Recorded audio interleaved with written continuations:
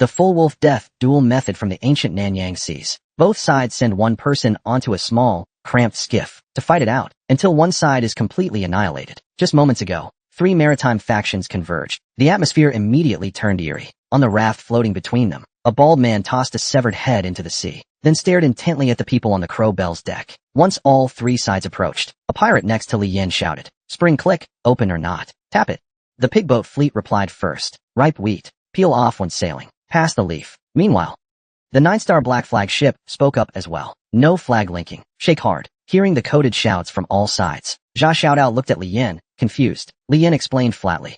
To the left is the West River's nickname, the Trigger. To the right is the Weapon Alliance's old rival, Bandit Zhanghe. A few years ago, the Weapon Alliance chased him to Annam's edge. Didn't expect him to reinvent himself and become Annam's 3rd District Admiral, now closely tied to the British. Then, the pirate who had shouted earlier saw Li Yin and gestured with a downward swing of his blade. A meeting was called instantly. He shouted toward both sides. "Guiyao." One kick slow at the door. "Zhengzhou." Trying to lure secrets. Suddenly, a loud laugh came from the pigboat fleet. A scar-faced man walked out.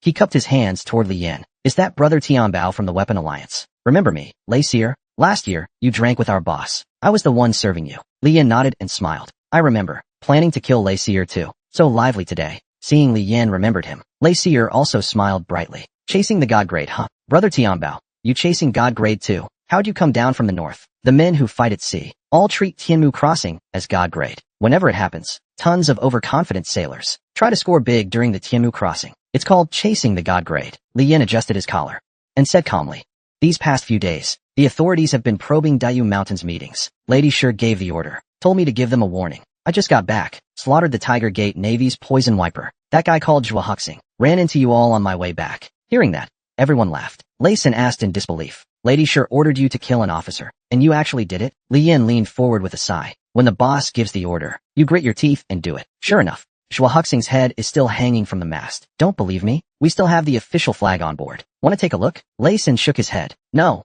No need." Then, one of the 9-star black flag ships. "Brother Tianbao, you've got to help us out here. If we drive out Zhanghe's men, we'll split the goods 50-50. Hearing that, Li Yin looked out at the sea. Between the 2 ships was a barbed green iron net, and at its center shone a brilliant golden glow. A layer of fish scales surfaced faintly on the sea. Shouting. Effectiveness. Apply the powder externally. It can increase any ship's awakening rate by 1%. Li Yin and Little Knife exchanged a smile, their expressions full of confidence. At that moment, a man stepped out from the 9-star black flag ship, strong and fierce in appearance. He wanted to join the weapons contest. "No problem. Let's do it by the rules. Wolf Brawl. You're included." Lei Sin pointed at him, spitting as he spoke. "Who the hell agreed to your Wolf Brawl? We've got the numbers now. Don't think I won't blast you to hell." The man wasn't fazed by Lei San's threats. "Tianmu crossing the sea. If you Zhu Bin guys dare use firearms, I'll at least respect your courage." At that moment, Li Yin spoke up. "Since I arrived late, Wolf Brawl, or whatever, we'll follow the rules. Lei Sin just wants to use me as a pawn. Quite the scheme he's got." Before Lei Sin could respond, the man gestured at a raft below. A bald man aboard spoke up. "One goes up, dies, toss him to the sea, then the next, until no one's left. 1,000 or more people. Should be done before dawn." Li Yin looked down and nodded. He was calculating in his head. The battle raft was narrow, no room for dodging. 2 fighters clashing with blades. It would be over in a few strikes. Though it sounded slow, over 1,000 people could die out in under 3 hours. Li Yin, bold as ever, shouted at Lei San. "Let's do it this way. 1 win, 1 share. Whoever wins more gets more. 3 factions, 6 shares. We each send 3 fighters. How about that?" Lei San straightened up. "Big bro Tianbao. No need to be so formal. We follow your lead. Who wins more, takes more. Plain and simple." Li Yin thumped his chest. "Good man, Lei San. You send first. I'll back you up." Lei San pulled a bitter face. He gestured toward the sea. "Tianbao bro, not trying, but look at the water. These arms, these legs. That bald guy already killed a bunch of my brothers on Demon Zhanghe's boat." The man said, "Korean ghost." Lady Sure, protective of her lover, didn't curse Tianbao. Everyone knew that. Though Tianbao had skill, he was still an ordinary man. How much he could take depended on how many Korean ghosts he brought. Little Knife stretched his wrists and said to Li Yin, "You're the leader. You can't go up first. Let me go. Once you're up, you fight to the end. You lead the charge. Not afraid they'll wear you down. I remember you just got up again." Li Yin gave a calm smile. Unfurling a black flag, he jumped onto the mast and declared loudly, "We, the Black Banner crew, fight by Wolf Brawl. We use our own flag. Fair enough, right?" Before either side could answer, Li Yin drew his bow and arched, flung his arm. The black dragon banner howled in the wind and pierced straight through the side of the war raft. The man on the skiff flashed his gun, nearly falling into the sea. Cold sweat dripped from his forehead. It was just a flag. Damn, I thought it was a cannon shot. The black flag bore a four-clawed black dragon, its whiskers stark, claws gleaming fiercely. It was called the Black Dragon Flag, within 100 meters of its planting, granting all allies fortified might, speeding up wound healing, and periodically, dispelling one negative status from. How strong was this kid's combat power? In mere minutes, he'd slain 5 ferocious pirates. Just moments ago, a black four-clawed dragon flag was firmly planted on the raft. The man grew suspicious and asked, "What's this flag? It doesn't look like the Red Flag Gang's old banner, does it?" Li Yan stared at the man, unfazed. The martial flag's origin lies with Treasure Island Zheng's navy. This is the legitimate Great Dragon Flag. What? Got a problem with it? Hearing Li Yan's reply, the man fell silent, saying no more. As Zha Xiaodao drew his twin blades, preparing to disembark, Shueba charged barefoot on the raft. "Monkey brat, get up here. It's not your turn to lead the charge." When Yin, Shueba lifted his head, expressionless, making a grimace at the pirate. Zha Xiaodao frowned slightly, while Li Yin shrugged, tacitly approving. A bald man on the raft yanked a long spear from the sea. Without wasting words, he thrust the spear forward, aiming for Shueba's head. Blade met spear, the saber cleaving the iron spearhead in two. Shueba lunged low, his saber slashing across the waist. Blood sprayed wildly. The man, once unstoppable on the raft, was cut in half, plunging into the sea with 2 splashes. The air grew cold. Everyone on the 9-star Black Flag ship stared at Shueba in shock. In an instant, footsteps thudded.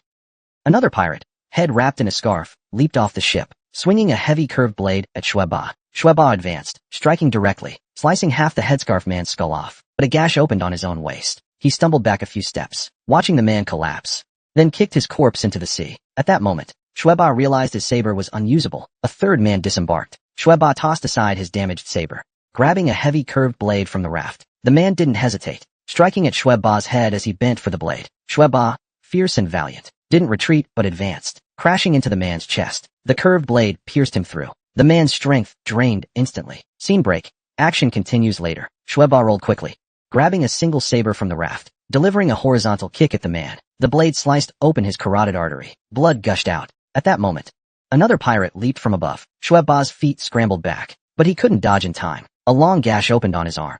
The boy's eyes blazed with ferocity, his valiant aura erupting, charging at the man. Zhang Dong watched the slaughter below, his eyes wide with shock. One man died. Another took his place. Corpses floated around the raft. Is this the Nanyang under the dynasty's century-long maritime rule? Are these the cold and crazed Nanyang pirates? At that moment, Shueba had already clashed with the pirates several times. Taking a hit to his shoulder, Shueba sliced the pirate in half again.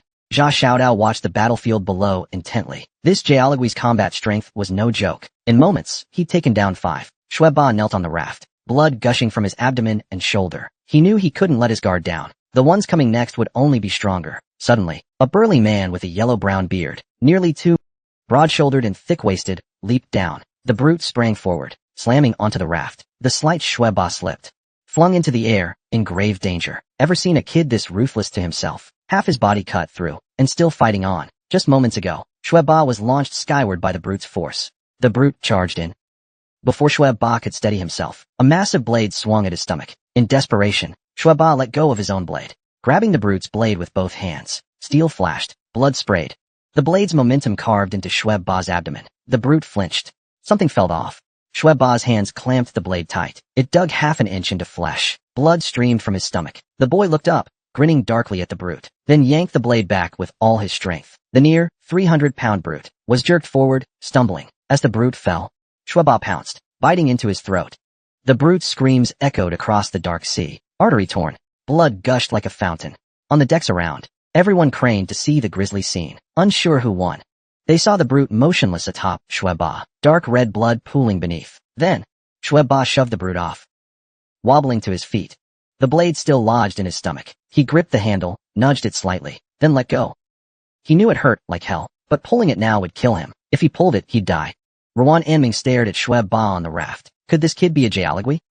The 5 banners, Yahello, each one a blade's edge, counting years of losses. Maybe 300 or 400 remain. The whole 5 banners, excluding outliers and retirees, number 100,000. All seasoned sailors.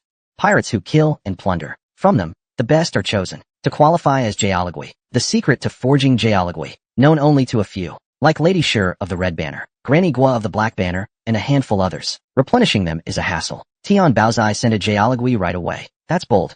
Killing's not mowing grass. Fighting's not arithmetic. a leader. Can't send men to die. Playing odds of 4 against 4. You need real strength to face this. With that thought, Ruan Anming called a man with a black headscarf, black face with 2 white streaks, named Min middle-aged. Min looked up, hopped the railing on 1 foot, right hand gripping a sharp machete, landing steadily on the raft, beckoning Shui Ba with a finger, saying, Yahello, I've encountered a few of them, and already killed a few too. Shui Ba was now breathing heavily, clearly lacking his earlier The wound on his stomach had indeed taken a toll. Li Yan, who had been watching the raft, suddenly raised his brows and turned to the misty sea in the distance. He felt like something was about to emerge. Zha Xiaodao spoke up beside him. Shui Ba isn't his match. What now? In this kind of fist-wolf duel, the one going first is almost certainly doomed. Even if they fall into the sea, no one will finish them off. But the blood scent attracts large carnivorous sea creatures. Jumping into the sea means getting torn apart alive. Even if rescued somehow, they'd be crippled. What a pity. I actually like the kid. Li Yan had no better ideas either. He said to Zha Xiaodao. He insisted on going first. What could I do? His life or death is up to fate. If it comes to it, avenge him later. On the raft, blood kept seeping from Shui Ba's stomach wound. He picked up the machete on the ground, exuding a savage aura. They say if you've never had a woman, you've lived in vain. I've eaten meat a few times. Fish meat, chicken, wild boar. Today I even had shark. But I've never had a woman. By gang rules, if I go first, the gang's gotta support me for life. But I don't need Brother Tianbao to raise me. If I make it out alive, I'll get myself a woman. The Taiping manuscripts record the wild arts of Liangwan, totaling 48,000 techniques. From minor blessings and promotions to parting mountains, nothing is beyond it. Just now, Shui Ba glared at Min with a fierce glint, then charged recklessly despite his wounds, swinging his machete at Min's head. Min crouched low, his feet buried in a pool of blood, his chopper pointed up, his dull eyes catching the blade's glint. As the blades clashed, something strange happened. Min took a step back, as if his soul left his body. Another version of him holding a chopper remained in place. Asterisk Taiping manuscripts asterisk. Soul substitute. Shui Ba stared in disbelief, his face full of shock. The thick blade slammed into Min's skull, like striking stone. It couldn't cut further, and the spirit form Min slid forward like an eel. The 2 mints remerged into one. The chopper followed through to the hilt, then struck forward. It thrust at Shui Ba's neck with the power of both blades. Blood sprayed.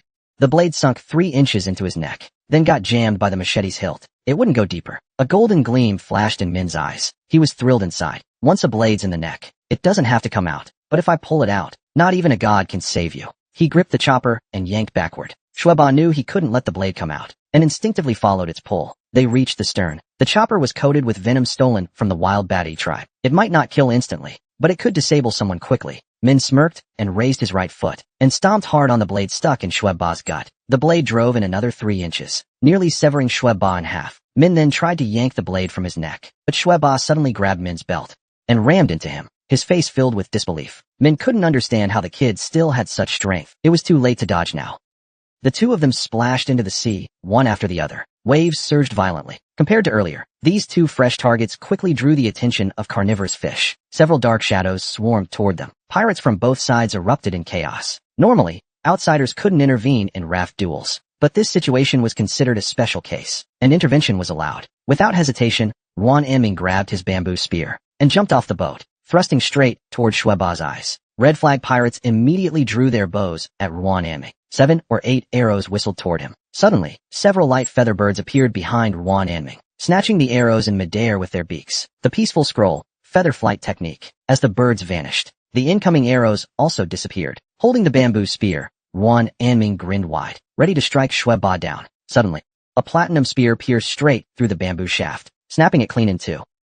The spear swept sideways, its cold blade slicing Ruan Anming's abdomen, sending him flying through the air. Water splashed everywhere. Ruan Anming skipped across the surface, bouncing 4 or 5 times before sinking below the waves. Li Yan was exhausted, but caught a glimpse of Min's face breaking the surface, and instinctively stepped down on it, pushing him back into the icy water. She began searching for Shui Ba's figure. The sea was filled only with drifting corpses and blood. Nothing else was visible. Li Yan took a deep breath and dove underwater. The calm surface was littered with bodies. Sharks stirred below the waves. Suddenly the waves surged. A hand grabbed the raft of the wolf brawl vessel. Li Yan hauled the nearly unconscious Shui Ba back on board. The red flag pirates rowed over fast, trying to assist quickly. Shui Ba was in critical condition. Li Yan gently placed him on the boat, still clutching his machete. She stuffed 2 wild jujubes into his mouth. The neurotoxin in his system had been purified by the black dragon flag. Otherwise, he would have died just from the poison after sinking. Sharks continued to feast on the bodies floating nearby. The red flag pirates looked stunned. They couldn't understand why the sharks didn't attack Li Yan. Li Yan didn't care to explain. She just laughed and said, I'm Tianbao after all. But under the dark waters, a group of sharks was savagely tearing apart the armor of Black Flag ghosts. Bubbles surged upward. The red glow in the ghosts' eyes remained, like demonic gods lurking in the deep. Just then, a splash rose behind. Ruan Anming leapt from the water, slashing at her abdomen with a blade. Li Yin reacted fast, drawing her returning dragon sword to parry. Seeing his ambush blocked, Ruan Anming grew cautious. His blades slashed like snowflakes, while her sword danced like a dragon. The clashing of weapons echoed loudly. Li Yin dodged a sudden strike, then steadied herself, and struck back with glowing sword light, forcing him back. Seeing he couldn't win, Ruan Anming retreated a few steps, veins bulging suddenly across his face, black mist spreading from him. His muscles swelled, and he grew 2 heads taller than before, his forearms nearly as thick as a normal person's thighs. The peaceful scroll, Great Ming King technique. Ruan Anming panted heavily, but Li Yin showed no fear. She stared down the blackened Ruan Anming and activated her insight. Ruan Anming, 6th ranked pirate, Deputy Protector of Annam. Abilities, Peaceful Scroll, Azure Luan, grants resistance to ranged attacks. Peaceful Scroll, Great Ming King, comprehensive attribute enhancement, at the cost of a shortened life. The Taiping Scriptures, Wind and Fire Command Curse, can manipulate the powers of wind and fire. Among pirates, it's known that Zhang He's elite troops are all versed in the Taiping Scriptures methods. Though the scriptures are said to have 48,000 techniques, even Zhang He's godlike skills likely don't exceed mastery of 15. Among Zhang He's pirates, mastering 1 technique makes you a small-time leader of dozens. 2 techniques mark you as mid-tier strength. But this Ruan Anming has mastered 3, making him among the top 5 demon thieves of the seas. Seeing Li Yin retreat, Ruan Anming sneered. What? The famed treasure kid's already tapping out. Li Yin chuckled, thinking to herself, you think there's more rounds to go? Then, pointing her long sword at Lei San, she said, Lei San, by rights, it's your turn to send someone out. But since I'm already here, Wang Li's goods, I want an extra 10%. Fair, right? Lei San grimaced for a moment, but could only nod with a forced smile, though inwardly he cursed Li Yin 860 times. A slipper-eating pretty boy, a bastard who'd even scam his own godmother. Damn, he's greedy. Then he turned to the pirates beside him, asking, how's the prep going? Once it's ready, aim at that wolf fighter raft, and fire 2 cannons. Blast those 2 bastards into the sea. Unbeknownst to him, Li Yan's Goryo ghosts had already split up, sneaking onto her and Zhu Ben's ships. Over 20 Goryo ghosts, while no one was looking, silently swam toward the golden shimmering waters. The sea held ferocious sharks, but the Goryo ghosts, blessed with Mazu's power, were natural-born saboteurs for naval combat, immune to hostility from sea creatures. Meanwhile, the giant beast, the East India Company's massive ship, was still scouring the seas for news of Lawrence's fate. Martin grumbled. Washington, this is all your fault. You insisted on not detouring, plunging us into this cursed sea. Washington brushed it off. Mr. Martin, I'm a merchant. You're a wandering mercenary. Now that Lawrence is missing, shouldn't I be the one hysterically questioning you? Then he waved dismissively, continuing, relax, Martin. Back at the hospital, I couldn't stand that idiot. The only reason I tolerated him wasn't because he's a noble, but because he has a gorgeous daughter, that flaxen hair, those gray eyes, like a lost little deer. You know, Martin. When she lifted her skirt to curtsy, I was already picking out names for our kids. Martin couldn't take it anymore, roaring, you're insane. The opium in these seas has robbed you of your senses. Lawrence is missing. Do you know what's at stake? Washington ignored Martin's fury. What? All I know is I just need an excuse. Like, say, he died in a Maratha uprising. If I return with a ship full of gold, porcelain, and that elixir of eternal youth, the queen herself will knight me. As for Lawrence, I'll take good care of his pretty daughter. Spotting ships on the horizon, he grinned even wider.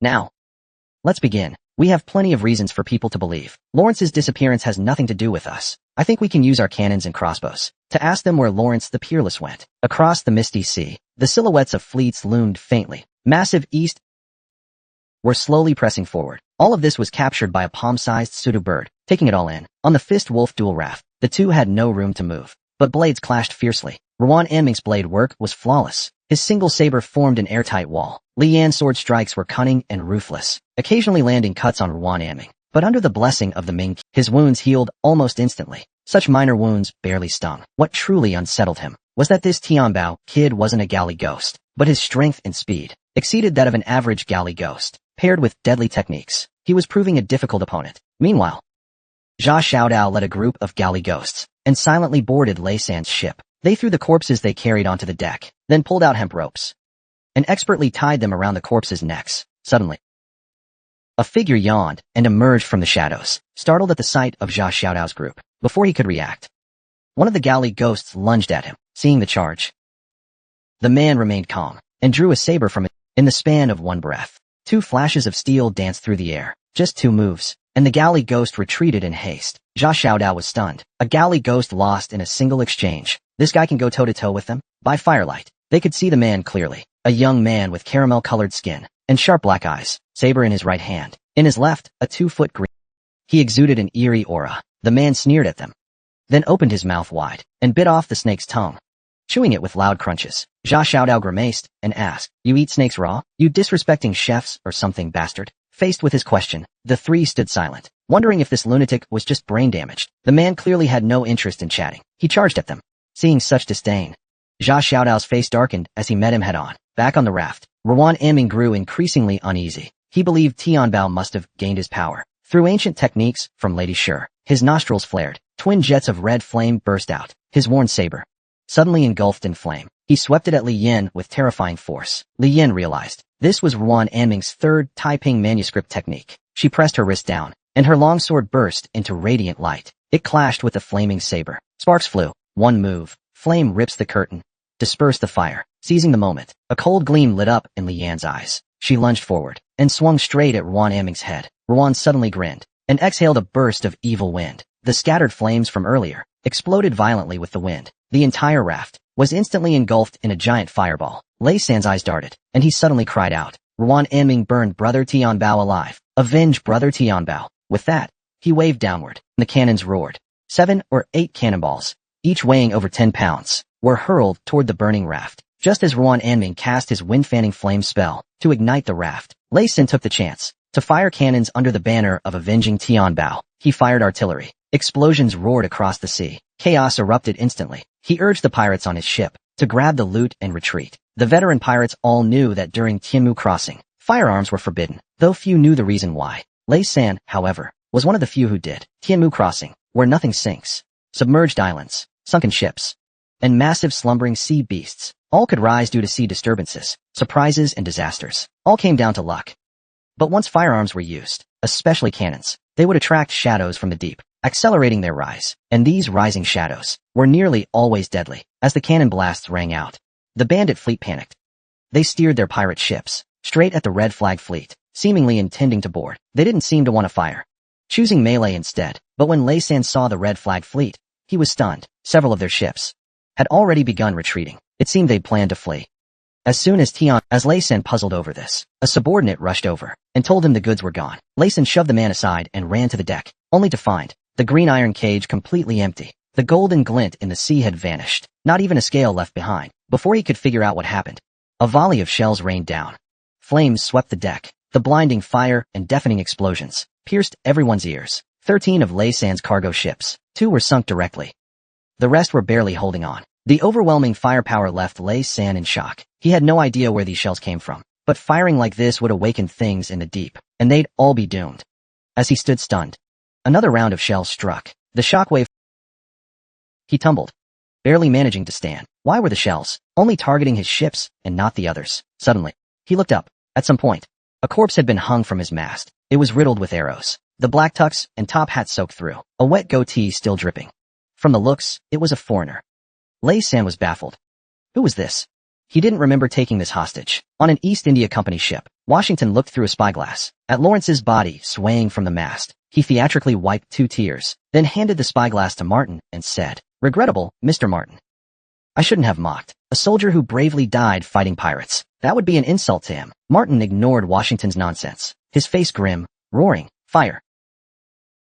Fire at will. Blast every one of those stink-ridden pirates and their disgusting, repulsive flags to ashes." At that moment, dozens of Armstrong cannons were aimed straight at the sea. Cannonballs relentlessly pounded Lei San's nearest fleet. Amid the violent blasts on the sea, bubbles gurgled up from the ocean floor. Massive tentacles slowly rose toward the surface. Meanwhile, several Sudu birds, perched on the yardarm, flew from the East India Company's great ship, soaring toward the burning raft in the chaos. Lian burst from the sea, clinging to the raft, gasping for fresh air. She glanced back at Ruan Anming's corpse, her heart still racing. When the lone freight bird gained the first 9 Phoenix enhancement, ordinary flames couldn't harm her. But this fire was different. If not for Dan Yang, she'd have suffered greatly. Turning toward Lei San's fleet, she grinned. Trying to reap the spoils now. I'll show you what borrowing a knife to kill means. Let's see who screws who. Bloodlust surged within her. Li Yin recalled the black chi ghost into the 6-gate coin, then swam swiftly toward the Red Flag Gang's ship. The 6-gate coin on her chest glowed faintly. Dan Yang's voice emerged. General, you seem to have hit some trouble. I sent some formidable forces. I'm fine. Fooled the foreigners. Got the goods. And now I'm out. Oh, Dan Yang, I keep forgetting to ask. When you're in the coin, do you know everything happening around me? Dan Yang replied playfully. Sometimes. Just sometimes. Sometimes. When are you most aware? Like when you told your crew. You're into younger guys. Hearing Dan Yang's tease, Li Yin gave an awkward smile. Those internet slang terms. Not good. Stop learning them. As Li Yin stepped onto the deck, Jia Xiaodao sent a short-range call request. He asked how she was doing, saying he'd returned to their ship. Li Yin, eyeing the bustling pirates, said, I killed Wan Anming. I'm on the ship behind you. The demon thieves are hot on our tail, and the British are chasing too. Take a good look at that British ship. Never mind its fierce cannons. Have you ever seen a wooden ship over 300 meters? In the thick fog, the great ship's outline slowly emerged, its sails adorned with intricate, ornate patterns, red and white stripes hanging from the mast. The St. George's Cross flag, the emblem of the British East India Company. This ship, named Fury, was one of the Holland Company's 7 great ships. Though truly owned by the East India Company, built at great expense by Hastings headquarters, it was a colossal cannon ship, stretching about 400 meters. Legendary magic cave technology and heavy cannon regeneration systems entered it. Unrivaled bombardment power on the seas. Since the Holland Company's bankruptcy in 1794, the Aomen-S construction, first of the 7, was abandoned. *cu** and greed were both lost. In the 1797 Anglo-French Battle of Cape St. Vincent, only 4 of the Holland Company's 7 golden treasures remained, irreplaceable. Now, Fury sailed the high seas again, rekindling the legend of the 7 great ships. Only another of the 7 could challenge it. Reading Yen Fu's report, Li Yan's heart sank with unease. She ordered the Red Flag Gang to retreat at full speed, as far from that giant ship as possible. Fury descended with unmatched arrogance. 991.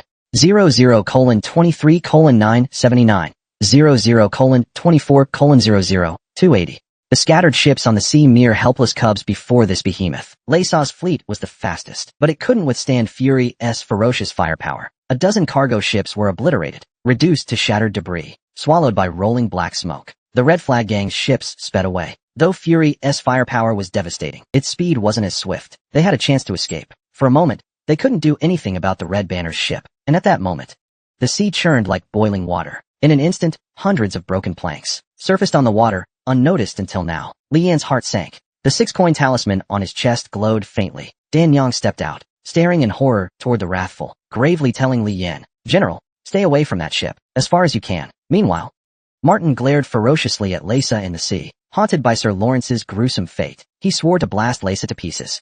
To vent his burning rage, Leysa eyed the relentless Wrathful chasing him, thinking to himself, this red-haired devil's after me. Must have fallen for Tian Baozai's trick. Seeing incoming cannonballs, Leysa dove underwater. A deafening boom. Blood stained the sea's surface. Moments later, Leysa slowly resurfaced, his legs blown off. Without hesitation, he pulled something unknown from his sleeve and shoved it into his mouth, then swam off to one side. Legless, his speed now outstripped a shark's. Another volley of cannonballs. Leysa saw them hurtling toward him. He knew this was the end. Waves surged. Explosions roared across the sea. Martin stared tensely at the bombarded water. Finally, Leysa surfaced again, half his body shattered, charred black. With fading consciousness, he glared at Martin, cursing them all to death. Martin looked down at Lawrence's killer, grabbed a musket, and fired at Leysa. The bullet pierced his eye, killing him instantly. At the same time, Washington stopped Martin. He noticed the water beneath the ship had turned pitch black. Suddenly, the ocean swelled massively. Waves rose dozens of meters high. Leysa's corpse hung at the crest. A whirlpool formed around the Wrathful, trapping the ship and everything within a kilometer, sucking in all debris. Li Yin stared gravely at the sea. He knew calamity had arrived. Atop the wave, Leysa's body was pierced by a black mast. A monstrous black warship surfaced. The crew gaped, stunned by the giant vessel. Square towers at its corners. A vast deck fit for galloping horses. 50 meters tall, its edges out of sight. Flags fluttered eerily. Rows of heavy cannons lined up, like beasts facing the Wrathful. This was the mad laughter. Li Yin had encountered it crossing the Tianmu Sea, before anyone could recover. Another massive object surfaced, jade white, covered in cracks. 2 hollow black sockets, a V-shaped gash between them. Below, 100-foot maw, hundreds of meters wide, 1,000 miles long. A white human skull loomed before them. On the raging sea, a mile-long white skull faced the giant ship from afar. Li Yin felt a chill. A glance revealed nothing. He urged Dan Yang back into the 6-coin talisman. Dan Yang waved him off, saying she was forced out. Before she could finish, the 6-coin talisman glowed red. Black Ghost Dan Xian knelt. Red light in his eyes flickered like dying candles. He too was forced out. At that moment, wooden barrels floating on the sea shattered as they collided. Countless gold, silver, and jewels scattered across the water. Tianmu Sea, where nothing sinks, amid the glimmer of treasures. What emerged more were grotesque, ferocious monsters, covered in tentacles, octopuses with suckers lined with fangs, giant black sea cucumbers, terrifying yellow ribbon fish. Vicious creatures swarmed like a tide, climbing onto the pirate ships. Soon, the screams from the ships faded, replaced by eerie silence. In the sky, among the clouds, colored rays pierced through, illuminating the great ship lifted by waves, making it gleam. The normally ruthless Red Banner pirates knelt before this cosmic might, praying for Mazu's salvation. Li Yan's face was like cold iron, kicking the trembling pirates before him. If you don't want to die, get the hell up. Before he finished, countless fanged sea beasts lunged at them. At the same time, chaos erupted among the Wrathful's crew. Washington urgently ordered everyone to ditch the heavy cannons to lighten the ship. He only wanted to escape this terrifying sea. Suddenly, a melodious chant rose from the mad laughter. Strings stir the heavens. Laughter binds the seas. A night of storm scatters scars. A figure in a high crown, dressed in flowing robes, drifted to the top deck's railing. Before Martin could order, the South Sea's mightiest cannons fired. Shells hurtled toward him. Before they reached his feet, they exploded midair. Flames lit the sky, revealing his face. Dompa's shock exposed. A gray, half-rotted skull. His bony hand held a bronze cup, rasping strange, ancient sounds. Master Yen, it's been years. With that, he tossed the bronze cup skyward. A deafening crash. A dark golden tentacle shot from the depths, slicing the Wrathful, one of 7 great ships. A 400-meter sea giant, clean in half, steadily catching the skull's bronze cup. In a golden glow, the once dominant Wrathful ended its legendary run. The East India Company's 2 officers and hundreds of elite mercenaries plunged into the sea. Li Yan handed Dan Yang a rope, telling her to tie it around her waist. The ship tilted under the waves. He secured the rope to the railing to keep from sliding off the slanted deck. Soon, hordes of sea monsters climbed aboard. Li Yan stood at the forefront. Rain lashed down. His tiger-headed spear gleamed with white streaks. The 3-meter weapon whirled like a storm's eye, cleaving tentacles and limbs in the air. Li Yan fought fiercer. Suddenly, a slender, graceful girl appeared, rising behind him. Countless sharp feathers shot toward the sea monsters with icy precision. Seeing Tian Bao's fearless stand, the crew's survival instincts surged, grabbing knives, guns, and shields to fight back. The deck became a battlefield of pirates and monsters. At that moment, a crab monster's claw stabbed toward a pirate, about to kill him. A green glow wrapped around his waist, yanking him back from death's door.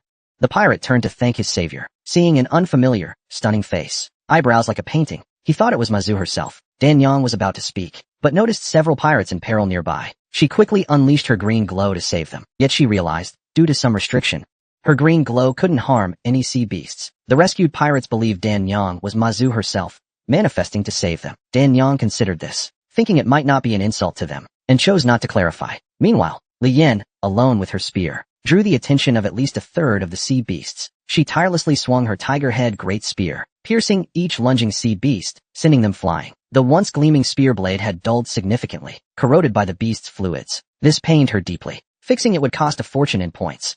Suddenly, a loud boom drew everyone's attention. A golden tentacle, which had casually torn the vengeful fury in 2, burst from the sea. The raised bronze goblet had not spilled a drop, as if echoing the toast. Drink with me. Even heaven and earth seemed to pale before it. That's the fiercest woman I've ever seen. She killed 300 animals and a tavern of people, just to extend her life by 2 hours. Over the mist-covered sea, as the vengeful fury shattered, the East India Company's sailors fell into the water. Suddenly, the eastern skull on the net profit ship let out a wild laugh. Countless 4-inch-tall figures made of fish bones surged from the deck. They were the Fishbone Ajin, one of the 3,000 Tianmu sea spawns. They hurled countless empty barrels into the water, then dove in after them, swimming toward the struggling mercenaries. Seeing barrels rushing at them, the mercenaries were terrified out of their minds. Suddenly, a green light burst from a barrel and entered their bodies. Tentacles sprouted from their heads, and bony spikes grew from their backs. In mere moments, they became full-blown sea monsters. They shrieked and dove back into the barrels, sinking slowly beneath the waves. And the same scene repeated across the water's surface. Before long, the sea returned to calm. At the same time, a deep, ancient voice rang out. Lu. This is the 3rd cup. On the sky site, a skull surnamed Lu gazed at the barrels slowly sinking. A red glow flashed in his eyes. He called out loudly, Mr. Yen, That cup marks the third of 10 you, oh the Lady Tianmu. 7 remain. In that moment, the massive skull spanning kilometers opened its jaws. I await the brewing of the other 7. Then it sank beneath the sea, along with the golden tentacle. Only the loose-named skull remained atop the skysight's mast, staring at the sea and sky beyond, and solemnly murmuring. Thunder of the night scorches the iron target. Soaking in rain, it enters the world of men. Then, waves churned across the sea once more, and the grand tower ship skysight slowly sank beneath the waves. The heavy mist cleared. Li Yin gazed at the now calm ocean. He had never felt his own insignificance so vividly, and might never understand the terror and mystery of this world. The so-called Yinfu drifters were never the real protagonists of this world, those towering entities before him. He realized he might not see their like again for a long, long time. Night settled over Dayu Mountain. A rare, eerie stillness in the rain. A candle flickered in a distant loft. Ink patterns sprawled across the floor in intricate formation. Animal corpses lay scattered about. Madame Sure sat in the center, cradling a straw doll in her arms. In the corner before her, 9 people, men, women, and children, were tied up, all gagged and trembling with fear. Then the galley ghost leader, Su Chowie, raised his blade, and blood sprayed as heads rolled. Their blood flowed along the ink lines, spreading in all directions.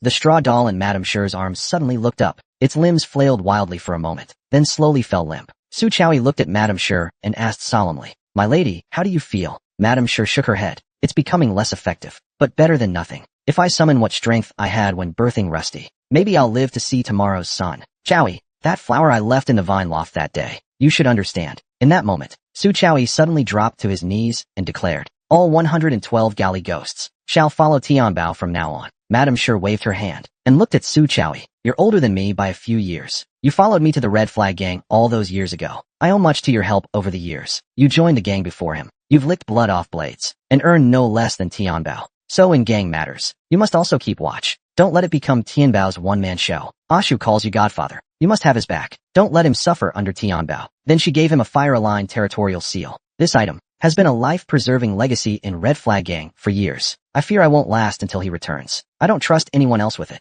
Pass it to Tianbao for me. Remember what I told you.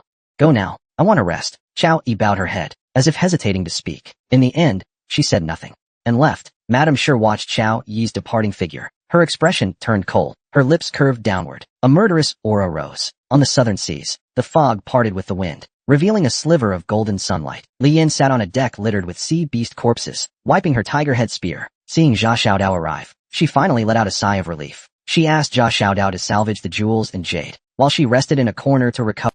Her mind was full of reflections on everything that happened during the Yinfu incident. After some thought, she decided to communicate directly with the individual responsible for giving her intel on this event. "Are you one of this world's figures? I want to ask, how can I?" Moments later, a youthful voice whispered in Li Yan's ear, "Walker, do you have any other questions?" Li Yan smiled and replied, "No more, but I have an off-topic one. Doesn't it feel awful to be a ghost without a body, just following others?" Stone-level walkers engaging in unmoderated conversations with event-attached figures face disclosure limits. "That question is unrelated to you, Walker. Are you sure you want me to answer?" "Of course. The 8 million figures are part of the Yinfu fruit tree's core body. They possess only minimal consciousness and do not experience suffering. But as far as I know, not all figures are bodiless like you. Any form of consciousness possesses instinct, like hunger, mating. So what about you? Is having a physical within your instinctual desires?" After a moment of silence, the voice replied again, "Actually, I would be happy to experience having a body." Li Yin continued asking, "In your social structure, those with physical bodies, who handle if you want to be like them, you'll need to contribute. That's how you get promoted. Did I get that right? There's no hierarchy among figures. Very well, let's look at it another way. I think, whether you can get a body has something to do with me, right?" Question exceeds stone-level permissions. No answer available. The higher my evaluation in the Yinfu incident, the greater your chance of becoming a figure with a physical body. So, we're in this together. If I do well, you do well, right? But at that moment, the figure gave no reply, only notifying Li Yin that her word limit had been exceeded. Only basic hints would be provided for the remainder of the incident. When Li Yin opened her eyes, she noticed the clouds above seemed to be manipulated by something. Before long, they formed a message. "Spring boat, seize the Buddha seed." Then, in a blink, it vanished. Seeing such a technique, Li Yin couldn't help but smile. The girl's first attempt, not wearing underwear to heal the boy, cured the fatal wound on his neck. On the deck, Jia Xiaodao set up a pot, simmering fish soup. Several pirates cleaned the bloodstains and slime from the deck. Dan Nyang and Xue Ba sat face to face, her faintly glowing fingers slowly lifting from the boy's neck. "Try it. Can you speak?" Xue Ba opened his mouth, finding himself fully recovered. Seeing Shueba was fine, Dan Yang gently tucked her hair behind her ear, smiling playfully, like a fairy descended to earth. Elsewhere, Old Gu found Li Yan to report on the other ship's conditions. Many brothers on the 4 ships were injured, but none too seriously, except when the waves hit. 2 leaders acted on their own, dumping cargo that can't be recovered. Li Yan's heart sank. She urgently asked about the dozen captured cannons. Were they safe? For the Red Flag gang, ships were never in short supply, but at Dayu Mountain, they had barely over 200 cannons total. Losing those dozen would be a huge blow. Old Gu sensed Li Yan's worry, and quickly assured her the cannons were safe. At that moment, Jia Xiaodao sidled up, saying to Li Yan, "I'm not greedy. This time, you took down the patriarch's head, which got us this situation. You take the lion's share, pick first. I'll take 30%. Fair deal, right brother?" Jia Xiaodao knew well. Without Li Yan's treasure kid status, forget attacking human or Tianmu crossing. They'd be lucky to have one gang ship for piracy on the high seas. Li Yan pondered briefly, then looked up at Jia Xiaodao. "Loot aside for now, I need your take on something. Is it possible for me to stay in this world permanently?" When Yan, Jia Xiaodao, was stunned. He hadn't expected Li Yan's ambitions to be so vast. Li Yan counted on her fingers, continuing, "I've got tens of thousands of men, hundreds of ships. To be blunt, in a straight-up fight, aside from the unpredictable agent, 8 extremes, 9 luminaries. Bring a few, and I'm not scared. But beyond this fruit, I'm just a 10th degree peak at best. Think about it. Where does the lender's power come from? How can he toss out those items without batting an eye? Unless he's not working alone, but controls one, or even several, resource-rich rock-float fruits." Jia Xiaodao was floored by Li Yan's vision, hurriedly asking what she planned to do. Li Yan answered directly, "I want to create a passage for free access to this world, Tianmu Crossing. Typing scriptures. This fruit has too much to unearth. If I can establish a stable base here, I could use the Red Flag gang's strength to supply endless resources." Jia Xiaodao, dead serious, told Li Yan, "From what I know, opening a fruit passage requires immense authority, even tied to Rockfloat's operations." Scene break. Discussion continues. Besides the agent, as compensation for the 5 immortal classes' low base boosts, those with 5 immortal heritage, if they meet certain conditions, can also open such a passage. I've already checked with the locals. The so-called certain conditions are to trigger a sufficiently high difficulty Yinfu event and use the 5 immortals' authority to swap the reward for a permanent passage. Jia Xiaodao instantly grasped Li Yan's plan. "That Dongwei carving map, right? Where do we find the rest of the map?" Li Yan nodded. "The maps in Xuanzhou. The allies forming the contract can share the Yinfu event, then use your authority to swap. It's that simple. Once the passage is set up, we split the resources 50-50. Next time, you use the travel log. Do the same. What do you think?" Jia Xiaodao chuckled. "No need to think. I'm in. I'm starting to get why you hit Shidu's peak in just 4 months. If this works out, you call the shots from now on." Li Yan smirked, saying nothing more. As they prepared to tally this haul from the sea, a pirate rushed over to report they'd caught a live foreigner. As for foreigners, Li Yan had little interest, ordering them to tie him up next to Old Lin's cell. Then she turned to the odd device her crew had fished up. It was the costly gadget Ishir Zhuban, bought from the red-haired devils.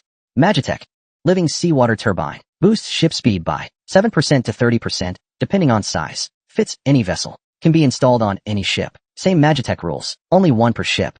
Activation needs 40-minute warm-up to keep running every minute. Consumes 3 milliliters of Pasteur's mother strain. Current strain reserve, 1.26 liters. Operation requires 30% Magitech expertise, or 60% microbiology expertise. As the info flash ended, a voice rang in Li Yan's ear. "Your exploration of this Yinfu events world has reached over 70%. You've unlocked an oceanic chart. Use it to better navigate this world. You obtained Magideo Europa Oceanic Chart. Accessible anytime." Seeing the Yinfu prompt, Li Yan shrugged non-committally.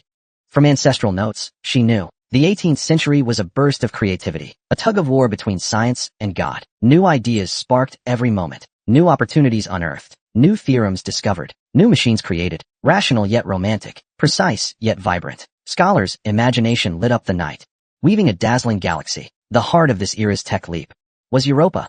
For Li Yan, aiming to build a logistics base here, this chart was incredibly useful. At that moment, Jia Xiaodao's voice snapped Li Yan back. Holding the seawater turbine, she said to Li Yan, "This thing's set up and use need expertise, either a foreigner or someone taught by one. No one in the red banner seems up to it." Li Yan waved it off. "Didn't we just catch a foreigner who didn't turn into a sea monster? Ask if he knows how." Soon after, Washington. Li Yan and Jia Xiaodao, arms crossed, eyed the terrified man. Name, Washington, while crossing the Tianmu Sea, took an unripe immortality seed, body covered in rashes, no sense of fatigue, no pain, always energetic, and gradually loses sadness, anger, and joy. Motor kinetic specialization, 82%. Structural knowledge specialization, 75%. Remarks. Born into poverty. Worked at a lumber mill from a young age. To please the teacher who sponsored her education, she memorized the Latin New Testament backward at age 14. Later became the private tutor of the local mayor's daughter. Used it as a stepping stone into high society. Unfortunately, a romantic relationship with the 12-year younger mayor's daughter was exposed. She had to flee to the east, in search of new opportunities. At that moment, Washington raised both hands and spoke fluent English. But Li Yin and Jia Xiaodao looked baffled. They didn't understand a word he said. Li Yin nudged Jia Xiaodao and asked, "Did you go to college? New Oriental? The one that teaches cooking to get married to chefs? Cut the crap. What about you?" "When I ran a DVD store, I watched a lot of American shows. Didn't remember anything though. Just one phrase. Motherf." Jia Xiaodao rolled his eyes hard. "I remember the auction house had language packs. You didn't think of buying one?" As the two bickered, an old man coughed lightly. Zhang Dong helped Lin Yuanfu to Washington's side. After a murmured conversation, Lin Yuanfu turned to Li Yin and said, "His name is Washington. He's a steward of the British East India Company. He says if you spare his life, he'll give you the heart of the vengeful fury." That's the gist of it. Li Yin remained calm and asked casually, "Where's that heart?" Lin Yuanfu, of course, knew what Li Yin was really thinking, but he didn't expose her thoughts and asked nonchalantly instead, "Who made that braised shark dish last time?" Half an hour later, Li Yin had set up a feast to entertain Lin Yuanfu in the cabin. "So, sir, these dishes, care to comment?" But Lin Yuanfu ignored her question and turned to Jia Xiaodao instead. "Why didn't you use rice wine for this crow liver puree?" His condescending tone made Li Yin laugh in exasperation. "Governor Lin, I can tell, you're dignified and not afraid to die, but surely you realize, your entire retreat means nothing to me. I already attacked human. Killing one more cool-headed governor is nothing. You've served loyally your whole life, finally seeing a chance to rise, ready to reorganize the land. To die at the hands of a reckless pirate like me, it's not worth it. Not worth it." Lin Yuanfu downed his wine in one gulp. "Reckless? You command tens of thousands of troops. You, a reckless kid, can field a battle-tested fleet, a battle-hardened artillery fleet. Yet the mighty government couldn't even produce a proper cannon that doesn't misfire. 70 to 80 fishing boats at Human's Port, those 3 to 4 meters long types, got blasted to pieces with just one artillery volley from you. If you lot are reckless hotheads, then the government is blind and deaf." Lin Yuanfu sighed as he spoke. Everything encountered during this voyage, he had seen it all.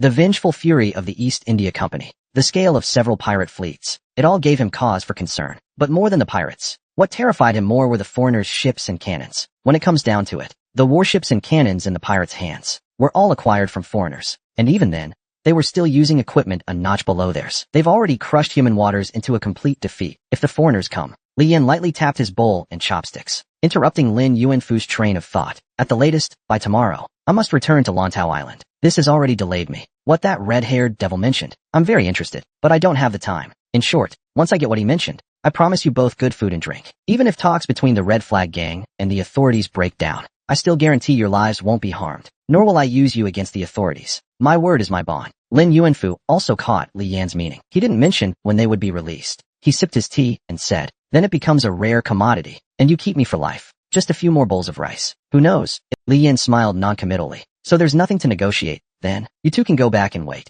We're heading out now." The old man stroked his beard and directly spoke up. "Give Zhang Dong the best wound medicine, and give us a different cabin. Also, 3 meals a day, for dishes and a soup, plus morning tea." Li Yan also saw through the old man's intentions and spoke directly. "No problem, but you're so straightforward. Not even going to ask about being released? Not even for your disciple?" But to his surprise, Lin Yuanfu shook his head repeatedly. "Leave? Even if you let me go now, I wouldn't leave." The sun was setting. Golden light bathed the entire sea. Washington sat in a corner of the deck, assembling the heart of the furious. Uncle Fu wiped the sweat off his face and said to Li Yan, "That conch-shaped thing, the foreigner managed to install it. Works damn well too. But while he was working, he kept blocking our view, as if he didn't want us learning anything." Li Yan chuckled, not minding much, since he's already here. Sooner or later, the craft will be ours. Let's assign a few quick learners to assist him. At that moment, Washington, along with dozens of pirates, after working over 300 hours, excitedly waved at Li Yan and shouted in broken Chinese, "Brother Tianbao." Looking at the heavy cannon upgrade in front of him, Li Yan couldn't hide his excitement. According to the hints given by Jinghong Epian, this cannon upgrade has 5 major functions: shell modification, cannon repair, cannon manufacturing, shell manufacturing, and ammunition compression. All extremely powerful. Li Yan looked to Lin Yuanfu, asking him to inquire with Washington. If the Red Flag Gang wanted to hire him as a ship commander, what would his salary demand be? Lin Yuanfu relayed the message and said, "He said he doesn't want a salary. He just wants someone to teach him Chinese. And he says he can do more than just be a ship commander." Li Yan stared at Washington for a moment, then smiled and shook his hand. He gave him a Chinese name, So Heil. At this moment, Uncle Hu was testing the cannon upgrade, the originally black shell. Passed through the silver portal of the upgrade, and now bore 2 smooth spiral grooves. Li Yin picked it up and asked, "This isn't broken, is it?" Jia Xiaodao next to him suggested, "Why not fire it, and see what it does?" Hearing that, Uncle Hu grabbed the modified shell and loaded it into the barrel. After lighting the fuse, arcing into the distant sea, a small mushroom cloud instantly rose. The blast's power stunned everyone on the ship. Li Yin nodded. "Not bad power, just a bit short. Only about 200 meters. Looks like we need some better cannons," she thought to herself. This thing takes 10 minutes to turn regular shells into that kind of power. Dayu Mountain's arsenal has over 1,600 powder shells, plus 2,000 10-star iron rounds. With this heavy cannon regenerator, in just a month, I could match Fury's firepower. But range-wise, we're still behind Fury.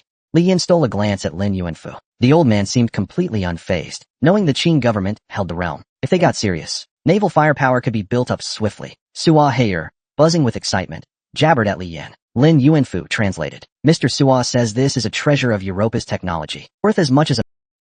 Li Yin smiled satisfied. She said, "When we reach Dayu Mountain, I'll treat Mr. Sua to drinks." 3 days after Li Yan's assault on Human, in Guangzhou, at the Guangdong General's mansion, unclear, likely a typo, ignored, the Western Embassy's deputy, Guangdong Garrison General, Aixinjueluo Tabai, Guangzhou's top military officer, Feline, trembled, clutching a communicator. Below him, several Guangdong 13 factory stewards stood as if facing doom, sweating coldly. As teacup shards scattered on the floor, Feline's roar echoed. Your boss, Kai Qian, swore up and down he'd keep things quiet these days, not let that old man Lin spot any flaws. So what's this now? What happened at Human? Where's Lin Yuanfu? The lead steward, Yigong Dowdy, mustered his courage and replied, "Sir, this treasure kid is with the Five Flags Alliance. Our boss Kai Qian keeps out of their business. He's not with them. We do trade on the seas, but the Five Flags are rebels." Then he dropped to his knees with a thud, continuing, "Boss Kai has personally led men to Dayu Mountain. No matter what, he'll bring Lin Yuanfu back. Please, sir, rest easy. Rest easy. What if old man Lin is dead? Can you conjure me another? I hear Kai Qian's family worships the fire crown deities for generations, turning out mountains of gold, herds of cattle and sheep. Can they conjure a living, breathing Lin Yuanfu? I'm not here to joke around. Human's debt will be settled. But before that, Kai Qian better pray hard. That old man Lin is unharmed. Get out, all of you." The men scrambled out, relieved. They left behind crates of gold and jewels in the courtyard. Then Feline's red-dimpled concubine arrived with tea. She set the tea down, wrapping her soft arms around Feline's neck, cooing seductively in his ear. "Master, didn't you say last time that old man Lin was trouble, coming to Guangzhou to make things hard for you? If he really died to pirates, doesn't that save us the effort?" Feline's face darkened. He snapped. "What does a woman like you know? You think the 2 grand secretaries in the capital, the entire court of officials, are deaf and blind? If he dies right after leaving the governor's mansion, I'll be summoned to Beijing to answer for it, and I might never return."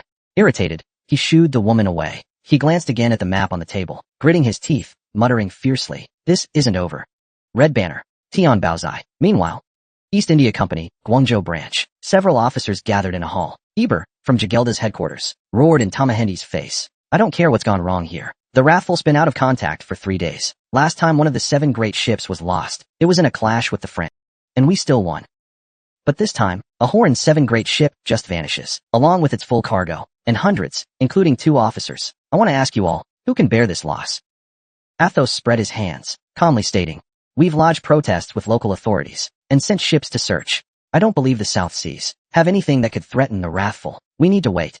If something happened to the Wrathful, it could only be the Extremity, stationed in Macau." Eber waved him off. "Impossible. Britain and Portugal, both sending a Horan 7 great ship to the Far East, to fight each other? Even Napoleon couldn't escape a Horan 7 great ship. Is the Far East scarier than that dictator?" As they bickered, a soldier in a red beret burst in, frantically handing Eber a letter. Eber skimmed it. His face turned ashen, hoarsely addressing the room.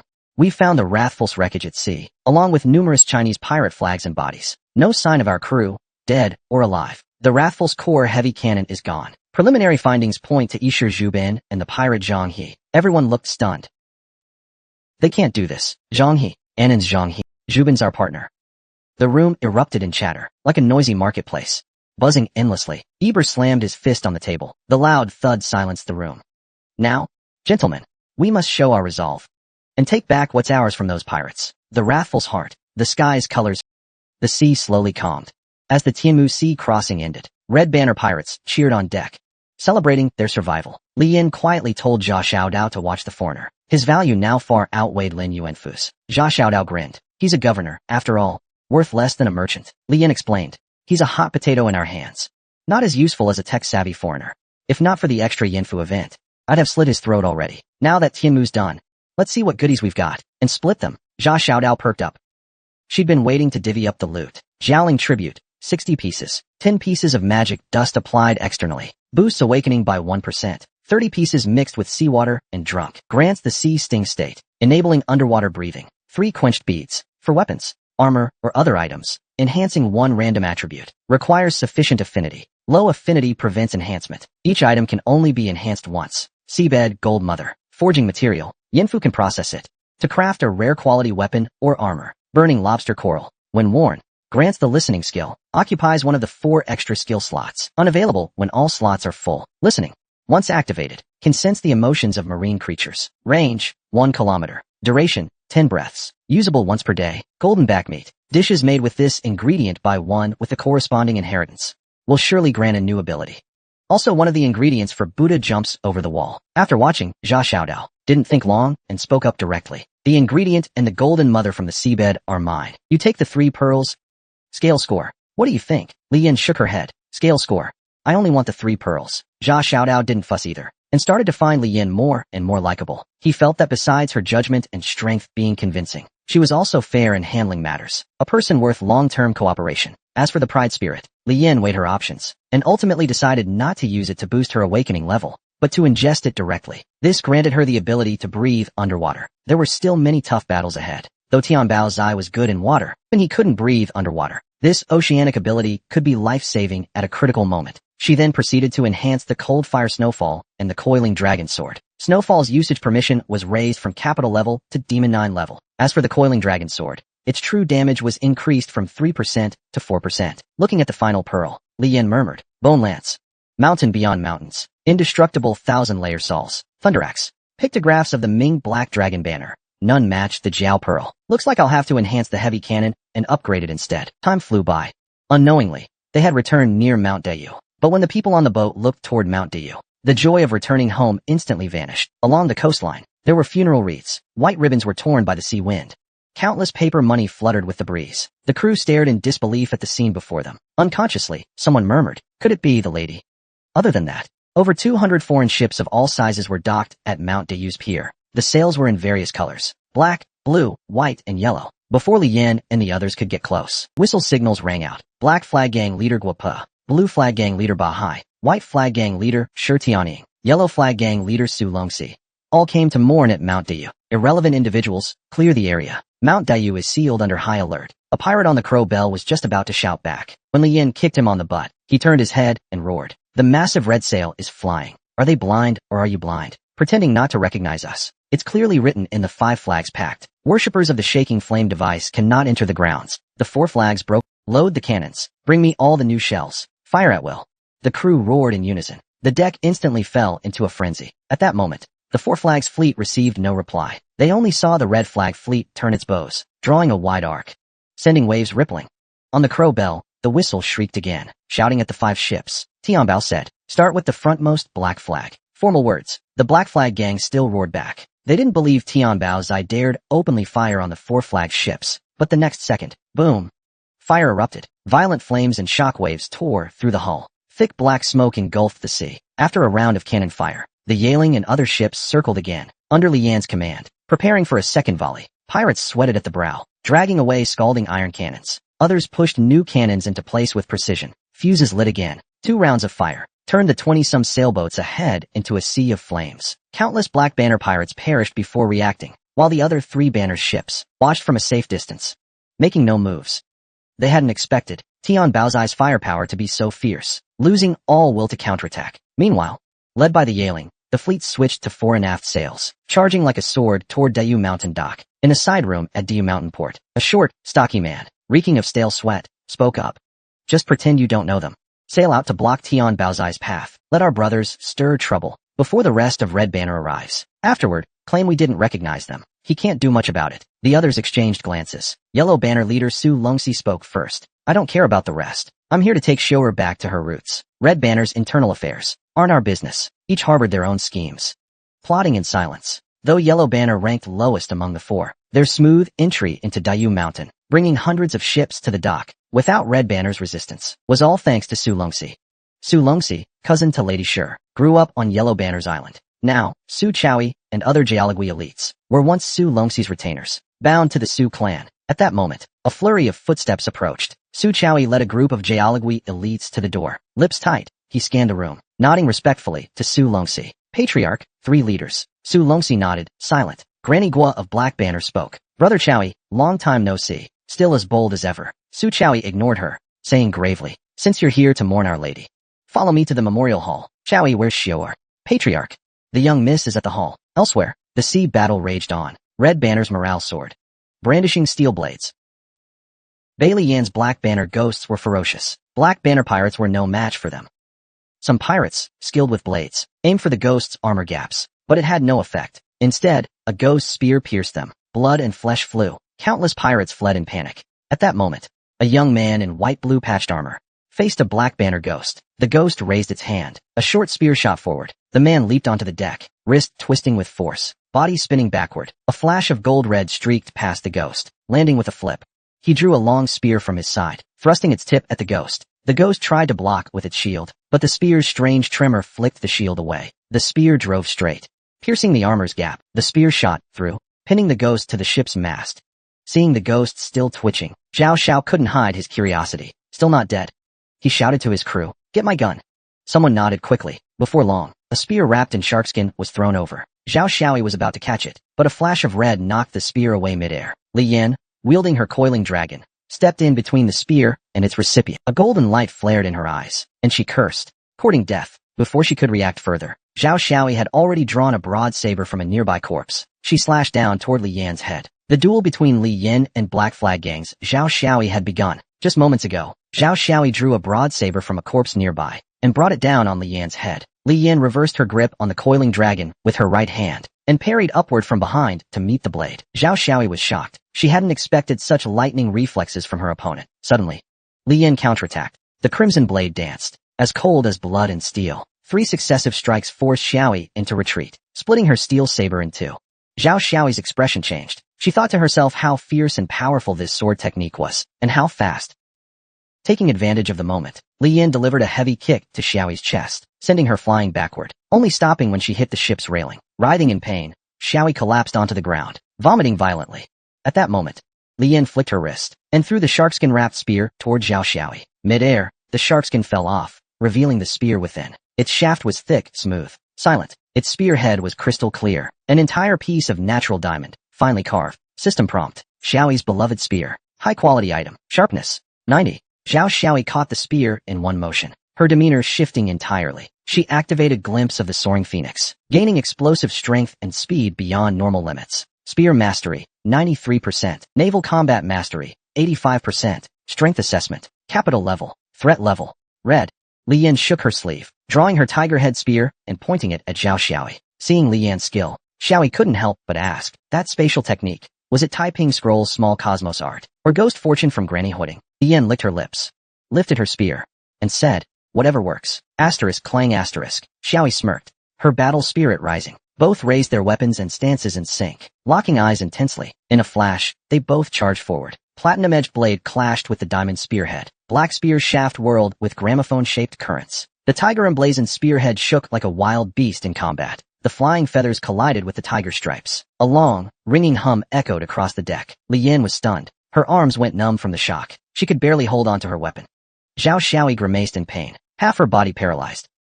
Li Yan quickly switched hands mid-swing, thrusting directly toward Xiaoyi's throat. Sweat streamed down Xiaoyi's cheek. She caught the spear with her palm, blocking the ferocious blade. Seeing the attack deflected, Li Yan twisted the spear and swept again, knocking Zhao Xiaoyi back into the trees. Before she could recover, Li Yan pressed her thumb down, lifting the spear with her palm, and launched a Yin Chuan triple strike. The blade shot straight at Xiaoyi's face. Xiaoyi didn't flinch. Her diamond spear met the attack head-on. A cluster of suspended spear flowers blossomed mid-air. Xiaoyi's ultimate technique, Plum Wine Dream. 2 spears, 1 black, 1 white, intertwined in fierce motion. The 2 barely moved their feet. Their spearheads collided, forming a hurricane of force. Wood from the ship, locks, and barrels were all hit. Wherever the spear tips reached, everything shattered. The watching pirates on the ship were frozen with fear. Only Jia Xiaodao muttered solemnly on the sidelines. I need to have a duel with that guy in the blue robe. Clang. The spear blades clashed again. Li Yin fought more fiercely with every strike. Her back twisted like a swimming dragon. The tiger head spear thundered with each blow, stronger than the last. Each strike more violent. But Aunt Zhao was running out of strength. Her back was soaked in sweat. She was gradually falling behind. They had fought over 60 rounds. The tiger head spear seized a chance and smashed downward. Aunt Zhao's arms went numb, but she still braced herself and blocked it horizontally. Before she could catch her breath, another blow came down. Her vision went dark. Blood spilled from her mouth. She was forced to her knees with a thud. Li Yin took the chance, flicking the black spear into the air, then swept her tiger head spear across, stopping precisely at Aunt Zhao's throat. At that moment, Li Yin felt a hint of regret. What a pity, such a fruit-bearing human. Without magical support like the peaceful edicts, her natural ability was too low. No wonder this man in front of her, though matching her spear skills, wasn't even rated as a crimson-level threat. After this trial of strength, Li Yin had a general grasp of this fruit's level, setting aside ships, cannons, and magical technology. This world's power level fell into 3 tiers. The lowest tier was Zhua Huxing, people like Aunt Zhao. They trained in martial arts, capable of sword aura, with physiques and reflexes far beyond normal people. Next were people like Lady Shi and Zhang He, who wielded special arts, flame and water emperors, ancient curses and poisons, all very mysterious. The highest tier involved divine spirits linked to Mazu and the Heavenly Mother. The ghosts in the Yindu battle were horror movie level. Then the gods and spirits of this world possessed the power to change the outcome of wars, to move mountains and fill seas. With these thoughts, Li Yin lowered her head and said solemnly, back then, I kept my hands in my pockets, not knowing what a rival was. If you don't want your comrades to all die, tell them to drop their weapons. Aunt Zhao swallowed hard and shouted hoarsely, stop fighting, drop your weapons. At her cry, the already demoralized group, they all threw down their weapons. Li Yin immediately ordered them tied up and hung from the mast. Then they prepared to dock. At that moment, a red-sailed boat weaved through the chaos of ships.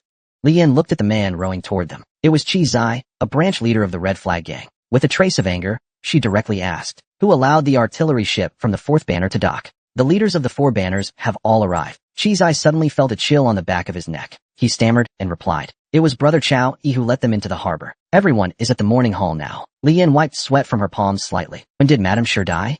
Qi Zai lowered his head, his face filled with grief as he answered, last night. Li Yin was momentarily dazed. Could it be that this powerful lady of Nanyang was truly gone?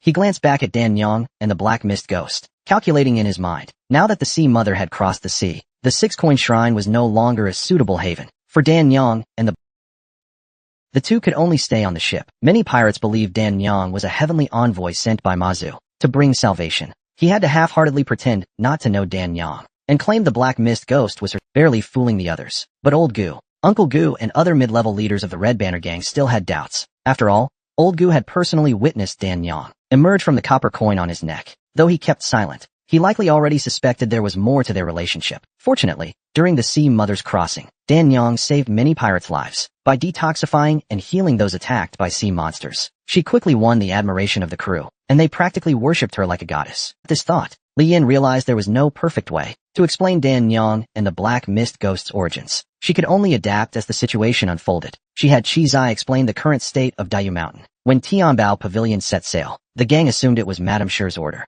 As for her health condition, it was known only among the Red Banner Gang's higher-ups. Few of the lower ranks knew the details. Originally, the Red Banner Gang planned a quiet mourning and would decide further actions after Li Yin returned. This had been Madame Shi's final instruction, but the 4 banner gangs suddenly arrived with large fleets, as if they already knew Madame Shi was critically wounded and dying. Among them was Su Chaoyi's former clan leader, Su Longxi. After Tianbao Pavilion left, Su Chaoyi was acting leader of Dayu Mountain, but in front of Su Longxi, he couldn't muster any authority. That led to the current situation. The 4 banners claimed to come to pay respects to Madame Shi, but in reality, they were here to take advantage. First, during the Alliance Pact, Red Flag was established as the lead among the 5. Even now on Dayu Mountain, the ancestral flags of the other 4 still remain, a symbol of Red Flag's supremacy. Second, the Red Banner Gang holds the registry of all non-core affiliates in the 5 Banners Alliance, including those who have retired and washed their hands clean. These people's ancestors were all immigrants from official regimes, and now they're spread along the coast, working in commerce, farming, and industry,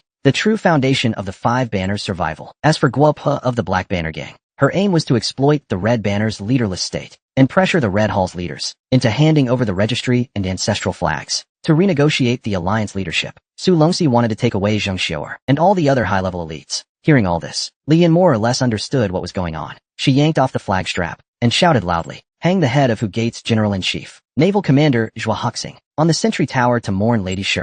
Everyone else, enter the grounds with me." Dan Yang glanced at Li Yin, about to turn and head back to the cabin, but was stopped by Li Yin. "I need your help." "Dan Yang, come too." Dan Yang nodded silently.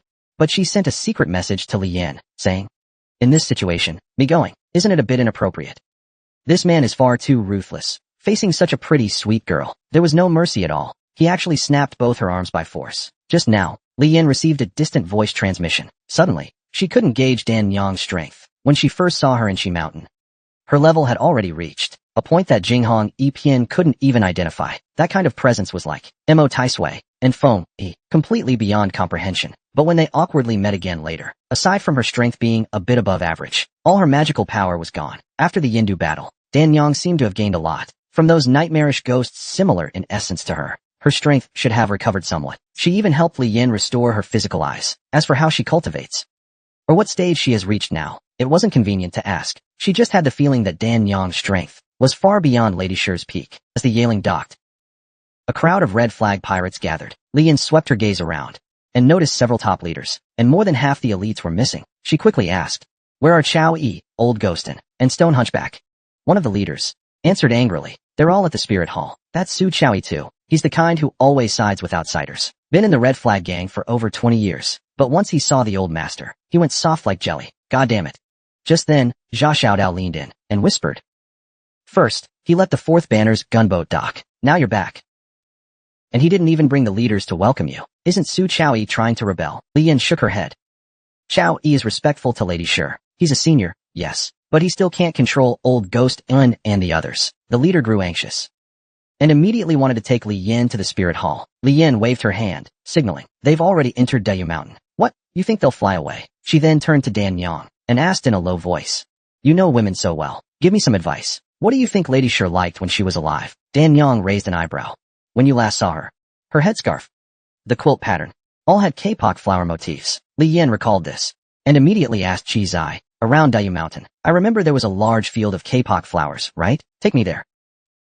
Then Li Yin took a step forward and walked toward the other side. "Whether that woman is dead or not, this is the last bit of respect I can offer as Tian Bao Zai." Suddenly, Dan Yang called out to her. Li Yin turned around and asked, "What is it?" Dan Yang hesitated, but then shook her head and simply said, "Nothing." Meanwhile, Chao Yi brought the 4th and 7th Banners men to the Spirit Hall. The vast hall was empty, with only a light coffin in the center. Behind the coffin on the altar was a freshly severed human head. Seeing this, Su Longxi frowned slightly. Beside him, old Lady Guo was both shocked and furious. She pointed to the head on the altar and angrily demanded, "What is the meaning of this, Chao Yi?" Chao Yi ignored her. He simply bowed towards Su Longxi and said, "Family head. This man was a traitor to our Red Flag gang, leaking our secrets behind our backs. I caught him in Punishment Hall's old ghost and took his head to set an example." Su Longxi took a deep breath, his face darkening. He thought to himself, 4-7 got wind so fast because of this spy. Now his head's been chopped off. This Su Tsaoi, he's ruthless, fuming inside. He didn't dare speak out. Instead, he asked directly, "Where's Xiao?" Xiaoers, overcome with grief, still resting. Lady Shi has passed on. The Red Flag gang's new boss is Treasure Kid. If the old master and 3 gang leaders have business, they can wait for the new boss to return. If you can't wait, I can pass on a message. When Yin, Su Longxi's face twisted. He roared, "Su Tsaoi, you've been with the Red Flag gang so long, you forgot your own surname? I'm Shi Nyang's cousin." Facing Su Longxi's outburst, Tsaoi grinned wide. "Old master, my surname's Su. Generations as Su family retainers. At 15, I guarded Lady Shi, all the way until she married into the Red Flag gang. The old master, when alive, said, I only answer to the lady. Besides, what kind of cousin shows up after 6 years to kick us when we're down?" At that, Su Longxi lunged forward, enraged. But Granny Guo's hand stopped him. She spoke bluntly, "If you can't scare Su Tsaoi, you're no use." Glancing around, since the Red Flag gang's affairs are settled, and the boss is conveniently absent, we won't intrude. We'll visit again. Tsaoi shook his head. "You've come all this way. Leaving just like that, that'd make our Red Flag gang look inhospitable. Why not stay a few days? Let us play proper hosts." Before his words settled, a swarm of men stormed from the back hall. The Memorial Hall's doors were barred. Old Ghost and from Punishment Hall, 10 clumps with a musket team, and Galligoe with a crew, 100 seasoned fighters, brimming with killing intent, encircled the group. In an instant, the 4 flags leaders paled. Ba Hai and Shi Tianying shouted, "Su Tsaoi, we've got thousands of brothers outside. Touch us, and the 4 flags will swarm you." Sowie smirked. Gentlemen, this is Dayu Mountain. 20,000 red flag brothers are on this island. Your 4 flags men don't even know what's happening here. Serve them wine laced with knockout drops. Hit them with a surprise attack, and they're done. As for a siege, I doubt your gangs are that united. If I keep you here, your flags will tear themselves apart, fighting for a new boss. By the time they sort it out, with the red flag gang standing by, you'll be bare gut commanders. His words hit hard, filling them with dread. They knew their own gangs too well. Suit Sowie wasn't far off. At that moment, Black Banner's Granigua stepped forward, adding further. Once the 4 banners tear each other apart, you slip away lightly, setting their house ablaze. We'd have to clean up the mess first, after dealing with the traitors. The 4 banners would be crippled. You, Su Chowie, like a puppeteer, pulling strings, without losing a single soldier, could subdue all 4 banners. Brilliant. Truly brilliant. They say Red Banner's Tian Baozai is brave and cunning, but few mention Double Guns Chowie's name. Seeing you today? The South Sea Pirates underestimated you. With such skill, Chowie, how could you stay under Tian Baozai? The fight for Red Banner's leadership will be quite a show. At her words, Sure Tuozi smirked, staying silent. Many brothers in the room suddenly fixed their eyes on Chowie, but the looks varied. The Punishment Hall and Musket team showed clear displeasure, while the Jayalugui's gazes were far more complex. Su Chowie acted as if he hadn't heard, saying calmly, Old Ghost, escort the leaders to the inner chamber. Patriarch, you and I are bound by loyalty. Take Yellow Banner's ships, and let's go. Granigua burst into laughter. Double Guns Chowie, you've got schemes. But do you think Lady Shura, a widow, held the weapon master's seat for 2 years, with schemes alone? It's her fists. Chowie sneered. Granigua, you've trained Black Banner's hard flag for 20 years. You, Guapa of the Black Banner, trained an Iron Banner fist for 20 years. Iron Sandpalm, able to slash a 6-inch blade aura. But your ancient arts are shallow. You only know how to refine galley ghosts. You've sealed over 100 men for over 10 years, and none have succeeded. With just that, you want to compare fists with me? The moment those words fell, in front of the coffin, a graceful figure stood, soft as boneless silk, blocking in front of Su Chowie. Old Ghostin raised his firearm, about to shoot, but the woman grabbed at the air with her palm. Old Ghostin's face suddenly turned pale. His hands, which normally didn't flinch even from blades, began to tremble violently. The musket fell straight to the ground. The woman seemed to be squeezing something invisible, and smiled as she spoke. Old man, your bones are quite tough too. Then, she suddenly exerted force. A sharp cracking sound rang out. Old Ghostand's arm twisted itself into a grotesque shape. The woman then looked toward the coffin, her eyes filled with intrigue. I happen to know a bit of suppression magic too. A corpse like this can't be wasted.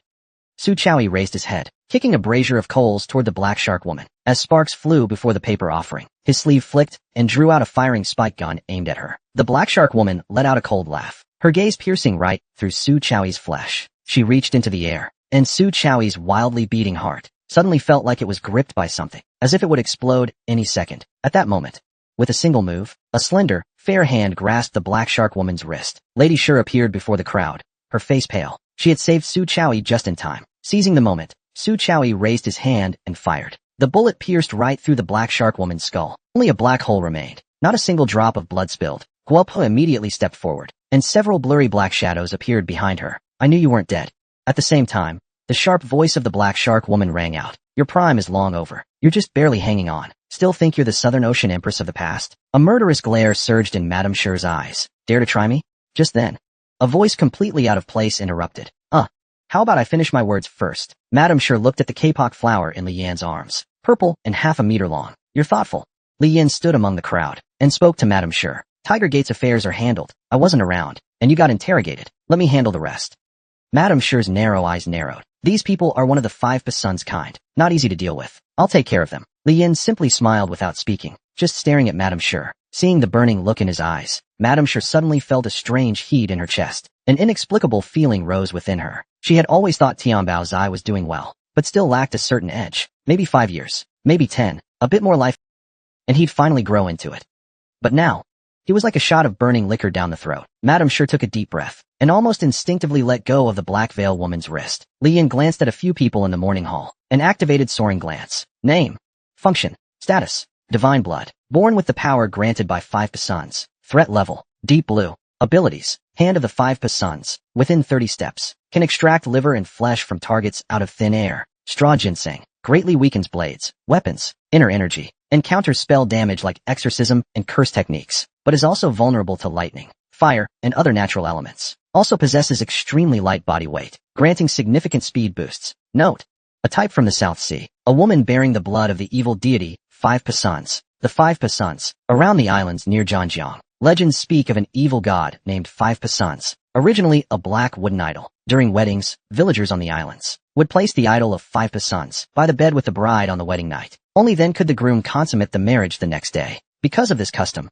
some villagers were said to be children of the Five Pasans, born with dark arts and forbidden spells. Among them, the closer the bloodline to the deity, the greater the power. At that moment, just as Madame Sher's hand loosened, the woman curved her fingers toward Madame Sher's abdomen, her eyes brimming with excitement. She felt a moist sensation from her palm. Confident that she had grasped Madame Sher's intestines, she pulled outward, only to find she was holding a writhing red venomous snake. Suddenly, Li Yan's figure flashed and appeared before her. Jinong had been keeping a close eye on Li Yan's location. When she saw her charge in, she tried to counter and yank out Li Yan's spine. But before she could act, Li Yan's punch shattered her fingers. Jinong instantly withdrew her hand, crying out in pain. Seizing the moment, Li Yan lunged forward, fists the size of sandbags, smashed into her temple.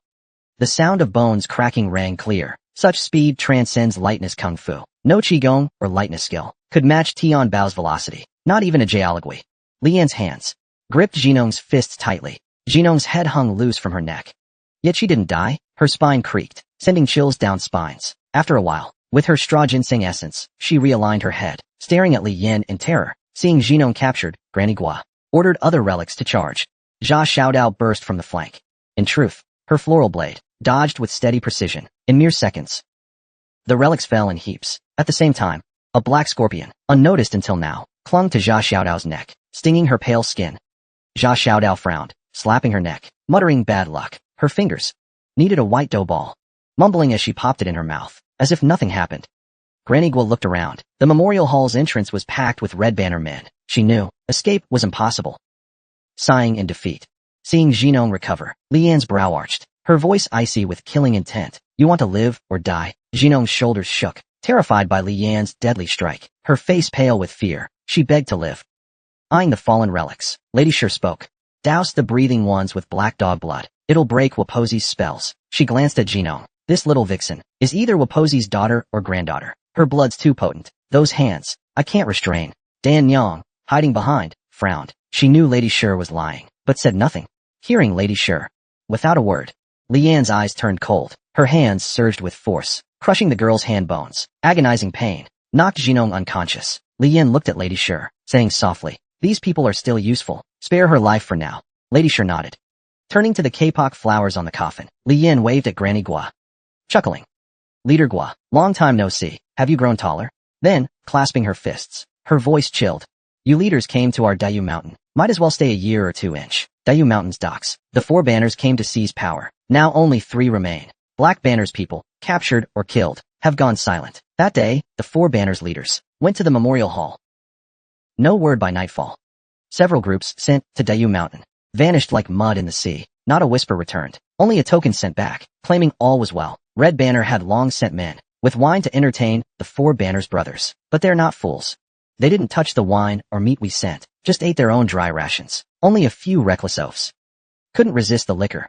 But after a few sips, they clutched their stomachs, rushing for the latrine. That tipped off their leaders. Thousands of 4 Flags men at the docks ready to storm in, but it was too late. Suddenly, cannons roared, and in the chaos, thousands of Red Flag Gang's young fighters charged, cutting down anyone in sight, showing no mercy. The brawl of thousands raged for about 30 minutes. The 4 Flags pirates were routed, fleeing Dayu Mountain by ship. Around 200 pirates fell on the spot, while nearly all of Black Flag's men were captured. Meanwhile, Li Yan and Dan Yang sat on a grassy hill outside the stronghold, basking in the moonlight. After a long silence, Dan Yang spoke first. That woman was ruthless to others, and to herself. If she'd closed her eyes sooner, she might have had a chance to reincarnate. Now she's just waiting to fade away.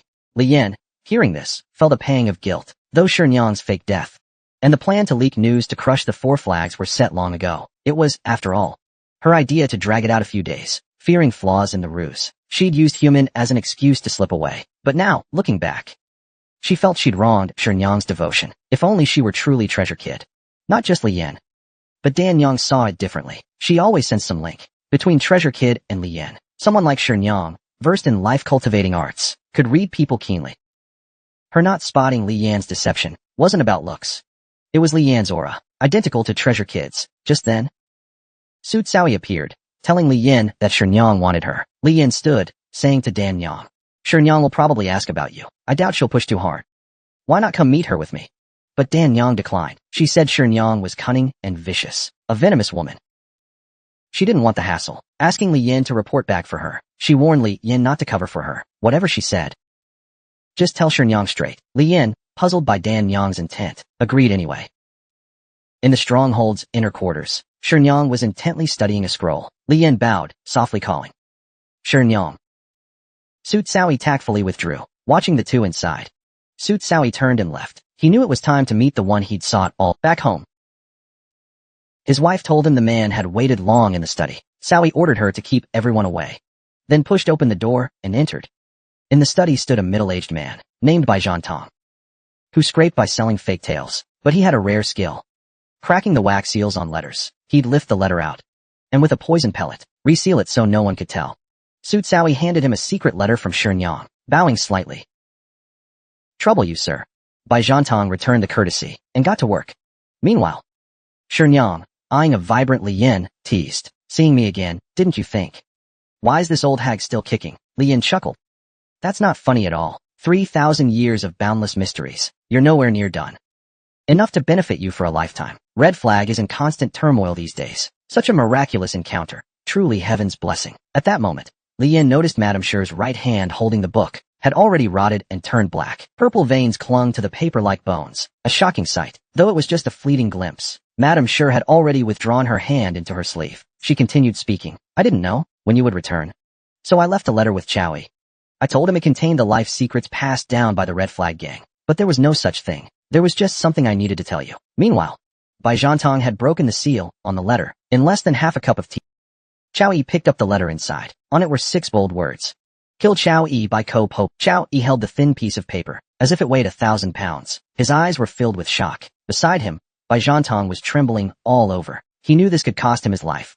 Unexpectedly, Chowie said nothing more, just asked him to reseal the letter's fire mechanism. Bai Zhantong picked up the letter, trembling as he slid it back into the envelope. He then picked up tools and materials to repair it. After about 2 cups of tea's time, the seal on the envelope looked as good as new. Bai Zhantong was about to excuse himself, but was stopped by Chowie. Mister, you can't leave. I will make sure you receive every penny, but I cannot let you walk out alive. Formally speaking, though Bai Zhantong had expected this, he still trembled and said, My wife and children know that I came here today. If I return safely, I will never speak a word, but if I die here, this letter's contents, everyone will hear about it in just a few days. I imagine Brother Chowie will be quite busy soon. You don't want to stir the hornet's nest, do you? Chowie was stunned by his words. He thought for a long time, and finally lowered his pistol. But just as Bai Zhantong let out a sigh of relief, a gunshot shattered the silence of the night. Chowie walked over to the blood-soaked Bai Zhantong. Mr. Bai, I'm sorry. If word got out that Madam wanted me dead, it would tarnish her name among Red Flag brothers. Bai Zhantong kept coughing up blood. He couldn't understand. Madame Sher clearly wanted Chowie dead, so why would he rather die than let her reputation be stained? When Bai Zhantong drew his last breath, Chowie picked up the letter on the table and murmured to himself, If Madame wants to kill me, I'll accept it. But if Tian Baozai wants to kill me, I will not accept it. Madam, you're truly thoughtful. Meanwhile, Madame Sher repeated the contents of the letter. She knew Chowie was utterly loyal to her, but she also knew he didn't submit to Tian Baozai. The Goryeo ghosts were part of the 5-Banner Alliance, holding back the Zhang River Demon troops and resisting Kai Qian's terrifying assaults. She couldn't take such a risk, Li Yin calmly said. But that's not a valid reason to kill him. By doing this, you're essentially saying, I can't control Su. Madame Sher chuckled softly. Sometimes I really feel like you've become someone else. A blade unsheathed, no different than this. Li Yin's heart suddenly skipped a beat. He quickly changed the subject on purpose. But you gave the letter to her. I fear she might read it on her own. If that happens, and things fall apart, I might not be able to avoid killing her. Madame Sher smiled slyly, but her eyes revealed a rare softness. That letter was for you to see, and also for her to see. A long silence followed. Li Yin sat at the table, playing with a teacup as he spoke. No matter what, I'll handle the matter with Chowie. Lady Sher nodded. Up to you. But that emissary of the Heavenly Mother you encountered at sea, I'd like to meet her. That woman has a strange background and a sharp tongue. Better not meet her. At that moment, Lady Sher gripped his already decaying right hand tightly, a fierce aura rising from her. What did she say about me? You must tell me. Li Yin was silent for a moment, then quietly replied. She said you were cruel, and also a du fu. Upon hearing this, Lady Sher's expression shifted unpredictably. After a long while, she spoke. For hundreds of years in the South Seas, whether it's the Heavenly Mother, the great Emperor Baoshan, Or the ancient Buddha Kobingbi. Divine signs along the coast have long since faded. This woman's origin is unknown. You must be cautious of her. At this moment, Li Yin could clearly see. When she first mentioned Dan Yang, her expression had been pleasant, her tone steady. Yet beneath it was a cold, murderous aura. But after he finished speaking, that chill in her voice vanished completely. Suddenly, Lady Shi's face turned pale, and she coughed up thick blood. Li Yin hurried forward to support her, and wiped away the blood with a towel. Lady Shi gave a bitter smile. Tianbao. I'm afraid I'll die a terrible death, Li Yin softly muttered. No matter what you look like, you're still beautiful. He knew. Lady Shi's attachment to him was because of Tianbao's eye. Though this woman was cold and calculating, and he had always been on guard around her, there was no denying. She truly cared for him. He was human, not stone. How could he not be moved? Lady Shi laughed joyfully, but her fingers dug tightly into Li Yan's flesh. In the future, when you find a woman, I won't stop you. You're still young. You'll have many children someday, but you must treat Shi'er well. Li Yin placed his hand on her cheek and solemnly replied, I promise you. Perhaps due to her weakness, Lady Shi's face softened and showed a rare, fragile expression like a young girl. She leaned against Li Yan's chest. Tianbao, stay with me tonight. On May 4th, 14th year of Jiaqing, with Admiral Zhua Huxing of the Human Navy in command, the various fleets coordinated. Nearly 10,000 government troops caught the Red Flag Gang completely off guard, although they captured no one. They destroyed many Red Flag ships. The gang leader Lady Shi was shot and wounded at dawn on May 6th. Lady Shi's adopted son and lover, Tianbao Zai, the Red Flag Gang's second-in-command, madly launched a surprise attack on Liangguang, blew open the sluice gates with a scheme, avoided the Daegu Navy, and broke through Human with a handful of elites. He cut off Admiral Zhua Huxing's head and hung it from the watchtower of Lantau Island. His arrogance was terrifying. It shocked both the court and the people. May 7th. The Heavenly Mother crossed the sea. His arrogance was shockingly outrageous. The entire court and public were shaken. On May 7th, the Heavenly Mother crossed the sea. On the same day, above Mag Island, leased by the Portuguese, a woman's face hovered in the sky, above the island for a full 24 hours. It was accompanied by bursts of May 8th, 12 warships from the East India Company pressed into the coast of Annam. St. Cross and Crusader flags flew high. A great war between Annam and Britain was on the verge of erupting. May 9th, the Guangzhou General Flynn announced that the newly appointed Liangguang Governor Lin Yuanfu was gravely ill and not receiving visitors. On the same day, Red Flag Gang leader Madame Shi passed away. News broke that the four banner leaders were detained on the spot by Tianbao Zai during their investigation. Except for Su Longxi of the Yellow Banner Gang, who remained silent, the other three formed a temporary alliance, declaring an expedition against Dayu Mountain. The next day after the message was sent, the Blue Banner Gang's second-in-command, the three banners blamed one another, and the temporary alliance dissolved instantly. May 10th, the day of Madame Shi's funeral, though she actually died 2 days later than rumored. Madame Shi had indeed passed away. She died in Li Yan's arms. It was a tragic death. Li Yan strictly forbade anyone from approaching her body, and personally he placed her into her coffin. On Dayu Mountain, white banners flew for 9 days. When the funeral procession began, the entire Red Flag Gang was overcome with grief. Su Chaoyi led all of the Goryeo ghosts to bow before Madame Shi's grave. Before her death, Madame Shi once said, extracting just a few ounces of blood from her corpse could serve as half her talismanic power. Li Yan acted as if unaware and buried her remains bare and whole beneath the red kapok grove on the western side of Dayu Mountain. As the matron, she was the supreme leader of the largest pirate armament alliance in Nanyang, and the only woman to do so. Whether it was the young Taiping scroll wielder Qi Yu, the grand protector of Annam, waste thief Zhang He, or the mastermind behind the Guangdong Guild's Silver Mountain's owner, the fabulously wealthy boss Kai Qian, along with Lin Lijing, Guo Pe, all the Nanyang powerhouses, were firmly suppressed by Madame Shi. But today, news of her death swept across all of Nanyang. In the Red Flag Gang's Hall of Honor, Su Chaoyi respectfully handed Madame Shi's secret letter to Li Yan. Looking at the still-sealed letter, Li Yan casually set it alight. Chaoyi's face turned pale in shock. He didn't understand what it meant. After tossing the letter into the brazier, Li Yan said, you know the relationship between me and Madame Shi. What's written in there? Just personal words. Nothing of use. Brother Chaoyi, you're older than me. No need to be so formal. Su Chaoyi's mind was a mess.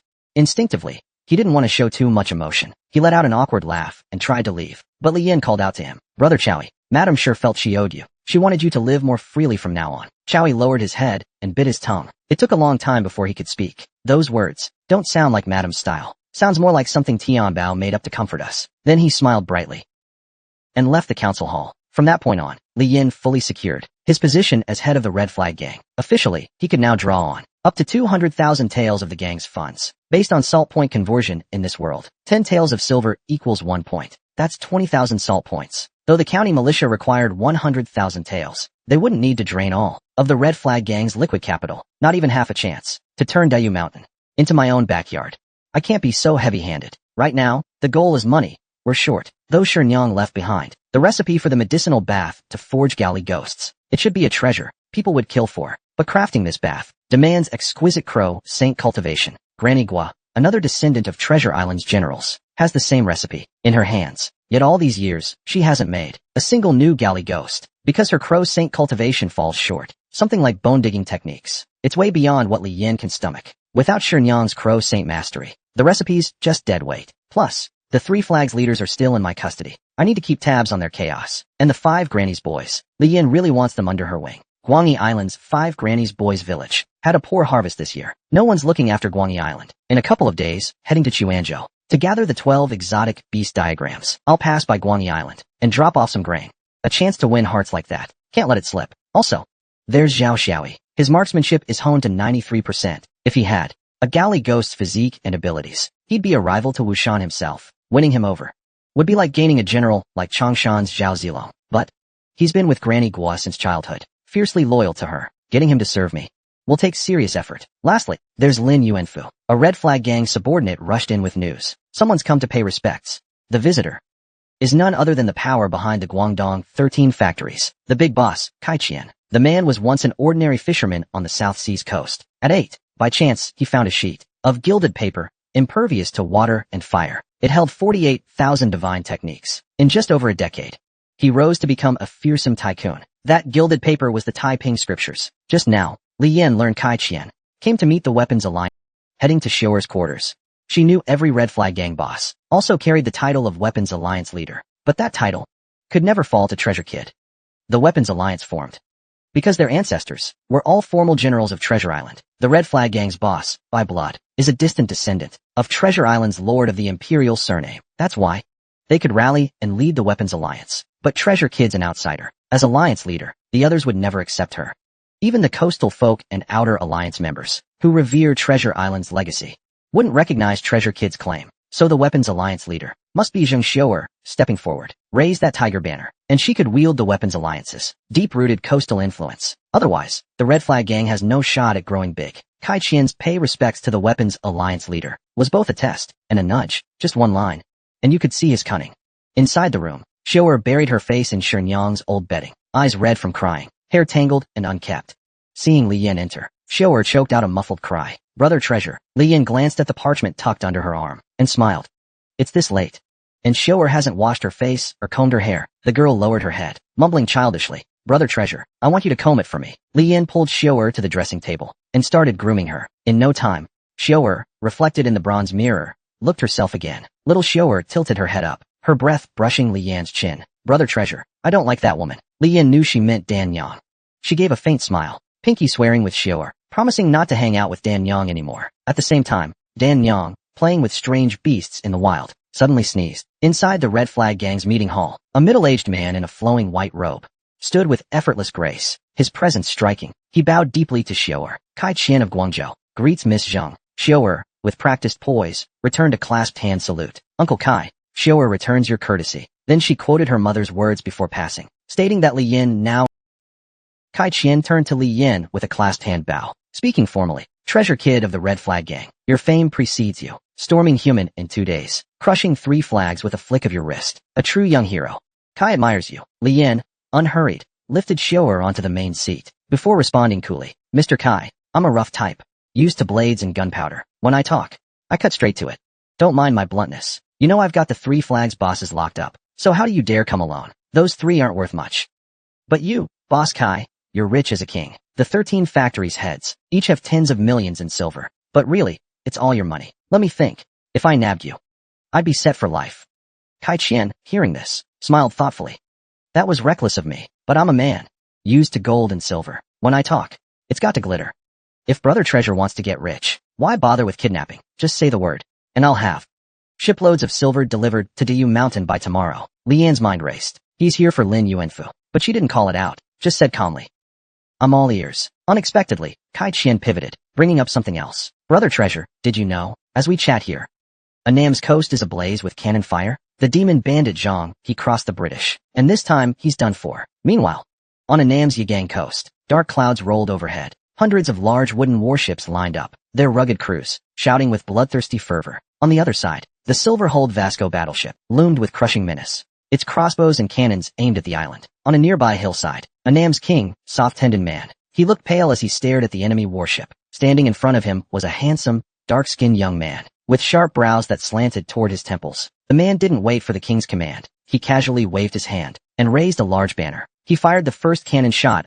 Billowing black fog and cannon fire erupted across the coastal waters. Amid the corrected spiritual flow and the bombardment, the man's eyes were filled with unconcealed excitement. Lady Shur is dead. I told you long ago. I'm still young. I can outlive you if I have to. At his feet were rows of incense burners carved with red patterns. Green incense sticks burned furiously. Inside the white smoke, faces twisted and churned, taking shape as battling soldiers locked in fierce combat, perfectly mirroring the battle unfolding on the sea. The man raised his left hand toward the illusion and reached into the smoke. A giant hand suddenly manifested in the vision, grabbing one of the Vasco-class battleships and crushing it with force. The warship within the smoke shattered like a toy in an instant. And out at sea, where the flames raged and boiled, an East India Company ship suddenly caved in and cracked horrifically, as if it were crushed by a child's hand, gradually sinking into the depths. After finishing this feat, the man looked exhausted, half kneeling on the altar and panting heavily. Seeing such a shocking spectacle, the East India Company soldiers aboard the silver warship immediately pulled the rudder, aiming all their cannons at the hillside. A barrage of shells rained down like a storm, blanketing the entire hillside where the man stood. The crimson blaze consumed everything in its path. Meanwhile, Li Yan was still casually bantering with Kai Qian.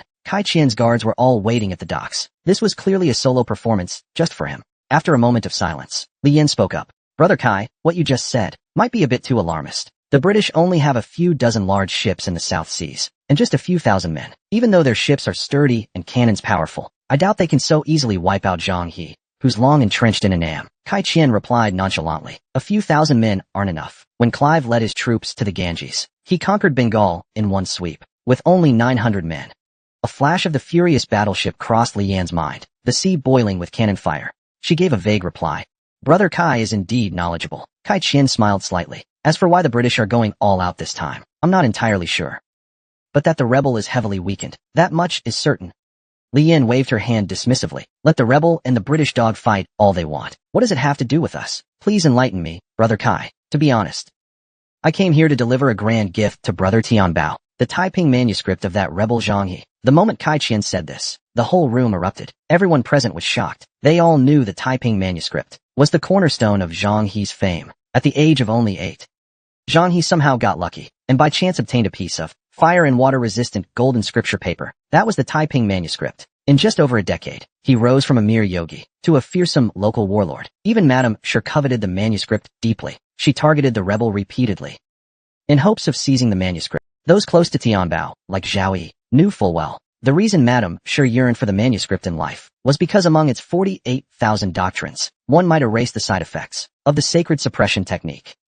If Madame Shur had gotten it sooner, she might still be alive. At this, Li Yan's voice intentionally rose. Where is the Taiping manuscript now? Still with the rebel Zhang He? Naturally, Li Yan's face showed slight displeasure. Are you toying with me, Brother Kai? Of course not. Kai Qian replied with ease, his words straightforward. In Annam, I own 12 mines. Since Zhang He became river warden of Annam, life at the mines has grown increasingly difficult. My port business in Annam, and the ships that come and go, have all been hindered by Zhang He. This is a once-in-a-lifetime opportunity. I plan to raise troops to wipe. Once that's done, the manuscript will naturally fall into our hands. If the Red Flag brothers join me, I'll gift the manuscript to Brother Tianbao as thanks. Li Yan's heart clenched suddenly. She had no idea what this old fox was really scheming. Just then, Kai Qian walked up to her, speaking in a familiar, casual tone. While the British strike, let's make our move too. Wipe out the rebel, and we'll split everything but the manuscript 50-50. Li Yan raised an eyebrow. Brother Kai, how generous of you. Kai Qian sighed. To keep everything running smoothly, I spend hundreds of thousands of taels of silver every year in Annam. If there's a one-and-done solution now, why ask for more?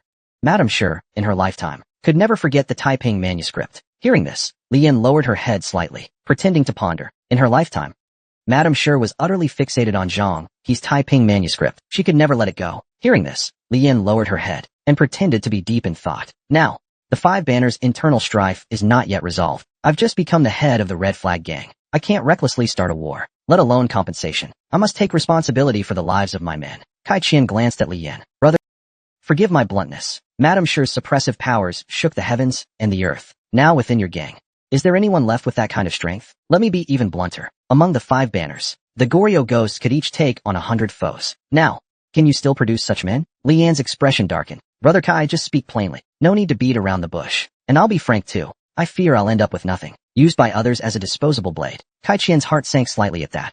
He realized this hothead couldn't hold back at all. Then, adjusting his tone slightly, he said, if Brother Tianbao gets the Taiping scroll, before long, your spell power won't be inferior to Madam Sher of the western regions. Pass a few scrolls to the Red Flag brothers, and the Goryeo ghosts will gain wings like tigers. Expanding the Red Flag gang would be a walk in the park. Brother, in this world, where is there any great cause that can be accomplished? The Demon Rebels and Red Flag have always been enemies, even without me initiating. Wouldn't the Red Flag gang still be tempted? Then he turned to the hall, looking at the silent group, especially the leaders headed by Chowie. Don't tell me none of you are tempted? At that moment, many showed expressions of contemplation. What Kai Qian said was undeniably tempting. The hall fell silent. But Chowie's brows remained furrowed. He clearly didn't want to agree. He opened his mouth several times, but hesitated, unable to speak. Li Yan observed all of this. He sighed inwardly. He really couldn't kill Chowie. There weren't many on Dayu Mountain with his level of intellect, but on the surface, he still wore a troubled expression. Just as Chowie was about to speak, Li Yan reached out to stop him, and said seriously to Kai Qian, the Taiping scroll is indeed a treasure. And yes, I covet the wealth of the demon rebels, but I must decline Brother Kai's offer. It's not that I don't trust you, but I still don't know why the red-haired devils are attacking Annam, our weapon alliance, and the red-haired devils are natural enemies. Fighting upon when that time comes, everything will descend into chaos, making unnecessary. Right now, I'm holding 3 groups hostage. I don't know when they'll retaliate. A few days ago, to avenge Madam Sher, I stormed Tiger Gate. The authorities now see the Red Riders as a thorn in their eye, a dagger in their flesh. Brother Kai, I'll be honest. I simply don't have the strength or courage right now to provoke both the British and the Demon Rebels again. The Red Riders live by raiding the red-haired devils' merchant ships. We're oil and water with the East India Company. To recklessly join the war in Annam is to paint ourselves as targets. After that speech, Kai Qian felt a chill inside. He hadn't expected Li Yan to reject the offer, so he forced a sigh for show. Sigh, what a pity. The Kai family has worshipped the Fire Peak gods for generations. The Taiping scroll is just heresy to me. Useless. If Brother Tianbao doesn't want it, I'll just keep it for myself. Business or not, friendship remains. Suddenly, Kai Qian seemed to remember something. Right. There's something I want to ask you. When you stormed Human the other day, did you kill any civilians besides soldiers? Or bring anyone back? Li Yan's eyes narrowed, finally getting to the point. No secrets, Brother Kai. When I hit Human, I nabbed a big prize. A few top dogs of the Shud dynasty. None other than the Liangguang governor himself, Lin Yuanfu. Kai Qian pulled out a portrait and asked, is this the man? Li Yan glanced at it. That's him. Spot on. Kai Qian suddenly lit up, acting like he'd just heard. Li Yan had snatched Lin Yuanfu. Brother treasure. I'll be straight. If you hand over that old man to me, the Taiping scriptures, I'll deliver them with both hands. Li Yan's face broke into mock delight. You mean it? Dead serious. The gang leaders nearby buzzed with excitement, stunned that the freeloading old guy could fetch such a prize. Li Yan roared with laughter for a while, then her face went cold. No deal. See him out. Moonlight dim, stars sparse. A grand ship rested by the shore, waves glinting on the sea. Li Yan sighed, feigning guilt, grabbing Kai Qian's hand. Couldn't help you this time, Brother Kai. It's eating me up inside. But in her head, she sneered. You play, I'll play. You spin, I'll spin. But no way I'm letting him go. The mission's to make the government pay, to submit my name as the Han bandit who nabbed a frontier governor. This is tied to an extra Lin Yuanfu affair. Kai Qian planned from the start to trade the Taiping scriptures for Lin Yuanfu. Yapping about sending troops against Zhang He is a bargaining trick. If he'd really dangled the Taiping scriptures right in front of me, I might have actually considered it. If this old fox coughed up another 200,000 silver, I'd probably have agreed. But this empty-handed wolf grab, you think I'm a fool? Seeing Li Yan wouldn't budge, Kai Qian decided to probe one last time before leaving. He spoke up. Brother treasure, won't you reconsider? Gold, silver, treasures, beauties aplenty. Name your price. Li Yan held up 2 fingers, answering earnestly. Oh, I want it. I want all of it. But there's one thing I don't want from you, Brother Kai. I'm sending a letter to the government, to that Guangzhou General Fu Lin, to pay up. In the government's name, Brother treasure, that's too much. You're slapping their face. Li Yan smirked. Not enough to go around. I didn't ask for your money, Brother Kai. How's that too much? Just then, a woman stepped off Kai Qian's ship at the dock. She was striking, her braids swaying to her waist, a teardrop mole at her eye's corner, holding a wooden box. She walked to them and softly said, Boss. Kai Qian nodded, turning with a clasped hand bow. Brother treasure, from the heart. I thought the red flag's treasure kid was just some brash upstart.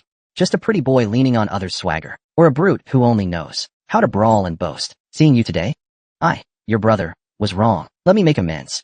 Li Yin raised a brow, thinking, this old fox, asterisk sure knows how to play the kin card asterisk. Kai Qian shifted gears. Coming to the island today, I've gained a brother and a niece. Can't leave empty-handed. This parting gift is a token of my regard. The woman bowed, presenting wooden boxes to Li Yin and Zheng Xiuer. Li Yin opened her box. Inside a dagger, studded with red gems, clearly priceless, with a sharpness of 50, worth 100 Yenfu points. Zheng Xiuer's box held a blue-bound makeup manual. Kai Qian spoke again. There are 2 Yeshing arts, one from Chu Fu, one from Lu Ban. This is Lu Ban's Yeshing, meant as a gift for Lady Shi. Now it's for my niece Xiu. Zheng Xiuer squealed, her face lit with joy, but Li Yan's expression darkened. Lady Shi's misuse of Yeshing led to her gruesome death. Rotting flesh, bleached bones, a mangled torso, flashed like a lantern show in her mind. Kai Qian bowed. Brother Tian bow. Until we meet again. Li Yan's thoughts raced. Kai Qian, with only this one woman at his side, she triggered glimpse of grace. But then, the woman spun around. Her glare sharp as a bursting thorn, clashing with the red in Li Yan's eyes. A system alert chimed. Asterisk warning asterisk. Asterisk opponent has anti-detection skills asterisk. Asterisk glimpse of grace cannot reveal details asterisk. At that moment, Kai Qian's voice cut through. Agio. Time to go. Yin Agio narrowed her eyes. No longer looking at Li Yin, she followed Kai Qian toward the merchant ship. Li Yin stared at Kai Qian's back, her fists clenched, then relaxed, thinking, this richest man of Guangdong, asterisk perhaps the world asterisk. Asterisk is no simple figure asterisk. Under a cold moon and sparse stars, Li Yin watched Kai Qian's ship sail from Daiyu Mountain's dock. A weight pressed her chest. She knew once Kai Qian left, the next visitor might be Guanjun's navy. The hunt for the beast Atlas in Guangzhou had to speed up. As Li Yin spoke with Jia Xiaodao, a figure crawled onto the dock, barebacked, blood-soaked, staggering toward them. It was He Zai, sent by Li Yin to investigate the assassins targeting her. Li Yin rushed forward, catching He Zai as he collapsed. Who did this? Where's Zhang Wei, your partner? Seeing Li Yin, He Zai seemed to relax. Before he could speak, his eyes rolled back, and he fainted inside the house.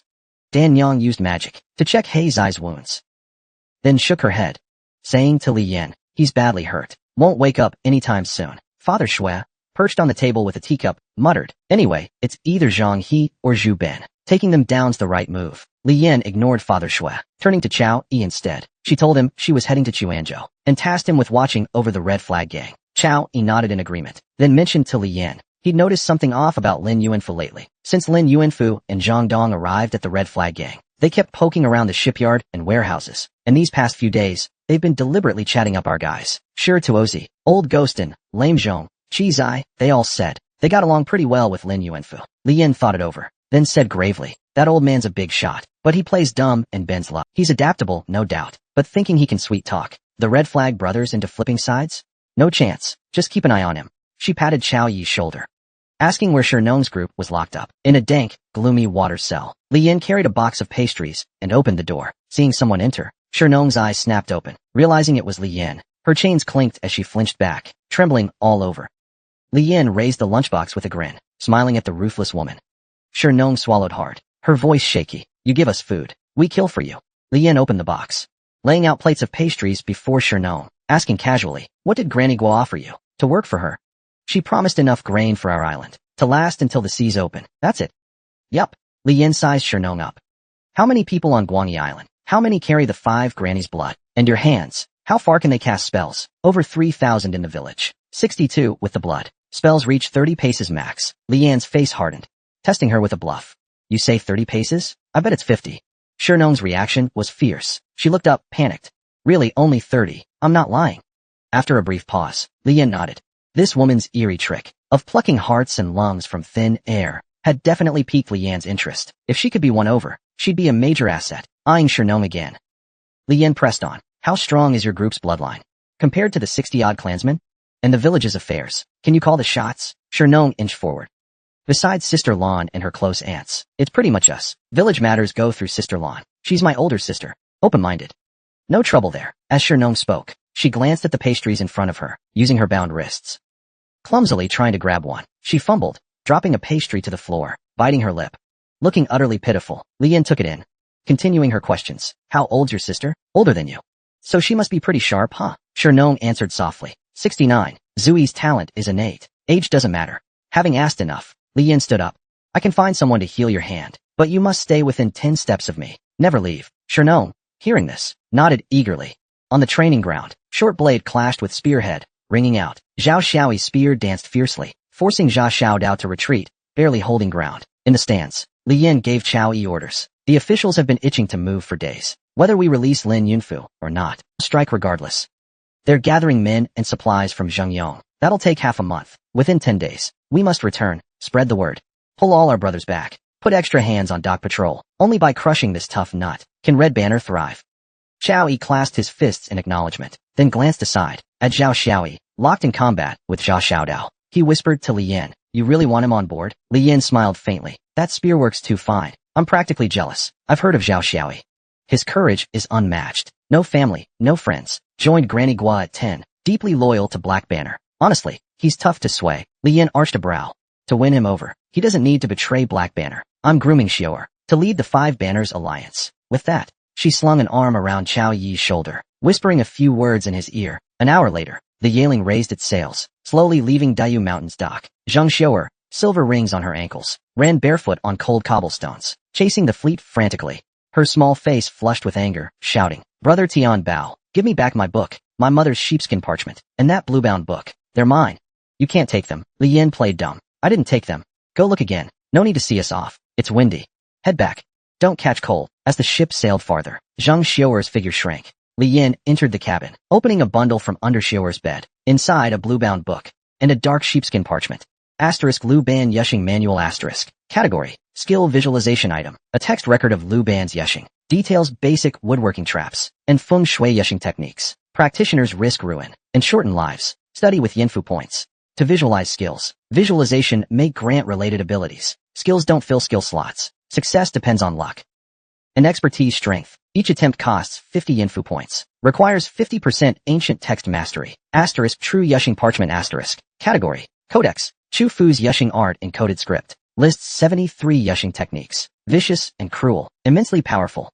Practitioners face certain doom. Practitioners can accelerate their own progression speed, up to a maximum of level 64. But afterward, they can no longer advance any further. Specialization requirement. Encrypted text, 65%. Status, null. At that moment, a system alert sounded. Notice, you have obtained the complete codex. To study the full contents of the codex, you must forfeit the Yinfu inheritance. Notice, you have obtained the complete codex. Studying its full contents will cause you to forever remain within that fruit path. Alternatively, upon returning to the Yinfu realm, you may sacrifice this item to unlock the complete Chu Attire Duck Victory Technique skill list. Skills may be purchased with just 1 Yinfu point, with no prerequisites needed. However, they will occupy skill slots. At this moment, Li Yin was a bit baffled. She had never seen this kind of item before, but judging from the description, the former didn't seem that useful, but was easy to learn. The latter sounded powerful. But the price was high, so high that Li Yin hesitated. Sacrificing it to Yinfu also felt extremely wasteful. She stored the two items carefully, planning to consider them later. These two things' style was completely out of sync with her, but they gave her a deeper understanding of Yinfu itself, especially the phrase fruit stasis, which reshaped her definition of what it meant to walk the Yinfu path. Li Yin quietly made up her mind. She would never let Xiaoer see these two items. She could not let Xiaoer end up with the same tragic death as their master's wife. When Li Yin emerged from the cabin, Zhao Xiaodao also stopped sparring with Zhao Xiaoyi. Zhao Xiaoyi expressionlessly put away her spear and asked, "You promised that if I helped this time, you'd release my boss Guope and the Black Flag brothers. Is that true?" Li Yin nodded. "I keep my word, but Guope is the exception." Zhao Xiaoyi's heart sank a bit, but she didn't say much. At least her brothers would be released. Not a total loss. Meanwhile, on the other side of the deck, Jinong's hand had already been healed by Danya. At the moment, she was stretching her arm and happily admiring something under the sun. Looking at her wrist, the shimmering, high-quality Jiao Shui ornament, she thought, Li Yin is clearly far more generous than Guope. Soon after, the group arrived at Jinong's hometown, Guangyi Island. Blue skies, soft golden beaches, beneath leafy trees. A few children in blue and gold were playing. Li Yin led Shueba, Danian, Zha Xiaodao and others, rowing toward shore. Jinong was the first to disembark, smiling as she looked at the cheerful children on the shore. The kids ran over to Jinong, muttering something. Not long after, a group of villagers gathered around, escorting an old woman with black gold-wrapped hair. The elder's back was hunched, her skin pale, and her face deeply wrinkled. She was the Sister Lan Jinong spoke of. Sister Lan gave Li Yin a glance, then slowly said, "The 5-woman child's letter welcomes you. Leader of the Red Flag Gang, Please, follow me into the village. Along the way, Sister Lan introduced the village situation and spoke of the Black Flag gang. The Black Flag offered us food, so we worked for them. The Red Flag offered us food. We can work for them too.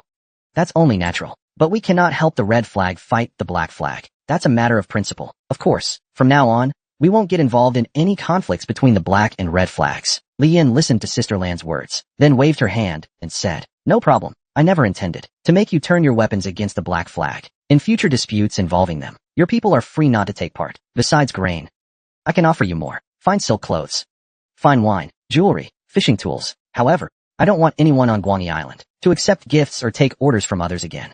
Also, I'd like to borrow some more people from your island." Sister Lan looked puzzled and asked in return, "Aren't Jinong and the others already enough?" Li Yin waved her hand. "I still need at least 50 able-bodied workers." Sister Lan glanced at Jinong, who was silently lowering her head, then said with a strange tone, "Seems like the leader knows us quite well."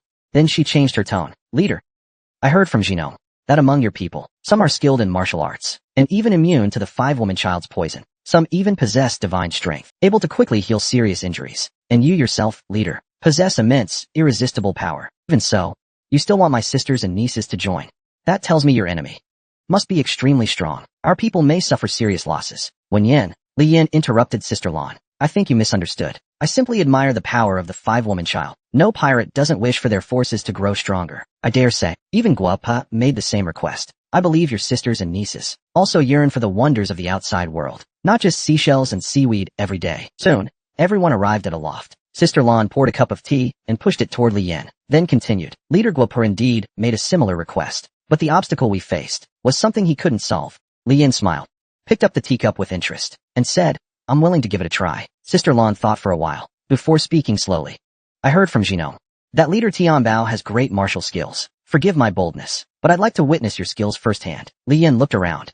The room wasn't very spacious, but she focused all her attention, stood up and said, "Let's begin." Sister Lan's cloudy eyes suddenly lit up. She let go of her cane, and her withered hand clenched downward. A sharp bloody mark appeared from thin air and shot toward Li Yin. Li Yin felt a chill on her forehead. Reacting instantly, she pushed her palm against the table, and the round stool beneath her screeched loudly, sliding backward with her on top. At the same time, glimpse of brilliance activated. Upon contact with flesh, the bad blood spirit will continuously drain the target's life force. It is invisible to the naked eye and cannot be touched physically, but carries intense energy, easily sensed by the blood-rich and those with heightened awareness. Among the mutants, besides Li Yin, Zhao Xiaodao also saw it clearly and thought to himself, "This thing is seriously freaky." Meanwhile, Zhao Xiaoyi, as if sensing something, that bloody trace, just now, it vanished in an instant. But something feels off. That ghostly thing might be invisible to weapons. If it were me, I'd go straight for the old lady. At that moment, Aunt Lan squeezed her claw-like hands twice. 2 more splashes of blood bloomed in the air.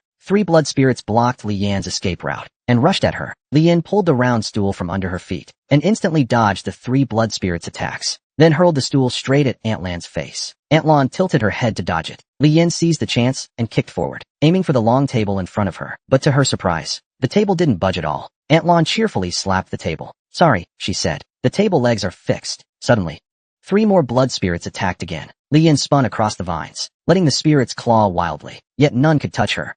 Zhao Xiaoya shook his head silently. If it were him, using his own rhythm and footwork, he could have dodged too, but it still wouldn't be a threat to Aunt Lan. Aunt Lan clasped her hands together and said in a low voice, "Leader Tianbao, be careful." As soon as she finished speaking, dozens of blood trails exploded in the air. The narrow room was flooded with blood-shaped figures. Seeing the overwhelming blood spirits, Zhao Xiaoya felt a chill run down his spine. No one could dodge this kind of attack. They would definitely get caught. But Li Yin bent her knees and leapt with a swoosh, dodging all the blood spirits, even flipping midair.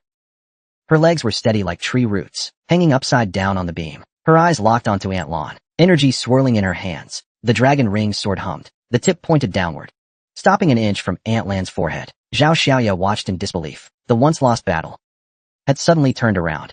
Can you believe it? That silly old man with a bare bottom is actually the embodiment of the evil god's obsession, the 5 granny spawn. Just now, Li Yin, like a nimble monkey, hung upside down from the beam. Dragon ring sword pointed at Aunt Lan's face, but Aunt Lan was unfazed, sighing in apparent disappointment. Then she raised a shriveled finger. Dozens of blood spirits shot into the air, aimed directly at Li Yin. Just then, a black-armored figure suddenly leapt up. The blood spirits slammed into the armor, blocked completely by ghostly black energy. Li Yan's face darkened. Her sword moved even closer. Village Chief Lan, What's the meaning of this? Aunt Lon lowered her head, looking disappointed. I never expected you to actually dodge my cursed spirits. What I wanted to test was how long you could survive their assault. To judge whether or not you're capable of solving our problem. Relax, no one will be killed. Just as she finished speaking, Aunt Lon suddenly sensed something and looked up uneasily at the black ghost. Though it had been attacked non-stop by dozens of blood spirits, it remained completely unharmed. Not a single fake curse on it was affected. Aunt Lan's voice trembled. What kind of fake curse is that? It's not even afraid of my blood decay cursed spirits. At this point, Li Yin let go of the beam and flipped down to the floor. Sensing something in Aunt Lan's words, she turned and smiled calmly. It's a fake curse that can help you. Sister Lon, thrilled, pressed her left hand to her chest, beaming with unrestrained joy. She spoke respectfully to the group. Please allow me to offer you our highest regards. Honored guests, on the night beach, bonfires, vegetables, fruit wine, and young girls dancing in flowing green gauze greeted the Red Flag Gang with Guangyi Island's warmest hospitality. Li Yin glanced at Dan Yang, eagerly sampling the fruit wine, and gently pushed away Shernong, who was attending her. She turned to Sister Lon. I think we should get to business. Sister Lon smiled, unfazed. Leader Treasure, I know about you and Shenyang. This is just Guangyi Island's way of saying welcome. Besides, Shenyang's gone now. Would she really want you to stay chaste forever? At that, Shernong's brother nearby chuckled. Han Xin quietly watched the man beside her. After a few days together, she wasn't as scared of Li Yin anymore. Li Yin knew exactly what Sister Lon meant. She casually rested her left hand on Shernong's leg, winking at her before replying. The Red Flag Gang's in rough shape right now. Next time I visit, I'll let loose. For now, let's talk business. Sister Lon nodded, pointing at the blushing Shernong. Leader Treasure, don't you find it odd? Shernong's in her early 20s, while I'm nearly 70. Why call each other sisters? Our clan ranks are set by how close we are to Lord Five Granny's Boy's blood. Shernong and I are direct daughters of Lord Five Granny's Boys and Guangyi Island's villagers. First-generation kin. So sisters, our descendants, with diluted blood, are second-generation kin. Their power and status drop. If Lord Five Granny's Boys bore another child, even a baby, it'd be my sibling. Li Yin got it. All these years, Five Granny's Boys kept their line going by taking brides through marriage. Their kids wed and had more, forming a new clan. The islanders embraced it, even revering Five Granny's Boys' heirs as a nobler bloodline. It's their custom. No place for her to butt in. She asked pointedly, so how can we help? Sister Lon stood, addressing Li Yin. There's one thing we need Leader Treasure's help with. Follow me. Li Yin got up, glancing at Dan Yang, still chatting endlessly with some girls. She called her twice, then took her and Black Chi Ghost to follow Sister Lon. Sister Lon led Li Yin and the others into a dim, four-cornered attic. A shrine in the center was draped with black cloth. As she slowly lifted the curtain, Sister Lon explained, Lord Five Granny's Boy's true form is a black piece of wood that drifted from the sea, shaped like an old man. So every household on our island carves black wood into old men for worship. It's how we honor him. Lord Five Granny's Boy's true form is enshrined here. The curtain was fully raised, revealing a plain black wooden carving, shaped like an old man. But unlike Sister Lan's description, this old man's back sprouted a large white tumor. The black figure's face was etched with pain, its form almost writhing, chilling to the bone. Suddenly, a voice came from nowhere. Pull it out. Li Yan's mind surged. A lone crane shadow, imbued with 9 phoenix power, emerged behind her. Jia Xiaodao was no different. Behind her appeared a roaring face, half man, half sea, wreathed in flames. The Yinfu system chimed. Asterisk Wapozi asterisk. Originally a Mingmu root, one of the 3,000 sea relics. During a Heavenly Mother's crossing, it was picked up by Guangyi Island villagers and enshrined. Now, fed by a century of incense, its divinity has formed. Asterisk note asterisk. Asterisk at least you know this one's untouchable asterisk. Asterisk some can't even gauge her threat asterisk. The white tumor had its own entry. Asterisk white elder asterisk. Wapozi's severed obsession made flesh. For years, Wapozi endured torment, relieved only by constant offerings. To ease her pain temporarily. Asterisk note asterisk. Asterisk like Wapozi's foot, rot asterisk. Asterisk psoriasis asterisk. Asterisk or vitiligo, stubborn ailments asterisk. Lan Sua's voice rose again. This white thing growing from Lady Wapozi's back needs our ceaseless worship to lessen her suffering. Lady Wapozi decreed, we must remove this white mass. Ordinary folk touching its white pus get drained of flesh and blood. Martial artists with stronger vitality fare slightly better, but can't last more than a few breaths. With that, Lan Sua turned hopeful eyes to He Chigawei. We hope this warrior can pull the mass from Lady Wapozi. Li Yin didn't rush to answer. Turning to Jia Xiaodao, why don't you try? Your thick skin and tough flesh must brim with vitality. Jia Xiaodao shot her a sour look. No way, you do it. Or send He Chigawei. I'm not touching it. Li Yin and Jia Xiaodao bantered, but she was genuinely uneasy. He Chigawei's skill barely matched Lady Shi's. His black armor, though divine, blocked kinetic blows, but his attacks lacked finesse. This Waposi's psoriasis sounded far from tame. The 7 ghosts, her summoned allies, were reliable and versatile, with growth potential. Losing one here would be a waste. Just then, Heichigue stepped forward on his own. Li Yin was stunned. In truth, Heichigue's self-awareness was thin, beyond combat instincts. He had no desires. Heichigue clearly aimed to remove the white pus mass. Suddenly, the system's voice rang out. Asterisk special Yinfu event triggered asterisk. Asterisk white elders awakening asterisk. Asterisk objective asterisk. Asterisk extract white elder asterisk. Asterisk criteria asterisk. Asterisk awaken white elders independent will asterisk. Asterisk complete this Yinfu event asterisk. Asterisk to unlock higher purchase limits asterisk. Asterisk and gain 1 reward draw asterisk. Li Yan's pulse quickened, counting the official extortion and incense sacrifice. This was the fruits. Third Yinfu event. Weighing her options, Li Yin didn't stop. Heichigue. As his black gauntlet touched White Elder's surface, a grating screech echoed from the armor. Waposi's face twisted. Pain mixed with faint relief. Pull it out rang again. As the white mass came free, Heichigue's body pulsed with, at Dianhua Mountain's Great Light Temple, forged by the great virtue monks of the 4 countries and 9 provinces, the cursed black armor, now buckled under strain, gradually warping, collapsing. The system prompt chimed again. Your summoned subordinate is undergoing an unknown mutation. Spend Yinfu points to stabilize this mutation. Failure to stabilize may result in severed bond with the summon. Summon's destruction or deformity. White Old Man extraction failure. Li Yan's mind raced. She immediately ordered Jia Xiaodao to transfer all her points to her. They scraped together 3,408 points. As White Old Man was extracted, Yinfu points plummeted. Over 3,000 points dropped to 500 in a flash. Li Yan felt her heart twist like a knife. 3,000 Yinfu points. Roughly the haul from a mid-tier mission. Was Black Chi Ghost even worth 3,000 points? That was questionable, and now she'd sunk it all in. Just then, the red glints in Black Chi Ghost's eyes faded. His black gauntlets tightened, amid the faint grinding of wood shavings. Finally yanking out the football-sized white old man. Freed from the white tumor, the black wooden old man's mouth curled into a faint. It seemed to relax. Sinking into a deep Sister Lon dropped to her knees with a thud, muttering prayers nonstop. Meanwhile, the white old man in Black Chi Ghost's hands shrank, but white, thread-like growth sprouted on his shoulder, forming an oval cocoon. During this, Li Yan's Yinfu points kept draining, bottoming out at 150. As the last trace of white vanished from Black Chi Ghost's grip, the cocoon on his shoulder split open. Out popped a buck-naked, white-bearded old man. Seeing the old man's coy demeanor, Li Yan and the others nearly gagged. The system chimed. You've completed the bonus Yinfu mission. White Old Man's Awakening. You've unlocked purchase rights for the 5 Grannies Boys bloodline. Details available upon return. Rating, 100%. Thank you for your patronage. Total cost, 3,258 Yinfu points. This Yinfu mission rating has been boosted. Black Chi Ghost. Symbiote. White Old Man. Spear Mastery, 83%. Passive skill. Dei. Immune to kinetic damage. Growth cap. Level 9. The White Old Man stood on Black Chi Ghost's shoulder, looking around, spotting Li Yan. He suddenly started jabbering loudly. Li Yan couldn't understand and glanced at Sister Lon, who looked just as clueless. Seeing this outcome, Li Yan thought, not bad I guess. At least I've got another shot at a bloodline draw. But then it hit her. Her entire fortune, over 3,000 Yinfu points, traded for a combat useless, naked old coot. Her face darkened. She grabbed White Old Man, holding him up to her face, glaring like a gambler who'd lost it all and was ready to lash out. Black Chi Ghost's eyes flared red, a low growl rumbling from his armor, through their faint bond. Li Yan was shocked to sense Black Chi Ghost pleading for White Old Man. But White Old Man, unfazed, flipped Li Yan the middle finger. Li Yan's temper flared. She seized him by the ankle, swung him around, and smashed him against a pillar. The old man was tough as nails, not a scratch. He hopped back to Black Chi Ghost's shoulder in a few steps, pointed at Li Yan, and yammered noisily.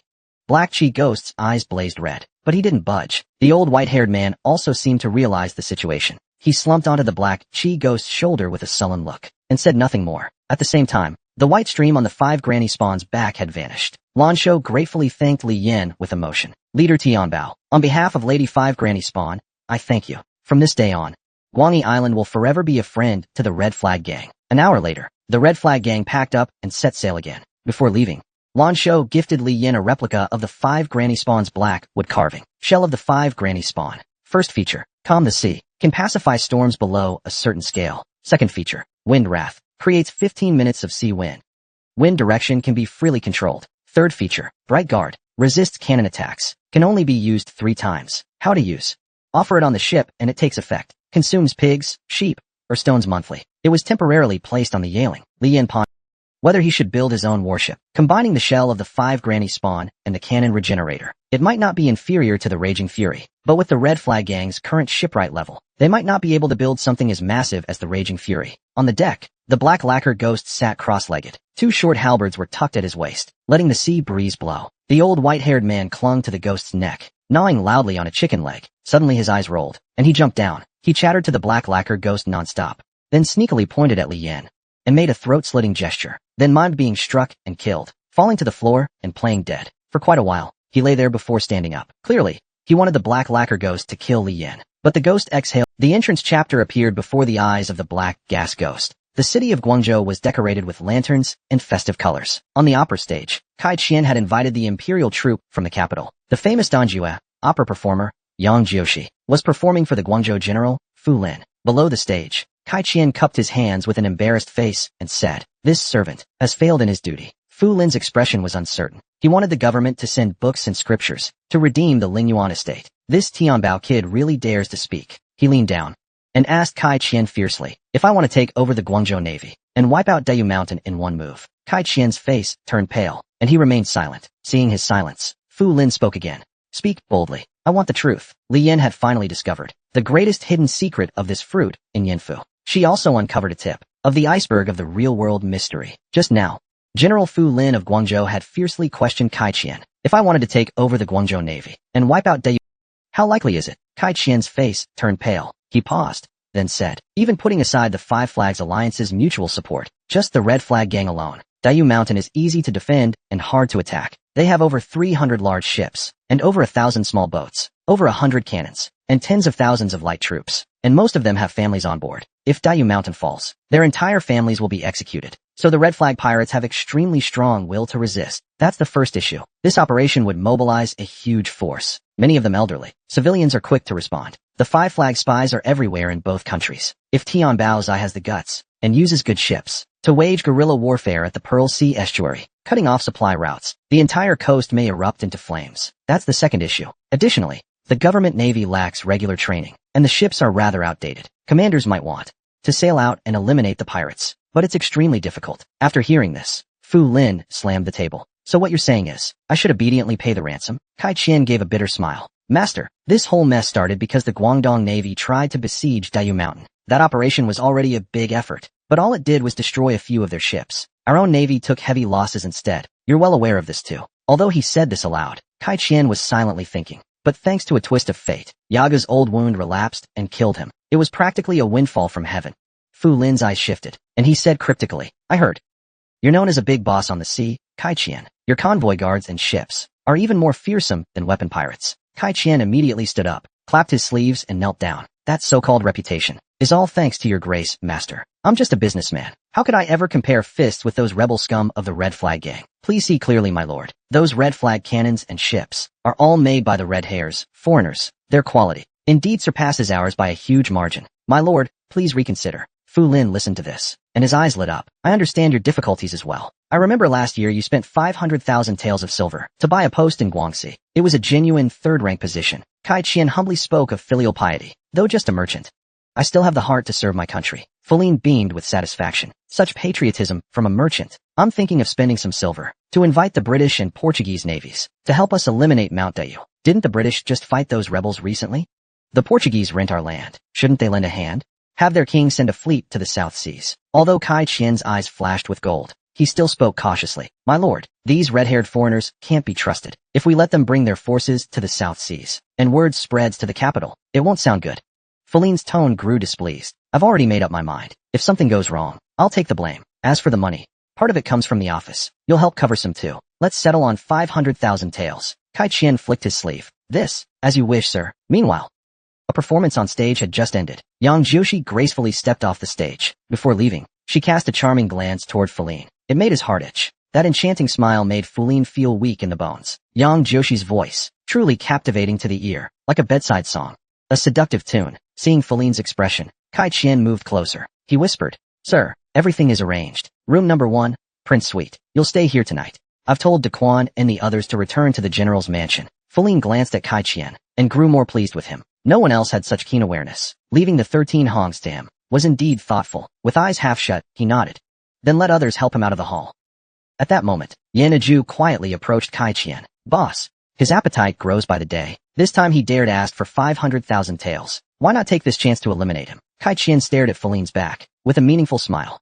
Foolish masters are hard to come by, especially one from the Aizenjoro clan. Whatever he wants, I'll give him. A few days later, at the Guangzhou branch of the East India Company, Ivor looked hesitantly at the Eastern man before him. We still haven't found the missing cannon regenerator. That device. Before he could finish, he was cut off by the Eastern man. The sea is full of mysteries. There will always be unsolved enigmas. Haven't we also failed to find the bodies of the crew? That was hundreds of people. And now at this point, whether it's Zhu Bin or Zhang He, they must step aside for our plan. Of the two planned ships, the operation hadn't even begun when one was lost. Even so, the plan must go on. The Jiduheo is enough. Sending two was just a backup, a precautionary measure. Frustrated, Ivor slammed his fist on the table. Everyone in the Guangzhou branch must be held responsible for the Raging Fury incident. Bear the responsibility. The next time I encounter that demonic thief, I must kill him. Then he opened his mouth and asked, will the authorities so easily allow British soldiers to enter the South Seas? Not to mention the Portuguese. The Easterner gave a strange smile. You'll find out soon enough. Very soon. May 15th, the 14th year of Jiaqing. Guangzhou General Feline, with 150,000 taels of military funds, invited the navies of Britain and Prussia to jointly suppress the South Seas pirates. Both countries gladly agreed. Warships and soldiers from the Mandu Strait in India sailed straight in, entering the South Seas waters. At this time, the great water wheel of Dayu Mountain turned. The wind was fresh and verdant. Lin Yuanfu, holding a scroll, was explaining to Zhang Xiaoer. Good and evil have names. The wise are not bound by them. Heaven's principles are constant. The enlightened do not abandon them. Xiaoer listened attentively, while earnestly writing with a brush. Lin Yuanfu suddenly closed the book, slowly shaking his head. Little girl, this Ronku Jian you brought me is not suitable for you. He tossed the book onto the This, Ronku Jian, was written by Feng Dao of the 5 dynasties. Feng Dao, that man, served 5 dynasties, 8 surnames. No matter how the courts and kings changed, he always held high positions, despised by scholars of all generations. Zhang Xiaoer muttered under her breath, just teach me and be done with it. Lin Yuanfu shook his head, speaking in the tone of a teacher. You, a young girl, unwilling to learn the words of sages. Studying arithmetic classics would be excellent. Reading these things too early corrupts the mind. Zhang Xiaoer shrugged her shoulders. You old teacher are so long-winded. It's not like I begged you to teach me to read. If you don't want to, forget it. Just stop wandering around everywhere, so I don't have to take the blame for you, or get scolded by Chow Yishu. Lin Yuanfu responded with a couple of words. Fine, fine. It's not just you. The authorities have ruled for over 100 years, through 7 dynasties. I'm afraid no one can compare to a petty man like Feng Dao. As soon as he spoke, he realized it was inappropriate. Then, thinking he was in a den of thieves, he had little to worry about. So he chuckled and continued explaining. For the afternoon lesson, Zhang Xiaoer asked Lin Yuanfu, old teacher, sometimes I see you looking northwest, head bowed, silent. Are you homesick? The sudden question made Lin Yuanfu feel a bit melancholic. When I was young, I was poor. My wife supported the family by washing for neighbors. She developed gout. And now, it's around these months it flares up. Little Xiaoer didn't understand, and continued to ask, you're a high official. Surely your household has servants to care for her. Lin Yuanfu sighed. They're still outsiders. At your age? Don't you have a son to carry on? These words seemed to touch Lin Yuanfu's pain. I have no son in Xixia. Long ago, I had a daughter. Back then, I was a poor scholar, with no money for medicine. She died of illness. At that time, she was about your age. Zhang Xiaoer's face puffed with anger. She spat repeatedly. Pa pa pa. I heard you. You old coot, cursing me to die. At that, Lin Yuanfu chuckled, patting Xiaoer's head, then gazed at the distant Changzhou. On the Yaling ship, Jia Xiaodao hauled a net brimming with crabs, asking Li Yan if they were close. Li Yan's face broke into a faint smile, pointing ahead. A towering city gate loomed. Chuanzhou, also called Li City, one of Minba's prefectures. The Yaling didn't dock at the official port, but moored at a weed-choked deserted island. On an abandoned fishing boat sat an old man in tattered robes. Spotting Li Yan's group, he called out, Are you Red Banner brothers? Old Gu stepped forward warmly, waving a greeting. Black Tiger, old Rump, you're still spry as ever. The old man adjusted his bamboo hat. Gu Jiao. These folks have sharp eyes. The old man, nicknamed Black Tiger, was a Red Banner veteran, retired these past years, occasionally minding ships for Dayu Mountain's crew. Li Yan didn't stand on ceremony. Before Gu could introduce, she stepped up, clasping her fists. Red Banner's Tian Baozai pays respects to the elder. Black Tiger froze, asking, You're Tian Baozai, Red Banner's current boss? Getting a nod. Black Tiger's face darkened. He stepped back and knelt. Chuanzhou's Black Tiger, of Red Banner's 9th Hall, greets the boss. Li Yan rushed to lift him, but Black Tiger's hand halted mid-air, unyielding.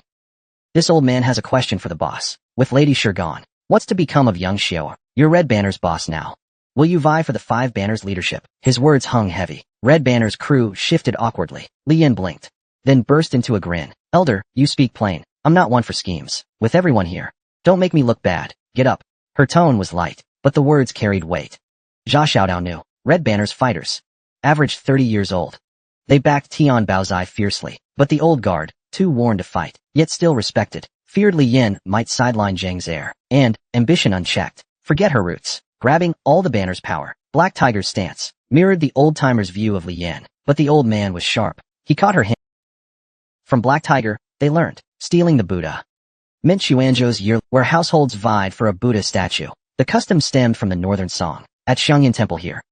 A monk, Yuni, mastered Buddhist lore. After death, folk called him a Buddha, legend held. Each year his statue, locked in an incense shrine, warded off calamity, brought bounty. So every May, on his holy day, crowds flocked to seize the statue, led by Black Tiger. Li Yin and the others entered under the guise of worship. After offering over 1,000 taels of incense money, they finally got to meet the temple's abbot, Master Siji. After some small talk, Li Yin got straight to the point and took out the Dongwei beast painting. Siji took it, examined it closely, and asked Li Yin, Mr. Li, you came here today. Li Yin gave a calm smile and replied, there are 12 pieces in total in this set. Where are the remaining 11? Siji revealed a just as expected look, and replied straightforwardly, Dongwei Beast, Tiger Basket, Cao Yao, Xiao Chemo, Yao Xiao, Huan Shi, 8 Degree Yao, Shuizarimo, Ling Bei, Ma Gui, Shan Xiao, Jingxi. These 12 strange beasts were painted by a monk in this temple named Master Mealy. As for the beasts in the paintings, no one has seen them, nor are there any records in existing texts. They were originally just doodles. But Master Mealy, aside from Master Yinshan of the Clouds, was one of the most outstanding monks of our temple. His reputation was tremendous, so these paintings were passed down as a memorial. Of the remaining works, 6 are in other temples, 2 were sold, and 3 are left untouched. If the benefactor wishes, take them. Li Yin laughed heartily. Much obliged, master. Now that he had direction, the rest was easy. Relying on his red flag connections, Li Yin sent people all over Min region. In just 2 or 3 days' time, whether by persuasion or stealth, he obtained 9 of the beast paintings. However, 2 were left. One was bought by a British merchant and is now untraceable. The other was taken to a Japanese temple. He sent people there, but no word has returned yet. At this moment, an informant reported the Guangzhou general had spent a massive sum of 150,000 taels of silver to hire the British-Portuguese coalition to destroy Dayu Mountain. Li Yin dared not delay. He had to drop everything here and rush back to Dayu Mountain to defend. Before setting out, he laid out the 10 paintings together. He activated Glimpse. System message. You've discovered a rumor within the residuals of Yinfu. A rumor that only a Yinfu walker can see. My name is Mealy. I'm from Inner Mongolia. A level 8 rank from Jiazi 9, a Yinfu walker, inherited from the Azure Dragon, though it's possible that similar fruits will appear later. As of now, Jiazi 9 is the only one that can eliminate the Yinfu walker's fruit. The Yinfu event won't erase a walker, but for key missions, failure could result in permanent exile. Yes. I'm talking about myself. Now, about the World Cup finals this time. I'm guessing Germany probably won again. Thinking back, I kind of regret it. I shouldn't have been greedy. Really shouldn't have. As a level 8 mingling walker, I could freely choose the Flame Talisman mission. However, I was indeed tricked by Zhang Yueji, that bastard. He looked soft and gentle, but in truth, a soft blade that cuts deep. The Flame Talisman mission I took on had incredibly high rewards, just like Fugu Road. This Flame Talisman secret stash could only be produced by this fruit. Damn it. The mission content was to find the origin of Tianmu crossing the sea from 1,000 years ago and fulfill Tianmu's wish. Before arriving, I was full of confidence, because records showed that although this fruit was massive, its overall level was just mid-tier. The 5 minor Dao paths in the fruit barely reached level 10. Although the magical traditions were intact, very few could cultivate them to high levels. Those pirates proud of their dominance, and sea monsters roaming the ocean. Being at the walker level was already decent, but after arriving here, I realized the mid-tier classification was only valid when coastal faith powers were excluded. Those followers of legendary deities, the divine subordinates or subdued sea monsters that stirred up storms, yet were tamed by gods.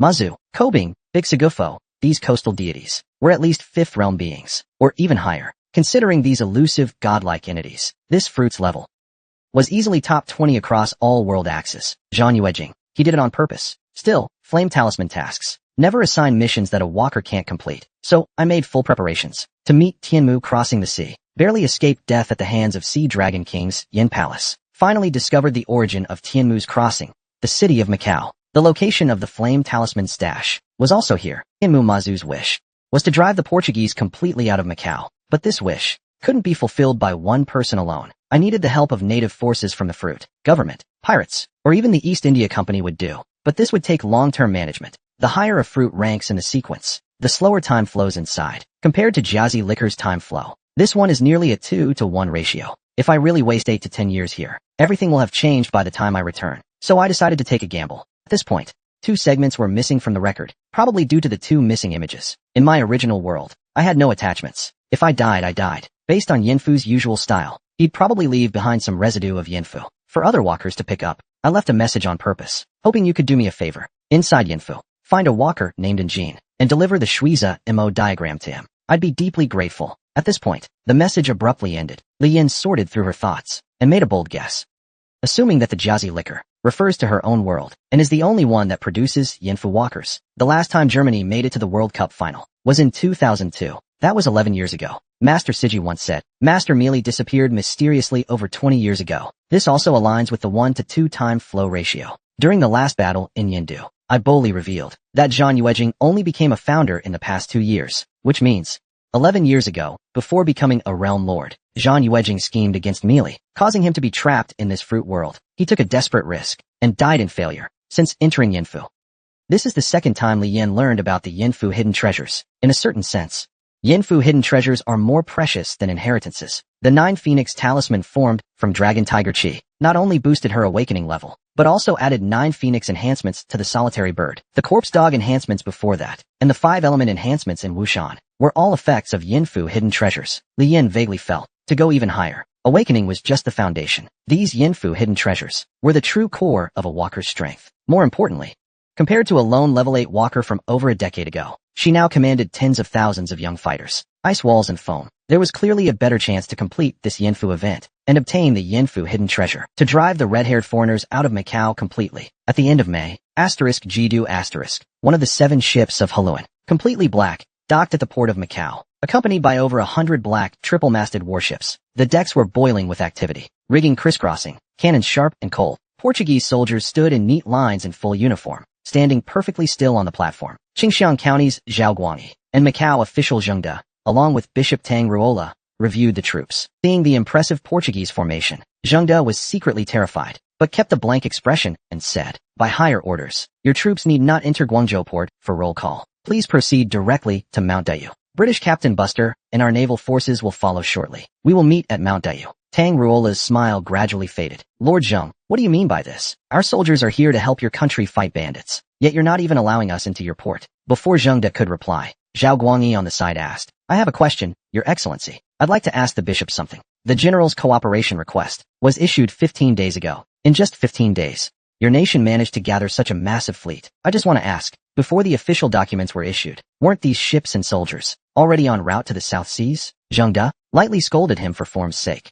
But Tang Ruola waved it off. No matter, Lord Zhao is blunt and direct. We received the general's request and dared not slack off. These ships and soldiers were temporarily pulled from sea duty, rushed here day and night. Zhao Guangyi sneered coldly. If I remember correctly, your country is still at war, isn't it? I hear the situation is tense. With such a powerful navy, why not fight the French army instead of helping us suppress bandits? Bishop Tang Ruola calmly asked. What exactly are you implying, Lord Zhao? Zhao Guangyi replied without arrogance. Nothing else. If your country truly wants to help the government, then you should follow our deployment arrangements. Bringing so many warships into port is simply too risky. Please understand our concerns. Tang Ruola narrowed his eyes slightly. Lord Zhao and I are old acquaintances. Over the years, your customs officials have often clashed with ours. I often hear your name from my subordinates. In 1804, I arrested 24 Jesuit missionaries, and you led men to confront me. Before I could return, they directly took away 4 Chinese men. In May of 1806, under your governance, a Macanese-born soldier shot and killed 3 Chinese men.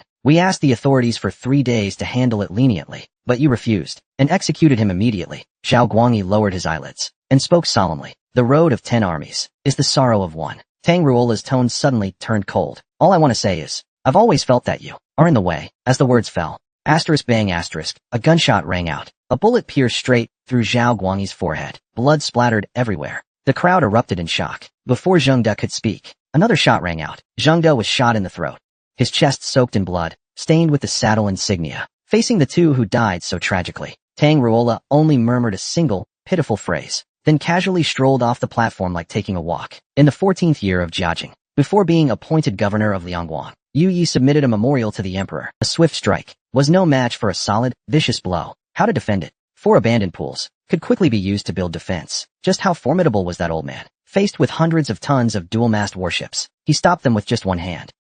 Mid-May, the Guangzhou General Fulin spent a full 150,000 taels of silver to hire British and Portuguese coalition forces to wipe out Dayu Mountain. But when British Captain Buster led 12 Vasco-class warships into Guangzhou Xingfeng that day, they bombarded the Xingfeng wharf. Nearly 100 government vessels were sunk. In just one day, they captured all surrounding batteries. In 3 days, they blew up the Guangzhou governor's office, broke through the city walls. In less than 5 days, Guangzhou fell. Governor Yeshan died a martyr. General Fulin went into exile. Whereabouts unknown. Fengtian, Jiangsu, and Zhujiang, 10 army officers from Fujian's land forces, were blocked and killed by Portuguese sailors. Heavy casualties ensued. All of southern China's coastline was ablaze. The government claimed to have 900 patrol warships, but at the time of crisis, early model Mingchong warships had long been dismantled. More advanced warships had been grounded for years, exposed to wind and rain, rotting away. The red-haired devils were fierce and struck without warning. The authorities had no way to respond. When Li Yan rushed back to Dayu Mountain and heard the news,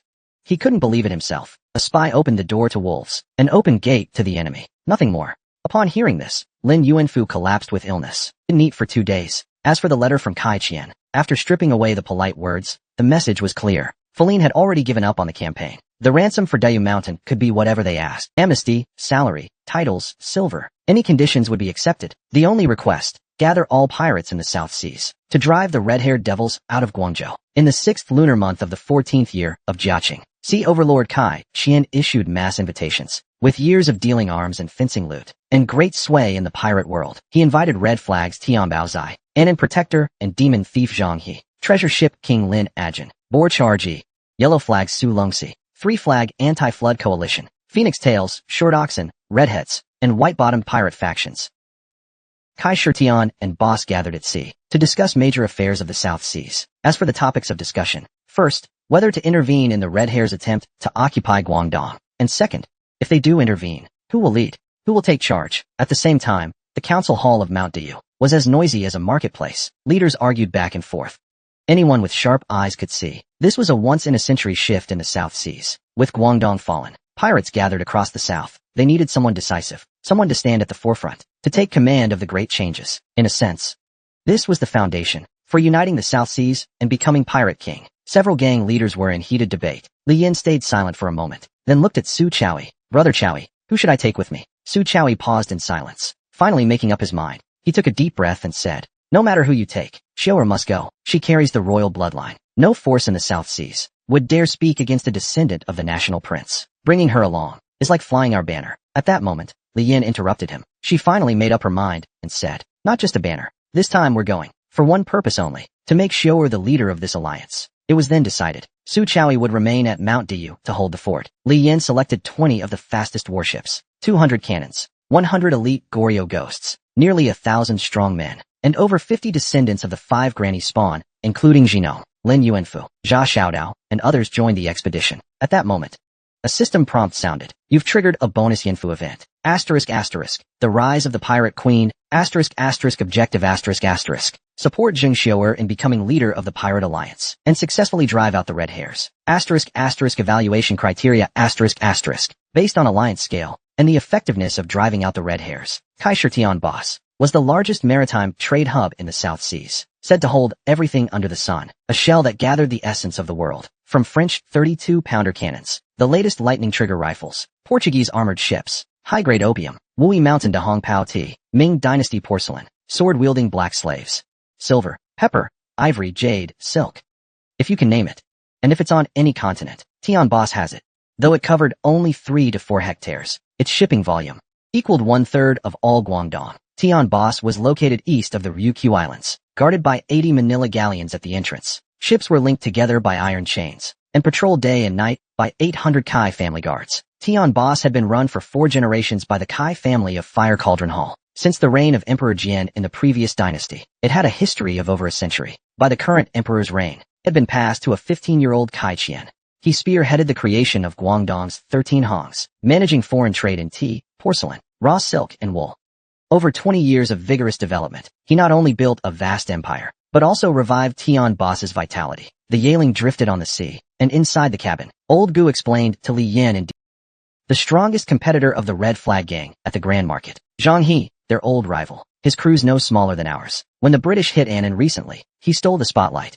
Word is, cannons killed Annan's king, yet he walked away unscathed. Weirder still, he held a ritual in Baixiang. Before thousands, he crushed a British warship with one hand. Honestly, even Madam couldn't do that. Now the South Seas buzz. Forget crew size or numbers. In one-on-one fights, with magic and charms, this fiend's the South Seas' best. Treasure ship king, Lin Ajin, Shijiang's giant bandit. His ancestors were ship generals for generations, holding shipbuilding secrets. From the Han dynasty's end, Lin's forebears held high posts in the prior dynasty. The eunuch Sanbao's fortune ships were supposedly designed by Lin's kin. Lin Ajin's a thinker. These past years, from the red hairs, he's bought plenty of Western tech to refit his fleet. As for Yishir Zhuban, not much to say. His crew's a touch smaller than Red Banners, but his ties are messy. India, Annan, coastal island tribes, even Americans. Li Yan brushed it off, flipping through records of Big Boss Kai Qian's past, sighing. This Kai Qian is no small player. Old Gu grinned, baring teeth. To officials, he's the South Seas pirate. To pirates, he's the backer. No one dares cross. To red hairs, he supplies ships and guns, worth their weight in gold. Heard when Bastard took Guangzhou. The city's lords and ministers relied on his managers to negotiate, to save their skins. This guy plays all sides. Jia Xiaodao chimed in. If you put it like that, Kai Qian's got clout with the red hairs. Even if Guangdong falls, he won't take a hit. Why bother rallying all the South Seas pirates? Unless he's really up to something. Old Gu shook his head. Not quite. His 13 factories thrive, but they hinge on official favor. One word from them, and his shop's shut. No way around it.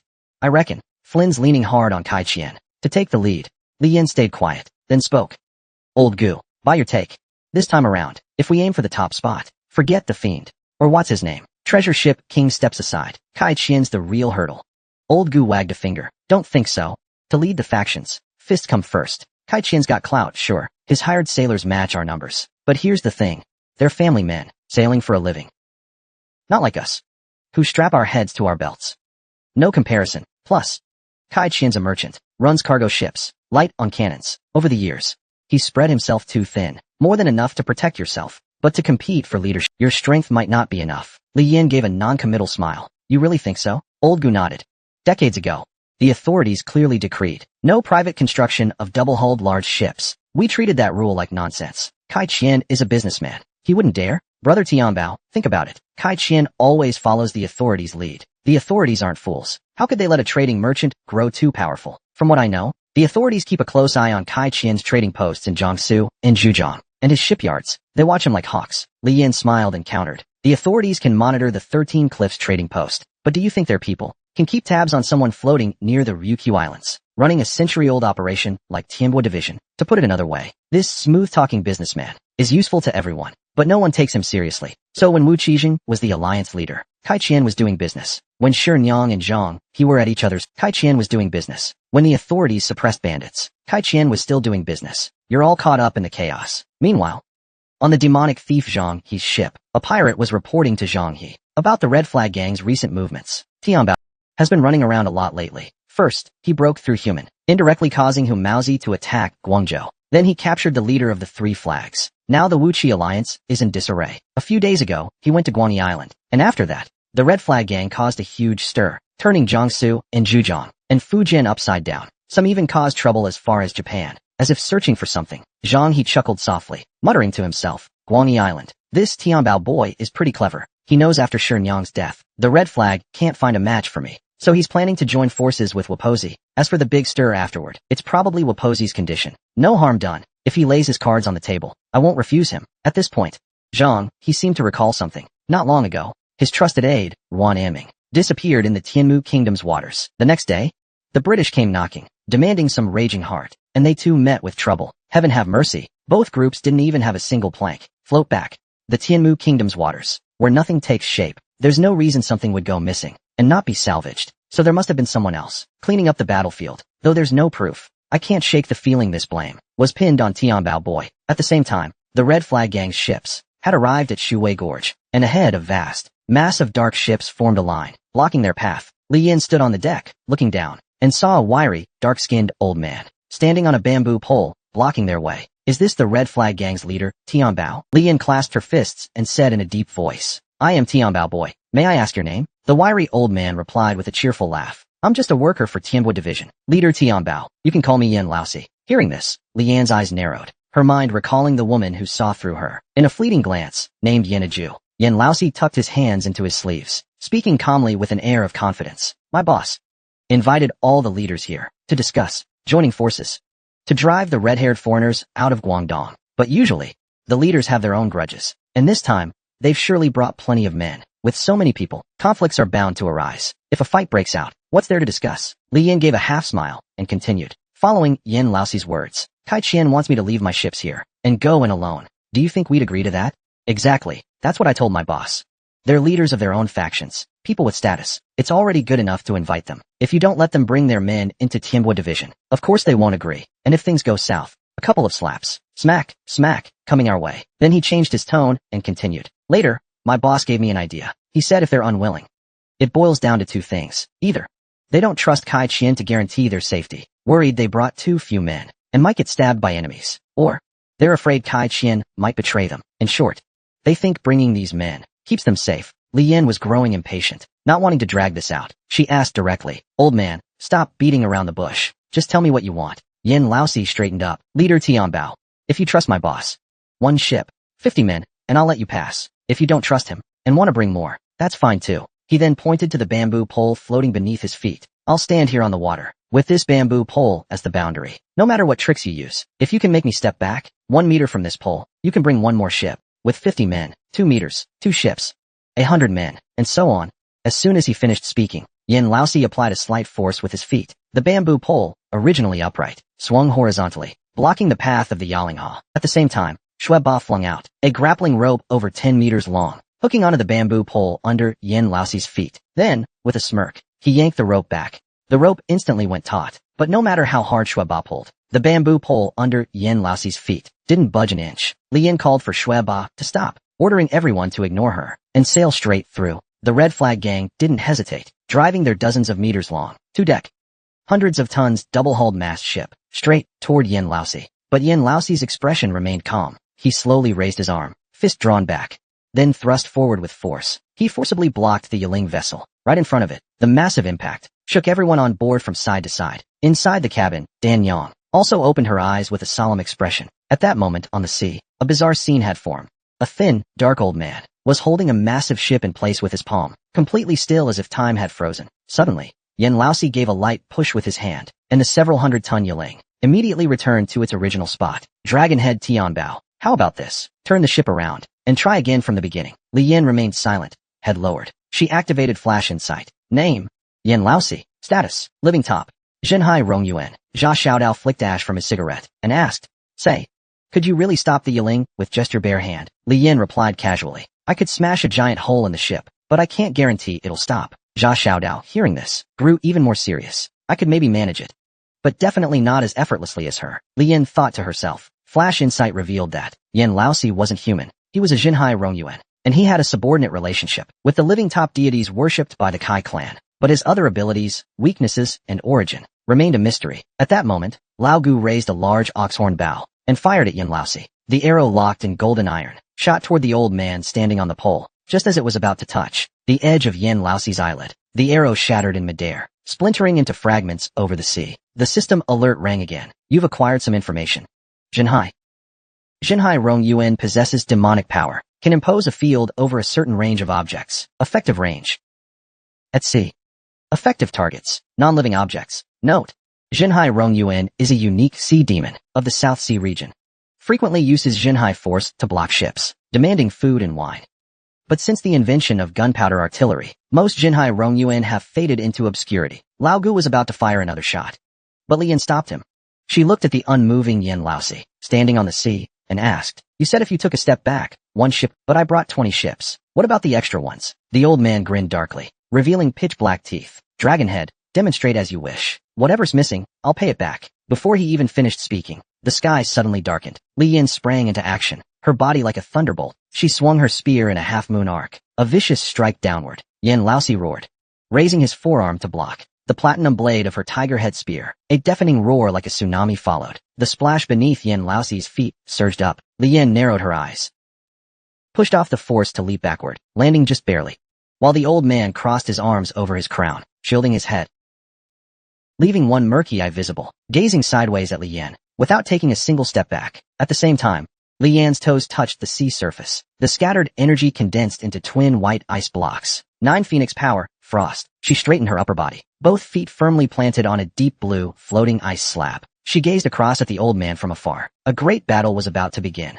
In this fruit event, Li Yan made a fatal mistake. She actually started to believe she was a true Tianbao girl, forgetting her original identity as a walker. Just moments ago, Li Yan used the power of the 9 phoenixes to strike at Yen Laosi. She then landed steadily on the icy surface, formed by the 9 phoenix power. Yen Laosi exhaled a frosty breath, feeling his body start to stiffen from the cold. Suddenly, Li Yan thrust forward with her tiger head spear. The graceful spirit of the solitary bird appeared behind her. Flight triggered. The spearhead flashed with a chilling gleam. She charged like a lightning bolt straight at the old man. The spearhead struck the back of Yen Laosi's hand. The old man's entire arm went numb and tingly. For a moment, he couldn't move at all. A white feather suddenly appeared, piercing straight through Yen Laosi's chest. His face changed drastically. He involuntarily stepped back. He shielded his head, gazing at Li Yan leaping through the air. The spearhead of the Black Hawk rapidly enlarged in his pupils. Li Yan supported the shaft with her left hand. The tiger head spear instantly dissolved into platinum light. Her attacks rained down like a storm, interwoven with ominous white feathers. Yen Laosi, shielding his head with his arms, was completely engulfed. A chilling aura spread outward, forming a thick layer of ice beneath their feet. Even the watching pirates shivered involuntarily. Jia Xiaodao couldn't help but sigh. Li Yan seems to have grown even stronger. At the same time, the spearhead was pressed between Yen Laosi's 2 elbows. His skin and the ice fused together. Li Yan twisted her wrist and lifted the spearhead upward, yanking the entire spear out from between the old man's arms. With a thud, Yen Laosi fell to his knees. His fists clenched tightly, gasping heavily for air. The ice over his body quickly fell away. His body was covered in fine wounds and shards of ice. Li Yan turned her back to him, her spear planted into the ice. She didn't launch a follow-up attack. A long moment passed before the old man finally wrapped his trembling arms around himself. "Thank you, Dragonhead Tianbao, for sparing me." Li Yan halted in her steps, muttering something continuously, as if she were doing calculations. 42 steps in total. "Forget the people. This matter is over. Have your boss send 22 gate vessels to Daishan. You folks are the rich ones, so I won't be polite." Then she leapt aboard the Yiling once more, and led everyone forward. Yen Laosi lowered his head, silently stepping aside, watching the red flag fleet majestically pass through the strait, heading toward Tianbas. On the deck, Jia Xiaodao calculated their comparative power. If a single underling already had peak grade 10 power, then wouldn't Kai Qian and Zhang He be grade 9 at least? But on their side, aside from Su Chaoyi and a dozen elite Gao Ligui at grade 10, there was no one else. But Li Yan didn't share his view. Grade 9. Maybe for Zhang He. But Kai Qian? Not necessarily. To be a coalition leader, being strong isn't enough. The pirate faction thrives solely on Zhang He's Taiping manuscript. His strength is expected. But Kai Qian is a businessman. His strength lies in charisma and strategy. And he's backed by a group of fire-top mouseblood followers. His personal combat ability might not be that high. As for the Red Flag Gang, their strength, tactics, and influence are no worse than theirs. You just can't compare them like that. Li Yan wasn't afraid of grade 9 opponents. In fact, he even looked forward to it. He had already figured out the key to Yanflo's power structure. In short, one sentence. Don't fear crossing classes. Just fear the peak. In the world of fruit powers, systems, weapons, and techniques were vast as the sea. Judging strength solely by inheritance or awakening had no real weight. The single greatest factor limiting a Yanflo walker's strength was one thing: inherited skills. He had 2 massive leaps in power. The first was gaining Blood War, turning an ordinary martial artist like him into someone who could take on demons and monsters, or warriors wielding Dragon Tiger artifacts, and still deal devastating blows. The second was acquiring Hidden Flight, which triggered a feathered serpent every 3rd attack, bringing his burst potential to a jaw-dropping level. Aside from that, the 9 Phoenix and Corpse Dog enhancements were also highly beneficial. As for weapons, visualization skills, Black Lacquer Ghost, and various rare treasures, though they also significantly boosted strength, they weren't essential. So Yanfu's standard for evaluating a walker is actually quite simple. As long as you break past your limit and obtain a new inheritance skill, your strength will jump to a whole new level. If you apply that standard within the fruit world, then the so-called 9 monsters and 10 peak realms, the difference lies only in physical attributes, which can be compensated for by other means. So the truly unreachable gap isn't between 10 peaks and 9 monsters, but between 9 monsters and 9 monster peak, right now in the South Seas. The competition is about manpower, wealth, ships, and cannons, but individual strength can still offer a significant advantage in combat. At Kai Shirtion Boss, above the outer ring of the harbor fleet, dozens of crimson-crested macaws flew overhead, chattering nonstop. The Ma family from Peng. 1 boat per 4.8 Zhang unit, 50 men. The Taiwan White Base Gang entered the registry. 1 boat per 4.8 Zhang unit, 50 men. The Baiwa people from Luzon entered the registry. 1 boat per 1.2 Zhang unit, 7 men. The Blue Flag Gang from Changzhou Island entered the registry. 2 boats at 9 Zhang each, 87 men. As the parrots called out, they watched the Red Flag Gang fleet sailing in. After a long pause, they shouted loudly. 928 crew members. In plain words, all the factions already docked in Tian Boss began to murmur. The Tianbao girl is here. 20 ships. They really all made it in. Bro, that's the British foam cannon. Such a massive caliber. I've never seen one before. And just as the Grand Fleet entered the Kai family's Tian Boss port, someone leapt from a nearby ship deck, rushing toward the Yahello, shouting loudly. Red Flag Gang, give back my big brother. Before the words finished, a freshly forged cast iron hammer flew straight at the man's head. But the man was skilled. He didn't flinch even at a 200-pound hammer. He raised a giant anchor. Asterisk bang. Asterisk, a huge clang. The anchor deflected the incoming hammer. Following the rebounded hammer, a small-framed boy soared through the air, grabbing the hammer handle. Shueba tilted his head. 2 more hammers smashed toward the man from above and below. The man reacted quickly, retreating to dodge the hammers. Shueba charged. Before long, the two were locked in fierce combat. Li Yan leaned by the door, watching Shueba's footwork with a smile. Each swing of the hammer was fierce. Li Yan ceased the attack on the man surnamed Luo. At that moment, Zhao Xiaoi stepped out of the cabin. Li Yan had promised him she would release the Black Flag brothers after going to sea, and she kept her word. Hundreds of men on board were all released, but she hadn't let go of old Lady Gua. Of course, Li Yan knew what Zhao Xiaoi wanted, so she kept old Lady Gua locked up tight. Every day, Red Flag brothers would whisper nonsense by her ear, slowly wearing her down. In the end, she just wanted to get Zhao Xiaoi on her side. Now that she saw Zhao Xiaoi, Li Yan pointed at Shueba. I trained him. What do you think?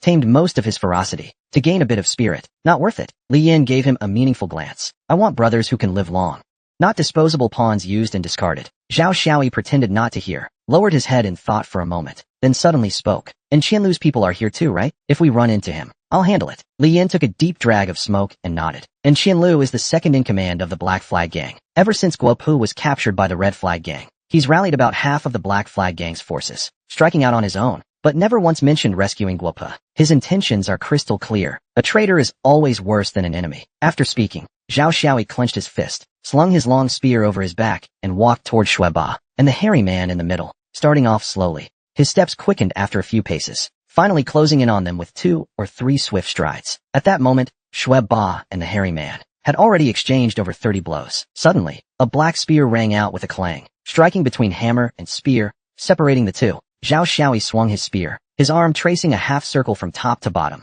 With a flurry of 30 precise strikes, he deftly sent Shueba's hammer flying, then turned and disarmed the man's iron spear, disarming both in an instant. Shueba muttered under his breath, "Damn it, Zhao Xiaoi, what's your deal?" Zhao Xiaoi ignored him, pressing the spear's tip against the man's throat. "Hu Laosan, are you tired of living?" The man suddenly burst into curses. "You Zhao bastard. Your leader Guopu is still in Tianbao Boy's hands, and you're helping Tianbao Boy against our South 7 gang?" Before he could finish, Zhao Xiaoi kicked him off the ship. After a while, the man's head broke the water's surface, shouting up at the Yalinghua, "Zhao Xiaoi, you double-crossing bastard. Fanguzai, I curse your ancestors for 18 generations." Old Gu didn't waste words. He ordered the pirates on the ship to drop, facing a rain of arrows. The man flinched in fear, diving deep, disappearing into the water. Old Gu tilted his head, glaring at Zhao Xiaoi. "You let him go on purpose." Zhao Xiaoi said expressionlessly. "The Tianbao division meeting hasn't started. If you kill someone now, the situation will spiral out of control." Shueba scratched his head nearby. "Uncle Gu." "My hammer fell into the sea." Old Gu ignored him, continuing to question Zhao Xiaoi. "Killing or not is our business. It's not your call to let him go." Zhao Xiaoi retorted confidently. "I was driving him off to stop his nonsense. I said, Zhao, you made my hammer fall into the sea. You've got to fish it out. You clearly have ulterior motives. Blood is thicker than water, and I'm still a Black Flag member. Can one of you just acknowledge me?" Old Gu, "Forget it. He's just a big oaf." Hearing Li Yan speak, Old Gu snorted at Zhao Xiaoi and said no more. Li Yan pressed Shueba's head. "I'll have Brother Daozi get you a new pair of hammers." Hearing this, Shueba obeyed, immediately pestering Zadeo. Li Yan grinned at the pair, but asked Zhao Xiaoi what that move was called. Zhao Xiaoi didn't hesitate. He answered straight. 3 Worlds Breach. Family heirloom. Best for disarming foes. Got any tricks to share? Why not swap some pointers? Zhao Xiaoyi paused, glanced around, then nodded agreement. 2 hours later, after sparring with Zhao Xiaoyi, Li Yin soaked in a tub, mulling.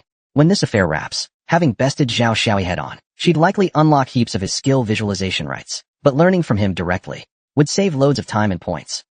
Zhao Xiaoyi held nothing back. His 3 worlds breach, breach mystery, breach coil, breach rhythms combat insights, tricks and flaws, he laid out in detail. She couldn't master it quick, but it gave her a solid start. On the night deck, Zhao Xiaodao asked Li Yin, I don't get your zeal for Zhao Xiaoyi. You planning to pull him out of this world? Make him a vassal? Li Yin looked puzzled. Countered.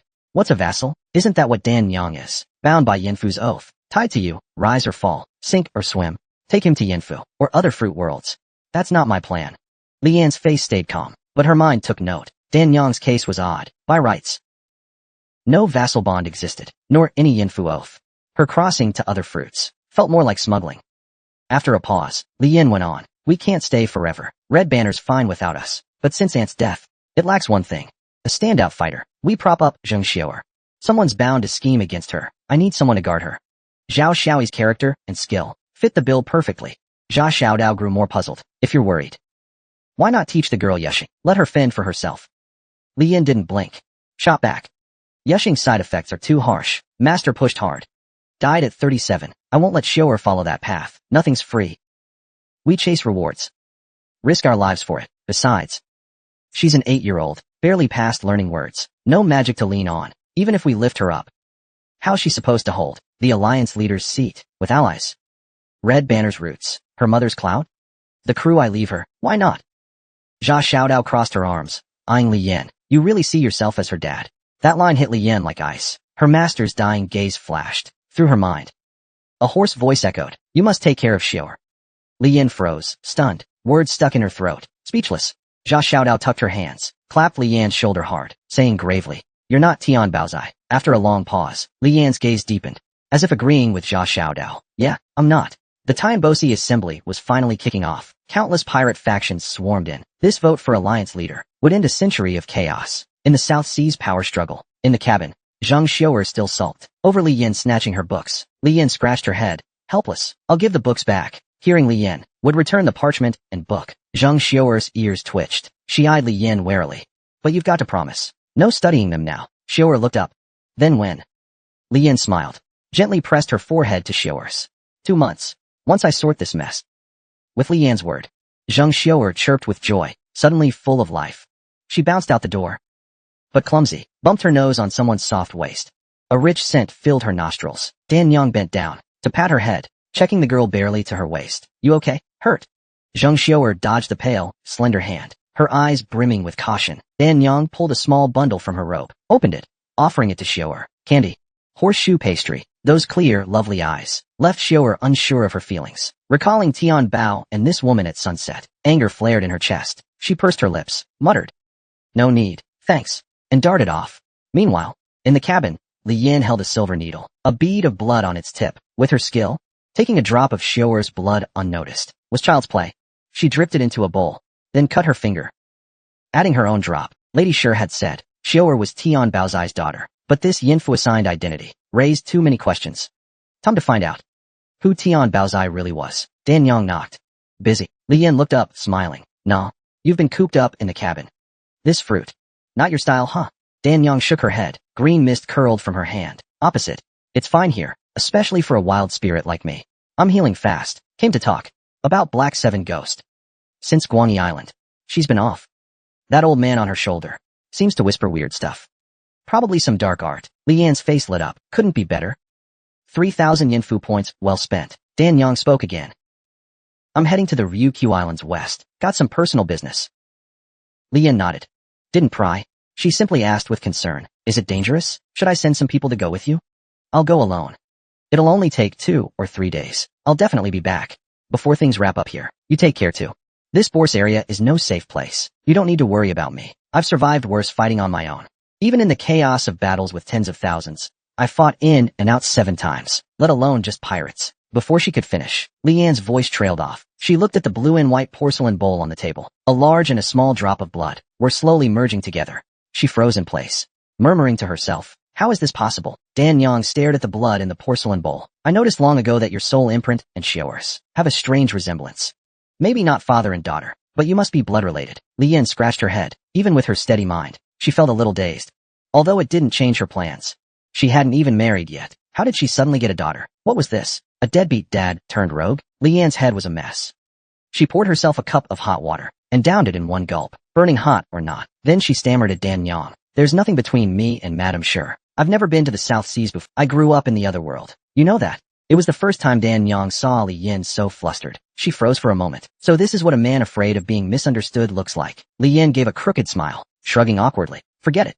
Xiaoer is cute anyway. Xiaoer is really adorable too. Dan Yang waved her fingers and teased him. Yeah.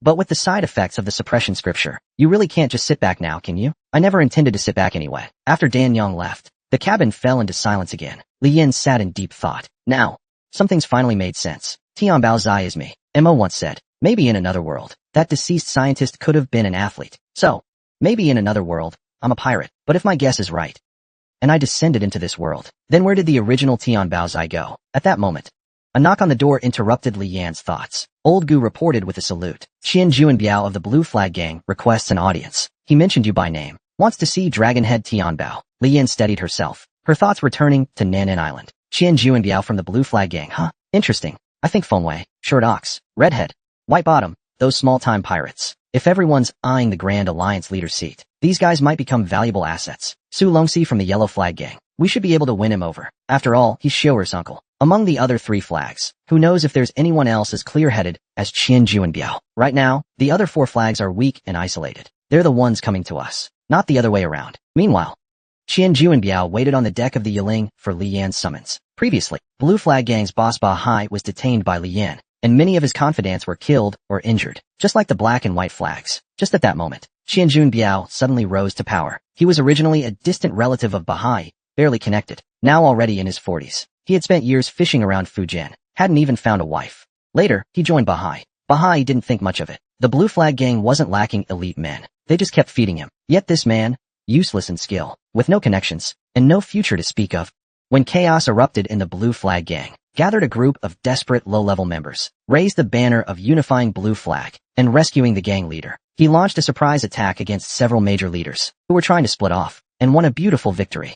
He pulled the Blue Flag Gang back from the brink of collapse. Qian Juanbiao himself used a single fishing spear to kill the second and third leaders of the Blue Flag Gang, solidifying his reputation and status among South Seas pirates. In just 3 days, he suppressed at least 6 factions, trying to establish their own pirate domains. He stabilized the situation to the greatest extent. Now, Qian Juanbiao was no longer that ragged nobody, the bachelor who used to peek at widows bathing in the village. Now he was a warlord commanding over 20,000 Blue Flag men. All he had to do was give a look. Countless people would rush to serve him. If he wanted women, he could choose from countless 17 and 18-year-old virgins. Though his foundation was shaky, and power could be taken any time, it could still be called a meteoric rise. After a while, Old Gu came out. Our Tianbao brother invites you in. But Qianjun, sorry, you can't bring your spear inside.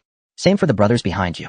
If they want to enter. Qianjun Biao turned around and handed the spear to a fellow Blue Flag brother, who had fought and survived with him from the bottom. Then his tone turned serious. Hu Laosan, come with me.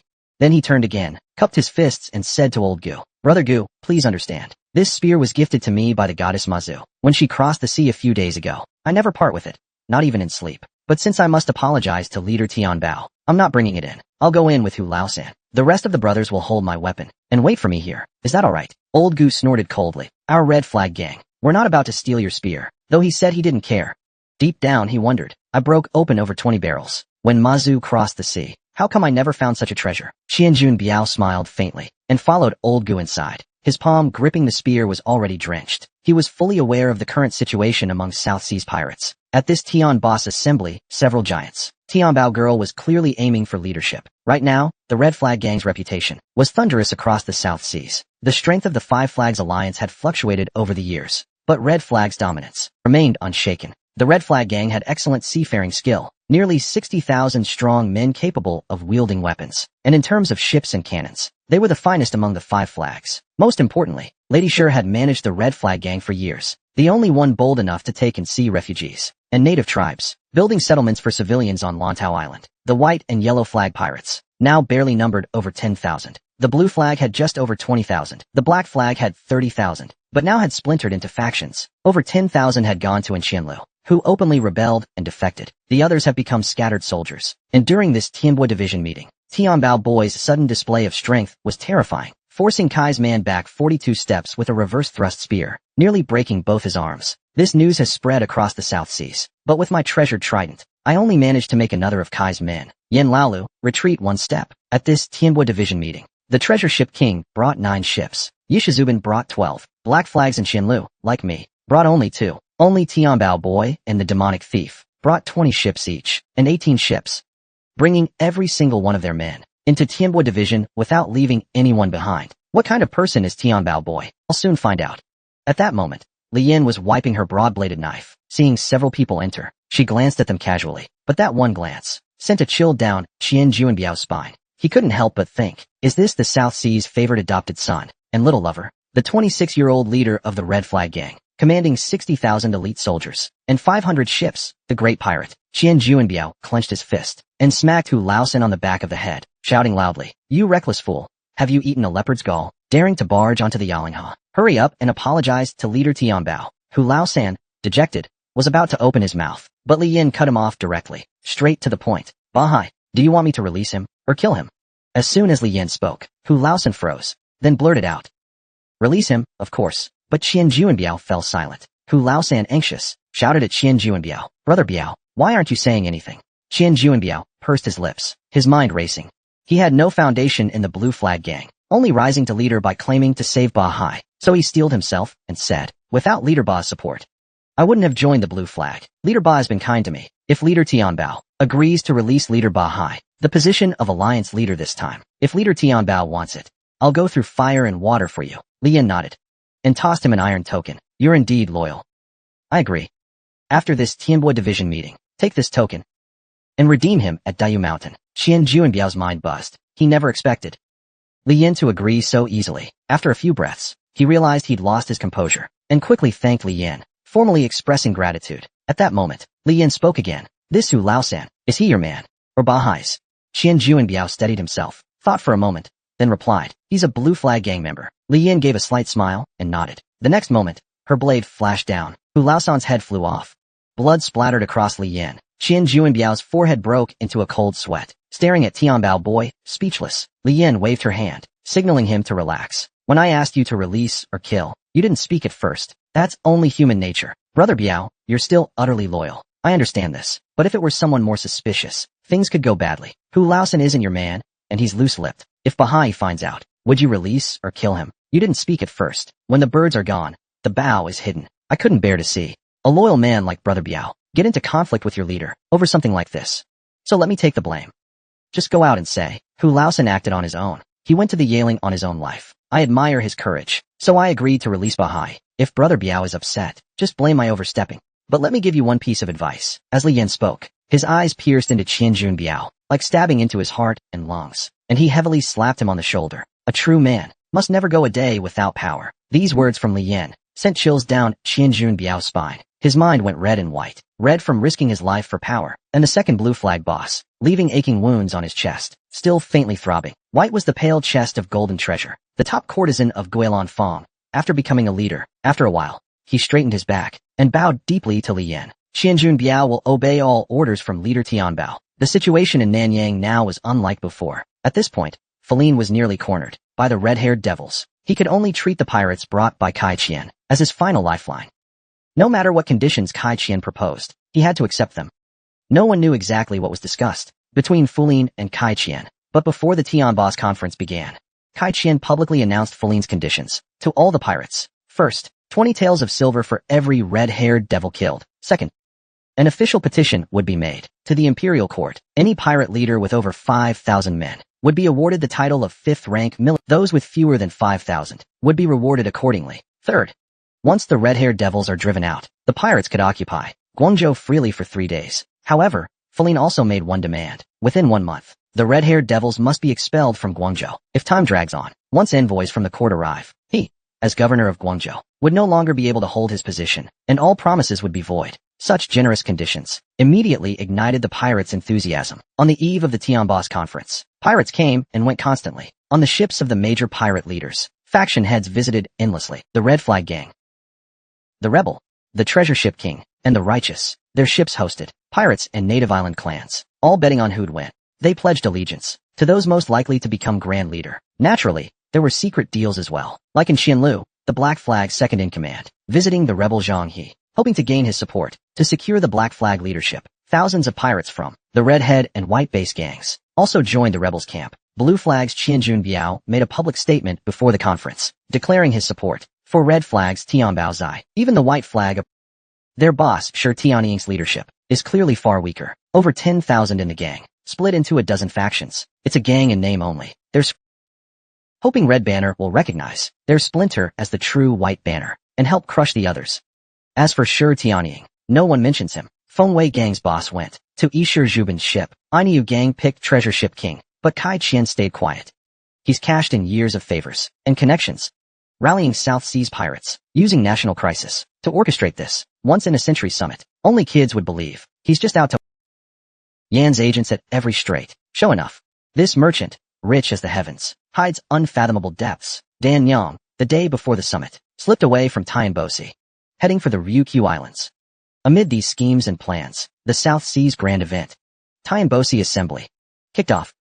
Dark clouds loomed, waves churned, Tianbosi, stitched from 80 ships, like a mobile island. In the clamor of footsteps, South Seas big shots brought their crews to the open deck. This makeshift plaza could hold thousands. Kai Qian stood by the rail, teasing a diamond pin. Li Yin, with Red Banner's crew, clasped fists to Kai Qian. Boss Kai. Been a while. Kai Qian returned the gesture. Brother Tian Bao. Thanks for coming. Then, Kai Qian glanced behind Li Yin, at 20 cannon heavy. Red-sailed warships drifting, barrels aimed at the Tianbosi venue. Old Gu perched on a bow mast, puffing a pipe silently, eyes flicking to the summit. One word from Li Yin, and shells would rain on Tianbosi. Elsewhere, Zhang He, in black Qilin garb, entered the venue. Yishir Zhuban, dressed wild, grass cape slung over shoulders, strolled in. Treasure Ship King Lin Ajin, pale-faced, frail, coughing faintly, looked ready to collapse. Li Yin and Zhang He locked eyes, coldness in their stares. Their feud needed no words. Tian Baozai years back joined 5 Banners hunts against the Fiend, killing Zhang He's key men. Lin Ajin's father aided officials in Taiwan's conquest, earning 5 Banners' hatred, though distance kept peace lately. Yishir Zhuban, once sworn to Red Banner's righteous, got along fine, but Lady Shi despised his trafficking of women and kids. Under her, ties cooled. Yet Lin Ajin and Zhang He were mortal foes. Lin's son and daughter died by Zhang He's hand, and proud Lin scorned. Lowlife Yishir Zhuban, Kai Qian, above the fray, had respect, but no real sway. A merchant leading bandits and pirates, by choice, no chance, getting this rough crowd to follow. A traitor as alliance head was a pipe dream. The relationships among the factions are incredibly complex. At first glance, everyone seems like enemies, but on closer look, there are degrees and priorities. The fight for alliance leadership today remains uncertain and murky. At the red round table in the center were 5 chairs. Kai Qian, Zhang He, Zhuban, and Lin Ajin had already taken their seats. When Tian Baozai approached, Kai Qian extended a hand. Brother Tian Bao, please take a seat. Li Yin nodded in response, and bent down to whisper to Xiao. Xiao, go sit. Don't be nervous. I'll be right beside you. Zhang Xiao nodded, and let go of Li Yan's hand. She stepped forward, grabbing onto the tall Huang Mingwood chair, and sat down. Her feet couldn't reach the floor. To her left sat the infamous traitor Zhang He. She kept a stern face, glancing sideways at Xiao, then turned away in contempt. On her right was Lin Ajin, who couldn't stop coughing. She looked at the little girl, and reached over to offer half an orange from the table. Want to try? Zhang Xiao politely shook her head. Thank you, but no. Lin Ajin smiled kindly, and popped the orange into her own mouth without another word. Li Yin stepped between the seats of Xiao and Zhang He, grabbing the back of Zhang He's chair. Old Zhang, mind shifting the chair over a bit? I need space to rest my legs. But Zhang He could clearly sense Li Yan's provocation. He sneered coldly. It's heavy. I can't move it. Why don't you try? Their eyes locked, sparks flying. Li Yan's grip tightened. Zhang He's fingers twitched, and he muttered a few syllables, typing scripture. Mountain steady. No matter how much force Li Yan used afterward, Zhang He in his chair didn't budge an inch. Just then, Lin Ajin spoke up. Brother, if you don't mind, stand by my side. She moved a chair closer to herself, getting nearer to Kai Qian. The tense atmosphere relaxed slightly. Li Yan cupped his hands and thanked her. before stepping aside, leaving Zhang He growling under his breath. The pirate leaders and their thousands of subordinates noticed it wasn't Li Yin sitting at the round table, but a little girl. Whispers broke out. That must be the daughter of the late leader, and Yahello. Tian Bao's eye wasn't the type to turn his back on old bonds. With everyone seated, Kai Qian stood and saluted, addressing the South Seas pirates both on and off the stage. Gentlemen, now that we're all here, let's set grudges aside. I invited you all to save lives and to make money. I hope everyone can put aside old feuds and unite as one to stand against the red hairs. As the saying goes, a snake can't live without a head. We need someone to lead. Not that being alliance leader means total command. When decisions come, we'll still discuss them together. But we need someone everyone respects to make the final call. Just then, the White Bottom Gang leader interjected. Boss Kai, I understand that logic about a snake needing a head. Since none of our men have left, of course we want in on the action, and we're eyeing the red hair bounty too. As for the big leaders, whoever becomes alliance head, it's not something us small fry get to decide. But there's one person at that table I'm not convinced about. At those words, Xiaoer's heart clenched. The reputations of the pirates beside her were inherited through generations, or carved out with their own hands. They've got the guts to face any challenge. But Xiaoer alone is still so young. Those words hit her, heart pounding. Sweat layered her palms. Again and again, Li Yin shot her a grin. Shook her head, unconcerned. Xiaoer clenched her fists tight, waiting for what came next. Kai Qian bowed slightly. Pray, enlighten me. I'm not convinced. By you, Boss Kai, your wealth could rival nations. Your men, each one's a mystery. But here's the rub. You're no pirate. In our trade's terms, you're not one of us. If you're the go-between. For officials and South Seas pirates, helping us fight off red hairs. For the crown, no issue. But to lead us as alliance head, no matter your riches. White Banner's first to object. White Banner's boss firing that shot caught everyone off guard, but plenty nodded quietly. It made sense. Then the crowd got rowdy. Yeah, Kai Qian's not our kind. You've no right to lead. Kai Qian watched closely, face blank as stone. Li Yin thought to herself, Kai Qian's hands clean? Pure nonsense. Anyone thriving here is ruthless to the core. Back in the old dynasty, Kai's ancestors, to serve the living cauldron, used locals and traders as living sacrifices. Stole their cargo, stripped them, scalded them alive. Methods so vile. They outdid any pirate's cruelty. She glanced at Zhang He. Last night, White Banner's boss boarded the fiend's ship. Plenty knew it. Zhang He's good at using pawns. Right then, a deep, raspy voice cut through, echoing with force. Who says Kai Qian's unfit to lead? An old man, leaning on a cane, helped by Kai's man Hoji Kan, stepped out. White hair, white beard, sunken eyes, but a sharp gaze, coughing now and then. Half the crowd stood. Older pirate chiefs especially. Faces shocked, respectful. Su Yi, it's really Su Yi. The old man, nicknamed Blade Su, must be 90 this year.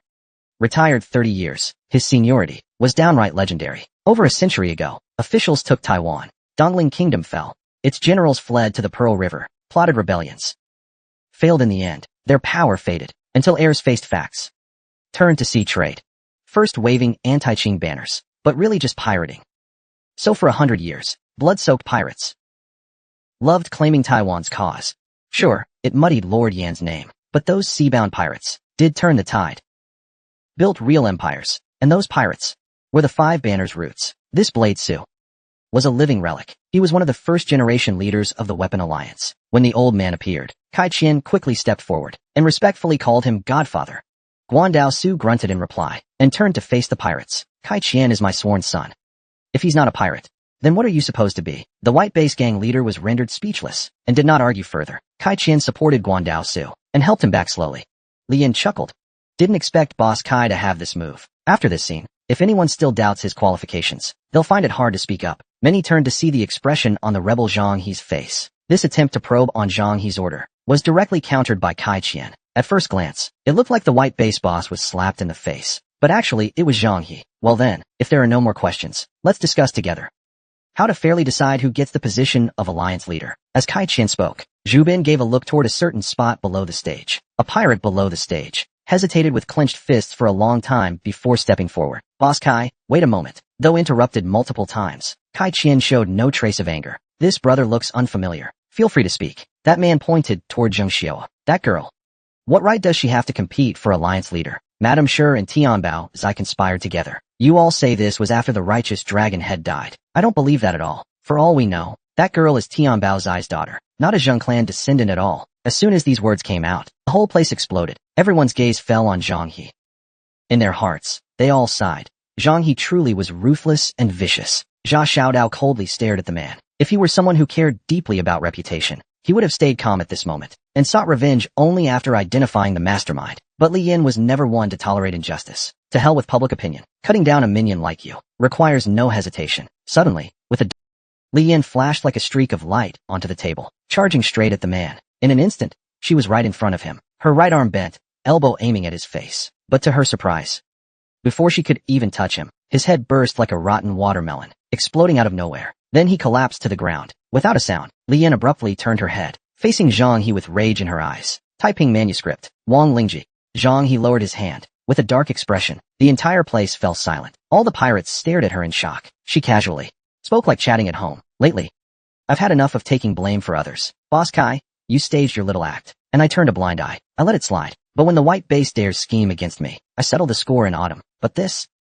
Spreading rumors? Trying to make Wuchi hate me for nothing? Not even checking the facts first. At this moment, Zhang He glared at Zhu Bin with menace. When I, Zhang, do things, I've never stooped to such petty tricks. If you've got a move, bring it up front. Beat the drum face to face. Try to play dirty, and I'll follow through. But when you're dying, don't act dumb. Zhu Bin chuckled dryly. Commander Zhang, just say what you want. Why get physical?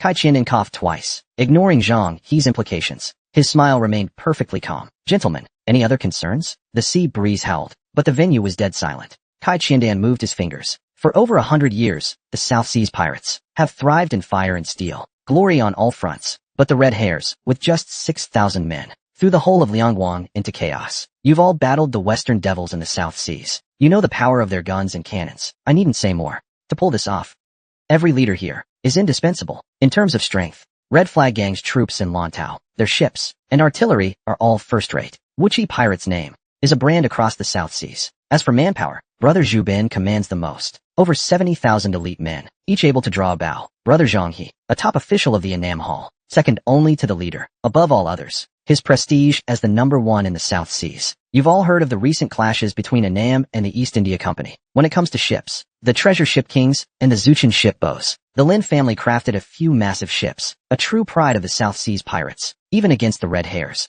They stand their ground, or even surpass. As for funds and supplies, if I acted modest, it would be hypocritical, so I'll admit. I too must be included. Count me, Kai, in as well. Everyone has their own strengths. If I become the alliance leader by paying, these four in front of me will devour me. They'll count heads. Brother Zhu Bin will be pleased. Red Flag Gang and Treasure Ship King's people all own shipyards. We who live off the sea know well. War depends on ships, guns, and cannons. Zhu Bin became leader by sheer numbers. But if Brother Lin is upset and refuses to deploy ships, and Brother Zhang he doesn't agree and just leaves for Annam, then there's no game to play. Kai Qian tapped the table with one finger. Let's make it simple. We fight to choose a leader. A refined idea? Zhang he sneered. I have no objection. But after saying all that, Boss Kai only came up with this lousy plan. One-on-one duels. Can't carry a heavy load. Kai Qian said nothing, but clapped his hands. A dozen men in long robes, with abacuses in hand, dressed like accountants, entered through the corridor. My Tianhua office is a place of business. We know the value of things best. My staff here know the market like no other. These are my pawnshop evaluators from Tianhua office, each with over 20 years of appraisal experience. Whether it's muskets, blunderbusses, ships, or manpower, we'll assess it at the highest market price, in silver taels. As for troops, since we're counting for a month, we'll value each person as a top-level dock worker, for 3 months' wages. After all, war cost lives. Then Lin Ajin asked, You mean to turn all our assets into monetary value? Kai Qian nodded. Exactly. Whoever wins a match must contribute 200,000 taels, or goods of equal value. Whoever loses a match must still contribute 100,000 taels, whether it be people, ships, muskets, or cannons. They all count toward the total. Then a black register will be drafted. Whoever wins the most matches becomes the alliance leader. But one rule, no matter who wins, whatever goes into the register can't be taken out. It all goes to fight the red-haired devils and to post-war compensation. Excess returned, shortfall made up. If the number of wins is tied at the end, whoever contributed the most in silver becomes the leader. Everything must be brought to battle. False reporting won't go unnoticed. Also, those who win can keep fighting. Even if you're not aiming for leadership, you can still send someone to fight. Because once the Grand Alliance is formed, command ranks during wartime, and all positions will be assigned based on the number of wins. The more wins, the higher your rank. After hearing that, Li Yin couldn't help but admire it. Kai Qian really did cover all the bases. You need firepower. Because without wins, everything is meaningless. But just winning, without being able to contribute at the end, is still a waste. Basing alliance posts on match wins also attracts smaller factions. Zhu Bin grimaced as he listened. Each match costs 300,000 taels, almost all the cash the major leaders could muster. Lin Ajin sharply rebuked Zhu Bin with a remark. I'm not asking you to actually pay up. You can use goods to offset it. Didn't you get that? At the same time, he was calculating in his mind. Offsetting like this, every faction would have to scrape together everything they've got, even pawn their pants, and they'd still only manage 2 or 3 million taels of silver. That'd be gone after a dozen battles. Zhang he was also pondering at this moment. Being the alliance leader is definitely not a losing deal. This time, the pirates are attacking Guangdong, a place dripping with wealth. Guangdong, which holds a quarter of the world's silver. As the alliance leader, there'd naturally be opportunities to profit during coordination, and a chance to seize the final red banner. Not to mention, the leader of the South Seas Pirate Alliance, the Pirate Emperor. That title alone is enough to make people flock to it. After some deliberation, the factions all expressed agreement with Kai Qian's proposal. Only Zheng Xiu'er seemed a bit hesitant. She tugged at Li Yan's sleeve, but Li Yan ignored her. Kai Qian then looked at her and gently asked, "Niece, what do you think?" Zheng Xiu'er let out a breath and reluctantly replied, "I'll go with Uncle Kai's plan." Kai Qian chuckled at her words. "Good. Then I'll lead by example. My people will take the first round. Gentlemen, and all the leaders present, please." As soon as he spoke, a lean, muscular man stepped forward. He wore earrings in both ears. His eyes were large, but lifeless. He had a cowtail braid, dressed in a blue robe with gold trim, holding a long blade. This was Kai's crewman, Yin Laoba. Legend has it the Quanlang Sea Ghost was revered by Mazu, impervious to blades and guns, unaffected by water or fire, in rivers and lakes. Its power doubles in the vast ocean waves. Even divine winds and fire can't shake it. The method of its creation was once stumbled upon by the eunuch Sanbao, Xiaoxiang, but as time passed, the method to create the Quanlang Sea Ghost was split into 2 parts. One, the galley ghost, held by the Weapon Alliance. The other, the Quanlang Seed, lies with the treasure ship. Just moments ago, Kai Qian sent Yin Laoba to fight the first round. Kai's crew had already made a name for themselves before the Tianbas convention. They'd earned quite a reputation. But the South Seas pirates, as they stand today, every faction has 1 or 2 trump cards up their sleeves. Being stopped at sea by Kai's crew doesn't mean they're not a match. Looking at Yin Laoba's figure, Lin Ajin frowned. This was the guy who blocked his way earlier. He'd given him quite a hard time back then. This man's speed was terrifyingly fast. His long blade slashed through 13 sails in one go. Only then did Lin barely catch up to him, and managed to bring the rest of the ships in. On the other side, Zhang he was ready to act, his prized disciples and loyal brothers. Though strong in their own right, none were fully confident against this Yin Laoba. If they lost the first round, it'd be a huge blow to morale, and they'd lose 100,000 taels for nothing. But if he personally stepped in from the start, it'd undermine his authority. While both sides hesitated, Li Yan waved at Jia Xiaodao. Then, using the system's voice transmission, he said, "Knife, go up and take him down. If I lose, you're covering the cost, right? Cut the crap. Lose 1 round, and I'm not paying 100,000 taels for nothing. You're that stingy? Why don't you go up there? You ever see a boss go first? I'm just a red flag lackey. Get moving." Zhao Xiaoya, huh? There's still so much high-interest debt out there. If I step up now, that red flag gang will definitely carve a few pounds of flesh off me. I'm not keen on hearing their nonsense either. You're just a lackey, right? When the time comes, I'll beg you for the goods. You sit there smoking, and I'll make sure you don't have to step in. Hearing this, Jia Xiaodao let out a chuckle. Only then did he pat his butt and stand up. He hitched up his loose pants with one hand, raised the other high, and shouted, "I'm in." Xiao Xiu'er, hearing this, was utterly confused. In her memory, Brother Knife only knew how to smoke and cook, nothing else. She couldn't help but feel worried. Jia Xiaodao pulled out 2 knives, humming a little tune. With a cigarette dangling from his mouth, he walked up to Yin Laoba. As both sides prepared to clash, Kai Qian suddenly placed a hand on Yin Laoba's shoulder. "Old 8, stop at the point of contact." His voice wasn't loud, but everyone present heard it clearly. This was clearly a gesture of goodwill toward the Red Flag gang. Yin Laoba frowned. The Yin crew were the boss's trusted men. They didn't need on-the-spot instructions to do their job. Besides, the boss's words carried a heavy tone, and while he was puzzled, Kai Qian lowered his voice again and added, "Don't hold back. This guy's deep." Yin Laoba pursed his lips, his mind sharp with understanding. He drew the steel blade stuck in the ground, wiping it on his arm. Suddenly, Jia Xiaodao's pupils dilated. Yin Laoba struck with lightning speed, slashing down with a single blow. Jia Xiaodao reacted swiftly, quickly blocking with his short knives. At the same time, information about his opponent flashed before his eyes. Name: Yin Laoba. Live top, rat species. Jingtian formation. Knife mastery, 82%. Core strength, 55%. Skills: water treading. Exclusive to live top, rat species. Unrestrained solitude. Explosive speed. Flight instinct. Brief dimensional shift. Overall rating: Shidu. In the blink of an eye, the two had exchanged over 20 moves. Jia Xiaodao hummed his tune with a relaxed air. Yin Laoba, enraged, unleashed his full strength in a fierce slash. But Jia Xiaodao dodged it. Then came a rapid forward charge, bursting like popcorn. His two red kiss pattern knives crossed in a flash, swift and brutal. Yin Laoba couldn't hold his ground. His long blade was knocked flying by Zha Xiaodao's strike. Facing the now unbalanced Yin Laoba, Zha Xiaodao darted forward, both knives slashing down. In truth, it was a feint with one knife. The gleaming blade sliced through, but hit nothing. Yin Laoba's figure had vanished from sight. At the same time, a thin cut appeared on Zha Xiaodao's cheek. Zha Xiaodao's stance remained unshaken. He spun around and charged again. Kai Qian, watching from the sidelines, was stunned. This red flag pirate had forced old 8's trump card in just a few moves. He couldn't help but turn to Li Yin and say, "Brother Tianbao, your buddy has some serious style." Li Yin waved her hands repeatedly. Singing during a fight? That's way too frivolous. Absolutely ridiculous. At that moment, a loud clang rang out. One red kiss knife hit the ground. Zha Xiaodao grabbed the arm that had dug into his chest and chuckled. "Got you now. Caught me? So what?" Suddenly, a massive white sheet enveloped both of them completely. In truth, it was like wrapping a dumpling. The scene erupted into chaos. The pirates, confused, shouted out, "What is this? Some kind of sorcery?" Zhang He, on the side, narrowed his eyes, his heart filled with shock. One was shrouded in demonic aura, while the other was clearly just a mortal, yet carried a faint stench. What's their deal?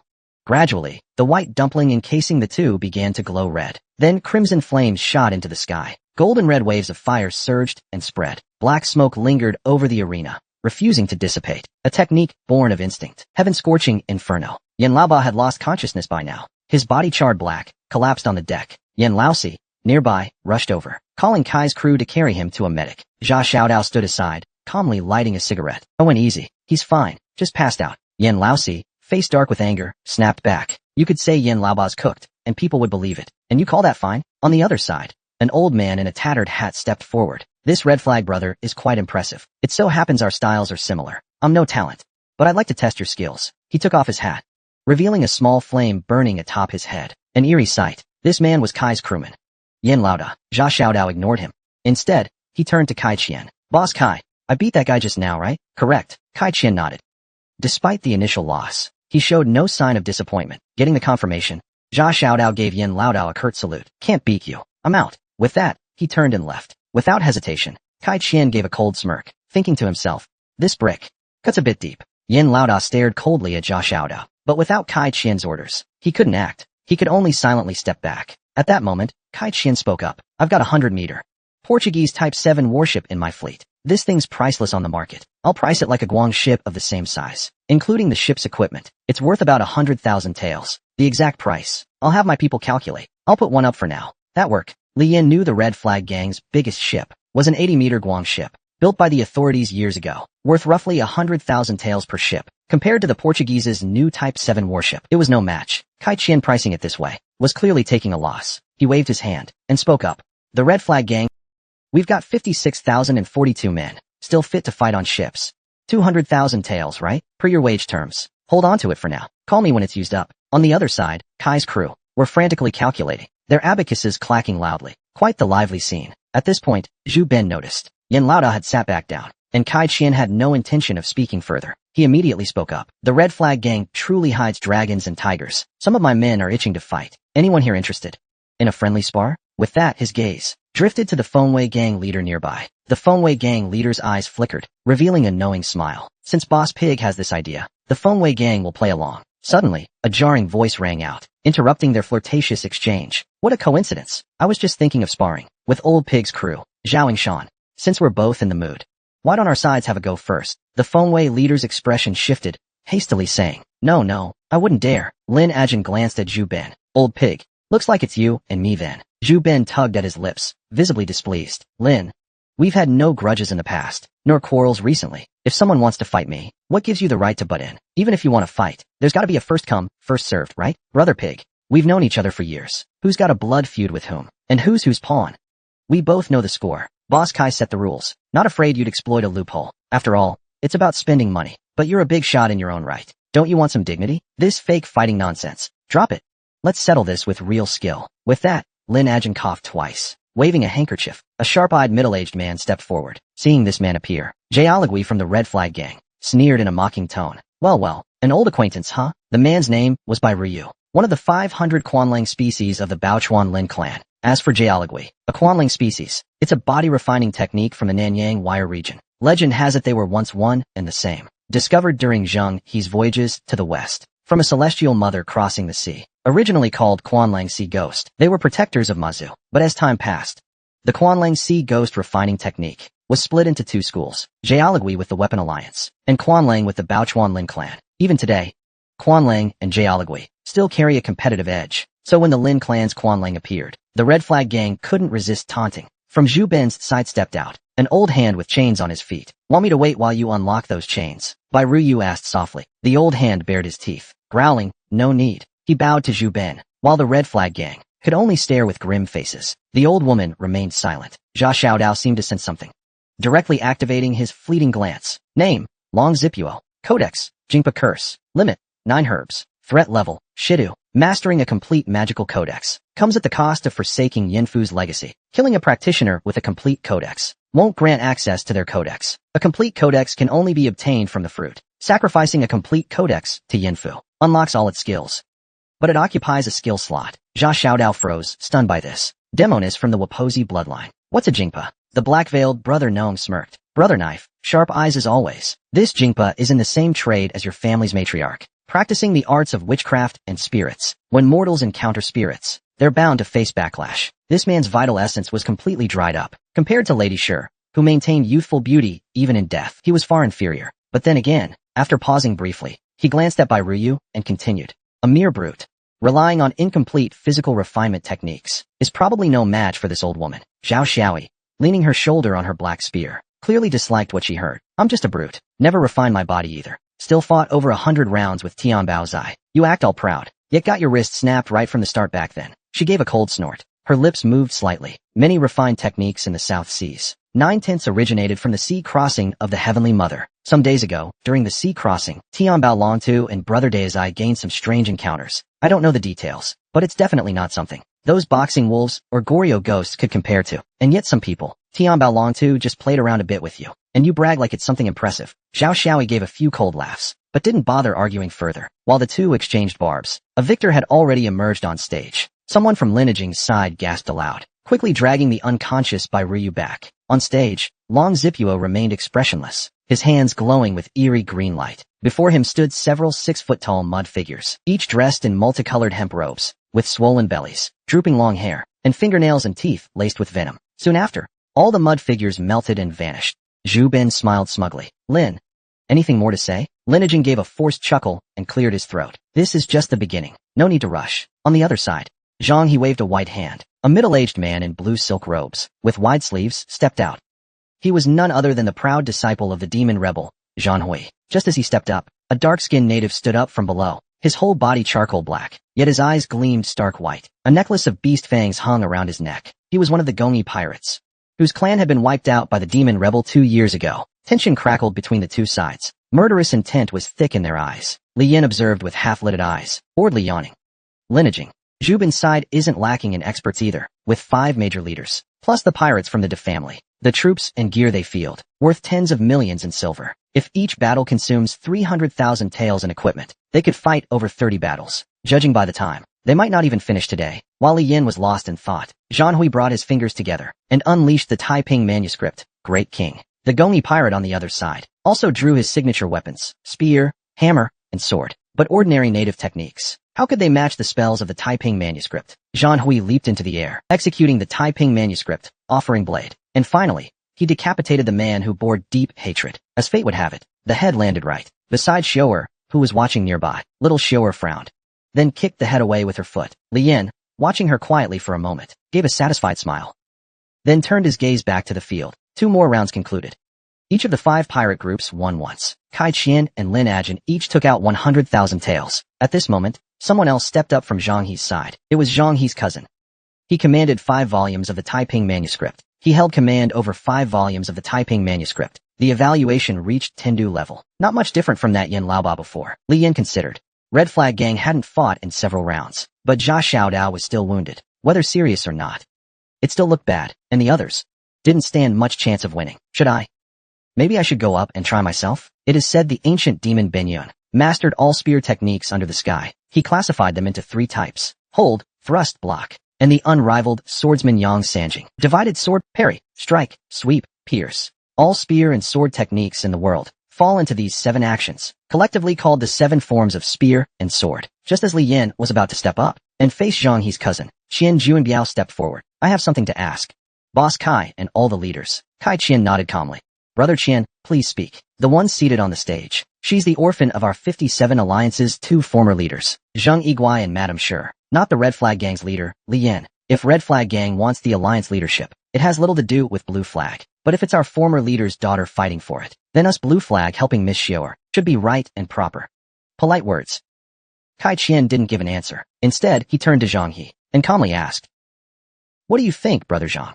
Zhang He's eyes moved up and down, sizing up Qian Juanbiao. He thought to himself, this man has a sallow face, dressed like a penniless old fool, clearly just a mortal, with weak martial skills, not even a Goryeo ghost with the Alliance mark. How did someone like this manage to unite the Blue Flag Gang? He hesitated a moment, then eventually nodded. All right, let's go with your proposal. A golden glint flashed in Qian Juanbiao's eyes. He pulled from beneath the table a blood-red harpoon, and the moment he gripped it, his entire aura changed. Zha Xiaodao looked stunned. The threat level from Qian Juanbiao instantly shifted from light blue to dark red. His evaluation skyrocketed to Tendu level. From the aura it gave off, it was no weaker than Yen Laoba's weapon. That harpoon is suspicious. Li Yin, Zhang He, and Zha Xiaodao all thought the same thing at once.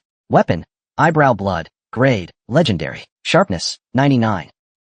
Special effect, drain, loses partial sanity. In exchange for full mastery of eyebrow waist lock technique. Spirit, drinks blood as nourishment, can use all eyebrow waist lock abilities. Trait, killing enemies increases wielder's strength and constitution. Only when wielding this weapon does the bonus take effect. Note: this item was a relic left during Mazu's suppression of the eyebrow waist lock. It was once thrown into the sea by fishermen. During a divine crossing at sea, Qian Juanbiao found and retrieved it, although Zhang He couldn't fully understand it. His face clearly showed a hint of greed. Meanwhile, Zha Xiaodao grinned at Li Yin across the table. Let's take him down. Kill the donkey after it's done pulling the mill. Then the weapon is ours. A legendary weapon indeed. Although Zhang He couldn't understand its origin, his face clearly showed greedy desire. Meanwhile, Zha Xiaodao beside him grinned wickedly at Li Yin across the round table. Let's take him out. Use him, then discard him. That thing will be ours. A legendary class, truly priceless.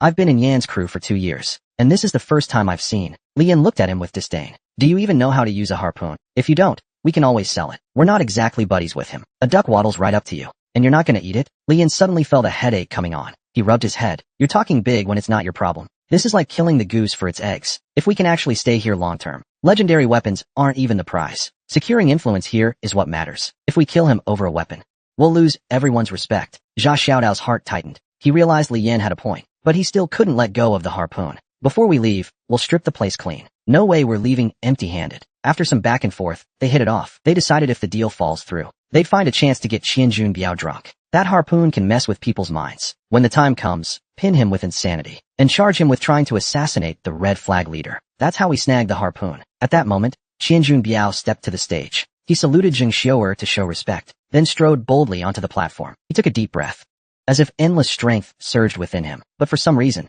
a chill ran down his spine, as if something had locked onto him. He gripped a blood-crusted harpoon. It slashed through the air. On the other side, the demon pirate's clothes fluttered. Swirls of black aura coiled around him, his presence menacing. Dark clouds gathered overhead, cold and ominous. Finally, as the first blue-purple lightning struck, the two launched into a fierce battle. Qian Juanbiao swung his harpoon with blinding speed. The demon pirate, nicknamed Fierce Minter, aimed every strike at vital points. After a dozen exchanges, they were evenly matched, trading blows. Qian Juanbiao didn't want to drag it out. He spun his harpoon and leaped forward. Blood sprays burst forth. Spirit Blood Amber, Demon Hook skill. When unleashed, the blood harpoon sprays blood droplets outward. Hitting enemies inflicts fixed damage. Countless blood droplets shot from the harpoon, relentlessly striking the demon pirate's body, leaving bloody gashes. Qian Juanbiao's attacks grew fiercer, each strike faster than the last. The demon pirate was pushed to the brink, forced to defend with both hands. Suddenly, he twisted his waist, lightly tapped his foot, and from his body, an identical figure leaped out. Taiping manuscript, Eagle Ring Doppelganger. Qian Juanbiao's heart jolted. There's 2 of them? But his harpoon didn't stop. It swept straight for the demon pirate's neck, yet it dealt no damage. Instead, the demon's shadow charged, knocking him back several meters. Seeing his blood harpoon firmly gripped by the demon, Qian Juanbiao panicked. Suddenly, his eyes turned white. His pupils narrowed to slits. He no longer looked human.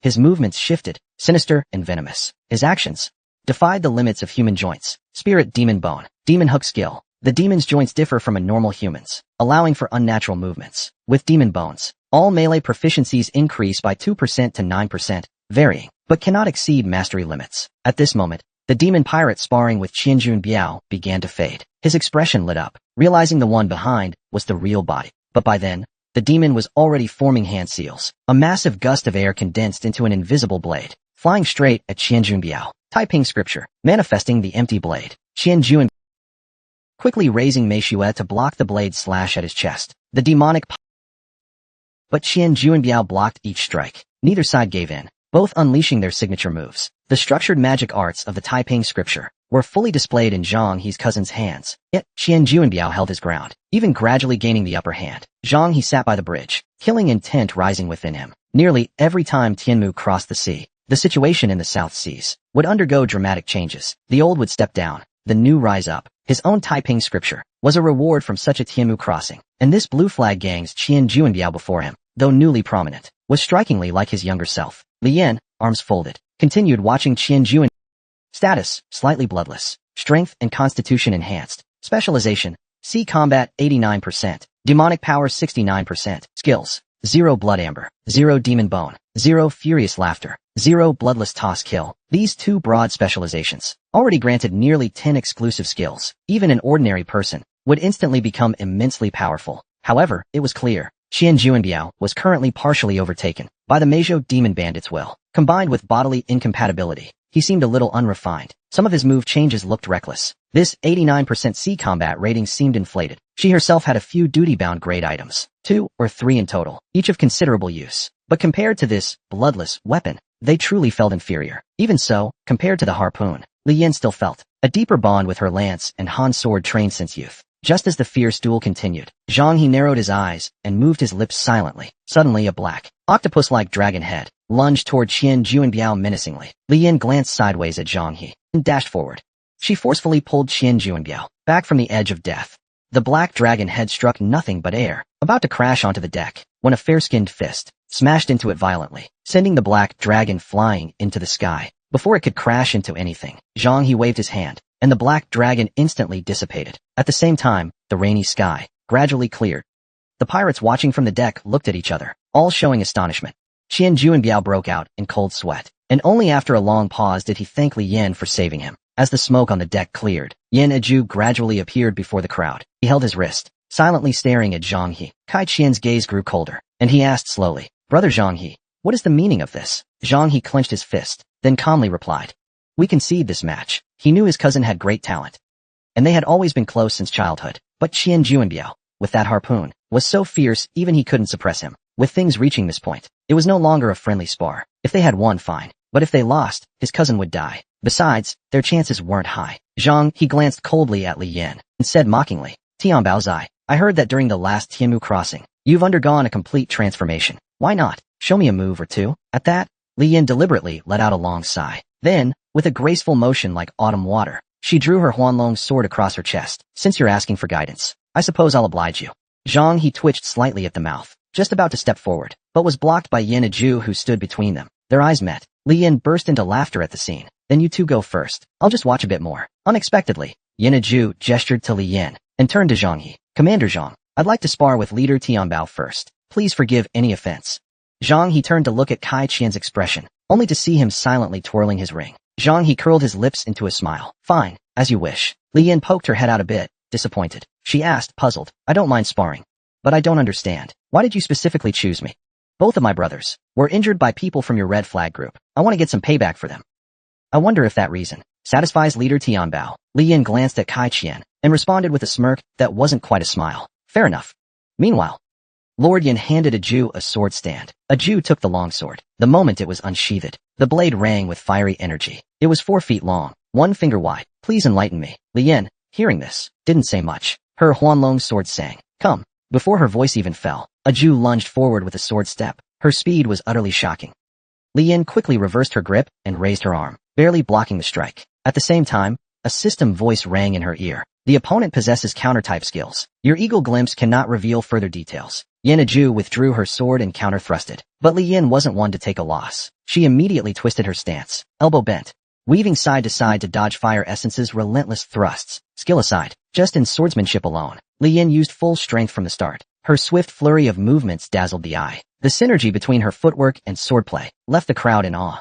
In a flash, the two had exchanged over 4 styles of defense. Zhang He's face turned complicated. He couldn't help but curse inwardly. A single mystical technique can transform someone, but the experience and precision in these two's exchanges must come from deep mastery of martial arts. Tianbao's eye had hidden such swordsmanship. No wonder Ant let go without worry. Just then, Huanlong's blade sliced off one of Aju's braids. Ju curled her reddish lips slightly upward. A red sword light flashed coldly. Blood spattered. Li Yin staggered backward. A gash opened at her waist from Fire Essence's blade. Blood streamed down uncontrollably. Jia Xiaodao looked stunned, even forgetting to light her cigarette. She couldn't believe her eyes.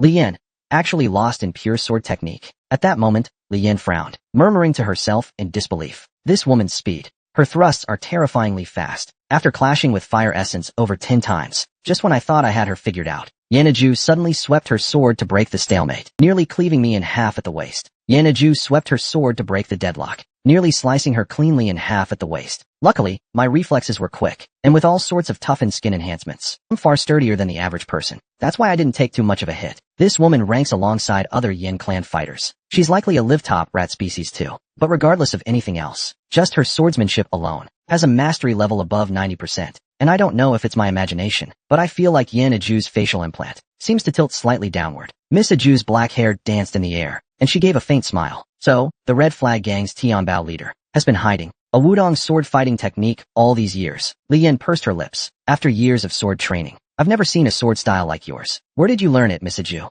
Yin Aju didn't answer Li Yan's question. Instead, she spoke calmly. That day on Daiyu Mountain, when you, Tianbao leader, were spying, I already knew. Those eyes of yours hold the divine gift of piercing the heavens. Since you're so curious, just look for yourself. With that, Aju grabbed her hair with her left hand, tying it into a bundle, and bit it in her mouth. She stepped forward again. Her Huanlong sword held across her chest to block, one long and one short. Their blades clashed once more. The Huanlong sword flowed with fluid precision, sliding and striking with force. The Huijing sword blazed with ferocious speed. Yanaju occasionally unleashed a sweeping slash, graceful as an antelope's leap, executed with natural finesse. Any slight advantage Li Yin managed to gain was instantly undone by one of these sweeps, shifting the momentum. She even took a few minor hits. At that moment, fleeting glance provided detailed information, as Yanaju had apparently lifted some restrictions on her counter skills. Technique. Jiaoshi, one of the 4 major sword styles, the Shi sword, honed by Yanaju into a move with her unique flair, allowing her to occasionally unleash swordplay beyond her mastery level. Seeing the feedback from the Yin system, Li Yin couldn't help but feel a surge of excitement. This Jiaoshi is really something. It seems among the rewards from this Yin system event, there's another prize I've got to have. The Tianbosi tournament had finally reached a fever pitch, with Nanyang's top fighters vying for the title of Sea Emperor. Just moments ago, Aju's Jiaoshi move left Li Yin thrilled, facing Aju charging again with her sword. Li Yin didn't dare let her guard down. Huanlong and Huijing clashed. The situation locked in a perilous stalemate. The two locked eyes, their gazes filled with focus. Li Yin raised an eyebrow, mouthing something to Aju.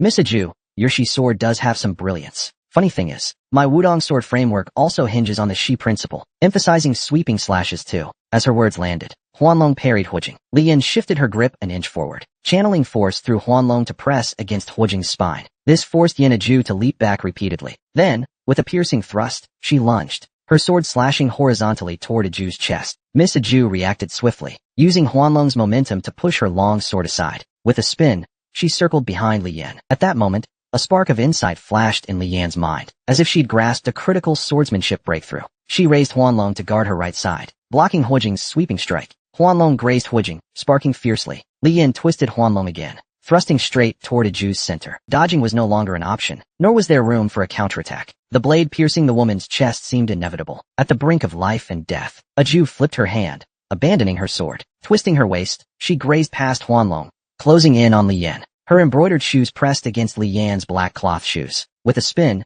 she moved to Li Yan's right, her right hand smoothly catching the dropped Huijing sword. She evaded the fatal strike. At this point, the two were extremely close, their chests nearly bumping into each other. Their duel was intense and dangerous, but also full of chatter. Bits and pieces of their words carried outside the city, causing those who heard to feel heartbroken, yet also interpret a different meaning. So it turns out that leader Tianbao of the Red Flag Gang had long harbored feelings for Miss Aju. Could it be that back on Mount Daiyu, when Tianbao was watching her, Mo Fei already had ideas? The pirates looked at one another, minds clearly wandering. Their words didn't sound like battle talk. So why were their strikes so ruthless? Could Mo Fei, this leader Tianbao, have had his fun and now wanted to walk away? Jia Xiaodao had gone deaf from the soul-calling fish incident and still hadn't recovered fully. He only half understood the rumors being spread, but he could see clearly on the deck that the two were practically chest to chest, gritting their teeth. He felt deeply unsettled. I just hum a little tune while fighting, and as soon as Miss Dan left, this guy started flirting mid-fight. Back on the battlefield, the two were still fighting fiercely. A Jew caught fire essence, her hand flicking front and back, the long sword darting like a venomous snake, striking at Li Yan's waist from a vicious angle. Li Yan raised her foot and kicked at a Jew's abdomen, breaking a Jew's stance and knocking fire essence from her grip. The flying blade zipped past Zhang He's temple like an arrow, embedding itself into the deck behind him. That kick had sent a Jew flying, and she only managed to stabilize a few seconds later. Li Yan did not give chase, but locked her eyes firmly on the kneeling Jew. The woman had lost her weapon, yet showed no sign of panic. Still kneeling on the ground, she slowly stood up. Suddenly, a drop of blood trickled out. Crystal-clear tears flowed from the corner of her eye. The teardrop mole at the corner of a Jew's eye actually dropped along with her tears. The sound of tears hitting the deck was crisp and clear. Yen was shocked. Her scalp tingled. A pair of bright eyes was already inches from her nose. She didn't even know when Yen Aju had gotten that close. Aju's fists glowed with layers of azure light and came crashing toward Li Yen with fierce momentum. Li Yen hurriedly raised Huanlong to block. The instant fist met blade. A massive force coursed through her body. Li Yen was flung backward, and the back of her Huanlong sword shattered, a fragment flying off. With several thuds, Li Yen flipped 3 or 4 times and was sent flying into a dark cabin. This move made Jia Xiaodao leap to her feet. She truly hadn't expected Yen Aju to be this strong. At the same time, Aju's loose hair fluttered in the wind, her clean face glowing with azure pupils. Tears continued to stream from the corners of her eyes. Her fire essence swelled. Tear glue. Leader Tianbao, if there's a next time, use all your tricks early. If you try to hold back, you may not get the chance. Suddenly, a platinum spear flew out from the dust. Yen Aju showed no fear. Her bare fists gathered layers of glowing energy and smashed down hard onto the tiger head spear tip. With a loud bang, the azure light shattered, and the flying spear dropped to the floor. Meanwhile, a slender figure appeared behind Aju. Li Yan's eyes were cold and sharp. She was empty-handed, stepping forward with a left hook, aimed straight for Aju's head. Aju's vision went black. She glanced sideways at Li Yan, but Li Yan showed no mercy, leapt with her right foot, and drove her left foot toward Aju's eyes. Suddenly, the fire essence arrow stuck in the ground flew up and shot straight at Li Yan at lightning speed. Li Yan was forced to twist her body, dodging the arrow midair. Then she snatched the tiger head spear from the ground, spun the shaft while rolling, and swept it at Aju's legs. Aju hurriedly rolled away multiple times, just barely avoiding the deadly attack. The fire essence arrow shot past Li Yan and was caught by Aju. Li Yan held the spear, but her eyes looked cloudy, as if she could barely keep them open. Yen Aju's once bright eyes no longer wept, but locked tightly onto Li Yan. She could feel blood running down her neck into her clothes. They faced each other for a while, and Li Yan withdrew her spear first. She spoke calmly. Miss Aju, let's save some strength for later. If we go all out, it's Kai's ship that'll get wrecked. How about we call this match a draw? Li Yan had never planned to decide victory on a single match. She knew Kai Qian felt the same. Dragging this out further meant little. Unfortunately, her Huanlong sword had cracked. There was no hoping to use it in the Yinfu mission now. She cursed inwardly. This time, she'd really taken a loss. Yen Aju said nothing, but turned at a middle-aged man standing in the turret. He was one of Kai's men, Yen Lauer. Just then, Kai Qian's voice floated over. Aju doesn't have precognition. The fire essence arrow was launched by my man Yen Lao. This match goes to the Red Flag gang. As cheers erupted.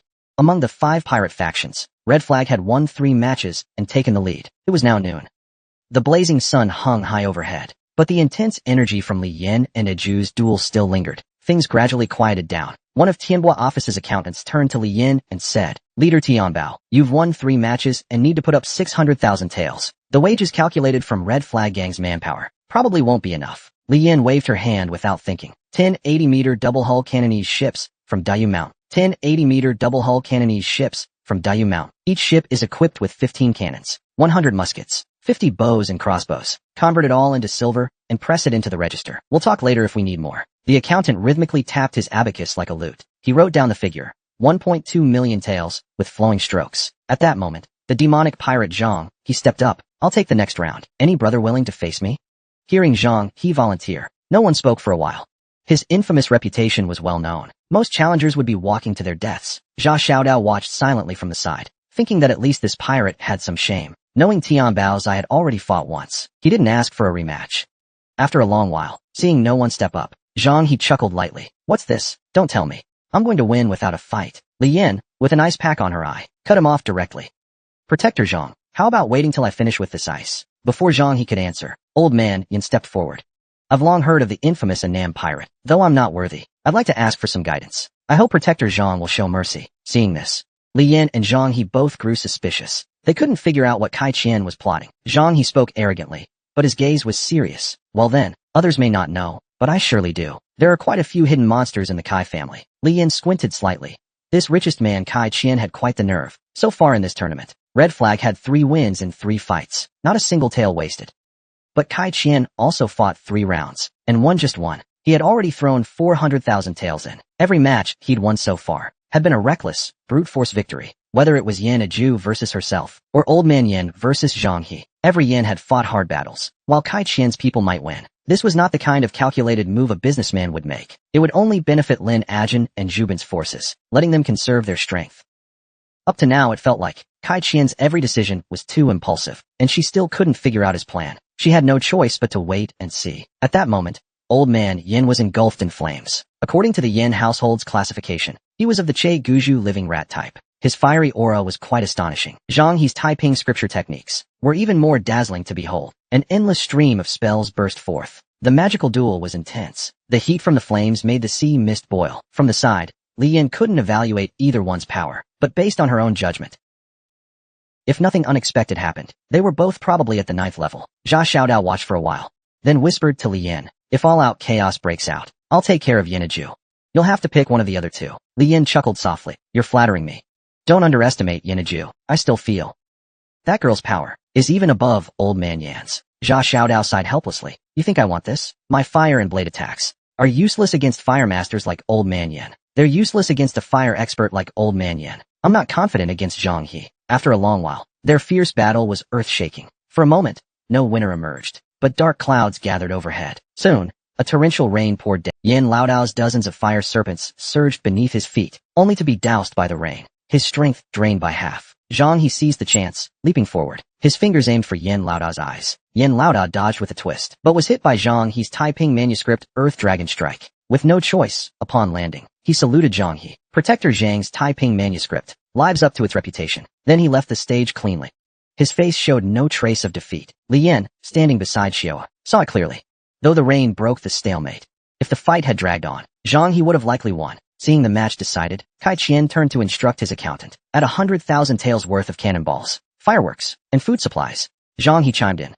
200,000 taels, roughly 4 anin, 3 mast sloops, right? From that moment on, the factions launched, a chaotic free-for-all, each taking the stage. Seeing the Red Flag gang briefly in the lead, others watched them closely. Li Yin held back from sending fighters first, planning to send someone later to capitalize. But the demon pirates and Zhu Bin's men kept a tight watch on Li Yin. Twice, they snatched the follow-up slot. They also proposed fighting the Red Flag gang first. At this point, Li Yin stopped vying for position. Zhu Bin's vast enterprise was built through his own battles. He himself was highly skilled. He took the stage once, defeating one of the demon pirates' disciples under Zhang He. His subordinate, Dragon Granny, also beat a minor leader's champion, Jean Rue. Together, they won 3 matches. The accountant, finishing his abacus, shouted loudly. 1 burst fire cannon, 1,000 rounds, 15 50-meter sloops, valued at 400,000 taels. Gradually, the rain stopped falling. Li Yin observed for a while, then urged Jia Xiaodao to take the stage. Unexpectedly, Kai Qian spoke up, sending Yin Laosi to fight against Jia Xiaodao. Jinhai Rongyuan and Jia Xiaodao clashed fiercely. Both were tough as nails. They fought for the time it takes to drink a few cups of tea, with no clear winner. Perhaps because Kai Qian had lost too much, Yin Laosi fought with extra ferocity this time, as if he had a blood feud with Jia Xiaodao. Several slashes cut to the bone, yet he still traded blows with brutal abandon. In the end, they called it a draw. But Jia Xiaodao kept a trick up his sleeve. He had skills to fall back on. He could fight again. But Yin Laosi didn't have that ability. Meanwhile, Shueba, watching for a while, started pestering Li Yin to let him fight. Li Yin saw the top fighters from each faction had all taken their turns. After much thought, he decided to send Shueba to test the waters. As the Tianbas convention neared its end, Kai Qian's schemes began to surface. Just as Li Yin sent Shueba to fight, the demon pirates and Zhang He's side sent out a cousin who'd fought Qianjun Biao. The two factions had deep grudges. This match was brutally intense. Shueba's hammer crushed the opponent's arm, but he lost an ear to a slash. Both were badly injured. As they prepared to clash again, Li Yin and Zhang He hurriedly called them back. This match, too, ended in a draw. A draw means neither side counts a win. Each pays 100,000 taels. But the demon pirates and Red Flag seemed to have sparked real bad blood. The hatred between them deepened a bit more. Unexpectedly, however, the Baochuan clan surged ahead. Several Lin clan brothers, Quanlang species, took the stage in succession, defeating one of Red Flag's Yahello, a yellow-skinned native from the pirates, and a disciple of the demon bandit Zhang He. Inexplicably, they won 4 matches, temporarily leading. Linajin coughed a few times, smiling with a sickly expression. Tianbao leader's method isn't bad. Counting each win one by one. Too much hassle. My Lin clan offers 5 100-meter floating ships and 1,500 metal sailors. Convert it to silver and toss it into the pot. Settle up when it's done. The Wenyan accountants busied themselves for a while, finally announcing the Baochuan Lin clan's exclusive 5 100-meter floating ships and 1,500 golden battle sailors are valued at 1.6 million taels. Gradually, the sun began to set, and darkness once again enveloped the sea. After a chaotic round of fighting, Linajin unexpectedly took the lead, but drew the attention of Zhang He and Kai Qian. The two lured Linajin into losing one match. At this moment, Linajin had won 4 matches. Zhu Bin had won 3. Red Flag's Zheng Xiuer had won 3. The demon bandit Zhang, he had won 3. And Kai Qian had won 2. The military assets in the pot, converted to silver, had reached 4.5 million taels. At this point, Li Yan called out Ji Nong. The top fighters on the field had mostly already taken their turns. Ji Nong's Wapozi sorcery was eerie, giving him a chance, even against opponents stronger than him. Besides, at this stage, there weren't many formidable opponents left. Ji Nong smirked confidently, standing up leisurely and stepping onto the stage. His pale arm bent gracefully, and he bowed to the crowd. But when he raised his head, standing opposite him was none other than the demon bandit Zhang He. Ji Nong's face instantly paled, a chill running through him. Li Yan frowned, muttering under her breath, "Zhang, aren't you a bit shameless?" Zhang He shot a cold glance at Tianbao. "The grudge between our factions runs deep. Back then, Madam Sure, to force my submission, slaughtered my foster father's entire family. Do I have any reason to play fair with your Red Flag gang?" Before he could finish, Zhang He sensed something wrong. A sharp pain surged from his heart, and blood spilled from his mouth. Fury surged within him, his eyes glaring at Ji Nong. Just that single glance felt like 10,000 thunderbolts explode, plunging him into a living hell. He trembled violently, sweating profusely, unable to move an inch. In contrast, Zhang He was shrouded in demonic aura, purple lightning crackling around him. Taiping Codex, Wang Lingji. As the purple lightning surged forward, Li Yan darted in a flash, swiftly pulling Ji Nong aside, dodging the demon bandits, Wang Lingji. Only the air was left with a teeth-grinding, tearing sound. Li Yan knew Ji Nong was no match for Zhang He, and could only concede defeat. Zhang He wiped the blood from his mouth, saying nothing more, and returned to his seat. Below, Jia Xiaodao lit a cigarette, his mind racing with calculations. In this kind of chaotic brawl, those who speak last gain an edge. In other words, as long as you're thick-skinned enough to avoid stepping up first and pick your opponents strategically, you'll always have the upper hand. That Zhu Bin across from him was stubbornly sticking to this tactic. If they couldn't see which opponent was up, they wouldn't act without certainty. Absolutely no rash moves. Though the pirate crews each had their own schemes, they still valued their pride. Up until now, only Zhu Bin's side had been shameless, and the 5 pirate factions at the round table clearly knew what game he was playing. Lin Lijing spoke up first. "Hey Pigface, I've been keeping count. You basically never sent your people out first. For someone of your stature, have a little shame. Looking like that, how could you lead us as alliance chief? Who'd ever submit to you?" Everyone, Kai Qian, Li Yan, and Zhang He, fixed their gazes on Zhu Bin. Zhu Bin's face turned red, then white. Finally, he slammed the table, as if making a decision. He sent up Long Zipuo, who had already won twice. The shackled old woman took the field again. Standing across from her was Kai Qian's man, Yin Lauer. Facing the eerie Long Zipuo, Yin Lauer's flying sword cleanly sliced her down. He won the match in moments. That made it 3 victories for Kai Qian, tying up the score. Then Zhang He spoke again, sending out his prized disciple, Ruan Ping. Almost at the exact moment Zhang He sent someone up, Li Yan jumped onto the field. With a tiger head spear, Zhang He hadn't expected Li Yan to retaliate so swiftly. He cursed under his breath. Ruan Ping, facing Li Yan, felt like he was standing in ice. His whole body chilled. Li Yan crooked a finger at him with a roguish grin. He knew he was no match for her, but Li Yan's spear came crashing down, like a sudden storm. In the blink of an eye, she sent Ruan Ping flying, his body riddled with bloody holes. All his bones were shattered. And as Tianbao's eye, Zhang He's face twitched, the teacup in his hand shattered in his grip. He slammed both palms on the table, glaring coldly at Li Yan. He shouted, "Tianbao's eye." Li Yan immediately glared back, twirling her spear and smashing it onto the deck. She provocatively beckoned Zhang He with her finger. Zhang He's face twitched again. Then he lowered his eyes, lifted his teacup, and ignored her. He drained the tea in one gulp. At this point, even he wasn't sure of Tianbao's eye's trump card. After a moment's silence, he chuckled. "Qi sure, I'll trouble you now." Li Yan frowned at the name. The Qi Shi this bandit referred to was Qi Daoji in full. He was once a northern wandering Taoist. Zhang He had relied heavily on him when he couldn't read the Taiping manuscript, hence the respectful title Qi Shi. Among the demon rebels, he ranked second in command. This man was clearly Zhang He's trump card, so the demon rebel wanted to test Tian Bao's eyes hidden ace, and Qi Lauer was definitely no ordinary man. Just then, before Li Yin could speak, Kai Qian suddenly chimed in. A Jew. Go and spar with this Mr. Qi. Zhang He's brow furrowed. He glared at Kai Qian. Kai, he snapped. You're offending both sides now. What's your game? But Kai Qian answered nonchalantly, as if unaware. We're competing for alliance chief, all by our abilities. There's no such thing as offense in this. Yaniju stepped onto the field. He faced off against the pirate's second-in-command with a glare, and said in a deep voice, Please grant me your guidance. Li Yin gave Yaniju a meaningful look, waved her hand, and turned to leave the stage. She too couldn't figure out what Kai Qian was planning. After a fierce fight, Yaniju eventually defeated the pirate's second-in-command, but one of his arms hung limply by his side. With that, Kai Qian took another victory. So far, only Zhu Bin had won 3 matches. Everyone else had 4. The situation shifted once again, with Old Man Yan, Yaniju, Zhang He, Li Yin, Jia Xiaodao, and many other experts having fought several times. Each faction had suffered considerable depletion. They began sending in mid-level fighters of lesser strength.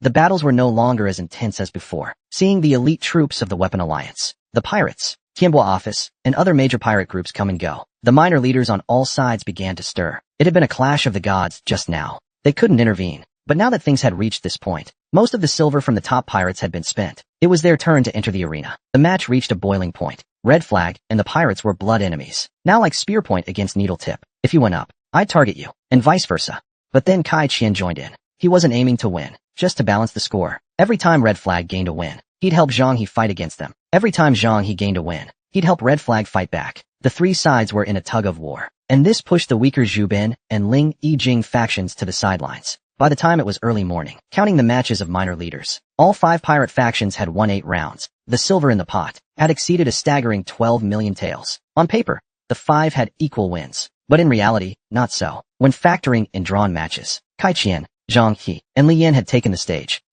almost twice as often as Ling Yijing and Zhu Bin. Jia Xiaodao watched clearly from the sidelines. He didn't even need to do the math. Just from observation, Kai Qian, Li Yin, and Zhang He were out of money. While Kai Qian was draining his own silver reserves, he also wore down the weapons and ships of the pirates. Li Yin crossed her arms, glared angrily at Kai Qian. Red Flag Gang had contributed 7 Guangdong Old Arch ships from Dayu, with 100 cannons, worth 800,000 taels. Zhang He clenched his fists tightly, coldly staring at Kai Qian. Annam contributed 2 small shipyards, also worth 800,000 taels. After a long round of calculations, the accountant ran over to them. Boss, protect leader Tianbao. The 3 of you each have about 200,000 taels left in your accounts. Anything else to pledge? Neither replied. Both looked at Kai Qian. Kai Qian calmly peeled the lid off his tea. Gentlemen, running out of funds? What a coincidence. So am I. Zhang He could no longer contain his fury. He snapped and asked, Kai, what the hell are you playing at? He knew full well Kai Qian had dragged both him and Tian Baozai down with him.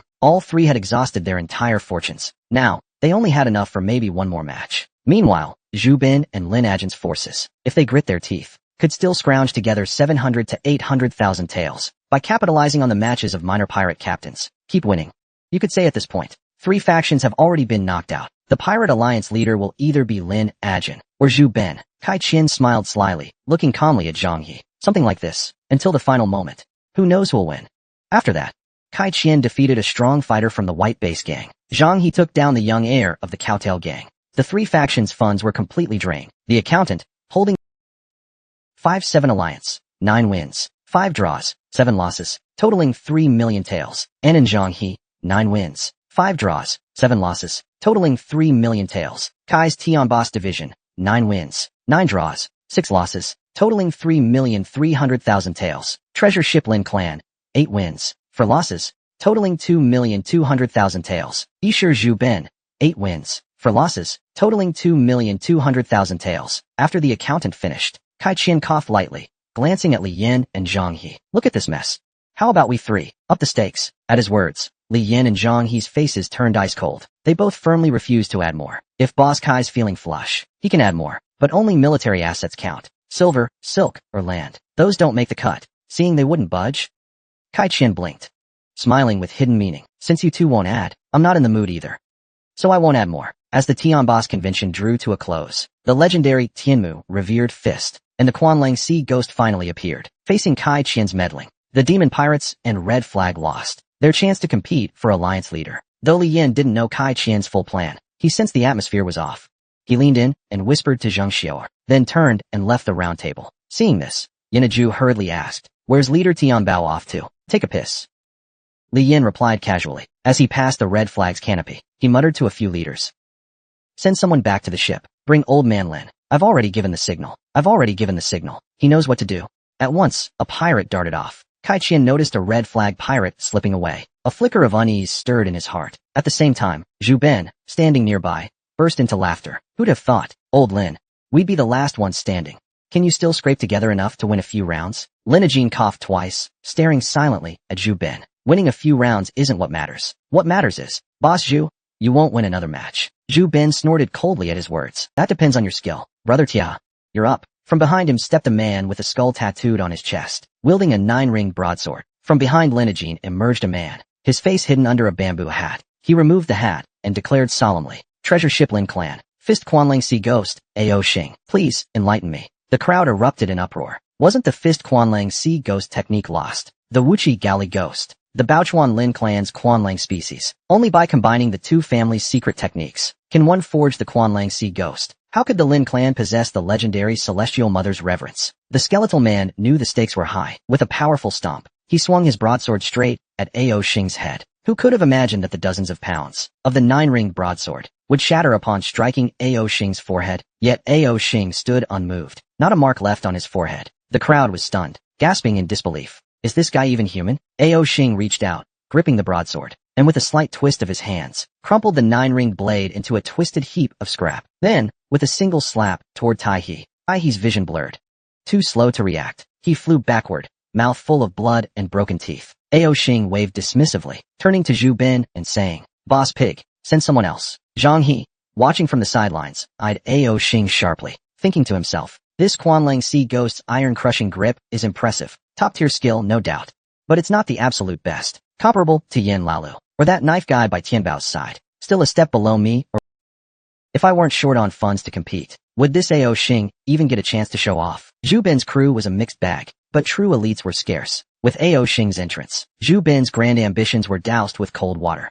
Every brother he sent was crushed by Ao Xing's single slap. Facing the Quanlang Sea Ghost's dominance, no one from Zhu Ben's side dared step up anymore. Meanwhile, Linajin's side had racked up 11 wins, far ahead of the rest. Zhu Ben's face was grim.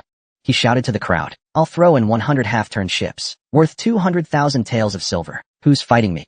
Wen Yin, standing nearby, sneered mockingly. "Who'd fight you now? You'd have to be out of your mind." Kai Qian sighed, then stood up with a look of acceptance. "Looks like the outcome's clear. Everyone, the Baochuan Lin clan has the most wins, as per our agreed rules. Linajin is the chosen leader of this Tianbosi tournament." But at that moment, Linajin suddenly cut in, interrupting Kai Qian. "My health's too frail to endure the chaos of battle. A leader who can't hold the front line. What kind of sense does that make? The Baochuan Lin clan doesn't dare claim the leader's seat. Winning a few extra matches was just luck. I voluntarily withdraw from the Tianbosi tournament's leadership contest." At these words, the pirates below erupted into chaos. What's that supposed to mean? Boss Lin's saying this now. Is he toying with us? So what happens now? Amid the clamor of voices, Yin Laodao's icy voice rang out, with Boss Lin stepping out. "The Weapon Alliance and my boss are tied at 9 wins. But my boss put up the most money. As we just agreed, the leadership naturally goes to my boss." Zhang He snapped to attention, slamming the table and pointing at Kai Qian. "You sneaky Kai, you and Linajin are in cahoots." At that accusation, Yaniju, by Kai Qian's side, half drew her Huijing sword. Yin Laodao, eyes half-lidded, stepped in front of Kai Qian. Kai Qian adjusted his glasses, chuckling softly. "If Brother Zhang also thinks I should be leader, I can only humbly accept." Zhang He spat sharply. "You wish, you bastard." On the other side, Zhu Ben's eyes glinted, and he started stirring the pot. "Yeah, Kai, you're cheating."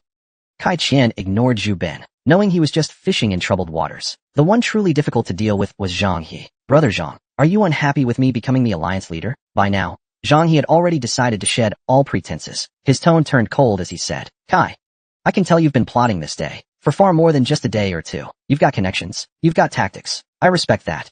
But let me be clear." He pointed at Lin Lijing. "If Lin doesn't want to be alliance chief, fine. But that position, whether by new rules or old, by the way we fought just now or otherwise, I'm fine with any of it, except for one thing. We can't follow the same ranking system. You want to climb to the top by order? As a man and a bandit, I'm the first to object. In response to Zhang He's words, Kai Qian also stepped forward, unwavering. I, Kai, am a businessman. I make friends with those who value their word. Brother Zhang, you are after all the governor of 3 prefectures in Annam, second only to one, above 10,000, when you gave your word. Was that supposed to mean nothing? I'll say just one thing. No rematch. Impossible. The words had barely landed when a cold light flashed in Zhang He's eyes, and he lunged forward. A claw laced with demonic energy reached for Kai Qian's neck, but Yanaju grabbed his wrist in time. While Zhang He lashed out, Kai Qian remained calm and smiled warmly. Brother Zhang, let's talk this out, all right? No need to lose your temper. Zhang, he said nothing, but glared coldly at Yanaju. Yanaju stared right back, unflinching. Tension mounted, swords were nearly drawn. The demon bandit's second in command, Chi Daoji, rushed up to help, but was stopped by a firm hand on his shoulder from Yen Lao. A cold voice whispered in his ear. Anyone who moves, dies. He knew he wasn't a match, and faltered instantly. Meanwhile, Zhu Bin narrowed his eyes, about to stir trouble, only to be blocked by Ao Xian and Lin Lijing, unfazed, as calm as a meditating monk. Both sides rushed to surround the round table, guarding Zheng Xiuer's position. Li Yin wasn't around. A red flag captain instinctively asked little Xiuer what to do, but he immediately regretted it. Why ask an 8-year-old girl such a thing? Unexpectedly, Zheng Xiuer bit her lip and said firmly, protect me first. Red flag brothers form a circle. Use tables and benches as cover. Watch for grenades. Anyone who approaches, hit them back. Wait for brother Tianbao to return. The red flag captain was overjoyed. He responded quickly. He truly hadn't expected such a little girl to remain so calm in such chaos. At that moment, a massive explosion thundered. The searing shockwave knocked many pirates to the ground. Experienced pirates cried out, foreign artillery. Are the redcoats here? Zhu Bin lost it and shouted at Kai Qian. Kai, you bastard. You're trying to get us killed. But Zhang He and Kai Qian both looked furious. They shouted at Zhu Bin together. You idiot. Shut up. Then they turned their eyes to the distance. The shot had come from the red flag ship Yahello. Old Gu checked the barrel. Barely any grit. Not hot to the touch. Even freshly fired. Still smooth as ever. He couldn't help but laugh. This old craftsman really is something else. What a beautiful piece of work. Zhang He watched in disbelief as the cannonball flew from a red flag ship into his own men. He was both shocked and furious. He asked fiercely, Tianbao Zai, what do you mean by this? Li Yin flicked water droplets from her head. Everyone seemed fired up. I just fired a shot to boost morale. As Li Yin returned, the red flag gang instantly found their spirits lifted visibly. Kai Qian watched Li Yin approach, his tone calm.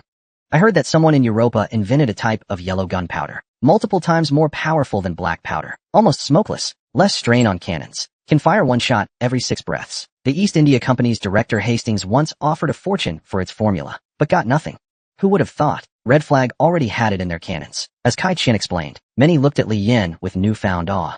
No one knew when Tianbao Zai managed to get such artillery. Li Yin smirked, glancing around. Everyone, may I say a few words? No matter what, rules are rules. Zhang He can't just toss the tiles and say, game over. It doesn't work that way. Zhang He sneered arrogantly. If Red Flag's not satisfied, you can all come at once. Just then, a sound of breaking chains echoed out. Shui Ba smashed several chains linking the arena to a large ship. The ship, originally connected to Tianhua's dueling platform, began drifting away. Seeing Red Flag Gang breaking his ship's chains, Kai Qian couldn't help asking, Brother Tianbao, what is this about? Li Yin grinned at Kai Qian. Don't be so stingy. We're just borrowing a ship. Wouldn't want you caught in the crossfire. Then she turned to Zhang He. All this talk, just because you pirates won 4 solo matches, but got tricked by Kai Qian out of the leadership? If that's the case, you and I, on that ship, one-on-one. If you win, you can reset the match. Red Flag won't say a word, but if you lose, shut your mouth. Kai Qian's eyes lit up. He gave a big thumbs up. Brother Tianbao, truly bold. Li Yin laughed heartily. Oh please. Our Xiuer is practically the next leader already. He wants a reset just cause he's sore? Too bad it's not that easy. Hearing that, Kai Qian's expression grew cold and silent. Zhang He, however, burst out laughing and called him an idiot, then gave Li Yin a long look and sneered. Tianbao Zai, Yagu saved you from me more than once. Seems you've forgotten that completely. Li Yin didn't reply, just gazed toward the sea and sky, and snorted. Hearing you say that, makes me want to remember it after all. The duel between Pirate Zhang He and Tianbao Zai finally began. The South Seas arc was reaching its finale. After challenging Zhang He, Li Yin lightly tapped the sea's surface. Ice spread beneath her. She walked on ice, heading straight for the drifting ship. Zhang He flicked his sleeve. Black demonic wind rose up, lifting him into the air. He swayed toward the ship in flight. Kai Qian calmly watched the two depart, then whispered to Yan Aju beside him. Tell me, if Tianbao Zai brought Lin Yuanfu here, and he learned that I, boss of the 13 guilds, let a Guangxi-born pirate like How could I ever explain that to the authorities? Hearing this, a Jew frowned deeply. Boss, what do you want me to do? These past few months, I persuaded the Black Silk Hall to raid Liangguang. It took immense effort to orchestrate this setup. Feline's already scared out of his wits. No matter the terms, he's mine to mold. For the next 10 years, Guangdong's 13 guilds won't face any interference from the officials. As for the pirates, the leadership is within my grasp. I can't let some unappointed Liangguang governor ruin my plans. At this point, Kai Qian's face darkened, covering his nose with his hand. If Tianbao, then tell the boys to move. Assassinate Lin Yuanfu. At the same time, the pirates craned their necks, watching a large ship drift into the distance. Suddenly, a rich fragrance caught everyone's attention. Jinong glanced coyly at Jia Xiaodao. Brother Knife, what are you eating? Jia Xiaodao, holding a plate, mumbled through a mouthful. Stir-fried double greens. Want a bite? Elsewhere, the distant Milani galleon was shrouded in black, demonic mist. The pirates on deck stared wide-eyed, but saw nothing. Li Yin leaped onto the deck with agile steps, while Zhang He rode a gust of black, demonic wind, landing from above. Seeing the demon bandit land opposite her, Li Yin grasped at the air, summoning her tiger head spear. She spoke first. Qianjun Biao found a treasure in the Celestial Mother's Sea, keeping a harpoon at his waist day and night. You, Zhang, also got a Taiping codex from that sea years ago. Is it still on you? Zhang, he didn't answer Li Yan's question. Instead, he rubbed his wrist and mused aloud. The Nanyang Islands are watching. Your red flag cannons are still primed. Kill you, and Tianbosi's momentum crumbles. The law is merciless. If I accidentally kill you, don't hold a grudge. Li Yan chuckled at his words. It's been 7 or 8 years since anyone dared talk to me like that. Her eyes sharpened, and with a whoosh, she charged forward. Her tiger head spear scraped sparks across the deck. Zhang He flicked his left hand, unleashing a black dragon head that lunged to bite. Li Yan sidestepped, dodged, and swiftly closed in on the demon bandit. Zhang He swung his right hand, releasing another black dragon head, but her Beijing spear swept through, shattering the dragon head with ease. Zhang He felt a chill at his neck, a searing force rushing toward his face. Forced back step by step by Li Yan, he remained calm on the surface, but his back was drenched in cold sweat. The Taiping Codex holds earth-shattering techniques, but there's one flaw. It trains the art, not the body. Though it includes defenses like the great Ming King's dragon head and Huashi, they're external protections. If Tianbao's spear breaks through my defenses, I'm as good as dead. Then Li Yan noticed something off. Looking down, she saw thick black cicada threads crawling up her spear toward her wrist. She snorted coldly. And behind her, the phantom of the lone empress bird emerged. Zhang He gritted his teeth, forming hand seals, muttering incantations. But how could Li Yan give him time to cast? Her right thumb pressed the spear shaft, her left hand thrust forward. The Beijing spear under Yinchuan's command turned into streams of light, surging toward. At the same time, the lone empress bird's eyes glowed, its twin white feathers blending with the tiger head spear's shadow, unleashing a ferocious torrent. Sonic booms erupted in succession, as the thick black smoke was blasted apart by the white feathers. The deck splintered into jagged cracks. As the black smoke cleared, crimson blood dripped from the Beijing spear's tip. Li Yan let out a cold laugh. Is this how Madame Sure saved me back then? Zhang He let out a raspy, eerie chuckle from his throat. Silence, likely indicating a tense pause or action. Intricate array patterns traced by the black smoke had somehow encircled her unnoticed. Zhang He snapped his head up, his left eye, once pupil-less, glinting with red light. The array patterns under Li Yan's feet began to glow. A deafening boom erupted. A black mushroom cloud shot into the sky. The heavens trembled. The entire sky turned a bruised cyan. Typing manuscript, Jiazi Crucible. Meanwhile, Jia Xiaodao, watching from afar, was so shocked his jaw dropped. He couldn't help but yell, "That's way too insane." As the black smoke slowly cleared, the once sturdy Milani galleon was now in tatters. Half its hull sank into the water. Its mast tilted. Items on deck splashed into the sea. Though they knew Zhang He's magic was godlike, capable of splitting mountains and seas. Seeing this scene, the crowd was struck speechless with awe. Kai Qian gazed at the distant battlefield, muttering instinctively, with a sharp blade in hand. The urge to kill arises. He sighed inwardly. Zhang He's skill will be his glory, and his doom. On the other side, Li Yan clung to the mast with one hand. His body dangled in the air, breathing heavily, like a beast in battle. His footing faltered as mana surged erratically. His mind was in a haze. He couldn't recall when it started, but he'd grown used to this life or death chaos. He blinked, glancing down at the carnage. Zhang He stood on the ship's deck. His fingers swiftly formed rigid seals, muttering incantations under his breath. Before long, talismans danced before him.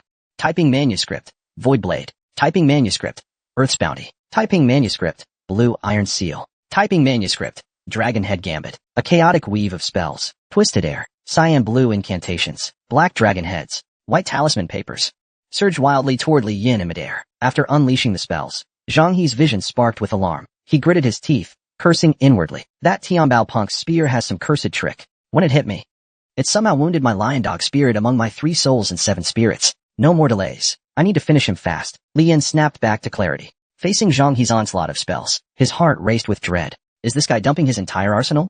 He took a deep breath. His body surged with power, raising an arm to block. The bewitching bird empress behind him wrapped both arms around him. The power of the 9 phoenixes gathered in his tiger head spear. Twin streams of icy mist spread forward. Where the spear's tip passed, the air seemed to freeze solid. The black dragon heads, the cyan blue curses, all of Zhang He's myriad spells, were halted by the frost-wreathed bronze spear, utterly obliterated.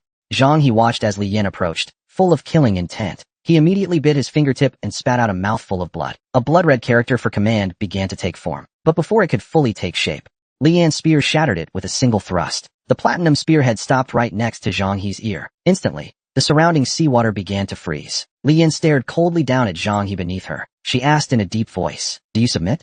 Zhang He clenched his fists. "I heard you ate a longevity seed during the Tianmu crossing." Clearly, it wasn't just that simple. Li Yan narrowed her eyes. Her right elbow slid down the spear shaft and pressed against Zhang He's throat. She glared at him again and repeated, "Do you submit?" Zhang He licked his lips, his expression hard to read. He answered heavily, "Today, I submit." Hearing that, Li Yan laughed wildly, then suddenly withdrew her spear. "Better think about how many todays you've got left." Though Kai Qian couldn't hear their conversation from afar, he couldn't help feeling indifferent at the outcome. He asked, "What do you think, Elder Yan?" Elder Yan responded gravely, "The demon bandit may be a raging tiger, but Tianbao's eye today, that fiery gaze, might not be so easy to temper." Kai Qian replied, "But I must ask, this star steel seems like iron, and the law like a furnace. Yet is it really? Is there truly any iron too tough to melt in this world?" Elder Yan cupped his fists. "Boss, you're a businessman, but we common folk see the hearts of people early on. If you can't see that law burns like fire, you'll hit walls at every step. We brothers are born of earth and sky, seeing the wind as double blades. Survival of the fittest. Nature favors the capable. If you can't hold some iron in your heart, you'd already be nothing but dust. This Tianbao Zai from Red Flag Gang isn't ordinary. Even if luck played a part, a win is a win." Kai Qian straightened his posture and asked again, "What technique did he use? Fist Wolf Sea Demon? Suppression Arts? Or something else?" Elder Yan hesitated. "It's hard to say. He's kind of like us, but not exactly. But one thing I'm sure of, this Tianbao Zai is no ordinary man." As dawn slowly broke, Zhang He returned to the Tianbua ship's deck, shook off his robes, and silently sat back in his yellow cypress chair. Jia Xiaodao brought over a plate of fire-grilled double crisp. Li Yan shakily reached for the chopsticks and joked, "Boss Kai is really stingy. After all night, not even some fruit as compensation. We still have to make it ourselves." But Jia Xiaodao saw clearly. The guy was putting on a tough front. He could barely hold the chopsticks. Kai Qian secretly observed their expressions, and noted that although Tianbao Zai's armor was slightly disheveled, his face remained calm, with no sign of discomfort. He then ordered his courtesan attendants. "Brother Tianbao is right. It's been a long night. Everyone's tired. Bring the wine and dishes. The rest can wait." Li Yan wiped his mouth, looked up at Kai Qian. "Don't, Boss Kai. Time waits for no one. As for the alliance leader, we better settle it early." Hearing this, Kai Qian paused, then turned to Zhang He and said, "Didn't Brother Zhang just have some objections? How about now?" Zhang He closed his eyes and waved his hand dismissively. "You guys decide. I have no objections." Seeing Zhang He clearly conceding defeat, Kai Qian said with an unchanged expression, "Then we'll follow the rules. The treasure ship will temporarily withdraw from the contest. Zhu Ben has one less victory. What about Brother Tianbao? Your armaments are somewhat lacking. Kai, may not be the most talented." But before he could finish, Li Yan interrupted him. "The Red Flag Gang still has armaments to put into play. Brother Tianbao, the contest earlier has already concluded." "Boss Kai, you're joking. Everyone, bear witness for me. I just want to take a leak. I didn't expect to come back and find you all stirring up trouble. Am I making myself clear? I said we wouldn't bet the main stake first, but I didn't say the Red Flag Gang was conceding." Boss Kai announced the end. "Wasn't that a bit hasty?" The pirates murmured in agreement. "Tianbao wasn't here earlier. Bringing up additional armaments now is perfectly reasonable. Brother Tianbao, what else can you add?" 50 newly made cannons, 8-inch caliber, plus 1,000 black powder shells, worth 200,000 taels of silver. Not too much, right? Kai Qian, hearing this, couldn't help but ask, "Brother Tianbao, if I remember correctly, in your pool, you've already added cannons of various calibers, a total of 462. I know the Red Flag Gang is powerful, but at this moment, can you really produce 50 8-inch cannons? Whether I can produce them, we'll find out when the time comes." Kai Qian nodded, with a sly smile. "I naturally trust Brother Tianbao, but there's one thing. Leader Tianbao, you might have misunderstood me. What I mean is, right now, you probably don't have anyone left to compete with. Who would have thought? This seemingly harmless merchant was actually the strongest among them." At this moment, Li Yin was facing an awkward situation he hadn't anticipated. No one was willing to put up more money to challenge him. He silently cursed his miscalculation, realizing he had overlooked this critical point in the chaos of the contest. Winning through brute strength and having strong manpower was only the basic requirement. Mastering the rules, aside from targeting the strong and exploiting the weak, the armaments in hand should also be spent when others still have money to offer, all used up. But now in the pool, everything had basically been drained dry. Other people's money, when they knew their chances of winning were slim, had even less reason to challenge him. As for Kai Qian himself, he had no need to send anyone to compete with the Red Flag Gang. As long as he maintained the status quo, he could rely on the pool, holding more armaments than the Five Flags Alliance, to win the position of leader. Kai Qian, after all, was a businessman, and these rules were set by him. No matter how fair they seemed, he was always going to have an easier time gaining the advantage. With no other choice, Li Yin could only turn to look at Zhu Ben, but Zhu Ben waved his hand, unwilling to compete further. At this point, he too had realized, among the 5 major pirate factions, I'm doomed to be at the bottom. Other minor leaders can't possibly outdo me. Throwing in more money is just a waste. At that moment, Yellow Flag Gang leader Su Longxi stepped forward, shouting loudly, I'll take on Tian Bao Boy this round. Ever since that rainy day at Dayu Mountain, when his mutiny failed, Su Longxi returned to base humiliated, his pride intact. He'd lost much of his fire. He and Lady Shi were cousins. But before Lady Shi's death, she neither cursed him nor accused him of betrayal. She didn't even ask for him to look after her daughter, Xiao'er. She barely spared Su Longxi a single glance before letting him go. Due to experiences not worth mentioning to outsiders, Su Longxi had always feared this cousin who spent her days with herbs and insects. But blood is thicker than water. Though deep down, he despised the Justice Hall and Tian Bao Boy. For this cousin, he felt a tangled mix of fear, resentment, guilt, and quiet respect. A complex knot of emotions. These feelings peaked the day he was driven out of Dayu Mountain. But with her gone, words were now meaningless. He took a deep look at Zheng Xiao'er, then gestured at Tian Bao Boy. I'm fighting you. Before Li Yin could respond, Yin Laoer couldn't resist jumping in. Earlier, Blue Flag's Qianjun Biao fought for Zheng Xiao'er under the Weapon Alliance's name and won a match. The Yellow Flag Gang is part of the alliance too. They're all in cahoots. How can that count as a match? Su Longxi sneered at his words. By your logic, the 2 matches I won earlier could be credited to the Weapon Alliance, just like Qianjun Biao's. Yin Laoer was instantly speechless. Su Longxi turned to Kai Qian. Boss Kai, what do you say? Kai Qian adjusted his glasses, speaking gravely. A few days ago, the flags were in chaos. The Weapon Alliance is no longer a single entity. Blue Flags to fight for Miss Xiao'er. That's her prerogative. The Yellow Flag Gang stands alone. They absolutely have the right to challenge the Red Flag Gang. However, Brother Su, you need to clarify what military assets you're betting on this match. 10 sloops, plus my yellow flags.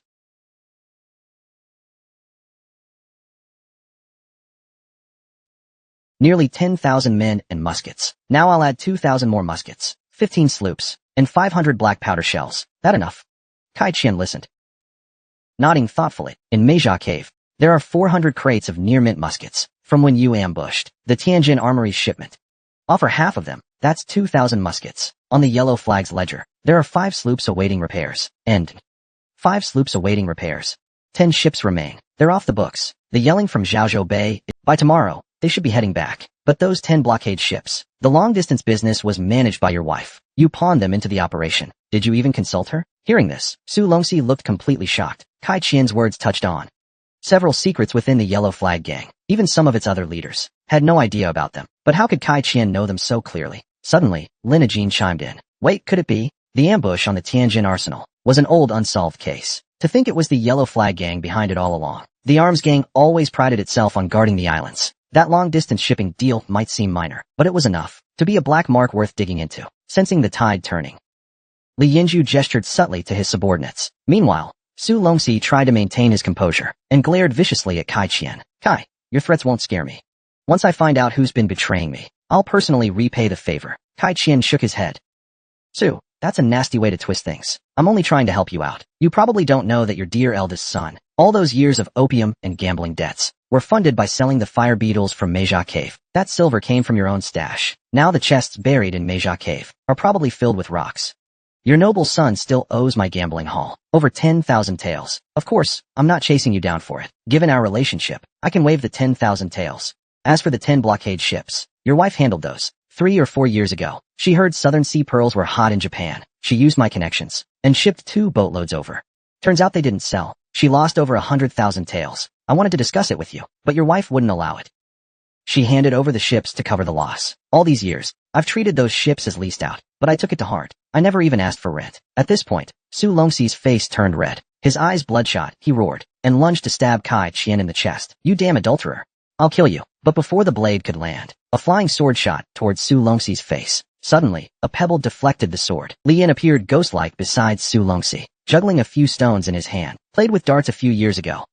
Seems I'm not too rusty. Yin Lauer chuckled coldly, ready to attack again. But Kai Qian stopped him. Brother Su, what baseless slander is this? I've only ever had a proper business relationship with your wife. How did that become an affair in your mouth? He could only hide behind Li Yin and whisper. In these times, women keep things secret. Su Longxi's wife secretly lost 10 ships behind his back. In the end, Kai Qian covered the fallout. Anyone who heard would assume Su Longxi was wearing a green hat. Things had gone so far.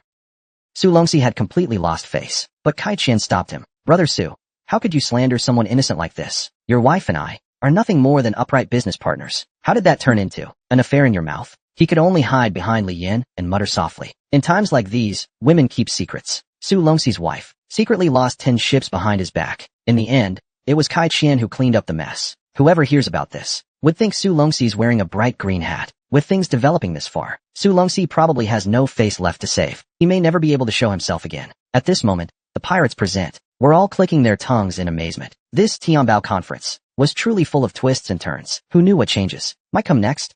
Suddenly, a hoarse voice rang out. That's right. You thought you were clever afterward, but ended up furious. Boss Kai's business spans Guangdong and Guangxi, and he's a proper alternate official in Guangxi. A respectable man. Would he really covet your aging wife? When they saw the speaker's face clearly, Yin Laoda and Yin Lauer were startled. Yin Aju and Kai Qian looked up simultaneously. The atmosphere shifted abruptly. The pirates nearby all turned to the old man, unsure who this scrawny elder was. Kai Qian first glanced at Li Yin, then spoke up and asked, Old Zhang speaks fairly. How should I address you? The old man, unfazed, countered. You don't recognize me? Kai Qian's face darkened. Gritting his teeth, he said, Today. I'm afraid I don't recognize you. Fair enough. Then when will you recognize me? Everyone present was sharp enough to sense something was off. Kai Qian, who usually remained calm even if a mountain collapsed before him, now seemed on the verge of falling apart. Faced with the old man's question, Kai Qian replied decisively, Then wait until I report to the court. You die at the hands of... As soon as he spoke, Yin Aju raised his eyes, bent low, and drew his sword. He lunged forward. A glint of steel aimed at the old man's throat. Lin Yuanfu hadn't expected this merchant, always so submissive before the authorities, to be so ruthless. He was utterly shocked. His whip fell to the ground. Jia Xiaodao, as if prepared, gripped his twin red kiss daggers tightly. His upper blade blocked the long sword. At the same time, Li Yin moved in a flash, knocking Yin Laoda back with a single punch. The four quickly distanced themselves. Li Yin, wielding a tiger-headed spear, provocatively beckoned to Yin Laoda. Yin Laoda wiped the blood from his mouth, glaring coldly at Li Yin. Lin Yuanfu, recovering from his shock, pointed at Kai Qian and shouted angrily, Kai Qian, how dare you? But before he could finish, a group of Kai's attendants behind him charged at Lin Yuanfu without warning, their eyes filled with unmasked killing intent. Luckily, Li Yin was quick, sweeping his spear to fend off the attackers. At the same time, the Red Flag Gang's pirates stood up, blocking Kai's charging men. In no time, chaos erupted. Li Yin sensed things going wrong. This was beyond his expectations. He had brought Lin Yuanfu as a casual move, just to provoke and disrupt Kai Qian, forcing him to make a choice. Did he want to become the alliance leader, or abandon the reputation of the Guangdong 13 guilds, give up his foundation and arrangements in legitimate society, or take a step back and yield to Lin Yuanfu, the court's representative? If so, he'd abandon the fight for leadership. The court would never tolerate Kai Qian, a red-capped merchant, turning into the leader of the South Seas pirates. Pirates were mere bandits, but someone like Kai Qian, with immense influence, in both official and civilian circles, and wealth rivaling a nation, if he united the South Seas pirates into something more, it would be enough to shake the nation's foundation. But his plan to cut the ground from under Kai Qian never accounted for Kai Qian flipping the damn table and trying to kill Lin Yuanfu outright. When weighing two evils, choose the lesser, and Kai Qian clearly understood this principle. At this moment, just kill the official investigator and spend some silver to clean up the mess. No matter what, it's better than letting Lin Yuanfu return to Guangdong and becoming the top power in Liangguan, than coming to deal with me. The armed forces are all rebels, while I'm just a reserve officer in Guangxi. I can keep the mouths of the court and beyond well fed. Even if pirates say I killed Lin Yuanfu, who would believe them? Though Kai Qian is ruthless in her schemes, Li Yin, too, relies on a great spear, a wild spirit who carved out her own world, decisively forcing back the Yin family's leader. Her tiger-head spear aimed straight at Kai Qian. In the end, she killed Lin Yuanfu. Though Kai Qian is ruthless in her schemes, Li Yin, too, relies on a great spear, a wild spirit who carved out her own world, decisively forcing back the Yin family's leader. Her tiger head spear aimed straight at Kai Qian. She summoned the wind's power, her steps like treading on lightning, instantly closing in on Kai Qian. Li Yin knew even if she couldn't kill Kai Qian, she had to capture her first. The platinum spear carried the force of blood and thunder, thrusting toward Kai Qian's throat, stopping still 2 centimeters from her neck. Order your men to stand down. Kai Qian seemed unfazed, her expression calm, her fingers gently brushing the platinum spearhead. If I'm not mistaken, this spear is the finest of the 5 dynasties, the weapon of High Priest Gao, named Priest. Its last appearance was during the Wanli era of the previous dynasty. I never thought I'd see it today. Seeing Kai Qian completely unshaken, Li Yin felt a chill run through her. She suddenly recalled the day Kai Qian visited Dayu Mountain. Even Yin, a Jew, stayed on the ship. Kai Qian went in alone, and now, on Kai Qian's finger, the emerald ring she wore began to slowly crack. With a cold smile on her lip, she stared at Li Yin. Tianbao, do you know why?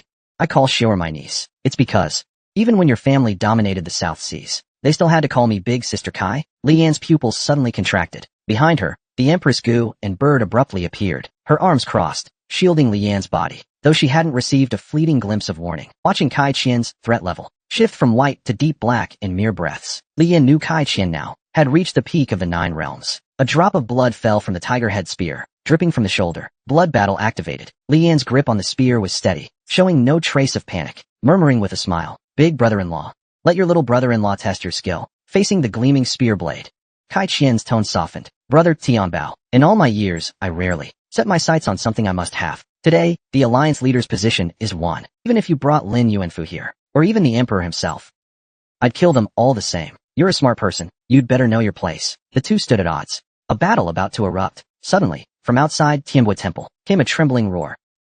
A diamond parrot landed, croaking hoarsely, "Boss, boss, the Fire Crown Pagoda has appeared." In an instant, the Kai clan fighters, still locked in combat, stopped as one, kneeling in unison, bowing toward the distance. The most moved was Kai Qian. Her expression solemn, she knelt in her robes, palms facing the sky. It was the grand ceremony of 3 bows and 9 kowtows. Li Yan watched the direction of their worship, straight toward the Ryukyu Islands. He couldn't help but think of Dan Yang. This unexpected event left the pirates present, stunned.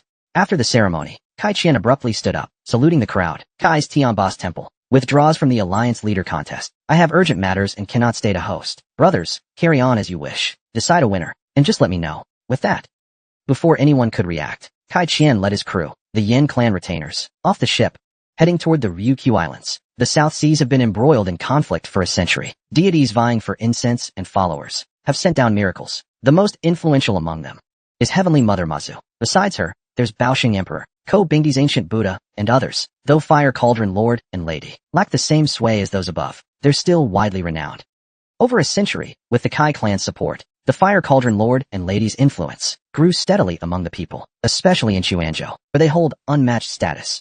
Folktales say Kai Qian's great-grandfather was once a lowly clerk in a minor office. By chance, he found a treasure cauldron, engraved with a comical pair of lord and lady figures. It could conjure vast wealth from nothing. Overnight, it made Kai Qian's great-grandfather immensely rich. Later, he set sail and prospered, amassing countless riches. His business grew ever larger. He enshrined the Fire Cauldron on the Ryukyu Islands, establishing an ancestral rule for the Kai clan to worship the Fire Cauldron Lord and Lady for generations. Before his death, he decreed to his descendants to exhaust their bloodline, to ensure the Fire Cauldron Lord and Lady manifest in flesh. In the century that followed, the Kai clan rose to prominence. Meanwhile, under the Fire Cauldron Lord and Lady, 9 vassal spirits, blessed by divine will, protected the Kai clan for generations. Tianbao's temple's century of glory was all due to the Fire Cauldron's power. Just moments ago, Boss Kai Qian announced his withdrawal from the Tianbao's convention, leading the Kai clan and the 9 vassal spirits to the Ryukyu Islands. Zhu Ben scrambled to his feet, asking what was going on,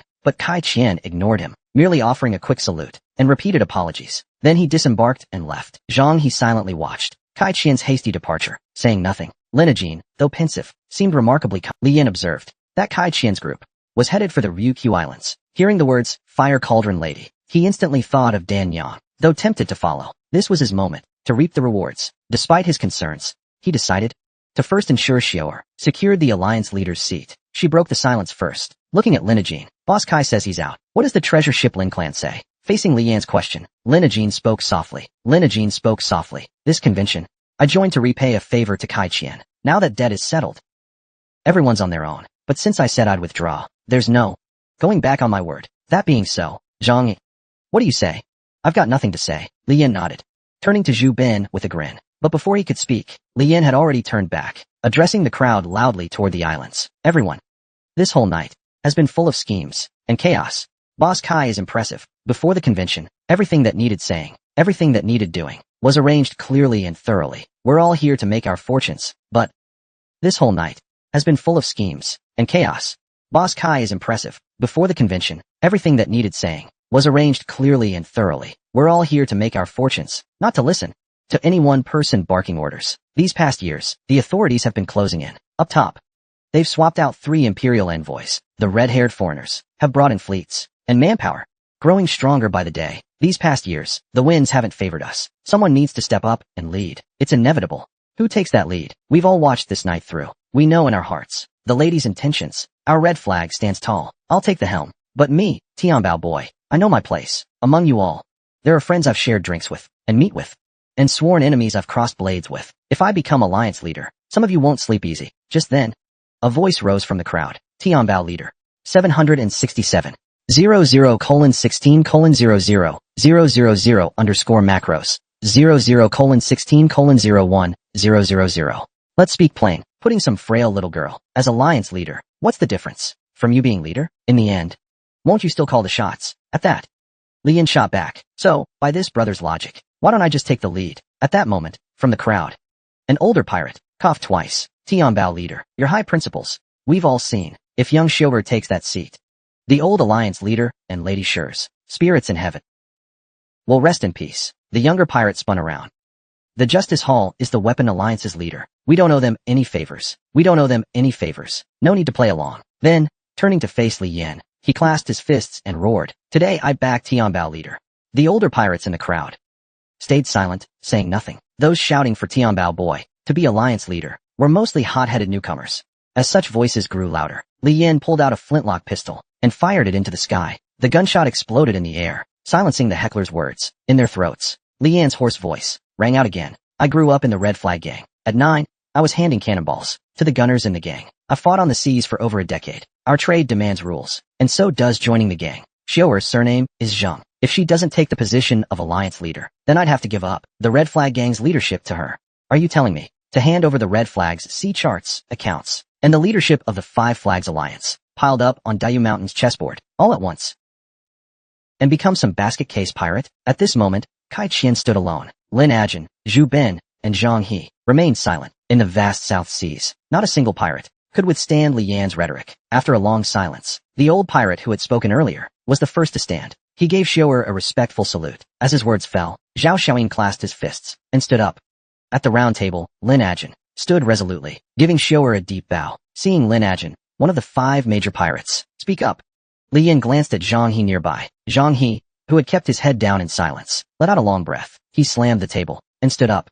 He glanced again at Xiaoer's tense little face. At this point, Zhu Bin couldn't hold back anymore. He pounded the table. Xiaoer pressed her small hand to her chest, her throat tight, unable to speak. Not knowing what to do, Li Yan walked to Xiaoer's side, giving her a gentle smile and a respectful salute. Little Xiaoer let out a breath, her hands tightly gripping Qianbao's fist. Seeing the tide had turned, the South Seas pirates below stood and saluted in unison. Xian Juanbiao of the Blue Flag Gang. I pay respects to leader Xiaoer. Hui Tujin of the White Flag Gang. I pay respects to leader Xiaoer. Tai Lianming of the Tianshui Gang. I pay respects to leader Xiaoer. And so, for the first time in over a century of growing prosperity and endless conflicts among the South Seas pirates, they had a nominal leader, with the Red Flag Gang's power as the foundation and Tianbao's support. The 6-year-old South Seas pirate queen, Zhang Xiaoer, united the South Seas pirates into a single fist. Meanwhile, in the Ryukyu Islands, before the Kai clan ancestral hall, Kai Qian led 9 retainers, kneeling outside, as if awaiting something. Soon after,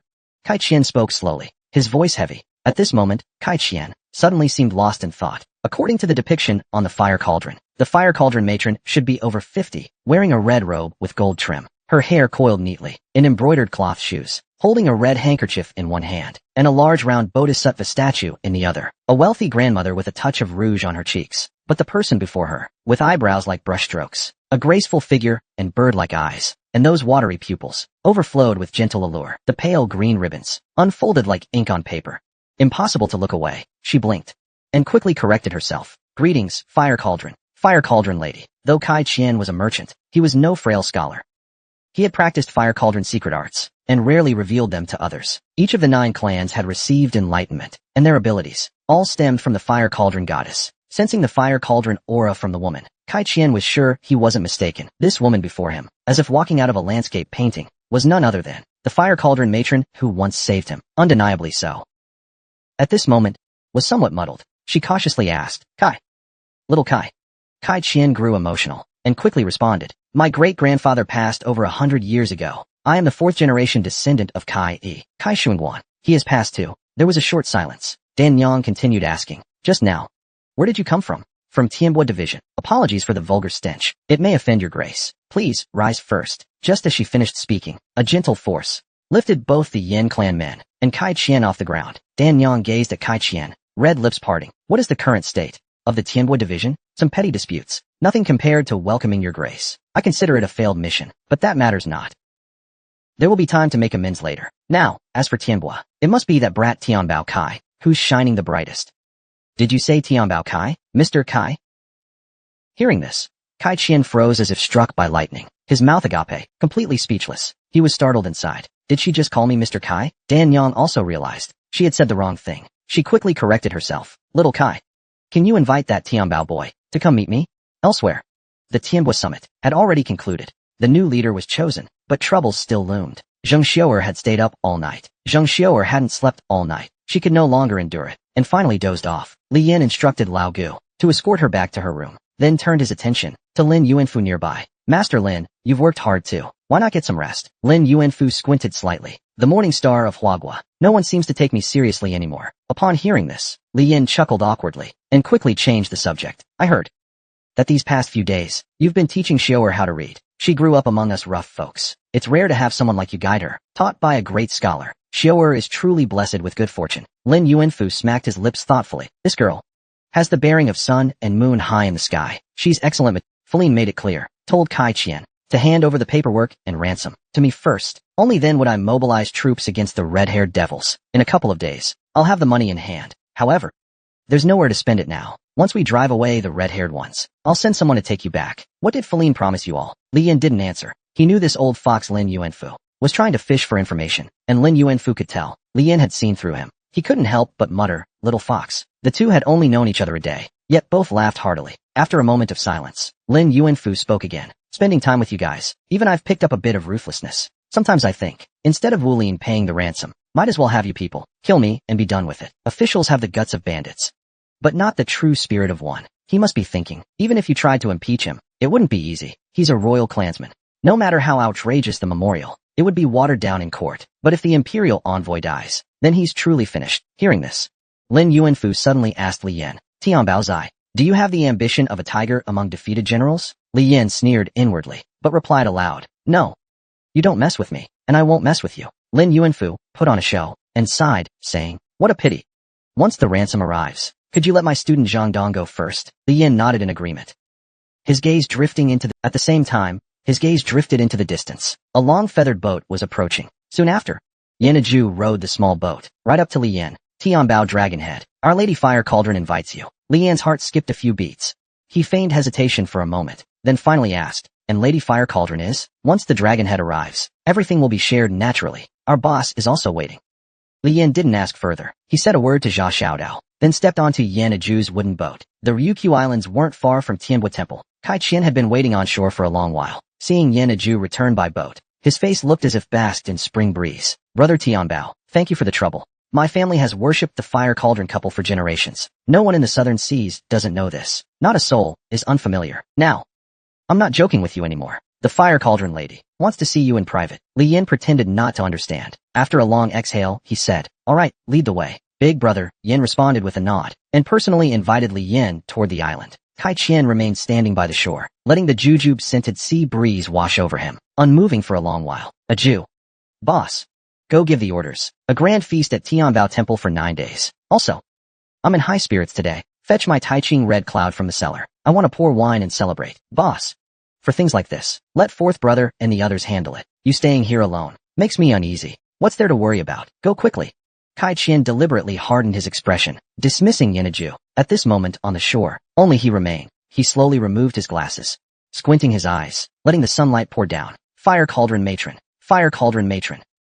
The two greatest forces in the South Seas have finally reached an alliance. Li Yin has also set his ultimate goal on the ripest fruit of this sweet grass, driving the red-haired devils out of Macau completely. In the back courtyard of the Kai clan ancestral hall, Danyang stared at the small cauldron in her hand, lost in thought. A wisp of green smoke rose slowly from her hand. Soon after, the small cauldron shattered in the burning smoke. Three distinct colored auras shot out abruptly. One was a pale cyan, the essence of Danyang's century-long cultivation as a mountain spirit. Another was a pure, unmatched black aura, giving the sense it could devour everything. It was the legacy of Yinfu's Tai Sui harmony, the path of wisdom. The final aura, a mix of red and yellow, was the spirit of the Fire Cauldron Lord and Lady. Danyang held these three auras, her face grim. Before her eyes, an image gradually emerged, a woman in a jacket, her hair tied in a ponytail. That day in the Great Snow Mountain, she had been forcibly bound by Yushu, who took 300 years of her incense roots. In exchange, she was forced to accept this Tai Sui harmony. With it,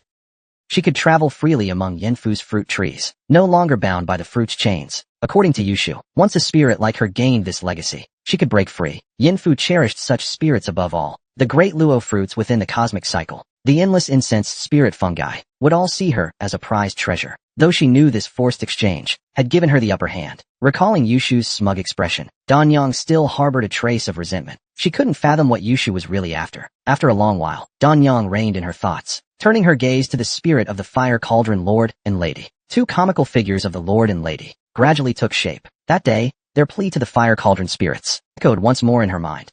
Mountain Spirit, we can't wait any longer. If we miss you, we don't know how much longer we'll wait. We hope you'll take us to see the world beyond the lens that the Heavenly Mother spoke of, though it may cause you some trouble. It's just the imprint of us, an old man and an old woman, our memories and such, but still, we're counting on you. At this thought, Danyang clenched her pale fist, gathering the three auras together. Just then, Yin Laoda knelt outside the door. Matron, Tianbao is waiting in the hall. Danyang responded softly, saying to Yin Laoda, Azu, don't call me that anymore. Yin Laoda's heart jolted at her words. He had gained divinity through the matron's guidance. How could he disregard propriety? He looked at Danyang in fear.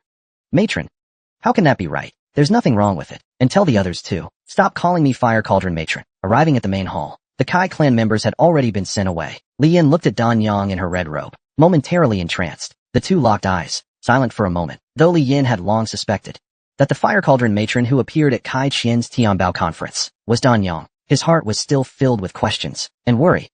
He asked directly, Danyang, what's going on?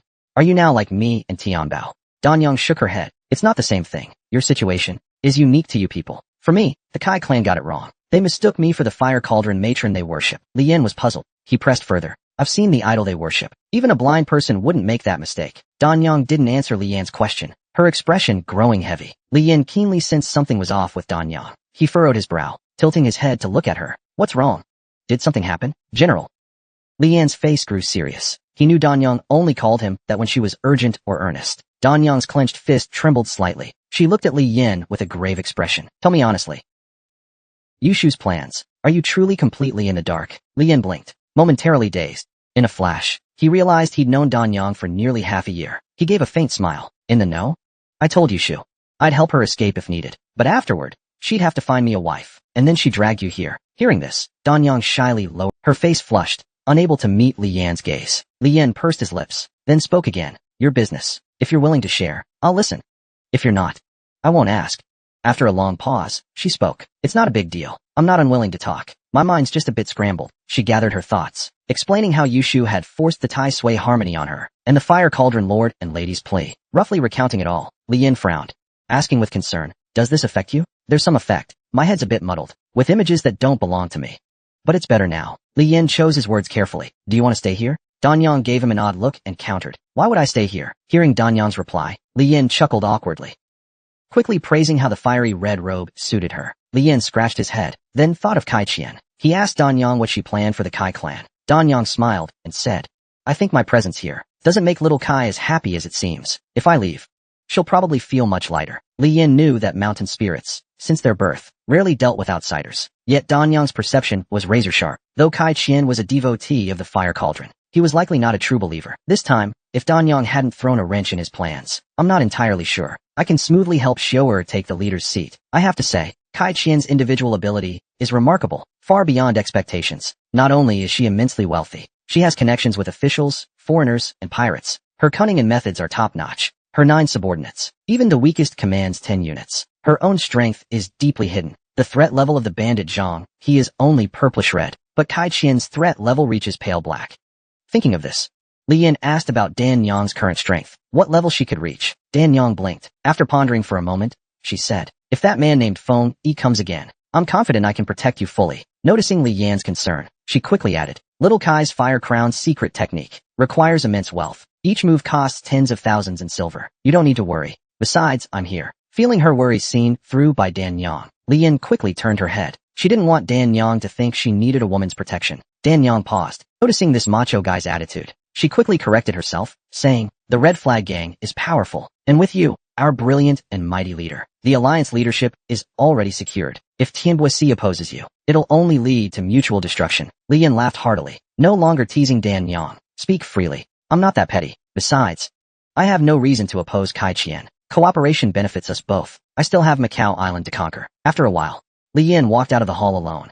She spotted Yeniju carrying 2 wine jars. Walking ahead, she quickly asked where Boss Kai was now, and expressed her desire to talk with Kai Qian. Yeniju stared at Li Yan expressionlessly, impatiently saying the boss didn't want visitors today. Hoping Li Yan wouldn't make a fool of herself, Li Yan didn't press further, only asking a Jew to pass on a message. Tell Kai Qian she could take her away. Though a Jew was puzzled, unsure who her referred to, he still relayed the message to Kai Qian. Half an hour later, Kai Qian had a wine jar beside her. The sweet aroma of wine filled the air. Her face carried a faint trace of drunkenness. Looking at Li Yan sitting across, she spoke freely. 13 years ago, in the quiet summer of Guangdong.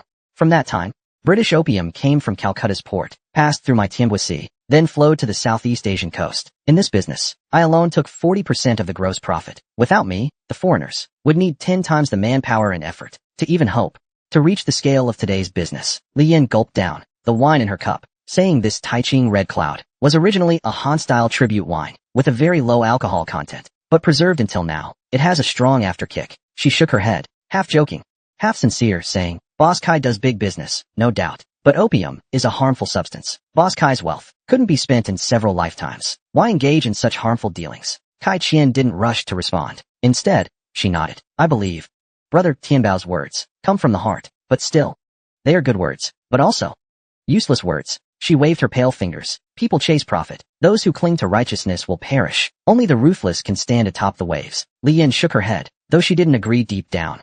She hated arguing principles, so she let Kai Qian speak. "The court officials see the harm of opium, but what they don't see is the unprecedented upheaval after opium, the crisis of a sinking land, the foreign nations choking the globe. Where does the East India Company grow so much opium?" Li Yan raised her wine cup, eager to hear more. Kai Qian, perhaps tipsy, or perhaps after the Tianbuisi assembly, no longer needed to hide her thoughts from the South Seas pirates. She continued, 10 years ago, the war in India's Mysore kingdom was orchestrated by the British, Brother Tianbao. Look around. What does the world look like now? Beyond our borders, it's already the British's domain. Mark my words, within 50 years, India will cease to be a nation, but the foreigners' cannons are aimed only at India. Now, the southeast coast spans thousands of miles. Nations trade and preach freely, coming and going as they please, from India to the South Seas, from the South Seas to China, under the guise of friendly trade. The British are..." At that moment, Kai Qian's eyes flashed with sharpness. "Those 2 sentences I just said, the officials today, will take decades to grasp their meaning. I could stop selling opium. Tianbuisi could even block the East India Company from bringing a single piece of opium into the South Seas. But the result? You've already seen it. Guangzhou Bay has still fallen into a sea of fire. To an outsider, this would sound like riddles. But Li Yan caught the crux immediately. "Boss Kai, the foreigners attacking Guangdong. You knew about it, didn't you?" Kai Qian no longer hid, cutting straight to the point. "Why not speak plainly, Brother Tianbao? You want to ask if the foreigners' attack on Guangdong was something I secretly orchestrated?" Li Yan raised an eyebrow, saying nothing. Kai Qian looked at Li Yan with a serious expression, continuing, "England, France, Russia, Portugal. These 4 nations are now fighting chaotically in Jiangxi. Their homeland is in decline. I only tipped off the British that the officials were pressuring Tianbuisi too hard. Their goods wouldn't make it in by year's end. But the British are adventurers. What they can't get at the negotiating table, they'll take on the battlefield. What happened next? I don't need to spell out." Li Yan lowered her head in silence for a moment, then spoke again. "When Guangdong first fell, the Anglo-Portuguese coalition sailed into..." Not many know this, but it's not a secret either. The situation in Fuli was that you're doing too? Aren't you afraid of playing with fire and burning yourself? Kai Qian drained her wine in one gulp, then said leisurely, if you don't see someone clenching their fist, doesn't mean that fist won't hit your face. Better to know the pain early. Those who steal a nation become lords. Li Yan smacked her lips. Boss Kai, I'm a rough person. All I know is fighting and killing. But your words today taught me something. A true man fears no schemes, and should not shy from ambition. Kai Qian paused, then burst into laughter. Brother Tianbao, you jest. Now, we should be working for your Xiu'er to become alliance leader, to stir the seas together. Li Yan chuckled. Everything we just said stays between us, buried deep. Now let's talk business. What business? The fire cauldron goddess. Kai Qian fell silent. She glanced discreetly at Yaniju behind her, as if sensing Kai Qian's gaze. Li Yan continued speaking. What? Is my mouth too big? Kai Qian's eyes narrowed slightly, as if a bit intoxicated. No matter, no matter. Brother Tianbao, speak plainly. Li Yan raised 3 fingers, openly stating his conditions without restraint. How I manage it, you don't need to ask. Agree to these 3 terms, and I'll take the fire cauldron matron. At these words, Yanaju's eyes turned cold. A surge of killing intent aimed straight at Li Yan, unmasked. Kai Qian didn't stop him, nor did he rebuke Li Yan. He merely sipped his wine alone. The room's atmosphere turned icy in an instant. Yanaju's fists clenched tightly, only relaxing bit by bit after a long. He lowered his head, no longer looking at Li Yan. Seeing Kai Qian make no response, Li Yan continued laying out his conditions. First, Feline's promise. Honor it before we march. He agreed to pay me a ransom. Something like 300,000 taels, right? Of that, you'll provide 100,000 taels in jewels, live pigs and sheep, jade artifacts. As for what exactly, I'll give you a list. The remaining 200,000 taels, in hard silver. Kai Qian nodded. What's the second? Second, I hear the authorities have blueprints for building a 200-meter floating ship. One copy is public, another is held by the treasure ship's interim keeper. With your connections, Boss Kai, getting me one shouldn't be hard, right? At these words, Kai Qian's face showed no expression as he reminded. I know Dayu Mountain has a large shipyard, with master shipwrights passed down for generations. But forgive my bluntness, the materials needed for such a ship can no longer be found in the entire South Seas. Li Yan smiled. He told Kai Qian not to worry about that. He knew the South Seas might lack them, but Yanfu's fruits were boundless. Many wanderers sold and used purchase rights at auction houses. No material was. Then Li Yan's lips moved, stating his third condition. Kai Qian listened for a long while, his expression growing solemn. After a long pause, he finally spoke. Forgive my ignorance, Brother Tianbao. This move, beyond provoking the red-haired dogs to jump the wall, I see no necessity for it. Besides, Dayu Mount is uniquely advantageous. Why would the red flag bother meddling? Li Yan raised his wine cup, cutting Kai Qian off. Just assume this move is for a bit of posthumous fame. At these words, Kai Qian chuckled, toying with the wine in his hand. No wonder, Brother Tianbao. This laugh? I'm just a scheming merchant. The Red Flag Gang's actions truly live up to the formal name of the Treasure Island. Boss Kai, no need to flatter me. You're a merchant chasing fame and profit. I'm a warrior rolling in blood and steel. When it's time to strike, we both hit hard. But when I fight for blood, I don't mess with the nation's spirit. Kai Qian, hearing this, seemed puzzled. Fight for blood. Leader Tianbao, you've got 60,000 men under you. Do you still need to fight for blood yourself? Li Yan clenched his fist, then shook his head. Exactly, because I have 60,000 men. For a moment, both fell silent for a long time. Only the sound of real wine and liquor echoed in the room. Kai Qian seemed to have thought of something. He took another glance at Li Yan. Then he raised his cup and said, then it's a deal. Li Yan nodded. A deal it is. The horn to clear out the red-haired invaders had finally sounded. Pirates across the South Seas began joining the fray. With the end of the Tianbosi assembly, that very night, from within the Red Flag Gang, orders were sent.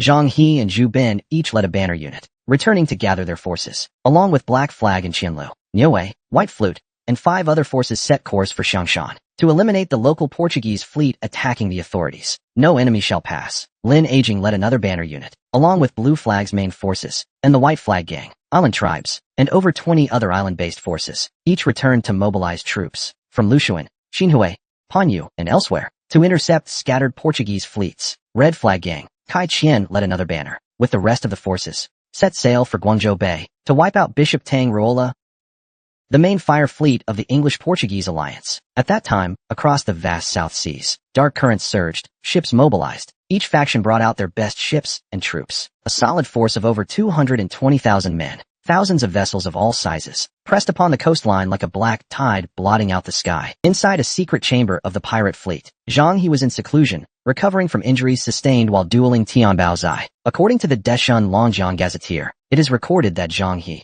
was a Hakka man from a humble peasant village. He had guts, often fought over farmland, and killed a man, was captured and interrogated by the military, but later pardoned. Released under a general amnesty, he then rallied others, raised the 9-star Black Flag, followed the teachings of Master Huang Lao, and took in disciples. He swore to protect the nation. His water-dissolving curse made him impervious to blades. He gathered a vast pirate fleet, amassed over 10,000 men, and obscured the sky with their numbers. Meanwhile, the Blue Bandit Chronicles recorded, Zhu Ben, fond of alcohol and numbness, read little, found no joy in books, and turned to piracy. He was clever, so others followed his command. To avoid icy winds, he often traveled between the West River and Japan. Connections were loose, but he relied on the Viet South. The Southeast had long suffered his raids. As night deepened, waves crashed against the great ship, echoing endlessly. Zhu Ben had already waited there all night. He watched the closed chamber of Zhang He, from which cold air seeped. Zhu Ben joked. Is Commander Zhang perhaps practicing some secret art? The prayer priest stammered, waved a hand, signaling that their leader had damaged his lion dog soul among the 7 souls and 3 spirits during the duel with Tian Baozai, and was now in seclusion for healing. Not practicing any hidden technique. Zhu Ben, of course, didn't believe it. But prayer priest said. Everyone in the South Seas knew that Zhang He once stood atop the Dharma platform, and even Portuguese warships were like children's toys in his hands, only in a fair duel could such spells not be used freely. As the two exchanged polite words, the closed-door chamber suddenly opened. Zhang He stepped out, large and imposing, entering the room with white mist rose gently from his black hair. It was truly astonishing. He furrowed his brows, sweat dripping from his forehead, yet his eyes burned brightly like torches. What brings Lord Pigdragon here so late at night? What's the matter? Zhu Ben licked the wine. Instead of answering, he looking at Brother Zhang's current state, dressed all in black, startled and gasping. If I didn't come respectfully, wouldn't it be just a few years before the Red Banner folks took my head? Zhu Ben leaned forward and said, I heard that. Among the Yashing arts, there's a forbidden technique. Swallowing the lower spine of a master practitioner grants half of their cultivation power. Could it be that Tian Baozai acquired Madame Shi's secret art? Zhang He waved his hand in dismissal. Madame Shi's techniques. He knew them better than anyone. Tian Baozai's methods were completely different. Of course Zhu Ben knew. Tian Baozai wasn't using Yashing arts. He just set it to probe for information. He clapped his hands, pretending to have a sudden realization. Then doesn't that mean, in Mount Diyu, there's still someone who holds half of the suppressed arts? Of course Zhang He saw through his intentions. He gave him a half smile. If Lord Zhu has something to say, just say it. Zhu Ben coughed awkwardly, then began to speak. I heard that after the Tianbo assembly, Kai Qian brought Tian Baozai to the Kai Ancestral Hall. Now the two are practically wearing the same pair of pants. Tonight, our alliance leader Xiaoer has issued an order for the two of us to strike Xiangshan first. What do you think? Zhang, he didn't mind. Following Zhu Ben's words, he said his men were already assembled, just waiting to set sail. Hearing this, Zhu Ben hurriedly slapped the table. Brother, why are you so honest? They say the leader is Zhang Xiaoer, but it's obviously just Tian Baozai, playing the whore and still putting up a chastity banner. Back when Madame Shi was alive, I already saw it. These Red Banner people are ungrateful and disloyal, not worth working with. Of the 5 pirate factions, Brother Zhang, this time the Nanyang pirates are all out. Almost 220,000 in total. The red hairs may be tough, but they're still made of flesh. Clearly not our match. But once we reach Guangzhou, Tian Baozai won't even let us sip the soup. So then, according to Lord Pigdragon's idea, when we reach Xiangshan, we deliberately leak news. Let them think their main force is in trouble at Guangzhou Bay. The red hairs will surely break through to reinforce. We pretend to pursue. Let the red hair warships go mess with the Red Banner and Kai Qian, then land and head straight for Guangzhou. If we reach the city first, wouldn't everything be ours? Hearing this, Zhang He burst into hearty laughter, no longer pretending, clapped his hands loudly. I'd been thinking. Turns out we were of one mind. Lord Pigdragon, seeing Zhang He's reaction, Zhu Ben knew his visit was a great success. He was overjoyed. Then it's settled, brother. We'll take Guangzhou first. North of the city is mine. South goes to you, Brother Zhang. After this big score, we can retire rich and carefree. Zhang He quickly agreed twice, but a deep glint flashed in his eyes. Once Zhu Ben left the ship satisfied, Kadeji walked over to Zhang He. Boss, that Zhu Ben. Zhang He raised his hand to interrupt, then turned to ask Kadeji about what he had previously been told to investigate. Are you confident? The prayer priest nodded. He replied with certainty that Zhu Ben and they were once scapegoats for the Red Flag Gang. The cannons on the Yaling ship were exactly the same as those on the red-haired battleships. There's no mistake. The red hairs frantically wanted to retrieve that item. It's likely in Tian Baozai's hands. Otherwise, why would he risk everything during the blaze? If he wasn't certain, Zhang He looked into the distance, his tone chilling. Daoji, if we get that thing, what would you do with it? Of course, hide it in our lair, and quietly get rich. Daoji suddenly paused in tone. He seemed to realize something, but wasn't sure. Could it be the commander intends? Zhang He's gaze grew even darker. Zhu Ben is far too short-sighted. Guangzhou may be overflowing with riches, but that meat pot, whether you eat a bite more or less, doesn't change the big picture. Tian Baozai is still the South Sea Alliance chief. Even if he loses some troops, his prestige will reach its peak. But if we wait until Tian Baozai's fleet arrives at Guangzhou Bay, and we don't fight into Guangzhou, but instead turn around and strike Dayu Mountain, then we can replace Tian Baozai. According to the Sword Wielder's Chronicle, there was a man named Lin of the Treasure Fleet. His name was Ajin. He roamed the rivers naked, often assisted cannon squads to break into the Yangtze. He once ambushed a boat and rose to power. He later followed their cause, and became known for commanding water ghosts and seizing command. Yet his orders forbade killing, and in ship raids, only took half. Those poor and pitiful, he let go. He was called humane at sea. 2 evenings later, on Lin Ajin's fleet, Aoxian couldn't help but complain about Kai Qian. That Kai fellow quit being alliance chief himself, but dragged us into becoming nobodies. But Lin Ajin ignored the grumbling. His gaze fixed on the distant fleet, urging everyone to stay alert. At the western side of Lin's fleet, a streak of black light soared from the sea. A flag of red and green fluttered below the golden-blue round shields of the sails. Portuguese soldiers in crisp uniform, black and red silhouettes, bustled on deck. Both sides spotted each other almost simultaneously. Lin Ajin's eyes immediately sharpened. He gave a flurry of orders. Raise the flags, mount the cannons, spread the ships left and right, get the whole crew into the water formation. Suddenly the deck bustled with movement. 3 rows of dozens of holes appeared along the hull. Bare-chested Lin clan warriors in gold headwraps pushed the cannons into position. Meanwhile, from the Portuguese black gunboat, a few 10-star shells the cannonballs landed precisely in the sea just ahead of Lin's fleet, warning them not to advance further.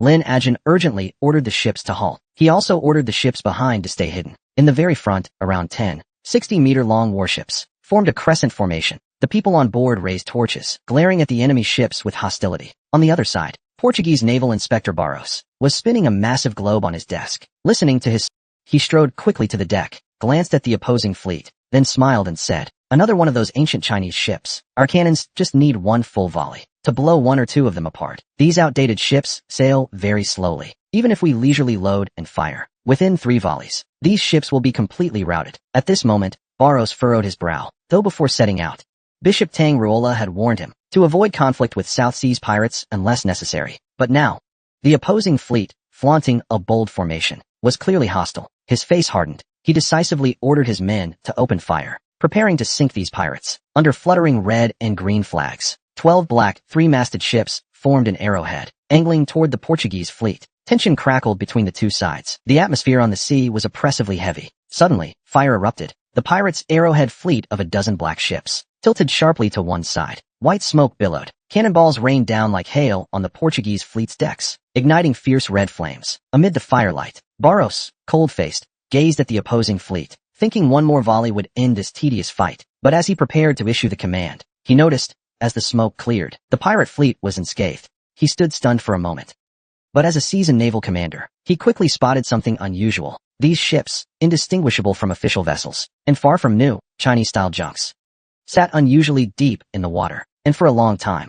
The Portuguese had dominated the South Seas, giving Barros immense confidence. He didn't dwell on it, ordering the fleet to charge forward, to close the distance and strike. At the same time, Lin Ajin's eyes lit up. The foreigner's fleet had entered his cannon's range, but Lin Ajin held his tongue. A veteran of sea battles, he knew the foreigner's ships, not like the back of his hand, but well enough. Though the Lin family's old ships represented centuries of South Seas shipbuilding mastery, compared to the foreigner's vessels, they still fell short. Shorter cannon range, fewer cannons aboard, and slower speed. Their only advantage was durability. He knew during their first clash, the Portuguese wouldn't gauge his firepower. Carrying their usual disdain for South Seas ships, they'd surely press forward recklessly. But they didn't know that in the South Seas, the greatest cannon strength wasn't the officials, but belonged to the Lin family pirates. He just had to wait for the Portuguese ships to get close enough to deliver the most devastating blow. As the ships drew nearer, cannonballs kept pounding Lin Ajin's vessels, but he remained unfazed, silently calculating the fleet's distance. Suddenly, a brown gunpowder shell arced toward his nose, too late to dodge. Ajin's eyes widened nearby. He leaped into the air, shoving Lin Ajin aside. His arms crossed to meet the shell. Sparks burst like a blooming rose, exploding fiercely on Ajin's body. As the smoke cleared, Lin Ajin looked at Ajin with concern, unsure if the sea ghost's body could withstand Portuguese cannons. Ajin leaned against the deck, slowly raising his charred right arm, signaling he was unharmed. Lin Ajin let out a long breath. He stood and roared to his men. "Fire! Call the brothers in the rear to join. Hit them back hard."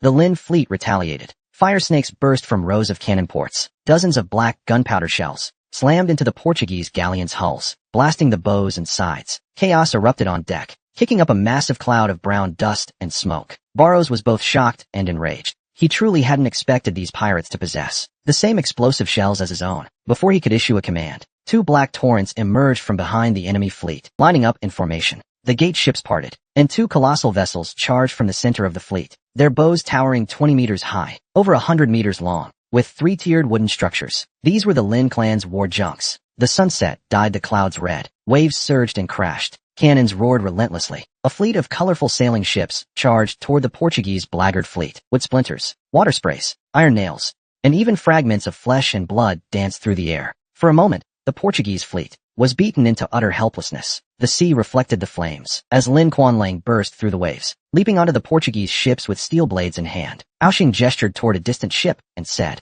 "That ship with the gold leaf border is their flagship. Seize it first."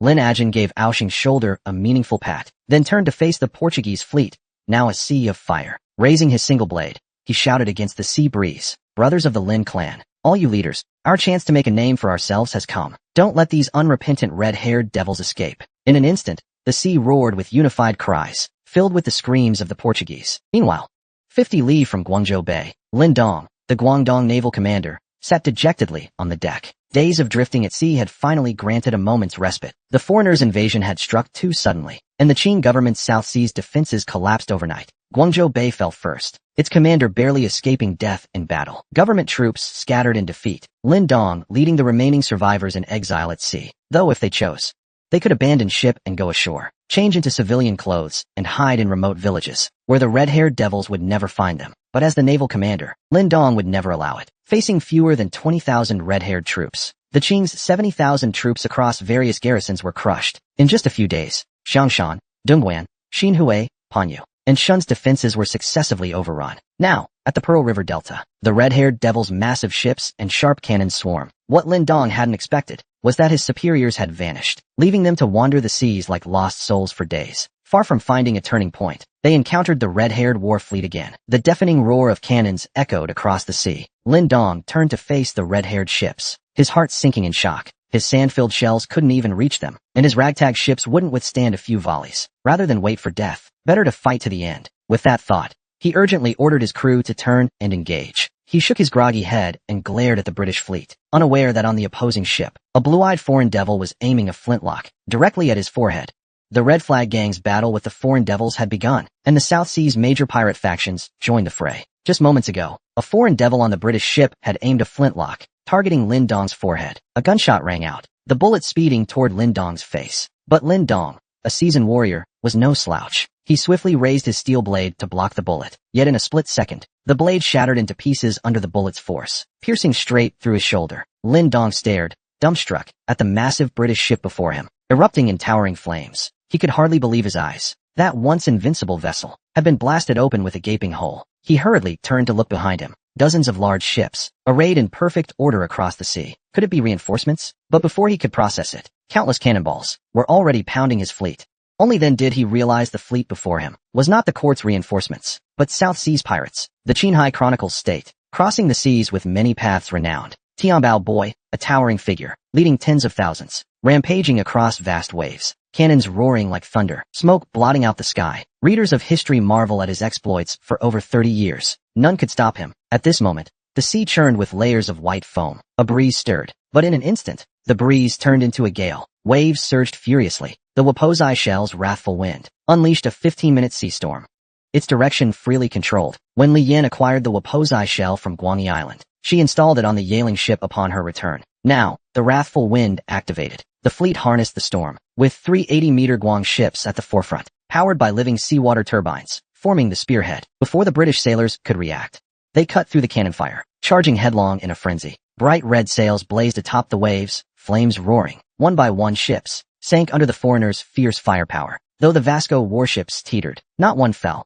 Jia Xiaodao couldn't help but grumble. These foreigners' Vasco warships are damn tough. Beat up this bad, and they still have fight left. At this moment, Li Yan's fleet, riding the hurricane, swiftly closed on the British fleet. Red-sailed ships swarmed forward, crashing into the Vasco warships' hulls. White and red sails tangled. Bird ships darted behind. Pirates, like swarming ants, through grappling ropes, climbing aboard with blades, guns, and muskets, engaging the foreigners in brutal boarding combat. The South Seas pirates' ferocity shone. With superior ships and firepower, Zhao Xiao wielded his long spear like a dragon. His blade reaping foreigners lives like a beast. In mere moments, the foreigners dared not advance. The British fleet commander, seeing the pirates' savagery, decisively ordered all soldiers to retreat into the cabins, hoping to hold the narrow terrain and wait for reinforcements. Lian glanced around. Seeing no resistance, she started chatting with her crew. Shuai Ba suggested blowing up the ship with a powder keg, but Lian brushed it off. The Red Flag gang outnumbered them several times over. No need for such drastic measures. First, clear out the foreigners in the cabins. Capture a few prisoners for questioning. Then decide the next move. At that moment, a British sailor in the cabin noticed Li Yin giving orders. He aimed at her and pulled the trigger, but Li Yin dodged effortlessly. He stared in disbelief at the woman before him. As Li Yin advanced step by step, he turned and fled. Li Yin didn't even glance. Her toe flicked up a steel blade, hurling it backward. With a thud, the blade pierced the sailor's body, slamming into the cabin wall. The British commander, witnessing this, knew barricading wouldn't delay any longer. He steeled himself. Rather than wait for death, he'd fight to the end, ordering his remaining soldiers to aim their muskets at Li Yin. A volley of shots rang out. Li Yin swept her great spear, deflecting every bullet. Then, as they hesitated, her spear danced. In a blink, cutting down the front rank, she pressed the spear shaft. The tiger head blade surged like a dragon. A streak of platinum brilliance slashed through the air.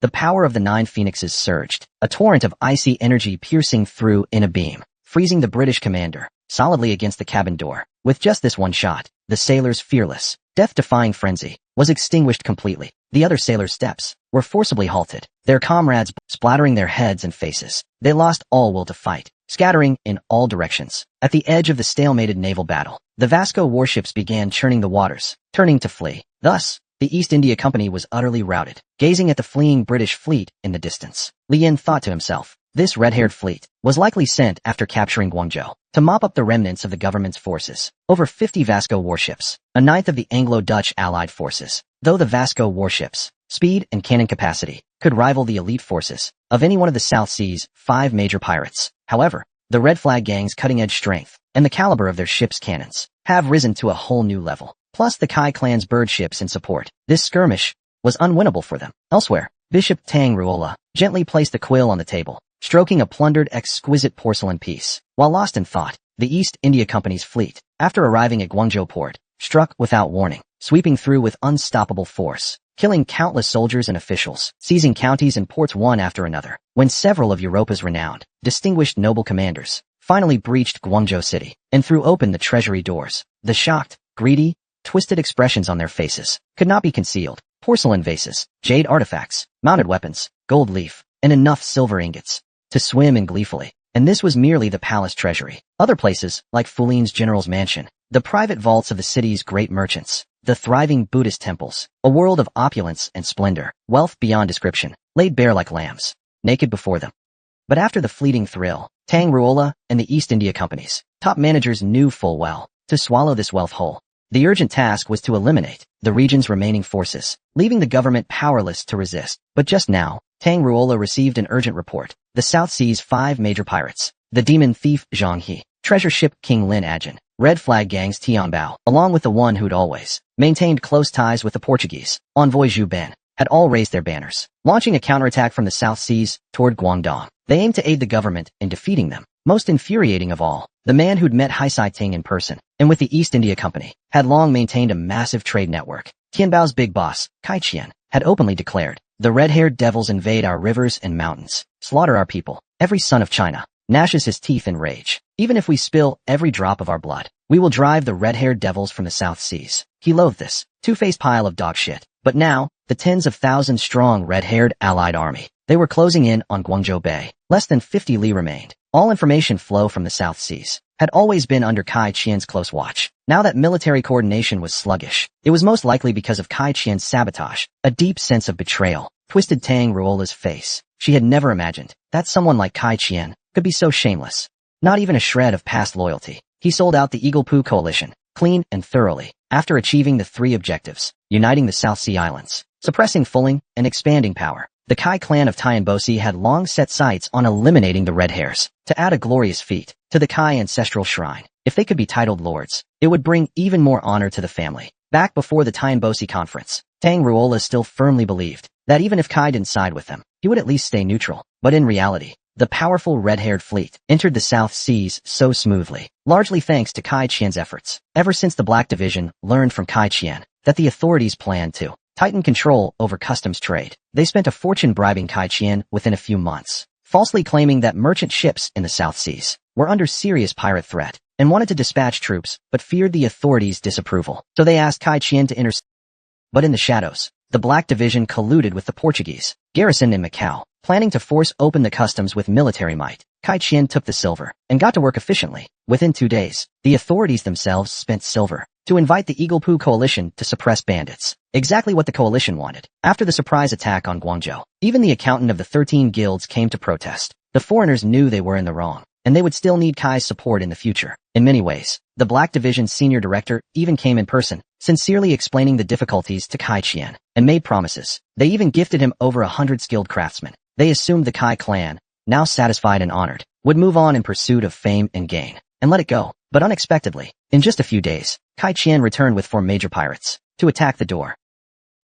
Over 200,000 pirates were now striking against 20,000 Eagle-Poo troops. No matter what, it would be a bitter battle. But to retreat now, how could she give up all that white silver while polishing a finely crafted incense burner she treasured dearly? Tang Ruola silently swore. Kai Qian, you once said Chinese merchants value their word the most, but you broke your promise. You'll pay for your betrayal. She glanced at the messenger and asked directly, go confirm. Among the 5 pirate leaders, is Kai Qian the one giving orders? To fool the emperor, the officials, and even the Black Division in one go. I almost admire this Chinese man's cunning and execution. But just as she was full of herself, the messenger told her, the leader of the South Sea pirates, commanding 200,000 pirates, was a young girl named Zheng Xiao. Tang Ruola was stunned. She didn't know who Zheng Xiao was. She had never heard that name before. After thinking for a while, she finally spoke. Take me to meet Sir Alex. Sir Alex Bakey, the highest-ranking officer, sent this time by the East India Company. Their top representative on the graduated from Eton Engineering College, member of the House of Commons, former senior secretary to the governor of Blackhall, rear admiral of the British Navy. When Tang Ruola met Sir Alex for the first time, she was startled by the gaze of this tough young man, just 30. Your Excellency the Bishop, there's something I must inform you of. With that, he handed over a scroll of parchment. Tang Ruola took it and looked. Her pupils shrank suddenly, and her aged face began to tremble. At this moment on the European continent, one of the greatest tacticians in Europa's history, His Majesty the Emperor of France, Napoleon Bonaparte's commander, André, known as the Son of Victory, led 70,000 French troops directly toward the eastern Portuguese city of Almeida, and the most battle-capable force within Portugal was just an English reinforcement force of under 20,000. Bishop Tang Ruola, what's your opinion? Sir Alex inquired. Tang Ruola's hand trembled slightly, and she answered with difficulty. I think, if the situation in the Far East becomes deadlocked, perhaps we can consider. But before she could finish, Alex interrupted her. Then don't let it become deadlocked. We need a swift war. Precisely because the situation is urgent, we must safeguard our interests in the Far East. By the time we hear the news, the war may already have started. It's beyond our intervention, but immense interests are right before us. Your Excellency, we are just one step from success. Bishop Tang Ruola was speechless for a long time. After who knows how long, she finally nodded slightly. I understand. Meanwhile, on a battlefield not far from Guangzhou Bay, Kai Qian looked at the retreating British warships in the distance and revealed a faint smile. Over 50 British warships were ultimately all defeated. Only 22 escaped. The rest were either sunk by cannon fire or wiped out in close combat by the Red Kai Coalition's pirates. Ships and men alike were captured. According to Volume 21 of the Records of Loyalty and Wisdom from Foshan, Marquis of Peace, Kai Qian originated from Shuangguan. His ancestry was illustrious. His forebears were magnates of Nanyang. Qian was courageous and respected the virtuous. He gave generously and delighted in aiding the poor. He joked among villains and mingled with earning ample fortune. At that moment on the deck, Kai Qian stood side by side with Li Yan. Looking at the calm expression on Li Yan's face, he couldn't help but feel, though Tian Baozai had been the Red Banner's leader for less than a month, its solid foundation was thanks to Madame Sher's contributions. Although Tian Baozai was incredibly brave and unstoppable in battle, when it came to naval warfare, it was the mysterious yashing techniques of the Duck Queen that inspired real fear. When the Duck Queen was still alive, the other 4 banners willingly submitted. The Five Flag Alliance was undoubtedly the strongest in all Nanyang, clearly surpassing the other 4 pirate factions by an entire level. However, after Duck Ant's death, those days were gone for good. Kai Qian spoke half in praise and half in admiration. The first battle is a victory. The Red Banner's martial might is undeniable. Today, I've witnessed it firsthand. Li Yan, hearing Kai Qian's praise, shook his head. Our manpower was several times theirs. Though our ships were a bit lacking, they weren't that far behind. The red-haired devils aren't three-headed or six-armed. If we can't win even this, we might as well slit our own throats. Besides, after the first battle, we lost twice as many men as the enemy. Nothing worth boasting about. Li Yan had already done the math. In this opening battle, the losses of the Red Kai Alliance, converted into silver, amounted to around 300,000 taels. That's about the amount he and Little Dao would earn after fighting desperately for their lives. Thinking about this, Li Yan picked up a sailor's single-lens musket. Bang! He test-fired a shot. Staring at the hole on the straw target, he pondered. Slightly stronger than Sudu's feather bolts, with Marten blood in his veins. He wasn't afraid of this level of gunfire. Kai Qian smiled. By the way, Brother Tianbao, after this skirmish, we have about 400 to 500 prisoners. What are your plans for them? Li Yan's eyes shifted. He snorted coldly. The battle's tight. No time to guard them. These captives are troublesome. Just slit their throats and dump them at sea. Saves the hassle. Kai Qian was stunned. He quickly stepped forward to dissuade him. If we just kill these foreigners, it'll only stir outrage among the enemy. And morally, it's far too cruel. Why not keep them alive? Once we defeat the Eagle Poo coalition, we can ransom them off for a good price. Cruel? When the red hairs stabbed my brothers, wasn't that cruel? Your men just made up reports and sneaked around. Easy work. But my red flag brothers lost over 2,000 men. Not killing them. What? Save them for the new year. As for ransom, you're so sure we're going to win. If these it's not your men who'll pay the price. Li Yan intentionally raised his voice, so nearby pirates could hear, but he was really pressuring Kai Qian. Kai Qian, of course, knew what Li Yan was doing. He could only force a bitter smile and play along. Brother Tianbao, this isn't our first time doing business. Why are you bringing out this kind of tone again? Let's be direct. I'm over 70% confident in this counterattack. How much ransom money do you want? Name your price, Brother Tianbao. I want Alliance Leader Shower to promise to show leniency to the red hair surrenderers and send me all the prisoners of war from this South Seas campaign. Hearing this, Li Yan turned around. My brothers bled and fought hard, and you want me to hand over the captives? Besides, the other commanders might not agree either. You'll buy them from me and sell them back to the foreigners. Make money and connections. Nice deal, Boss Kai. Quite a business. Not a trade many could make. Would you? Li Yan narrowed his eyes. Seeing the timing was right, he spoke up. I don't care for silver. The red flag's request was already brought up on Ryukyu Island. Boss Kai's words really put me in a bind. But there's actually one thing I want Boss Kai to help with. The full wolf sea ghost in Belle Goose Spirit's hands. How exactly was it refined? Kai Qian's brow furrowed at the question. The technique of the full wolf species is rare and a deeply guarded spiritual secret, comparable to the binding seal in Yagusha's hands, or Zhang He's Taiping manuscript. Not something I could get my hands on. That's something I simply can't get my hands on. Tianbao Longto's appetite is simply too big. That's strange. The galley ghost. The full wolf species should be a single set. Its spirit level is only full wolf species. So where did that AOXIN get? Our weapon alliances. Refining method for the galley ghost. Kai Qian replied. Seems it was back when there was civil unrest in the Black Flag. Ling Yi Spirit got it from one of old lady Gua's confidants. Of course, that's just hearsay. Li Yan then continued. How about this? Forget the refining method. You negotiate with the Lin family. I want the Lin family to refine a full wolf sea ghost for the red banner. That should be acceptable, right? Kai Qian smiled at the words. I'll do my best. Facing the red banner and Kai Qian's coalition, the East India Company finally played its trump card. The last brilliance of the King of Portugal, the Extreme, one of the 7 great ships of the Heron Company. Just a few days later, a massive fleet collided with the ice river and froze all the way to Guangzhou Bay. Kai Qian looked at the calm sea in the distance, and waves stirred in his heart. These past 10 or so days had been truly extraordinary. A rival like Tianbao Zai, with both brains and brawn, had truly rekindled the fire in his once calm heart. At that moment, on the sea horizon in the distance, countless black masts suddenly rose. Waves surged. A fleet of imposing black three-dimensional sail warships, entwined with a large number of silver Vasco ships, was quietly awaiting the arrival of the Red Kai coalition. Abandoned port? Li Yan and Kai Qian exclaimed in unison. Boss Kai, they clearly don't take us seriously. Li Yan chuckled twice and pointed to the distance. A full-scale attack. Abandoning the port to engage. The greatest advantage of the giant hand tactic is the ability to end battles quickly. Kai Qian said nothing. He merely turned the ring on his finger gently. The red-capped parrot that had been gripping the sail rope suddenly flapped its wings and soared over the sea. Its hoarse cries spread throughout the Kai fleet. The red hairs are coming. Signal flags wave. All warships immediately turned their hulls broadside to the enemy. Cannons aimed straight at the distant Eagle Poo coalition. Li Yan clenched his lips and blew a long whistle. Across the vast sea, hundreds of fire bursts erupted instantly. The red banner's blood sails and the silver Vasco warships fired almost simultaneously. Black smoke billowed. Waves surged. Beneath golden-red cannon fire, the Eagle Poo coalition shouted in shock at the Red Kai pirates' cannon power and range. Reddish-brown smoke and wood chips burst and scattered in all directions. In the blink of an eye, the calm sea turned into a blood-soaked battlefield like a meat grinder. One after another, immensely powerful explosive shells were loaded.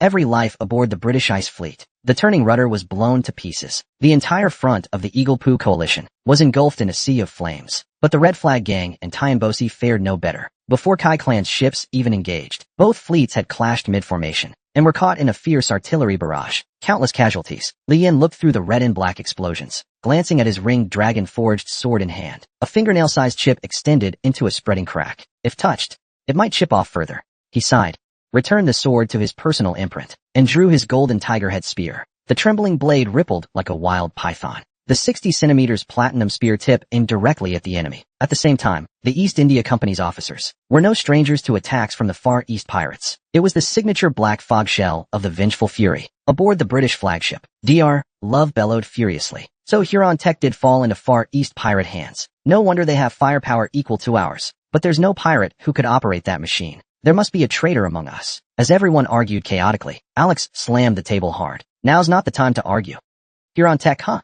I recall that so-called genius shipwright said, only a great ship can match a great ship. The Red Flag's black fog shell briefly reversed the pirates' losing position, even though the firepower matched. In artillery exchange with the Eagle Poo coalition, the Red Flag and Tianbosi's losses were still more than double the enemy's. At this moment, not just in the South Seas, but around the world, there was still no true counter to powerful explosive shells. But if you can't hit, then it's all for nothing.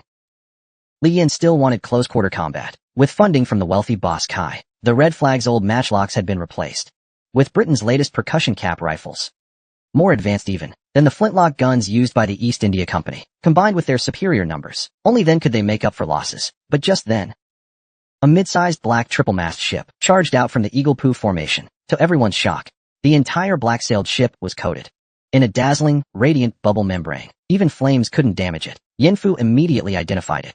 One of the 7 great ships of Huron tech.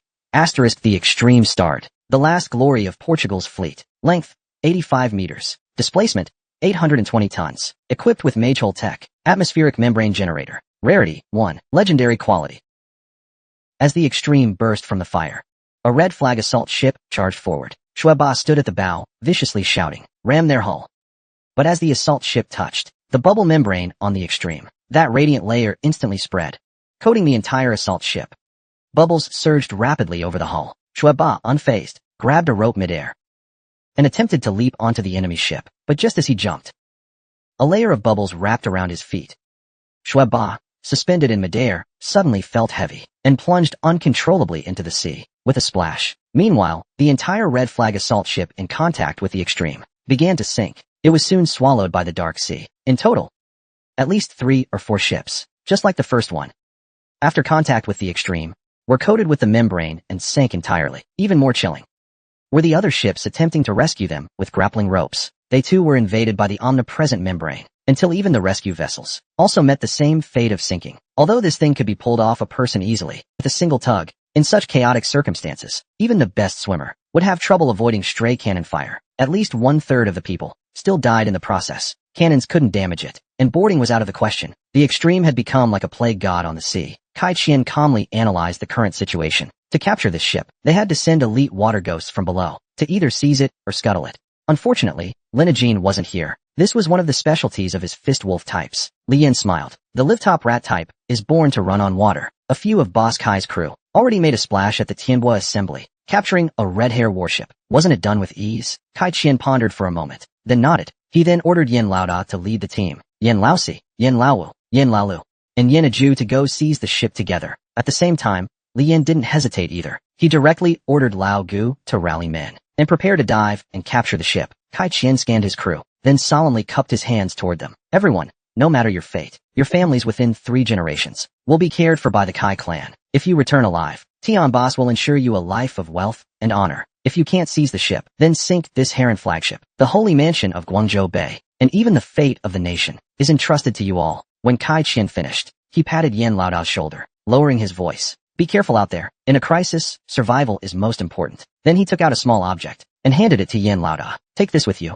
It might save your brothers and sisters at a crucial moment. Yin Laoda took one look and was shocked by the item Kai Qian gave him. He raised his head to refuse, but saw Kai Qian frowning with displeasure, clearly not wanting to explain more. He pressed his lips and stopped declining, cupped his fists and bid farewell to Kai Qian. Li Yin also scanned his own men, leapt onto the ship's edge, and shouted, "Follow me into the sea," then jumped into the water. Lao Gu raised his eyes, and dove in with many galley ghosts, splashing the sea with waves. Li Yin bent his knees. The moment his toes touched the water, countless ice shards exploded, holding him steadily atop the surface. As the solitary swan awakening improved, the power of the 9 phoenixes became even stronger. Strictly speaking, 9 phoenix power is not ice but cold. During the chaos at Smoke City, Li Yin realized the moisture in the air greatly affected the manifestation of 9 phoenixes' power, and on rivers, lakes, and seas, this was his domain. As he landed, a bright face with a tear mole at the corner of her eye. Asterisk splash. Asterisk. Yin Ju entered the water, sending a splash across Li Yan's face. Under the effect of 9 phoenix power, the splashed water turned into countless beads of ice, crackling as they fell. Li Yin tugged at the corner of his lips, annoyed, and instantly sprinted across the surface toward the extreme, ice shards shattering in his wake. An intimidating sight. He quickly reached Yin Ju's side,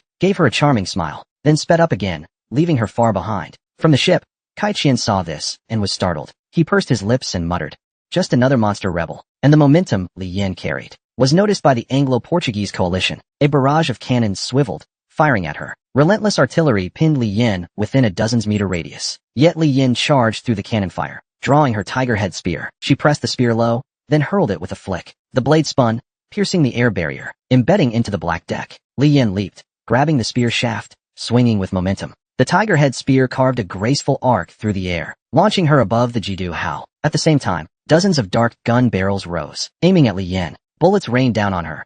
Having tested muskets before, Li Yin dismissed the attack, letting bullets pierce the icy aura around her. Her tiger head spear impaled a British soldier's chest, pinning him to the deck. Landing, Li Yin sensed something wrong. These muskets' power was off. Bullets hitting her icy aura caused sharp stings. Fleeting glimpse activated. Magic cave technology. Black Baker rifle. Magic cave technology. Unstable thunder needle bullets. Enhanced penetration. Li Yin narrowed her eyes, no longer daring to underestimate the enemy's firepower. She swung her spear, advancing, slamming the tiger head spear into the mast with force. The dozen-meter mast snapped instantly. Sails and rigging collapsed, burying most of the reloading sailors. But more sailors swarmed in. Li Yan's assault didn't falter. Her spear pierced another sailor's chest. In moments, a wide clearing of corpses surrounded her. Facing Li Yan's ferocity, the sailors adapted their tactics, spreading out to make dodging and killing harder. Just then, a dripping grappling hook latched onto the ship. Yin Laosi vaulted aboard. Quick-reacting sailors shifted their fire, pouring bullets toward Yin Laosi. Hearing the noise, Yin Laosi unleashed his demonic force field, wooding rat seed, shocking sea essence. Under the force field's effect, the magic cave bullets froze for a moment. Yin Laosi reached casually to swat them away. Li Yin shouted urgently to dodge. But it was too late. Blood sprayed in bursts. Black conical bullets pierced Yin Laosi's body. He plummeted silently to the deck. How dishonorable was the bandit Zhang He. The pirate alliance, once agreed upon, meant nothing to him. While the three-way battle raged, he abandoned the fight, attacking Tianbao Boy's stronghold, Dayu Mountain, instead. Moments ago, Yin Laosi was shot off the deck, with a splash. Shueba cursed, poking his head up, but the next instant, Yin Laosi crashed down from above, landing on him. Meanwhile, the battle on the Jidu Hao's deck raged on. Yin Laoda's fiery aura deflected bullets, hooding rat seed, bone chariot bamboo. His eyes glared fiercely at the foreign devils, killing intent undisguised. A dozen fiery serpents danced wildly on the deck, devouring several foreigners instantly. At the same time, Yin Ju became a black mirror shadow. His knee smashed into a sailor's face. The crack of shattering bone rang clear. Landing, Ju hurled his fire essence longsword, piercing a red-hatted sailor's body. Yin Laoer's fingers danced, guiding the thrown fire essence longsword. Nimble, it flew back to Yin Ju's hand. On the deck, more pirates clambered aboard. The foreigners trembled in fear, thoughts of retreat taking hold. Meanwhile, Lao Gu directed those boarding, warning them to watch for the foreigners' muskets, to stay cautious. But before he finished, a gunshot cracked. A pirate fell. Seeing his comrade killed, another pirate, wielding a force mirror, lunged at the foreigners. Too bad the strike missed. Instead, a red-haired devil shot through his skull, shoving aside the corpse, pinning him down. He glared fiercely at the charging crowd. Then, with a roll, he grabbed a musket from the ground, aiming the barrel at a Goryo devil gasping for breath. With no time to dodge, the Goryo devil grabbed the barrel with his hand, squeezing with all his might. Sparks flew as the shot misfired, a deafening explosion echoing across the deck. As the smoke slowly cleared, the red-hatted sailor was already dead beyond dead, but the Goryo devil's face was blasted to a mess. shrapnel embedded in his cheeks, blood gushing from the wounds. Like a demon from the mortal realm. By now, the melee between both sides grew fiercer still. Elsewhere, Yin Laoda shouted to Yin Aju. I heard the red-haired ships have an ironclad heart as their power source. Aju, go inside and look for it. Hearing this, Yin Aju broke from the fight, heading straight for the hold. But little did he expect, in the blink of an eye, Yin Aju was blasted back out of the hold, sliding several meters across the deck before barely steadying himself. At the same time,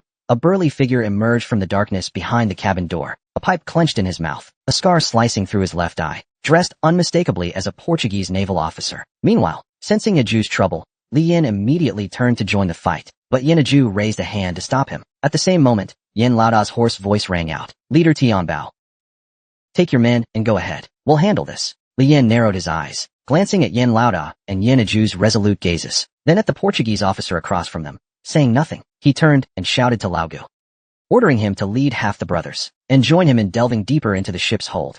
At the same time, Bishop Tang Ruola gazed at the battlefield, forcing himself to stay calm, muttering, lambs leaping into the abyss will only shatter to pieces. But Alex, at his side, analyzed objectively. The South Seas pirates' morale is sky high right now. The Far East witchcraft is unique in its own right. In principle, letting these Far East pirates board the extreme puts us at a half-step disadvantage. But these pirates underestimate the extreme far too much. Heroes and overlords? This personal heroism nonsense is pure garbage. Only manpower, equipment, tactics, and terrain, these are what decide a war's outcome. The moment the extreme set sail for battle, victory was already sealed. Elsewhere, Kai Qian, closely watching the battlefield's shifts, suddenly slammed the railing, roaring, get the lads to ram 400 small boats into them. Hold them off as long as we can. Bring all those old Tianbao ships forward to block. Leader Tianbao's charging at the front. We can't be shrinking turtles. If we win this fight, I'll replace every ship we lose. At this moment, the naval battle's tide remained shrouded in uncertainty. Elsewhere, Lin Ajin led his team, having crushed the Portuguese fleet, and arrived at Jiangmen's Xinhui port. The great sails emblazoned with the Lin name had successfully docked. After resupplying, and shunned, and Xinhui, they repelled Barros's sailors once more, achieving a sweeping victory. More noteworthy still, Lin Ajin's defeat of the red-haired devils relied on his keen insight and judgment, seasoned naval command, and elite strike forces. The Portuguese were left utterly humiliated. Aoshing, standing on the ship's ladder, spoke to Lin Ajin, gazing at the distant battlefield. Patriarch, there's news from Xiangshan. Things don't seem quite right. Hearing this, Lin Ajin's brow furrowed. On the three-front battlefield, Zhu Bin and Zhang He were tasked with handling the red-haired sailors near Xiangshan. With their formidable strength, there's no issue at all, though the Red Flag gang holds significant sway in the alliance. They haven't screwed us over, but their battlefield is the farthest from Guangzhou City, while Kai Qian and Tianbao's battle at Guangzhou Bay is the closest, which means, if we win, under normal circumstances, it's bound to be Tianbao and Kai Qian who claim the first spoils, the first to enter Guangzhou City to plunder its wealth, and curry favor with the city's officials and nobles. Then we'd be left packing. As for the likes of Zhu Bin and Zhang He, they'd only get scraps and leftovers. Winner takes all. No one can argue with that. If Zhang He had been the alliance leader, the one sent to attack Xiangshan today would have been Tianbao. Lin Ajin snapped back to his thoughts and asked, what's the word from Zhu Bin and Zhang He's side? Aoshing pointed toward Xiangshan. The Portuguese sailors near Xiangshan, along with Lin Xing's British Vasco warships, took almost no losses. They easily broke through Zhu Bin's encirclement. Both sides slipped past each other. The red-haired devils, somehow getting word, learned their home base was under attack, and have already rushed to reinforce Guangzhou Bay. That bastard Zhu Bin, he's headed straight for Guangzhou City. Patriarch, he's breaking the rules. Guangzhou Bay's already the toughest nut to crack. With this elite red-haired fleet joining the fight, it could very well lead to the red-haired allied forces attacking Guangzhou Bay, being completely wiped out. Patriarch, what do we do? March into the city now, or sit back and watch? Hearing this, Lin Ajin pondered for a few seconds, then turned and said gravely, call over the clan's top leaders. Turn back. We must intercept this red-haired fleet. They can't be allowed to reach Guangzhou Bay. Hearing this, Aoshing licked his lips, looking at Lin Ajin with some hesitation. Seeing this, Lin Ajin continued, Aoshing, remember what I said. A man must first see himself clearly, and even more, see the situation clearly. Don't think rushing into the city is always a win. Aoshing seemed puzzled, pressing further. Patriarch, putting aside the city for now, that Kai fellow's been plenty wary of us, and the Red Flag gang's our sworn enemy. We're not monks praying and fasting. Why take on their burden? If the Red Flag gang and Kai Qian get crippled, that's no bad thing for us. Hearing this, Lin Ajin shook his head. You really think Zhu Bin deliberately let this red-haired force head to Guangzhou Bay, and the red-haired allies would just collapse? It's no use. Tianbao and Kai Qian are old foxes. They're far more resilient than you think. I'm doing this to make Tianbao and Kai Qian only one. With that, Lin Ajin seemed to realize something, pausing slightly, then asking in alarm. You said Zhu Ben let the red-haired army go? What about Zhang He? What's he doing? Zhang He took his troops to Tianbao's stronghold, Dayu Mountain. Hearing this, Lin Ajin fell silent for a moment, then said in a stunned voice, Tianbao, it's not that I'm not helping you. This is all up to your fate now. At that moment, on the red-haired allied battlefield, Kai Qian was listening tensely. Reports from her men. Zhu Ben let the Portuguese fleet slip away from his watch and led men to breach Guangzhou city first. Zhang He took his crew to Dayu Mountain. Kai Qian glared into the distance, furious, slamming her fist on the table. Zhang He, oh Zhang He, you're courting death. At the same time, Kai Qian's conversation with her men was overheard by Li Yan through her 99 Sudu birds, clear as day. A nearby pirate noticed something off with Tianbao boy, hurriedly asking, what's wrong, brother Tianbao? Li Yan smiled faintly, calm as a still well, and said, nothing. Let's turn this ship upside down first. Elsewhere, in Alex's office. The cuckoo. 3 telegraph on the desk crackled. Barros defeated. Reinforcements nearing. Far East sea routes secured. Bandits hit Tianbao boy's stronghold. Reading the first message, Alex felt the situation wasn't too dire. But at the second message, the usually composed Alex paled in shock. Macau under attack. Red Flag Gang flooding in with ships and pirates. Kai's elite 500 soldiers. Guangyi Island's Wubozai bloodline. Black armored knights.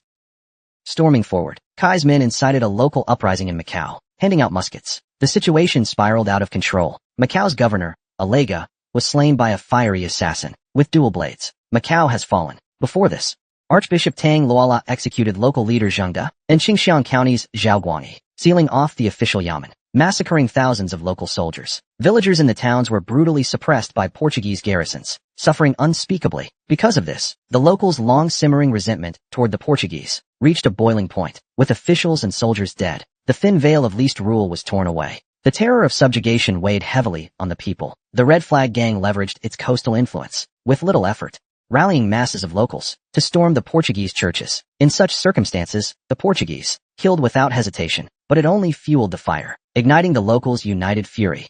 Kai's smuggling ships brought hordes of muskets and weapons, 1,000 army darts. Jinong, Zhao Xiaoi, and others rallied local natives to rise up, along with surviving official forces, storming Alega's governor's mansion. At this moment, in Fox Church, endless firelight exposed human ugliness. The natives' long-suppressed rage and tears now poured out mercilessly. Fierce arson, only chaos reigned. They chased a girl in black and white nun's robes, grabbing her hair, spewing vile words to seal her fate. Just then, a brick smashed the lead man's skull. The mob raised muskets toward the source. Zha Xiaodao stood unfazed, puffing his pipe, exhaling a thick cloud of smoke. With a single word, scram. Sensing Zha Xiaodao wasn't to be trifled with, the mob slunk away.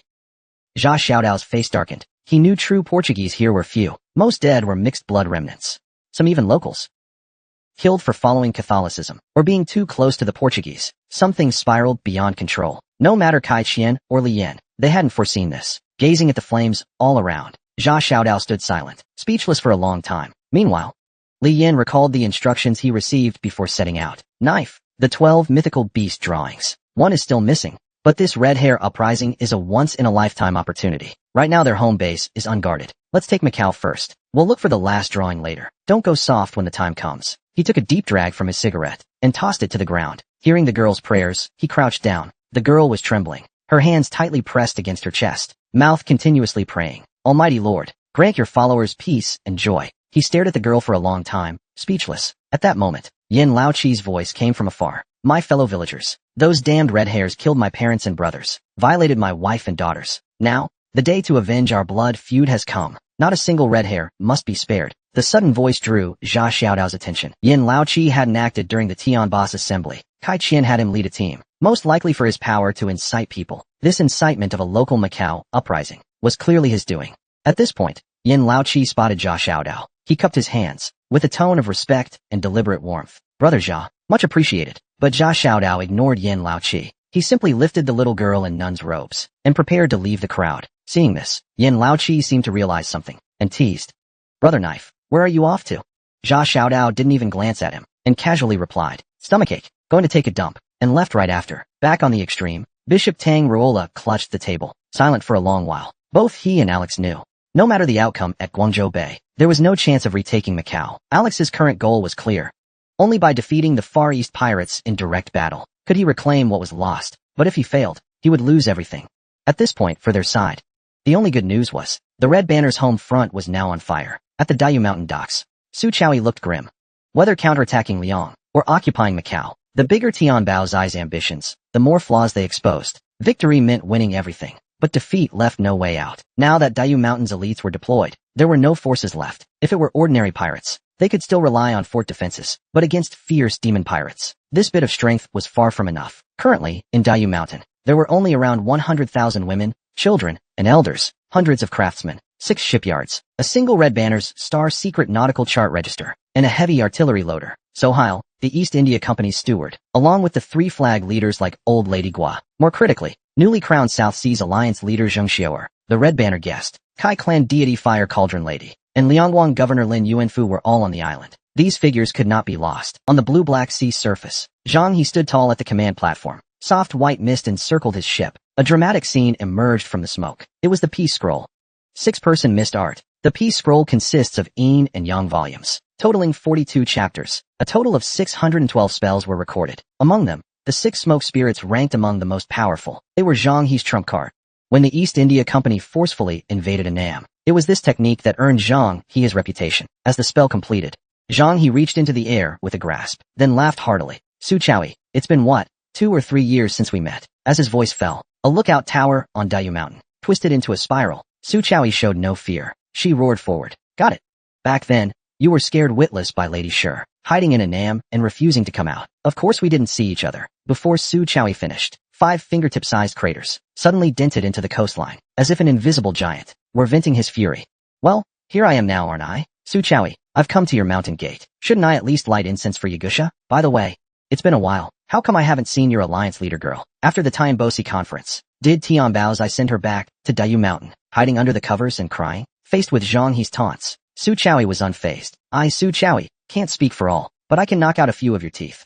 You broke your blood pact and alliance, and turned your blade on Dayu Mountain. You've already ruined your name in the South Seas. Don't just fear the red flag. Kai Qian, even temporary allies won't spare you. Zhang He, you've gone to all this trouble, just to drag the red flag down with you? Mutual destruction? Hearing her roar, Zhang He sneered coldly. He flicked a finger into the smoke, instantly turning a sentry post to ash. Tianbao Zai can barely manage himself right now. Even if he defeats the red and rallies the South Seas pirates to crush me, I'm not afraid. If I dared come, it's because there's a treasure inside Dayu Mountain. That makes the risk worth it. Su Chaoyi's silence only made Zhang He more certain of this. To avoid delays, he issued a direct command to invade. Watching Zhang He amidst the purple mist, Su Chaoyi sighed to herself. In the South Seas, even top warriors, like the Goryo ghosts, were just rare talents at best. Even with powerful spellcraft, it wasn't beyond human grasp. But Zhang He's powers were practically divine. His Taiping manuscript was a gift straight from the Heavenly Mother. Just then, Su Chaoyi sensed someone behind her. She turned to see Dan Yang approaching. She didn't know how. This woman Tianbao Zai brought back from the Heavenly Mother's sea-crossing ceremony had now become Kai and Tianbosi's fiery crown lady. But that didn't stop her from sensing this dazzling woman was certainly powerful. Su Chaoyi cupped her fists to speak, but hesitated for a moment. She finally called out, Fiery Crown Lady. Dan Yang noticed her awkwardness and smiled. Just call me Dan Yang. Su Chaoyi knelt formally and solemnly said, Dayu Mountain City stands on the brink of ruin. At this critical moment, with Fiery Crown Lady's divine presence, I beg you to save us. Faced with Su Chaoyi's earnest plea, Dan Yang, dressed in foreign attire, pondered for a moment. Her current stance wasn't something she could spell out too clearly. The relationship between her and Li Yan was best kept at a certain distance. After a long pause, Dan Yang finally spoke slowly. The Taiping manuscript bears some resemblance to incense-based divine arts. I'm fairly confident I can handle it, but I'll need Leader Su to do me a favor. She's setting up a ritual platform with an incense burner, so I'll need to set up a platform and burner too, and it must be taller than hers, not a bit shorter. Su Chaoyi accepted the order and prepared to leave. When Zheng Xiaoer quietly approached, seeing her, Su Chaoyi instinctively urged, Xiaoer, it's dangerous here. Go back for now. If you've got any grievances, wait till Tianbao returns, and I'll make it right for you. Unexpectedly, Zheng Xiaoer shot her. Then, in a petulant tone, asked a Kai clan follower, I heard your boss once paid the Fire Cauldron Lady the grand courtesy of 3 bows and 9 kowtows. Is that true or not? Getting the follower's confirmation, Zheng Xiaoer dropped to her knees before Dan Yang with a thud. Dan Yang hurriedly reached to lift her by the shoulders, but seeing the girl's expression, paused, and didn't stop her. Zheng Xiaoer knelt twice, kowtowed 6 times, performing the rite of 2 bows and 6 kowtows, before standing and saying solemnly, Uncle Kai may be older, but as the Alliance's commander, I outrank him.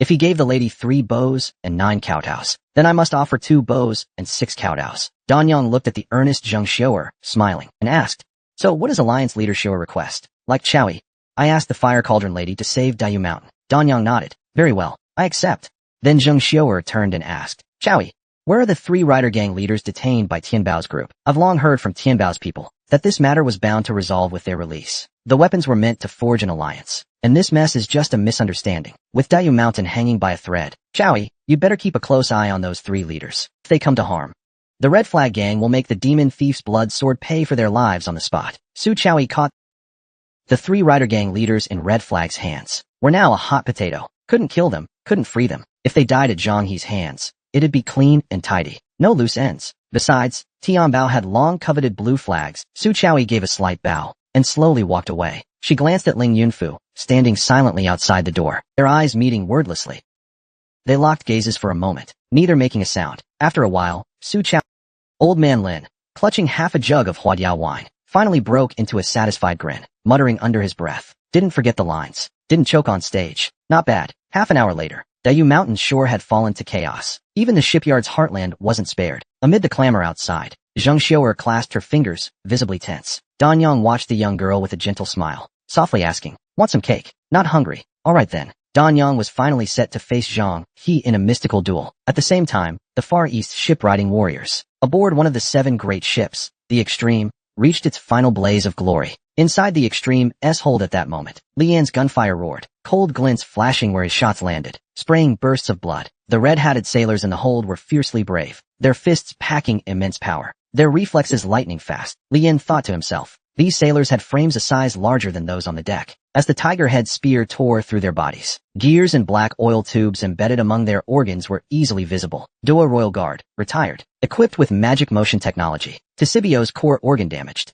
Precision rating equivalent to 39% ancestral awakening. Note, these wretches, who lost limbs in war, with European technology, began a second life under Tisibio's gears. Lian gazed at the fallen machine soldiers, sighing, "If I get the chance, I must see Europa, land of such marvels. But this time, I'm afraid there's no time." After wiping out Lanlu's sailors, Lian led her men deeper into the ship, all silently calculating. What material was this air barrier on the ship? Sharp blades pierced it easily, but its stickiness defied scraping. Flames and impacts had no effect. It even wriggled when touched. Grotesque and eerie. No doubt, this air barrier was the Jidu Hao's greatest asset. "Brother Tianbao, let me take the lead. You've been cutting through, without a breather. I haven't even had a chance to speak. No reason our leader should face danger head-on." Lao Gu's voice broke Lian's thoughts. Lian smiled. "No need, Lao Gu. Stay at the rear and keep watch for me. Charging in like this puts us at a disadvantage. If the sea battle outside weren't so dire, I wouldn't resort to this." Kai Qian sent who knows how many boats to block the Jidu Hao, all effortlessly crushed to splinters. "We've got no choice but to risk it all." Lao Gu nodded silently. Before stepping back, he leaned in and whispered, "Brother Tianbao, you seem a bit distracted."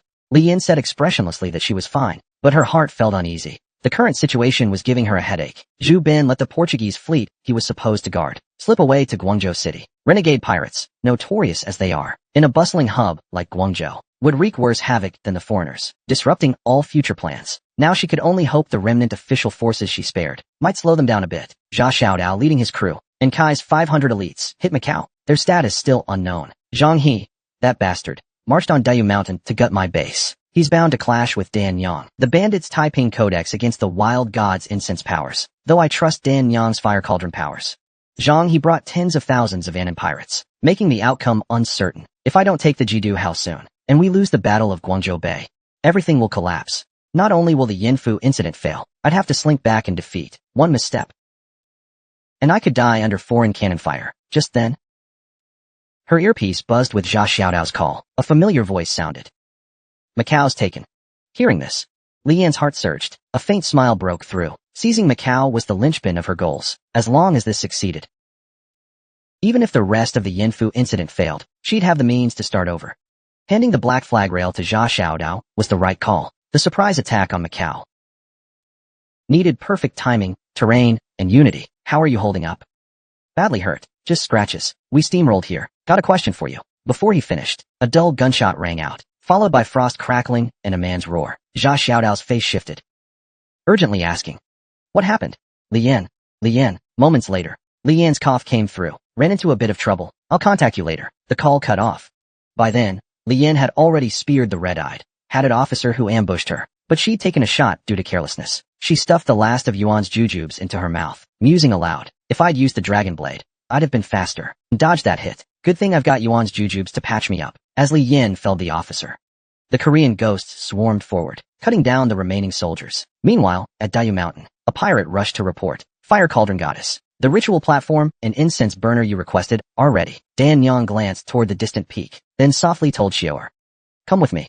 The ritual platform Wen Yin Chaoyi prepared stood on a jutting, perilous cliff. The platform shook, arrows poised, winds howled below, trees swayed, treacherously steep. They gazed from the mountain. The bandits' arrogance blazed along the coastline. Zhang He sneered at Dayu Mountain, then lightly raised his right hand. A red flag gang junk shot up from the sea. With a gentle squeeze, the junk was crushed to pieces by his flag. Seeing this, Dan Yang's gentle face turned chillingly calm. Her brows furrowed slightly as she said, Xiaoer, fetch me a basin of water. Wen Yin Chaoyi opened his mouth to speak, but Xiaoer already grabbed a bronze basin, heading to the spring.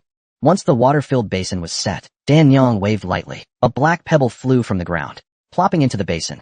Her slender finger tapped ripples on the water. A faint vortex rose from the basin's center. The black pebble slowly lifted, encircled by firelight, growing against the wind above the water. In mere breaths, it swelled into a head-sized cyan strange stone. The moment the stone formed, Zhang He's face twisted, sensing something. He hurriedly looked toward the distant peak. Dan Yang's eyes sharpened, staring at the strange stone in the basin. She grabbed Xiaoer, who was craning toward the coast, clenched her fist, and smashed the cyan stone. With a cracking snap, a 30-zhang cliff beside the platform sheared off, crashing into the sea with dust. The rolling boulder unleashed towering waves. At the same time, beside the basin's strange stone, a toothpick-sized rock broke off, sinking to the basin's bottom, rippling the water back and forth. Elsewhere, under the boulder's colossal waves, the bandit fleet collapsed instantly, capsizing entirely. Zhang He stood on his platform, staring, his earlier arrogance gone.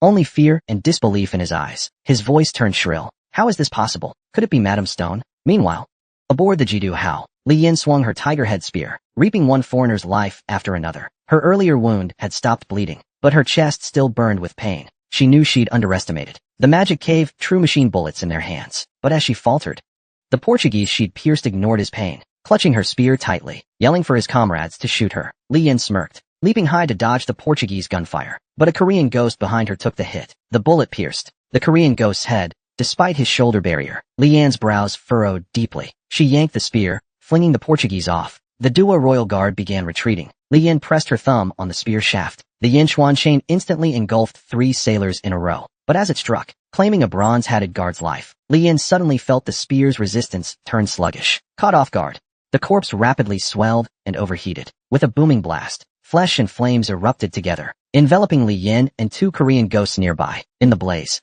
as the smoke gradually cleared, Li Yan's scalp tingled with dread. Her 9 Phoenixes enhancement made her largely immune to ordinary flames. But the 2 Korean ghosts had their eyes scorched, now wailing in agony. Sun Xiaoba, Zhao Sheng Zhang Yazi, get the wounded brothers settled. Find a place to hide and wait for our signal. The mounting losses had pushed Li Yan's fury to its limit. After giving, she led the rest to the next deck below. After observing a moment, Lao Gu spoke up. Brother Tianbao, there's men ahead. Hearing this, Li Yan's heart tightened. The men ahead were expected, but enemies behind meant Yanqing's crew was in trouble. Enough for the Portuguese sailors to spare troops to flank them. Li Yan licked her lips, scanning the dim hold. She asked, Lao Gu, the Korean ghosts are strong swimmers, right? Brother Tianbao, no need to ask. Not to brag. Pick any one of them. They could haul a 100-pound sack in each hand. I won't overpromise, but they can swim 10 miles, no problem. Li Yan grinned slyly. Then I'll have to apologize to the brothers. With that, she swung her great spear, crashing it into the deck with the force of an army. Water gushed through instantly, flushing out Portuguese soldiers hiding for an ambush. Swept out by the surging current, they were quickly hacked down by the Korean ghosts. After flushing out the enemy, Li Yan and her crew searched the hold. Then a gurgling rumble from below caught her ear, drawing Li Yan's attention. She slammed her tiger-head spear into the floor. With a crack of splintering boards, Li Yan dropped from above, into cannon fire waiting below, signaling the area's importance. But in a single clash, Li Yan dispatched the Portuguese sailors. She eyed the glass tubes, and vessels filled with colored liquids, murmuring, Found you at last. The Jidu Hao's magic motion technology finally laid bare before her. Magic motion technology, air demon fabricator, quality, legendary, unique, origin, Haluan shipyard, condition, perfect, effect 1, consumes siren algae to create a bubble membrane that shields the hull from attacks, encasing the ship. Effect 2, siren algae has extreme reproductive capacity, its bubbles sink anything they touch into the sea. Creator, Europa's greatest microbiologist. Hex. Li Yin stared at the humming device, muttering. So you're the heart of this place. Wasting no time, Li Yin swung her tiger head spear, cleaving the floor to reach the Jidu Hao's hollow core, where the ship's keel lay. Her gaze burned. A drop of crimson blood fell onto the keel. Blood seal. With Li Yan's strike, the Jidu Hao's hull, gravely damaged, shuddered. The air membrane coating the ship seemed to sense the danger, gurgling as it rapidly contracted, layer upon layer wrapping the keel. Atop the flowing magic cannon twisted into a blurred, beastly face, lunging ferociously at Li Yan. But in an instant, her tiger head spear shattered it. Li Yan ran along, unleashing the flame river chain onto the keel. Cyan light engulfed the air membrane and keel alike. Under the 9 Phoenix's frost power, the entire keel froze into a block of ice. Yet this destruction was far from enough. Crimson blood dots exploded violently. Blood seal erupted. Twin white streaks spread rapidly across the keel, consuming the ship's frame. Amid rumbling cracks, the Jidu Hao's timbers began peeling away layer by layer. Watching the falling wood and iron, Li Yan knew the ship couldn't hold much longer. And the Jidu Hao, among the 7 great ships, was the only legendary warship not felled by another of its kind. Li Yan's head swam. A faint weightlessness crept in. Side effects of blood seal and hidden flight surged. She knew she couldn't linger. Dizzy, she gripped her spear and leaped upward, but a head-sized fist suddenly loomed. Li Yan, still dazed, snapped her head up like an enraged tiger, raising her spear across her chest, barely blocking the attack. She grabbed a broken plank, eyeing her ambusher. It was the Portuguese Felipe, Doa Royal Guard instructor, equipped with top-tier magic motion technology. Status, severely wounded, but with core organ in overdrive. Gaining greater power. Threat level, crimson purple. Rating, 9 stars. Note, her worth rivals half of Porto Harbor. Li Yan leaped onto a plank. Her heart sank. Facing Yin Eldest and Yin Aju's onslaught alone, she'd likely lose. Maybe even die. Yet this Felipe broke free from Yan's crew, still wielding 9-star strength. At her peak, she might have hit 9-star zenith or beyond. Realizing this, Li Yan struck first. Felipe didn't back down. Swinging an iron fist to meet her, the massive fist slammed into the tiger head spear, sharp as 100 blades. The fierce impact hurled them dozens of meters apart. As Felipe steadied herself, she noticed her mechanical arm had shattered from the blow, reduced to scrap metal. Li Yan knew this was the spear's surge Fang's effect. She grinned wickedly at the now armless Felipe, beckoning with a finger. Just then, Yin Eldest's voice roared from the deck. Foreign devil, pay for my 6th brother's life. Felipe didn't hesitate, diving toward the sea. Seeing her flee, Yin Aju lunged like a fleeting shadow, chasing Felipe. His eyes blazed red, tears at his eyes vanished, driven past reason. But Felipe glinted with cunning. Using her boot's air burst, she twisted midair, dodging Yin Aju's fist with a hook. Her left hand drew a short flintlock, aiming at Yin Aju's back, pulling the trigger. Yin Eldest's heart sank. He shouted to warn Aju, too late. But Li Yan's sharp eyes triggered wind rule. Striking first, her spear swept down, deflecting the bullet. In the massive impact, Yin Aju and Felipe plunged into the water. Li Yan froze the water beneath her, steadying herself. Yin Aju's face broke the surface. Wet hair plastered down. Clutching a plank, he scanned the chaos. Felipe was gone. Li Yan saw Yin Aju's reluctance, saying the battle was won. Don't chase a cornered foe. Yin Eldest gave Li Yan a complex look, then snarled through gritted teeth. Foreign devils, this isn't over. Thus, the Far East's legendary warship, the Jidu Hao, one of the 7 great ships, sank. The Battle of Guangzhou Bay ended. Pirates flooded into Guangzhou City. As Li Yan's crew sank the Jidu Hao, Zhu Ben's forces landed, leaving a trail of plundered towns aside. His elite force of over 5,000 marched on Guangzhou City, now less than 50 kilometers away. As the moon neared Guangzhou, Zhu Ben's thoughts grew fevered. Since the northern song, the South Seas had giants, but no seized a provincial cap. With the bandits retreating, fewer to split the spoils, all the better. If the Red Flag Gang asked, he'd claim his meager skill couldn't stop Zhang He. The foreigners' ships and cannons were too strong. He couldn't hold them. No one wants defeat. As for why he entered Guangzhou, wasn't the goal to take it. He couldn't stop the foreigners' breakout, so he chased them to Guangzhou. Zhu Ben rehearsed his excuses, knowing the Red Flag Coalition wouldn't buy it. But once he held Guangzhou, with wealth and men, he'd have fame and power. The Red Flag Coalition faced the foreigners' elites. After this battle, they might not best him. If the officials or Feline granted him a title, this life of glory and riches, with troops and wealth in hand, would he fear the Red Flag duo? As Zhu Ben schemed, a report came from his men. Officials blocked the road ahead, led by Lin Dong, Guangdong right-wing commander, saved earlier by Tian Bao Boy's crew. Kai Qian gave him men and funds to rally scattered troops along the way. And now they've crossed us. Zhu Ben's face shifted at the news. In Liangguang, What officials could stop him? Their mere 2,000 men dared to bar his path, but seizing the city for wealth and Fulin's reward was his goal. Clashing with officials now would ruin that. The dilemma stumped Zhu Ben. Meanwhile, on Guangzhou Bay's battlefield, Kai Qian eyed the silent Jidu Hao, saying sternly, "The fabled 7 great ships aren't so mighty. Signal the attack. Storm the British deck." Instantly, massive ships collided, amid cannon fire and gunshots. Corpses fell into the sea, splashing waves. The Yin brothers had returned to Kai Qian's ship. Kai Qian quickly asked for Tianbao Dragon's whereabouts. Yin eldest replied, "Tianbao Dragon boarded a red flag ship mid-battle. Told me to relay. He'll honor his word once the dust settles." Kai Qian frowned silently. Then Yin eldest, grief-stricken, shared grim news. Yin sixth is dead. Kai Qian's head snapped up. Her face paled. Stunned. Her throat worked. Speechless for a long moment. Elsewhere, Bishop Tang Lola watched the silent Jidu Hao, brows knit, seeing the invincible Jidu Hao burn to ash.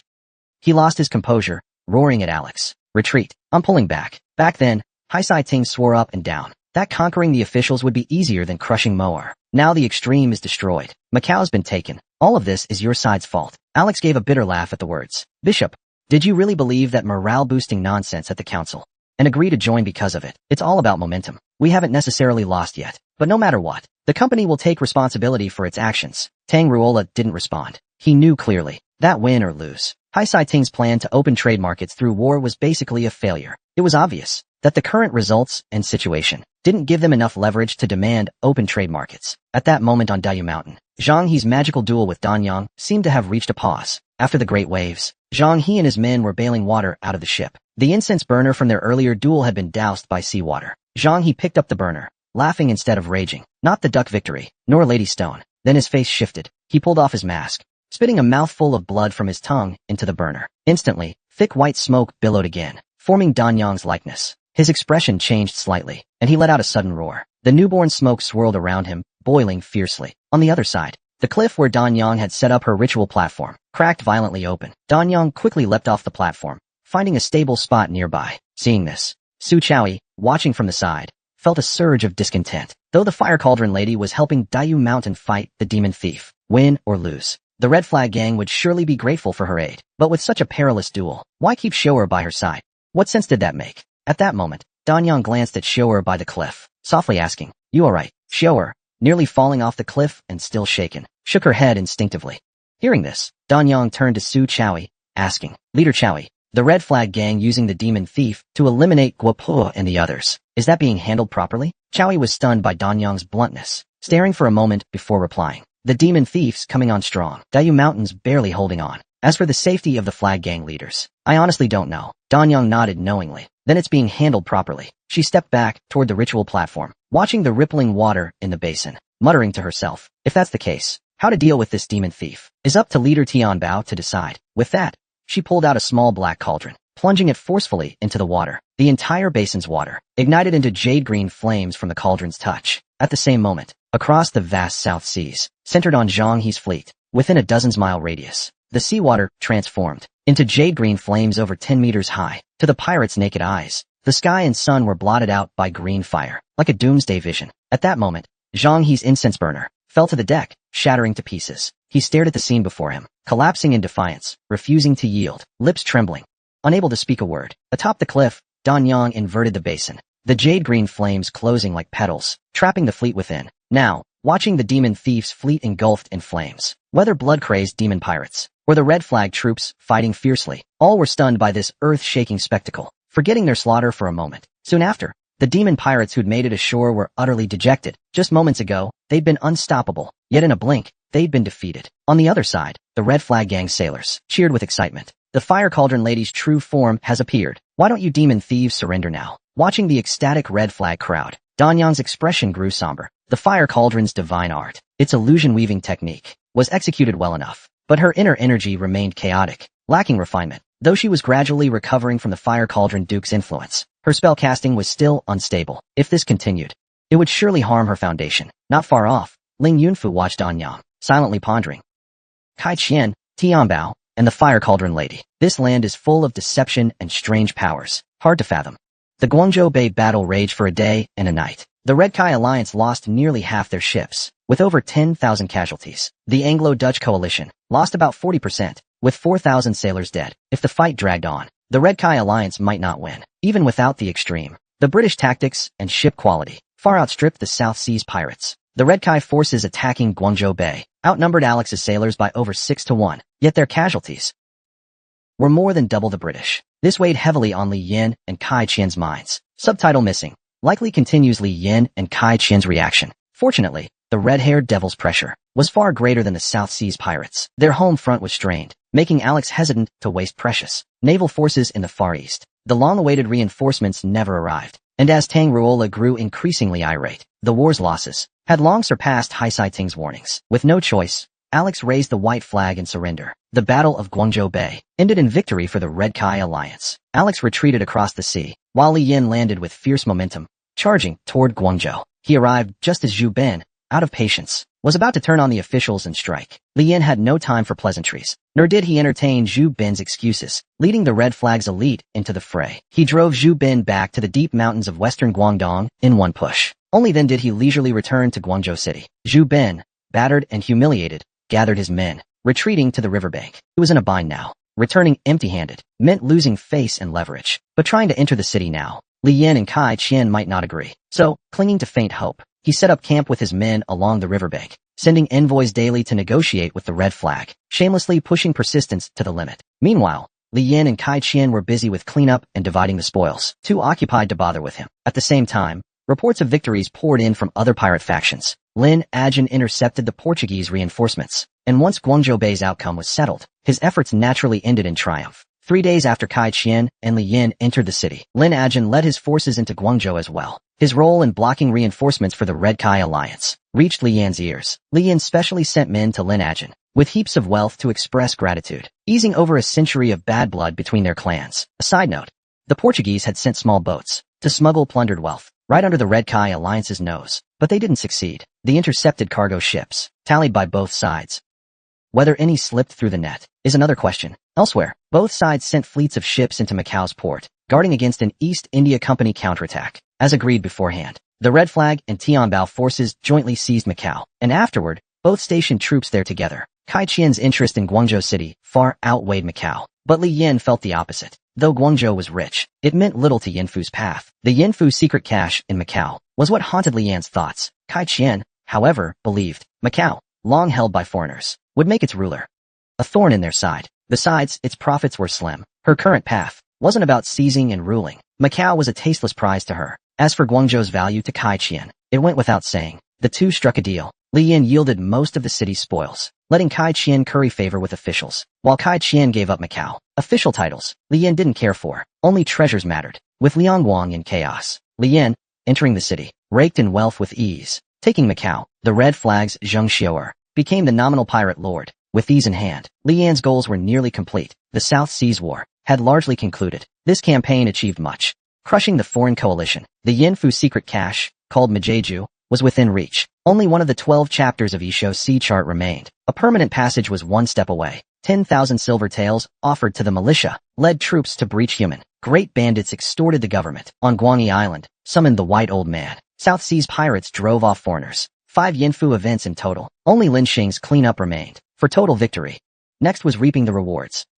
Days later, mid-July, Jiaqing 14th year, Feline returned to Guangzhou's general mansion, reporting to the capital, in hundreds of florid words, hailing the emperor's longevity. Foreign bandits raided the borders. The garrison, reckless and overconfident, was struck by foreign guns, perishing on the spot, losing countless troops. Your servant, Iron Hunt King, by heaven's grace, with righteous aid, vanquished the villains, upholding our ancestors' trust. In the British trade house, Li Yin lounged, eyeing Yanfu's prompt. You completed the Yanfu event, Birth of the Pirate Queen, rating 90%. The East India Company suffered heavy losses, Blackstone's worst defeat in decades. Your purchase privileges increased, granting an extra draw at settlement.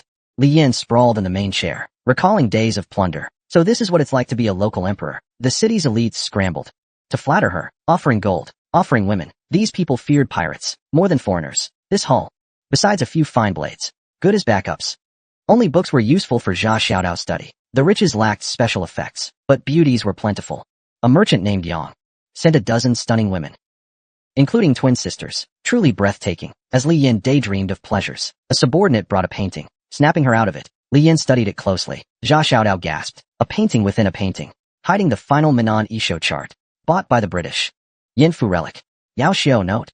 Since buying this, every night I heard a man's voice, until I sealed it in the painting. Only then could I sleep. Li Yin sighed at the note.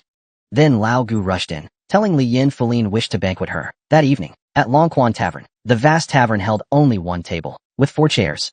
3 occupied by Guangzhou General Huang Qing Feline, 13 Factories boss Kai Qian, and Tianbao's deputy Lin Ajin. 1 chair empty. Feline beamed, praising Kai Qian endlessly. Shuangguan, my dear Shuangguan, a long road tests a horse. A storm reveals strong grass. Without your work inside and out, I'd have lost more than my post. Likely my life. Rest assured. As long as I'm in Guangzhou, your wealth and honor are secure. Kai Qian, hearing Feline, adjusted her glasses, saying softly, a lord's shame is my death. Your words humble me. Lin Ajin, listening to them, said nothing. Focused on eating and drinking, avoiding their affairs. Feline slammed the table, cursing. The city's nobles are ungrateful wolves, daring to impeach me in the capital. If they reach the capital alive, I'm not an Aizenjoro. Feline's local emperor airs shone through. Then he noticed Kai Qian's white armband. Frowning, he said, Shuangguan, on this joyous day, why wear that? He tugged at her armband. A snap like a pipa string breaking. Feline jolted. A chill surged. He stared at Kai Qian. This ever-compliant merchant now exuded unyielding authority. Feline instinctively let go, coughing to mask his unease. So careless. Kai Qian turned, scolding a singer lightly. Then faced Feline, saying softly, an elder passed at home. Please forgive me. Feline's palms sweated. He grunted, patting Kai Qian's shoulder stiffly, offering brief comfort. Lin Ajin ate on, seeming oblivious. Kai Qian raised her cup, saying, Guangzhou is restored. All is calm, even if some fools stir rumors. The matter's too grand. The court will ignore it. You can rest easy. Feline raised his cup, then frowned. Shuangguan, didn't you say another leader drove off the foreigners? We're halfway through. Where is she? As he spoke, footsteps sounded. Unexpectedly, Lao Gu entered. Kai Qian's face tightened. Brother Gu.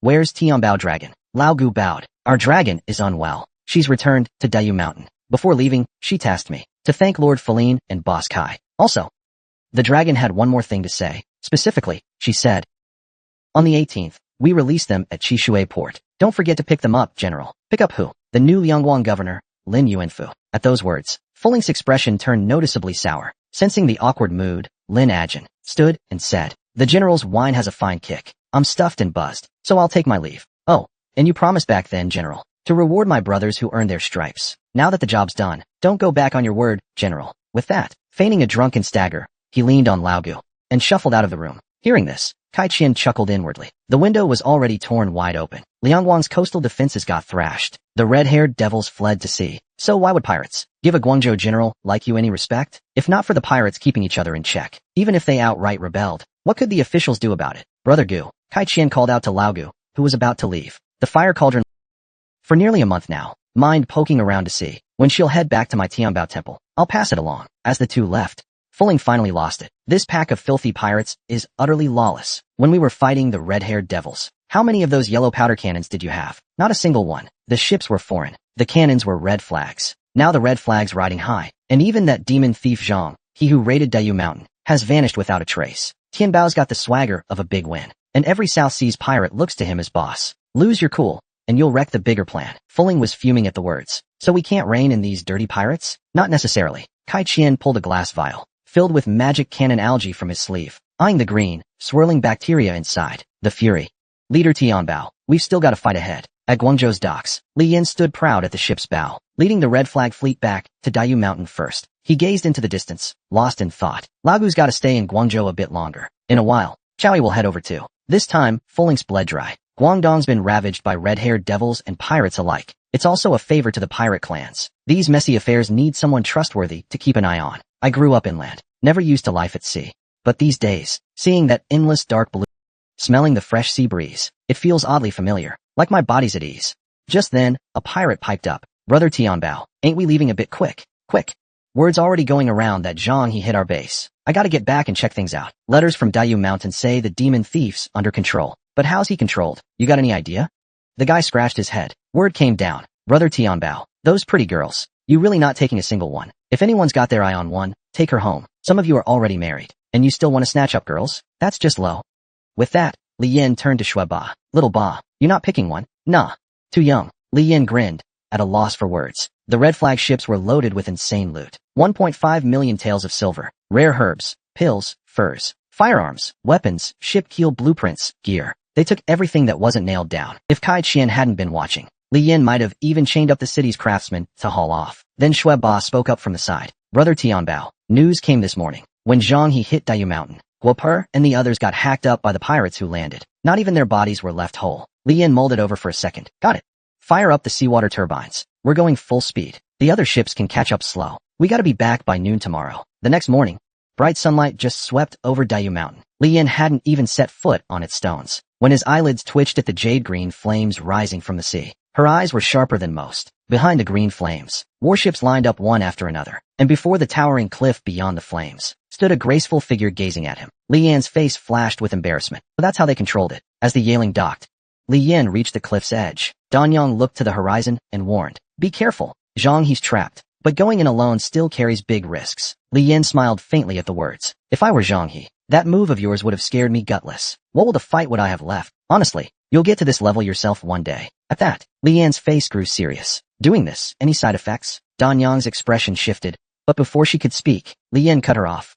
Don't sugarcoat it. Li Yan's final showdown with Zhang He was kicking off. The proud South Sea saga was nearing its end. Facing Li Yan's question, Danyang stared blankly at the green flames in her hand, saying it was nothing, just that while the flames burned, she couldn't use her powers for anything else. Li Yan didn't press further. Once Danyang opened a path, he strode into the jade-green sea of flames. Danyang watched him go, her smile blooming like a flower. She knew, for Li Yan, don't sugarcoat it was already the closest he'd get to sweet talk. Inside the green flames, a grim haze hung heavy. Since Danyang's move, 17 days had passed. Food and fresh water were likely long gone. Just as Li Yan was thinking this, a blade's glint came slashing down. Li Yan twisted to dodge, springing off the deck toward the ambushing pirate. In a flash, he hoisted the man up bodily, then flung him far with a swing of his arm. Tell Zhang He to No sooner had he spoken, than a cold, grim voice answered. Winner takes all. Name your terms. 17 days of being trapped hadn't broken the demon thief's spirit. His face dark, he was as icy and sullen as ever. Hand over the Taiping manuscript, and I'll let you leave Dayu Mountain alive. You think I'd buy your nonsense? Guopa and the others are dead. I need you alive to take the fall. Plus, Kai Qian's no pushover. Keeping you around gives me leverage against him. As the one calling the shots, Li Yan didn't bother with pleasantries. Zhang He clenched his fists, saying grimly, You want the Taiping manuscript? Fine, follow me. He leapt off toward the warship's edge. Li Yan, never one to hesitate, faced him on the demon thief's chosen ground, standing eye to eye. Last time at Tianbao Temple, you beat me, because I'd already tangled with Yen Laodao first. So let's fight one more time. If you win, you can take the Taiping Codex. Li Yan immediately agreed. Hua and Luo stepped forward together. Black smoke and dual-colored frost burst forth. The aftermath of the battle damaged most of the ship. As the sun set, Li Yan stood at the dock, gazing at the retreating fleet of demon pirates. Shui Ba asked, So she lost? In that place, I would have lost too, Li Yan replied, while looking at the two pills in her hand. The Yin and Yang versions of the Taiping Codex. Yin and Yang arts. Only one can be cultivated. The Yang pill of the Taiping Codex. A canonical text, limited to 6 departments. It evolved from the 9-crown elixir scriptures of the Orthodox Tao. It contains 306 Yang techniques, including the 5-grain wind lantern, timely weather rituals, soul projection, and restoring flesh to the dead. Those who learn it earn immense merit, neutralize 3 disasters, eliminate 6 calamities, unafraid of 5 afflictions, or 3 witherings. The Yin pill of the Taiping Codex, also a canonical text, limited to 6 departments, was derived from the 5-bushel ghost records of the Orthodox Tao. It contains 316 techniques, including summoning ghost gods, fire and lightning rituals, cloud inhalation and mist exhalation, and casting beans to create ice. It teaches the Dharma body of heaven and earth. Li Yan had no desire to study the Taiping Codex, leaving aside the side effects of the Gansu eternal fruit training. The path of walking enhancement fruits was far more advantageous. It surpassed the local fruit-based. Whether it was Lady Shi or Zhang He, they spent over a decade cultivating, just to reach 9 essentials level, but she caught up in just over half a year. Besides, the Codex clearly had a 6-department ceiling. The path of Eunuch Walker had already produced 4 domain experts. As for Lady Shi's lifelong dream, she had hoped the Yang pill could counter the suppression of Chu-style sacred arts, from both emotional and strategic standpoints. Giving the Yang pill to Zheng Xiuer was the best choice. As for the Yin pill, she kept it for herself. Its contents could wait until she returned to examine. After organizing her thoughts, Li Yin asked about Xiaoer's whereabouts. Chao Yi replied. Lin Yuanfu was giving her evening lessons. He treats her very well. Li Yin chuckled bitterly and said, a bandit is still a bandit. Even if he has legs, they may pity you, but they still have to hunt you. July was early summer, but Chao Yi felt a chill inside. The scene shifted to the academy. Lin Yuanfu rubbed his tired eyes. Today is the last lesson I'll teach you. Hearing this, Xiaoer rose and brought him a cup of strong tea. The old man turned away and whispered, your brother Tianbao told me. They'll send me back to Guangdong tomorrow. Xiaoer slowly put the tea down and returned to her seat, hanging her head in silent sorrow. Big teardrops splashed onto the calligraphy paper. Seeing this, Lin Yuanfu sighed deeply. Ah, girl, what you wanted to learn, I've taught you most of it. You're still young. Forgetting some of it is fine. Just remember one thing. Even lifelong friendships hide daggers. Even revered mentors can jest. You haven't been lucky in life. You matured too early. Some things shouldn't need to be said. But don't forget this. Your father, Zheng Yiguai, died young at sea. Your mother passed away early too. People's hearts are hidden behind ribs. Even if Tianbao Zai treats you well, he's not your flesh and blood, is he? The Red Flag Gang's power is in his hands. Today, you're the leader of the South Sea Pirates. But tomorrow? What about the future? You need to plan your way out early. Hearing this, Zheng Xiaoer cried even harder. It was Wu Yeti who asked, Sir, you just said, duty doesn't outweigh life. In times of crisis, one becomes a villain. What does that mean? Righteousness can't compare to survival. When circumstances force you, you can't help but act the villain. A man like you, sir, would you become a villain? Under the pressure of circumstances? Though the girl's voice was soft, to Lin Yuanfu, it thundered like an army. His expression tightened. Girl, what do you mean by that? You once told Xiaoer that you grew up poor, that your daughter starved to death, and your wife caught rheumatism from washing clothes for others. But that's not true. You're the son of Lin Yuanguang, magistrate of Min County, descendant of the Jiaomu Lin clan, from a scholarly family, betrothed from youth. Your wife, Chen Shi, is the only daughter of Guangxi's provincial administrator. You rose young. At 24, appointed co-secretary of Shaman's coastal defense. You have 3 sons, no daughters. So those stories were just lies to deceive a naive child like Xiaoer, weren't they? Lin Yuanfu listened with closed eyes, finally asking with difficulty, this matter, how did you find out? You underestimate the Red Flag's years of operations. Though you're talented, trapped in a gourd, your skills are useless. You spun those lies, knowing Xiaoer's parents died early, just to stir my emotions. Lin Yuanfu's face grew grave. What Xiaoer said was true. Seeing Xiaoer, a mere girl, so ambitious and competitive, you thought to use words and bookish logic to drive a wedge between Xiaoer and brother Tianbao. Even if it's useless now, it'd plant trouble for the Red Flag later. Is there a single flaw in what Xiaoer said? How brother Tianbao treats Xiaoer knows in her heart. As for bookish logic, I believe in one line. Chivalry shines brightest among butchers and rogues, while treachery festers in scholars. Then Zheng Xiaoer picked up her teacup and continued. Xiaoer's tears aren't because you lied to me, but because, even today, though your words seem sincere, your actions show you won't even accept a cup of tea from Xiaoer. In the end, you have no shred of affection for me in your heart. Xiaoer stepped down from the desk, knelt on the ground, and offered the now cold strong tea. 977 Ilvan. System. To Lin Yuanfu once more. Xiaoer asked for nothing else. Only that you, sir, accept this cup of tea. So today's teacher-student bond isn't in vain. Lin Yuanfu remained silent, not taking the tea. Instead, turning and leaving the study. Zheng Xiaoer kept her head bowed, her arms aching from holding the cup, but the room was already empty save for her. Finally, Xiaoer's arm trembled and tilted. Li Yin grabbed the teacup and drank it in one gulp. It's gone cold, and you're still holding it. Who made our Xiaoer cry?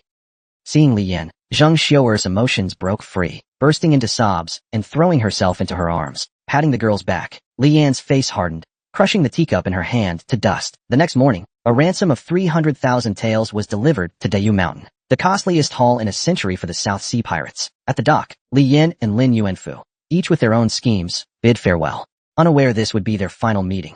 Meanwhile, on a green slope near the magistrate's rear gate, red petals dotted the ground. Xiaoer walked along a dirt path, her gaze distant, spotting a figure before Shi Foreign's tombstone. Dan Yang, in a red silk dress, gently placing a bouquet of flowers. Dan Yang glanced back quietly, noticing Xiaoer with her basket. Xiaoer approached, hugging her knees, and sat with Dan Yang on the grass. The front ridge is too noisy. It's quieter here. Should I go somewhere else? No need. Goddess of the fire cauldron. They say you're a deity who answers all prayers, that devotees always get their wishes. Can you bring my mother back to life? Seeing Dan Yang's silence, Xiaoer's face fell. I'm being foolish. Goddess, pretend I didn't say that. Then Dan Yang slowly opened her palm, revealing a golden pill in the center. The Taiping manuscript. Tianbao secured Zhang He's release. In exchange for this, Zhang He cultivated the Yin pill. This is the Yang pill. The magic within can revive the dead and mend bones. You cried all night.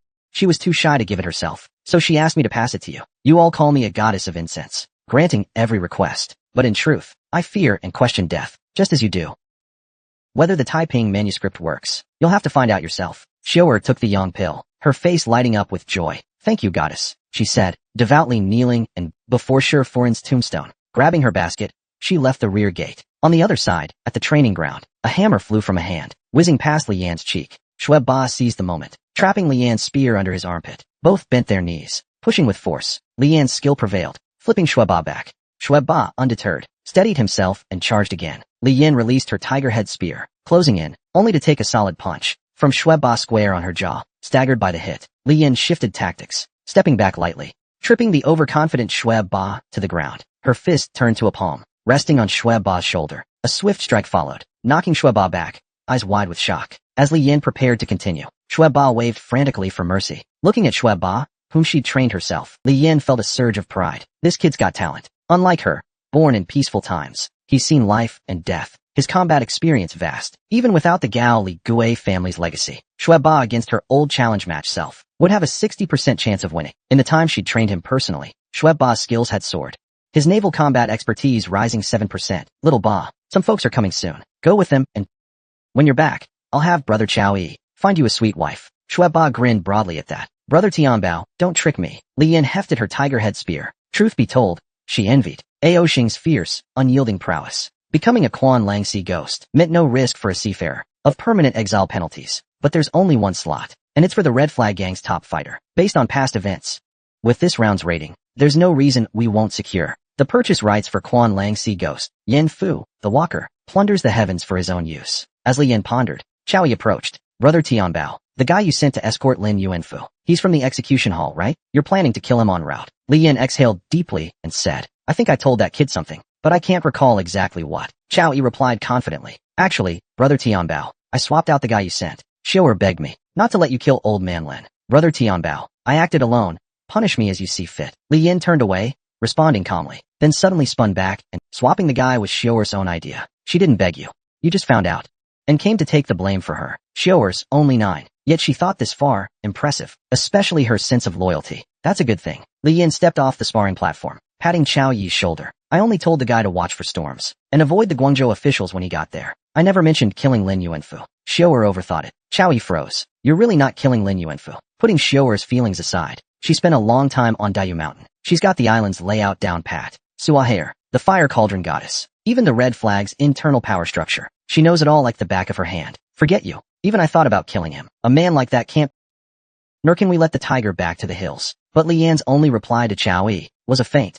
I won't kill him. And Tianbao's back fading into the distance. The next day, at dawn's first light, the ship carrying Lin Yuanfu cast off its oars. His expression darkened. Lin Yuanfu, resting with closed eyes, slowly opened them, gazing at the dagger now hovering above his brow, and said calmly, You're going to kill me? Old man, someone told me to tell you. Bury the sharp bones at every gate. But chivalry lives among men. With that, the man plunged the dagger into the deck, turned, left the cabin, and dove into the water, leaving the boat rocking unsteadily. Asterisk the South Sea chapter of the Righteous Path asterisk has finally concluded. A new chapter, Ghosts of Lingdong, is about to begin. In the flickering lamplight of the dock's cabin, Lin Yuanfu waved a hand, signaling the newcomer not to disturb him. Moments later, he gazed at the detailed Daiyu Mountain defense map carved on the table, instructing the newcomer to copy it. But suddenly, a blade's breath struck, blood and gore splattering in green and red. Amid gasps of shock, Guangdong Governor Lin Yuanfu collapsed in a pool of blood. Yan Ajo pocketed Lin Yuanfu's head, turning to gaze toward Daiyu Mountain, a cryptic smile spreading across his face. In the Kai clan ancestral hall on the Ryukyu Islands, Kai Qian calmly paid respects to the fire cauldron deities. Yan Ajo's voice suddenly rang out. Boss, I brought back the head. Kai Qian's hand paused mid-offering. Then he continued,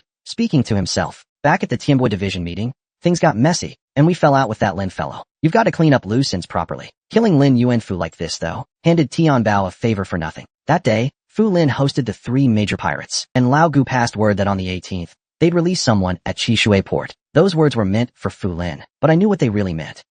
Tianbao was speaking to me. Sure, I was used as a pawn once, but that's fine. Now the Red Flag gang's got no headache, and neither do I. Elsewhere, Li Yin stood proudly at the bow of the Yalan, holding the Qingfeng sword looted from Guangzhou, thinking to herself, Guangzhou's hiding plenty of treasures. Until Huanlong's repaired, I'll use this Qingfeng sword. In the Mazu temple, Jia Xiaodao, calm-faced, began a telepathic exchange with Li Yan. You got Lin Yuanfu killed. The second half's true. That old Lin wasn't actually a bad guy. What about me? Jia Xiaodao blinked, caught off guard. Then both burst into hearty laughter. This time, I nabbed some ancient texts from Guangdong. Your Tunwen's in for a treat. Tunwen can wait. I've got an urgent matter. This morning, Zhao Xiaoyi tried to leave. I barely stopped him. Li Yan's brow furrowed. I'll handle his matter. If he wants to go, don't stop him. He must have heard Guopa died at the hands of demon thieves, and is rushing for revenge. In the Black Flag, loyalists like Zhao Xiaoyi, who value old ties, are nearly gone. The demon thieves have fled far, but their forces remain. Black Flag's second in command, and Qianlu, turned traitor, yet still commands nearly 10,000 men. Zhao Xiaoyi, with his reckless courage, leaving the Red Flag gang now, won't accomplish a thing. Late at night on Mage Island, a system prompt chimed. You've collected all 12 Yinfu fragments. You may trigger a specific Yinfu event. This event stems from remnants left by a deceased walker. After gathering the previous walker's fragments, the walker need only complete the remaining steps to claim all rewards. The event's progress is as follows. Experience 1 Tianmu sea crossing. Slay over 36 of the 3,000 Tianmu sea crossing species. Obtain the ancient Buddha handkerchief record of Ko Bing. Obtain the Yangong spirit shard and offer it as sacrifice. The above were completed by the previous walker. The following are your completions. Destroy all churches on Mage Island and drive out all colonial invaders from Mage Island. You've completed one of the toughest Yinfu events, the Tianmu Fool's Wish. With a 90% rating, your event rating and purchase rights have topped the charts, granting you access to draw from the Yinfu secret cache of mage tools. Completing a high-difficulty Yinfu event comes with the following exclusive rewards. Inheritance of Mazu's spirit. Transmission of the exotic Tianfei belt. Transmission of the exotic Daogong mirror. Since Wu Xian class inheritances are somewhat weaker. As compensation, Jia Xiaodao gains additional privileges. 1. Free access to high-ranking walkers' exploration notes. 2. Gaining innate personal charisma. 3. High-ranking Wu Xian class walkers and proxies will bear certain Yinfu operational duties, with Wu Xian class proxies holding core responsibilities. 4. Yinfu allows, under equal exchange principles, Wu Xian class walkers one free wish. Note: each walker gets only one lifetime chance. Inheritance of Kuei's celestial authority. Make your wish. Jia Xiaodao glanced at Li Yan with a wry smile, giving a resolute answer. I forfeit the Yinfu event's exclusive rewards. To gain the right for me. The words barely landed when news exploded. The surroundings fell silent. The two exchanged glances, feeling uneasy. They didn't know what had happened. At that moment, in a certain room, a woman sigh echoed.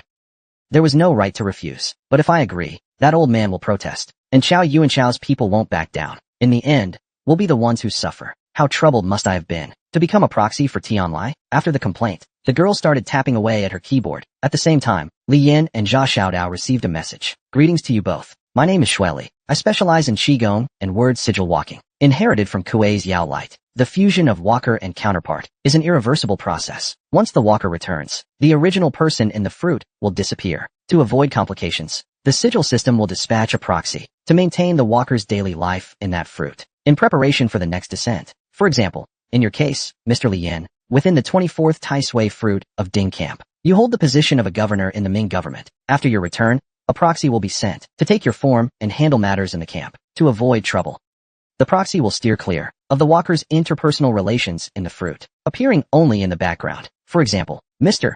Li Yan once had a deeply intimate female partner in the 259th Pearl Land fruit of Jiazi, but the proxy couldn't fulfill her desires. So after your return, she chose to leave Hong Kong to avoid exposure. Normally, this proxy service is free of charge, but if you want unlimited access to that fruit, you must pay for the corresponding proxy service, or frequently travel and manage the fruit independently. According to the timeline of the 9th fruit of Heavenly Jiazi, the cheapest plan costs around 1,000 points a year. Have you two made your decision? The two exchanged a look and nodded. With despair in her eyes, Shuela threw her papers into the air and screamed out loud. Overtime again. After completing the transaction, Jia Xiaodao winced, then asked Li Yan when he planned to return. Li Yan grinned. I've brought Kai Qianpei's 100,000 tales of offerings. The altar incense ritual is ready too. I'm heading back tonight. The arrangements on Mount Diyu are set. As for the other 200,000 tales, we split it, 100,000 each. That's about 10,000 silver axe points. After some calculations, Jia Xiaodao pointed to the door and said, Zhao Xiaoyi has been waiting for you. Hearing this, Li Yan stepped out and asked, something wrong? But Zhao Xiaoyi didn't say a word. She knelt down without a word. Li Yan quickly held her up. You've helped me before. Just say what you need. Zhao Xiaoyi gritted her teeth and said, Tianbao Dragon Head, lend me 5,000 yuan, 30 large ships, and 20 cannons. I want to rebuild the Black Flag, slay in Qianlu, eliminate the demon traitors, and avenge Brother Guopa. If the Dragon Head agrees, you can have my life. Li Yan paused and replied, on one condition.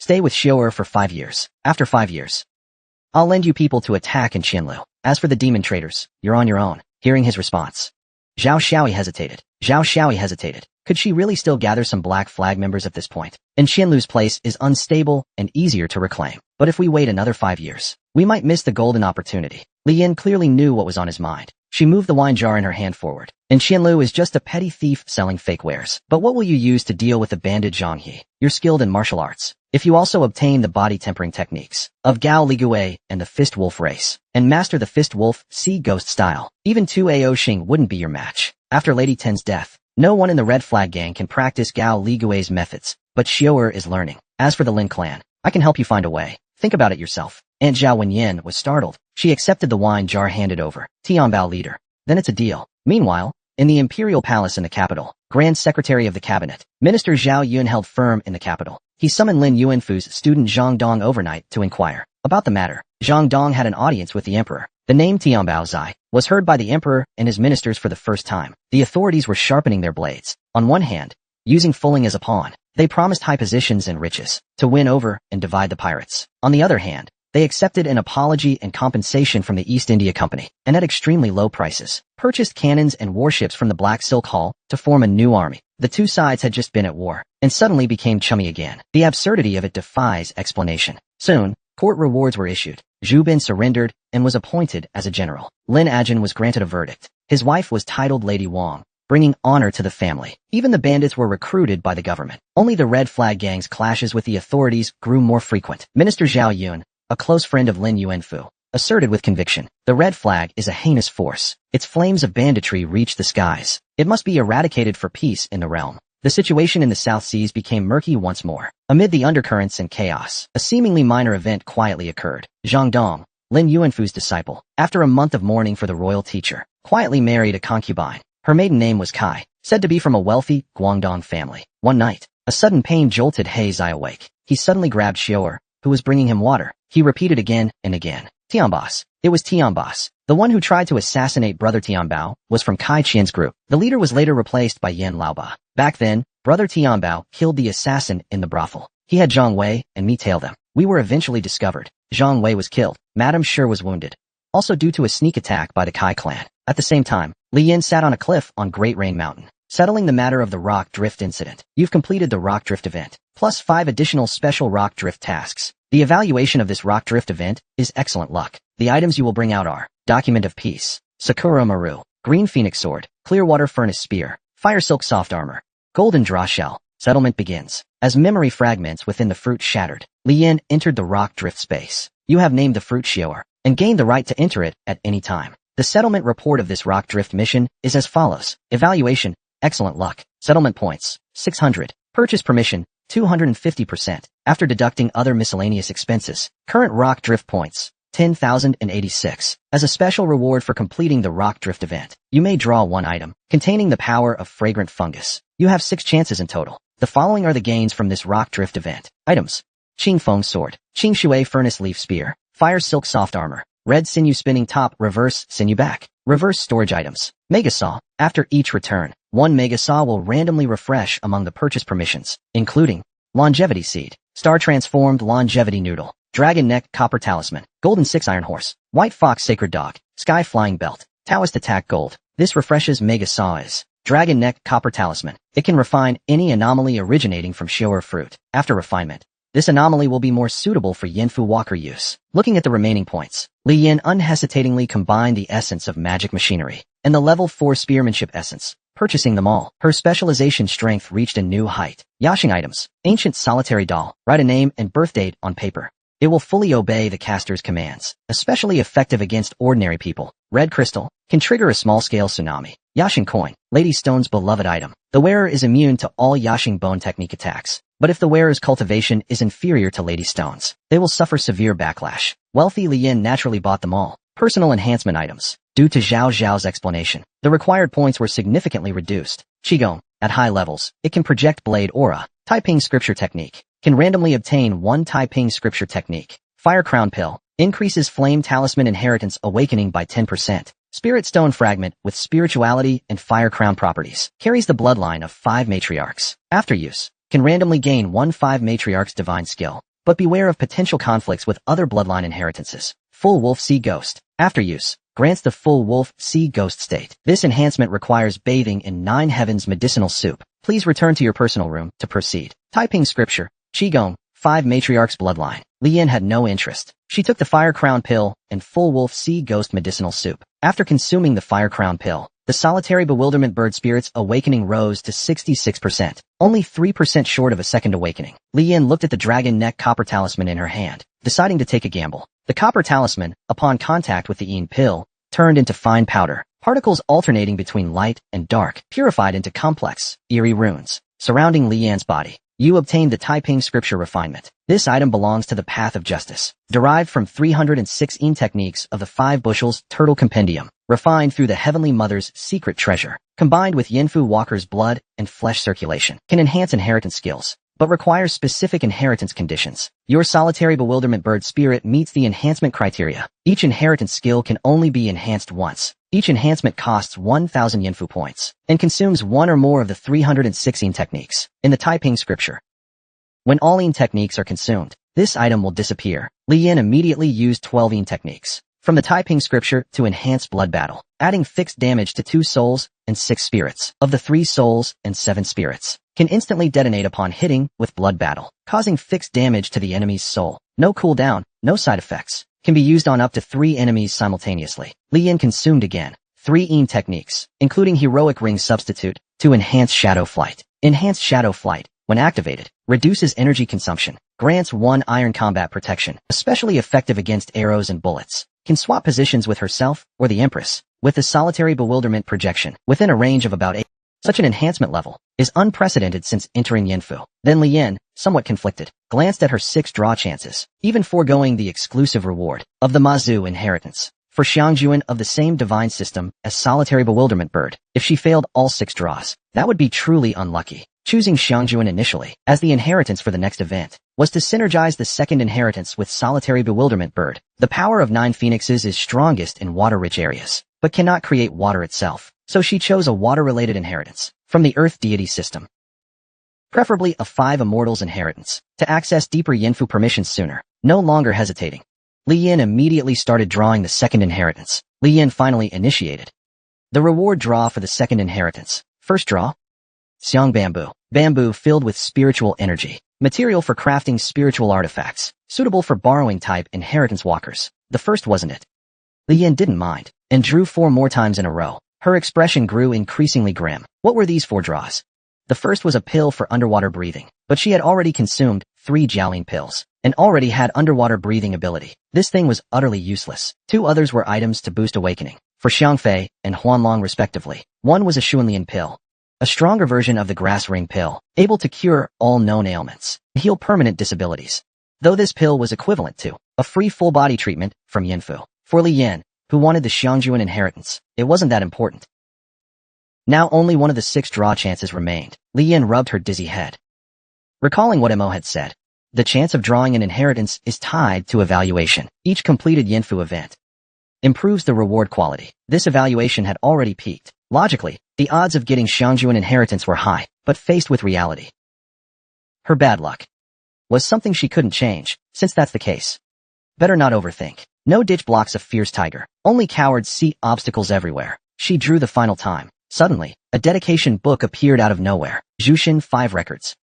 Legendary quality. An extremely rare item in the Yinfu world. Can unconditionally elevate once your authority and status in Yinfu missions. Even if your authority has peaked, it can be exchanged for substantial rewards. Staring at the unfamiliar Jushin 5 Records, Lian was a bit dazed. Suddenly, a spark of inspiration hit. She opened the auction house interface, searching with Jushin 5 Records Elevate Authority as keywords, but found no results. Such an item had never been publicly auctioned. Lian found it odd. Even rare inheritance scrolls had transaction histories to check. No matter how precious a legendary item was, it couldn't be that Yinfu had never seen such an item, right? She couldn't wrap her head around it. So she directly listed the Jushin 5 Records on to see the bidding situation. Unexpectedly, a system notification sounded. Walker Lord, the item you just submitted to the auction house, Jushin 5 Records, belongs to the Ancestor exclusive category. Please await contact from a specialist. Seeing the prompt, Lian's brows furrowed slightly. Lian didn't mind this kind of transparent power structure for advancement. This item was clearly highly appealing to those at the pinnacle of Yinfu. But for her now, It was just a grand, but useless ornament. Still, I can trade the Jushin 5 records for the inheritance I want. Looks like my luck isn't that bad. At that moment, another prompt sounded in Li Yan's ear. Lord Walker, your inheritance awakening has reached 69%. You can apply for the 9 Essentials Walker assessment at any time. Yinfu will arrange an assessor. The assessment will take place within 2 months. Upon passing, you will enjoy the privileges of a 9 Essentials Walker. When entering Yinfu events, you can freely utilize the human resources in that fruit. They will provide exploration records to aid in completing the event. No need to search through them yourself. This increases the likelihood of human forces assisting you. After receiving Li Yan's application, the system immediately made arrangements. It asked her to wait patiently. At this moment, Li Yan was full of confidence. Even if she faced Zhang He, who was rated 9 Essentials, she could easily win. Moreover, in less than 4 months, once the Dragon Tiger artifact vault accumulated 30 grams, she could directly break through the second peak. By then, even against Kai Qian, who has peak 9 essential strength, she was confident of victory. Suddenly, Zha Xiaodao's silly laughter pulled her back from her thoughts. Looking at Dan Yang and Black Lacquer Ghost, Li Yan was quite shocked. Since the last Heavenly Mother crossed the sea event, the 6 copper coins had lost their effect. She had been worried about not being able to bring Dan Yang back. Unexpectedly, not only did Dan Yang return on her own, she also brought Black Lacquer Ghost and White Beard. Seeing Li Yan approaching, Dan Yang gestured for Li Yan to hand her the 6 copper coins. After receiving the coins, Dan Yang's expression remained steady. She tossed them into the air. With a loud bang, a golden tentacle appeared out of thin air. Li Yan's heart skipped a beat. This was from the Heavenly Mother Crossed the Sea event, when the loose-named skeleton, Jing Jiao, destroyed the Fury with a single, casual strike of a golden tentacle. She hadn't expected it to be hidden inside the copper coins. Under Dan Yang's Fire Crown divine ability, the tentacle was gradually burned to ashes. The previously unusable 6 when seeing Li Yan's shocked and doubtful expression, Dan Yang patiently explained, "This is Yin Gong. It seems that relying solely on one's own strength to escape a fruit is truly the long-cherished wish of a powerful incense god." At this moment, Li Yan still felt some lingering fear. She had been navigating Yinfu for over half a year. Dan Yang had come from another fruit and entered her life.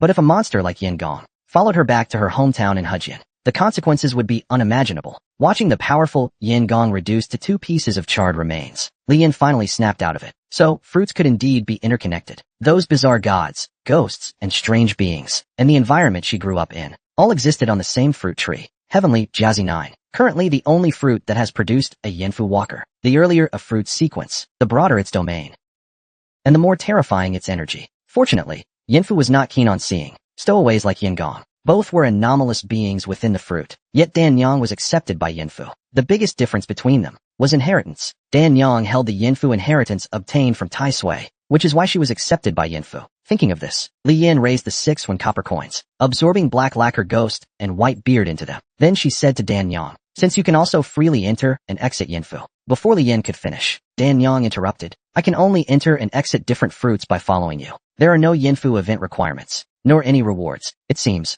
I'm more like that deserter named Fengyi." After the shock, Li Yan glanced at Zha Xiaodao, who was sitting on a stone bench, giggling. Then she tossed a book to him. "Taiping manuscript. You should find it useful. It contains 306 spells. It'd take me forever to use them all." Zha Xiaodao immediately beamed with joy. "No matter how you look at it, I'm getting the better deal this time. I'll head back and start on Buddha jumps over the wall. By the way, how's your incense fungus inheritance going? 6 times at 20%. Pretty good odds." At this point, Zha Xiaodao hadn't noticed Li Yan's expression. He continued talking to himself. "The one who brought me into Yinfu said the story jar is the biggest scam. Someone spent thousands of points and got a room full of junk. I usually don't buy it, but this time I'll give it a try. Why don't you get one too?" Li Yan ignored him. Suppressing her anger, she left the Yinfu space directly. 6 days later, in a spacious courtyard, Li Yan, wearing a white tank top, stood in front of a mirror, spitting out toothpaste water. Looking at Li Zongqi in front of her and Tian Baozai in the basin, she sighed helplessly. Sigh. Convergence effect. After murmuring a few words, Li Yan's expression grew serious. It had already been 6 days since her return, but there was still no word on the wine medicine assessment, or the auction for the ancestors' exclusive sequence. Daily spear shaking, boxing practice, and soaking in expensive medicinal baths made Li Yan, who was used to the life and death struggles and scheming in Yinfu, feel somewhat empty. She even started to miss going back to Nanyang to see Xiaoer. Indoors, Dan Yang, wearing a white sweater, was tidying up the housework. Opening a storage cabinet, she found a bronze gramophone inside. She turned and asked Li Yan, "When did you buy the gramophone in the cabinet?" "Last time in Yendu, I saw you liked it, so I bought it for you when I had the chance. It was during an old man's funeral, and in a panic, I forgot about it. When I got back, I realized it might be broken, so I didn't mention it. I'll find someone to fix it someday. Also, about the moving thing I mentioned last time, Have you thought it over? Transportation here in the hometown is inconvenient. Moving to Jinhai City would be more comfortable. Just then, a loud knock came at the door. Li Yan unbolted the door and was puzzled by the person outside. It was a police officer. Mr. Li Yan. Hello. Please come with us. Sorry, officer. I don't do anything illegal. If there's a case you need my help with, I don't have the time. Sorry. When Yan. The officer realized Li Yan had misunderstood and quickly explained. My apologies. I'm just passing on a message. Someone said they want the item. As night fell, Li Yan and Dan Yang sat at the table, quietly enjoying their time together. That officer earlier was sent by one of your kind, right? Yes. I'm going on a trip with him tomorrow. You don't have to come this time. The next morning, above a certain island, a helicopter slowly landed on the coast. Led by an officer, Li Yan passed through the woods and arrived at a military factory. The tight security at the entrance constantly underscored the place's importance. A woman in a professional suit came to the entrance and led Li Yan into the inner hall. What's your name, miss? We share the same surname. I'm Li Qian. Do you work here? No. I'm just here to pick you up. I guess you could say I'm a guest of this design institute. Soon. Li Qian led Li Yan to the inner courtyard and then left on her own. As Li Yan entered the room, she saw an elderly man in a red Zhongshan suit sitting solemnly at a table. A set of mahjong tiles was placed on the table. This man was none other than Zhao Jianzhong, one of the ancestors of the Yanfu lineage, the human lord. A new Yanfu event has finally begun. At the same time, Li Yan's second inheritance was confirmed. Guided by Li Qian, Li Yan soon arrived before Lord Zhao Jianzhong. Before she could speak, Zhao Jianzhong interrupted. Li Yan, your sole inheritance is the solitary bewilderment bird, currently evaluated at 9 luminaries. As there's no vacancy for an agent yet, combined with your outstanding your chances of becoming the new agent are extremely high. You have some connection to Tai Sui, one of the 8 sufferings. Borrower Lord Zhang Yuejing is also very optimistic about you. You even have a legally smuggled mountain god by your side, likely a contingency left by Tai Sui's faction. Hearing this, Li Yan's heart tightened. She hadn't expected this man before her to know so many of her secrets so thoroughly. Elder.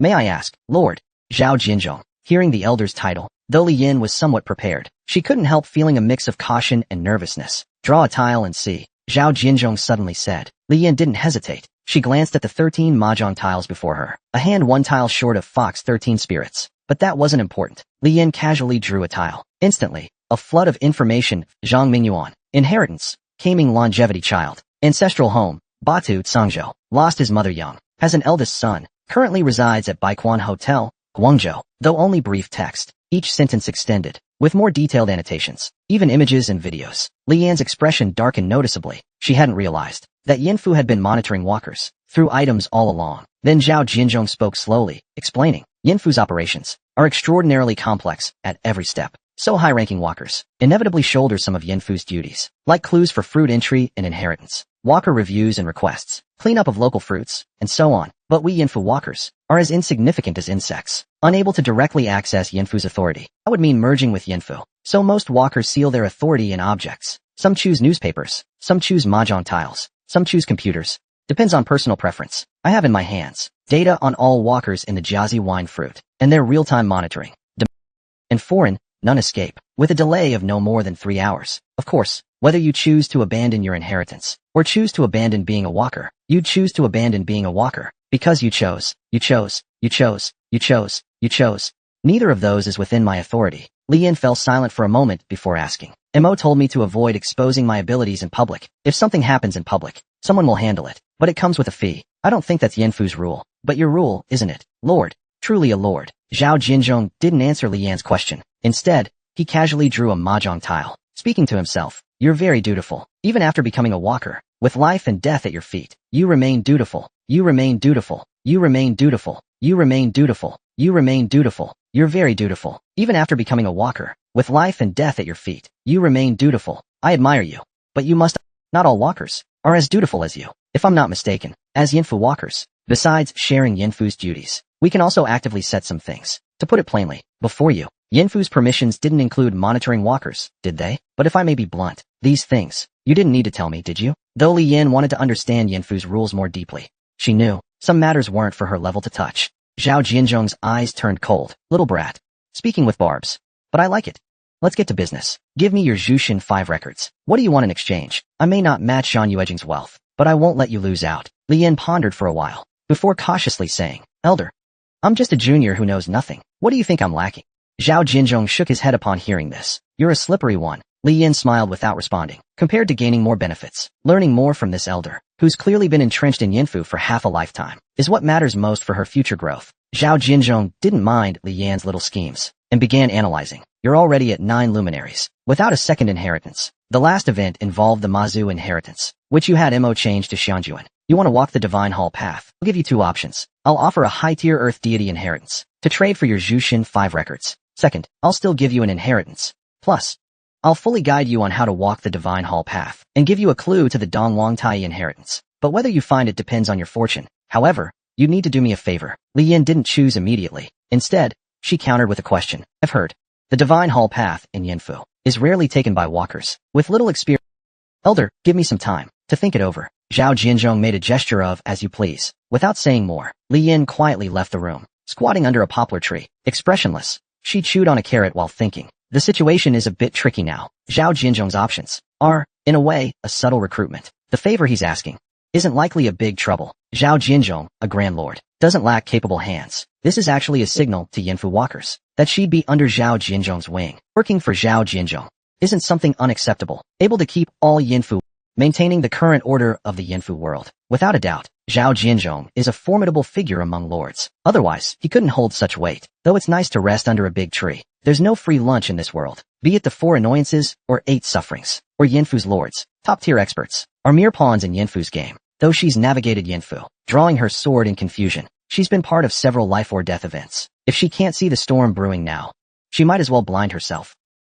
Despite Zhao Jinzhong's efforts to conceal it, even going so far as to personally step in, to show a courteous and but she was still certain that siding with Zhao Jinzhong would place significant constraints on her. These constraints would be especially evident in Yinfu events. The reason is simple. An old man who voluntarily restricts Yinfu walkers from acting recklessly has a strong sense of responsibility, matched only by his desire for control. Being free and unburdened, she had no need to invite such trouble. Now that she thought about it, was this old man indirectly driving down the price? If she didn't agree, it would give the inheritance an excuse to walk away, saving her from making excessive demands. At the same time, a woman wearing sunglasses appeared in Zhao Jinzhong's room. Red Zhong, old man. That's Li Yin outside. Zhao Jinzhong nodded. Regarding the conditions I proposed, she said she'd think it over. The woman gave a slight smile. With all your experience, you still can't see through a 20-something kid? Zhao Jinzhong shook his head. If it were that easy, the phrase old and dim-sighted wouldn't exist. If someone tells you, living to 100 guarantees perfect judgment, they're definitely a fraud. But if you ask me to guess, she's probably not willing. Saying she'll think it over is her way of saving me face. Right now, she's likely worrying about how to take the inheritance scroll from me and leave quickly. 10 minutes later, a woman wearing blue sunglasses appeared before Li Yin. Let's talk. The inheritance is beef and bird. Quiet. I'm good friends with Tai Sui. Just call me Sister Jean. Hearing the woman's name, Li Yin was visibly stunned. Her mind immediately recalled the rumors of obtaining the strange beast slaughter. Moreover, in the Yindu event, she had killed a woman with the beef and bird inheritance. Li Yan's thoughts raced, but she didn't rush to speak. Instead, she put on a surprised expression and asked, Tai Sui, isn't he from Siphon? Who said Siphon people can't be friends with walkers? Actually, there's something the old man mentioned briefly at first. He didn't continue because he sensed your reaction wasn't right. But I think this should be very important to you. There are many people, including the old man himself, who are very wary of the mountain god by your side. This time, Red Zhong, old man, invited you here to actually seek your opinion or offer some compensation. Later, he noticed your attitude toward him and didn't bring it up. But the matter remains. Li Yin frowned. Standing up abruptly, in a low voice, she asked, what's the reason for their wariness? Over 70% of the people in Siphon share the same origin as your Dan Yang. Is that reason enough? Li Yan's expression changed instantly, her gaze turning sharp. How about this? Have the old man point me in a direction. As long as Dan Yang is left alone, I'll do whatever else is asked. At this point, and Jing realized Li Yin might have misunderstood her intentions. She quickly shook her head and explained, you've got it wrong. That's not what I meant. Most Yinfu walkers are carefree, and no one's eager to play the villain. Who's got the time to make enemies? It's not a big deal. Li Yin shook her head. It's not a small matter. I have to thank you for the heads up. If you can point me to a clear path, I'd be even more grateful. And Jing raised an eyebrow, a sly smile on her face. I can point you to a path, but it depends if you're willing to take it. Li Yin felt helpless inside. She had planned to stay on the sidelines, but with Dan Yang involved, avoiding Zhao Jinzhong's ship now seemed impossible. Suddenly, Li Yin, who had started walking toward the house, Sister Jean, may I ask something bold? How's the old man's relationship with Zhang Yuejing? SOSO. That kid's pretty sharp. More likable than Chao Yu and Chao. Got it. Li Yin didn't engage further, and headed inside, and Jing gave her a puzzled glance, and followed. Unexpectedly, as soon as Li Yin entered the house, She turned and closed the door, locking Jing outside. Li Yin returned to the living room, ignoring Jing's shouts.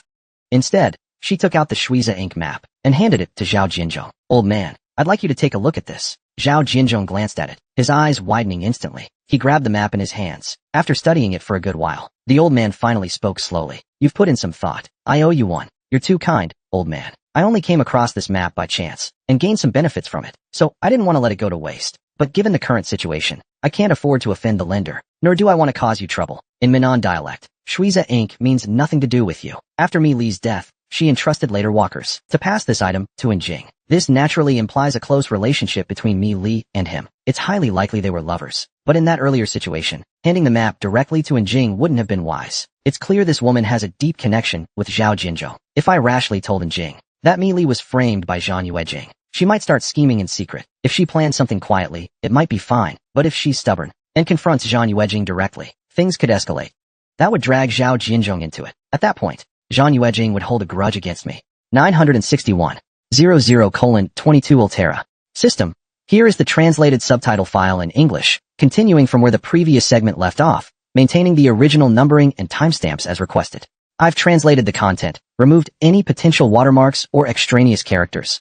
None were present. Distinguished gender based on context, and noted character names for memory. A.g. Zhao Jinzhong, Li Yin, Dan Yang, Jinjia, Sister Jean, Zhang Ying, Zhang Yuejing, Xiao Yuan Xiao, Mi Li.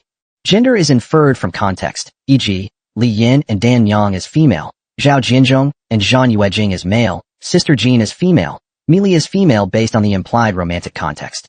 SRT, Zhao Jinzhong would surely be displeased, and Jing might come out unscathed, but I'd definitely take a big hit. Zhao Jinzhong clearly understood Li Yan's intentions, no longer beating around the bush. He told her she could speak directly. Li Yan immediately said, Old man, I'll be straight with you. I haven't been in Yinfu for long, and my foundation is shallow. Climbing too high too fast.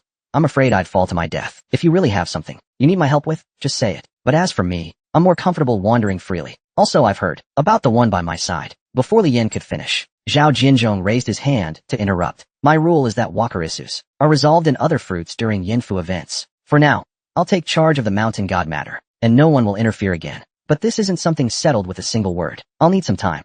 I have only one request. Until I notify you otherwise, don't bring her to Yinfu events. I understand your position clearly. Once Yinfu is settled, I'll give you the inheritance scroll. It's not one of the 5 immortals, but it's far more suitable for you than Xiangjuan and Guhua Bird. Wouldn't it feel awkward to have 2 female inheritances? Yinfu Walker event details are handled jointly by the Earth Lord and Ghost Lord. Keep your mouth shut, and Li Li's matter won't leak. Let's stop here for today. Upon hearing Zhao Jinzhong issue the candle class order, Li Yin cupped her hands in gratitude, and then left with a meaningful expression. At that moment, in the empty living room, only Zhao Jinzhong remained. His face was as cold as a sculpture. After a long time, he covered his face with his hand. In his hand, he tightly clenched the ink-stained water residue. Choking with emotion, he said, I'm staying. Meanwhile, on the night Li Yin returned to her hometown in Sangzhou, she received news of inheriting the blood bell of the flag without branches. At the same time, she lost her place among the 5 paths. A few days later, on the first day of moving into her new home in Jinhai, Lady Dan pointed at the news on TV. A vicious assault occurred at a restaurant in Jinhai,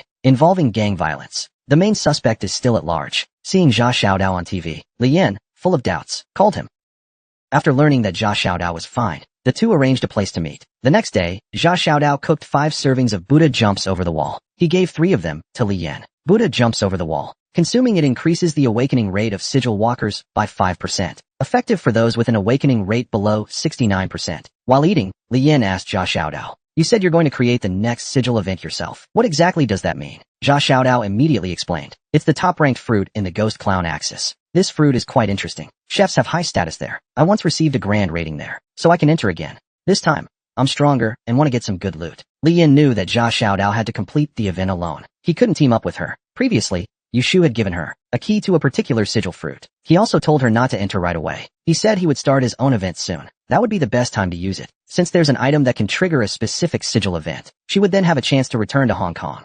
Thinking of Jadina's fiery figure, Li Yin couldn't help but smirk. Lady Dan, sitting nearby, suddenly looked sharply at Li Yin. Li Yin quickly composed herself and laughed it off. Only then did she manage to brush past the moment. After the Nanyang incident, although she didn't get she obtained the flag without branches. After investigating, she realized Zhao Jinzhong hadn't tricked her. In fact, the flag without branches might outrank the fragrant fungus. The bloodline of the flag without branches is passed down. Lean. chief banner-bearer of the flag without branches, blood-fanged, golden-clawed, stormed ashore boldly, towering several meters tall, strong as a mighty ape. But his eyes could not open, foggy and dazed. His gaze flowed like a spring, his heart restless and unclear. He couldn't remain calm. He drank to glimpse the scene. Then his eyes suddenly opened, shining like lightning. The bearer enters a permanently solidified state. Qualine enhances the bearer's water energy sensitivity by 90%. This ability affects the flow of water energy. It can also combine with higher-grade water control abilities within certain fruits. Where the flag without branches moves, floods follow. Walkers can store a certain amount of water energy in their bodies. Current capacity, 90 tons. Note: in some people's hands, it holds the power of landslides and tsunamis. In others, it's just a lifelong showerhead. About the flag without branches. First, it was once the divine key flag of the water god Huayuo or Yifengwei during the Yaoshan era. Second, during the Republic era, scholars had already studied the flag without branches, identifying it as the prototype for Sun Wukong in Journey to the West. End of section. Although the flag without branches belongs to the naked category, classified among the 5 insects instead of the 5 immortals, it doesn't really matter. Jia Xiaodao is also considered a 5 immortal now. Aside from the previously mentioned benefits, the permissions it can extract from Yinfu only become relevant during the 9 luminaries stage, where one may undergo the 10-fold trial of mental state walkers. It also grants access to paths not encountered before. At least Jia Xiaodao didn't find it very useful himself, and with Zhao Jinzhong's opinion, he didn't feel much regret about not being a 5 immortal. Li Yin pressed the blood of the flag without branches into the spirit core. A beam of light flashed. System prompt: you have obtained the new inheritance. Blood of the flag without branches. Awakened. Suddenly, Li Yin felt a cooling sensation through his body. Suddenly, in front of the monkey, a vicious white beast lunged forward. It rammed into an iceberg and disappeared instantly. The whole process happened incredibly fast, far smoother than the rejection he once felt inheriting the lone bird fruit. The inheritance ended within minutes. After eating 3 bowls of Buddha jumps over the wall, Li Yin raised his awakening rate of the flag without branches to 24%. At the same time, the water harness capacity reached 240 tons. Then, Li Yin took out the refined Taiping scripture and enhanced the first skill of the flag without branches, water harness. It allows the transformation of 240 tons of regular water into spell-tested cursed water at any time. After bidding farewell to Jia Xiaodao, Li Yin returned home hand in hand with Lady Dan. Meanwhile, the full wolf sea ghost's medicinal effect was reaching its final day. Status: Full Wolf Sea Ghost. The Full Wolf Sea Ghost is one of the Heavenly Mother's royal guards, blessed by Lady Mazu herself. It benefits from the density of nearby water vapor. In rivers or lakes, the bearer becomes light as a feather and impervious to blades. In the stormy sea, one may achieve a soul that cannot be destroyed, even in the face of wind and fire. Divine weapons and destructive spells cannot move it an inch. Feeling the enhancements brought by the Full Wolf Sea Ghost, Li Yin finally realized how amazing the flag without branches truly was. At the same time, the dragon sword was also fully repaired. After leaving the Yinfu hut, Li Yin looked at Lady Dan doing housework and felt he could live here forever. After a brief chant, Li Yin told her the ancestor's intentions. Upon learning she couldn't accompany him, Lady Dan didn't show much reaction. She just reminded Li Yin that if he returns to the fruit of Great Ming, he must take her along. Off the coast of Dayu Mountain Island, Nanyang, Li Yin stood on a wooden raft, letting it drift into the distance. A walker's personal power is generally composed of 3 parts. First, inheritance, bizarre and colorful, immeasurable, resource-consuming, the core of every walker's extraordinary power. Second, 4-slot expansion skills, require little effort or resources, learned by spending points, but inherently unstable. At least in Li Yan's opinion, they feel more like permissions granted. What Yinfu gives you is yours, but it can also take it back at any time. Third, specialization and enlightened skills, often facing bottlenecks that even Yinfu cannot solve. Their strength can't be quantified, but they are solid, real understanding, truly your own comprehension. In Li Yan's view, this is what ultimately determines a walker's true limit. By now, his power had long exceeded human limits, but his foundation still lay in gun and sword combat. Suddenly, the calm sea surged into towering waves. Li Yin thrust his spear into the sea. With one dragon's 6 hands move, he froze the raging wave into solid ice. At the same time, a black current swirled around the spear. It was indescribably eerie. That black water was disaster water. Checking the time, Li Yin took out the custom Barrett trigger that Yushu had once given him, and activated a designated Yinfu event. The Yinfu prompt sounded. Honored Walker, you are about to enter the designated fruit, Ghost of Dinghai. Sequence 262. Warning. This fruit has already been harvested by the Rock Drift Walker. The harvester is Cheongchi. According to the Rock Drift's judgment, this event will still proceed. Walker, please pay attention to the following points. This fruit does not contain a physical human figure. This Rock Drift event will not count toward the Walker's event record, even if one experience Without Xiongqi's permission, no walker may record this fruit's sequence or its location. Harvested fruits do not exhibit overlapping effects. All walker vessels entering this world have already been withered by Xiongqi. You will suddenly appear inside this fruit. As the voice faded, Li Yan's vision turned black. He once again experienced what he felt during his first entry into a rock drift event, a sensation of being consumed by darkness, his body weightlessly plummeting downward. Once again he witnessed that green bronze palace beneath the ocean, where the blue electric general stood guard over the city. When he opened his eyes again, coarse sand was pattering against his face. Rolling dust veiled the sun. Tumbleweeds and dry leaves brushed past his feet, colliding with the bones of cattle and sheep. The year was 1988. Leadership year 43. Location: No Man's Zone B24. This world ultimately perished along with Adolf's ambitions. All nations will. The war that suddenly broke out that day destroyed everything. Tens of thousands of nuclear bombs launched simultaneously. After the war ended, when people emerged from their shelters, they gazed upon the devastated ruins. Intense ultraviolet rays, groundwater contaminated by radiation, followed by drought and bitter cold. An extremely harsh environment left no room for the dignity of civilization. The most despairing thing was that humans contaminated by radiation mostly lost their ability to reproduce. The radiation in this world would take 1,000 years to decay to harmless levels. Chaos, violence, desire. Survival became humanity's primary goal, and those with weapons held the hope of surviving.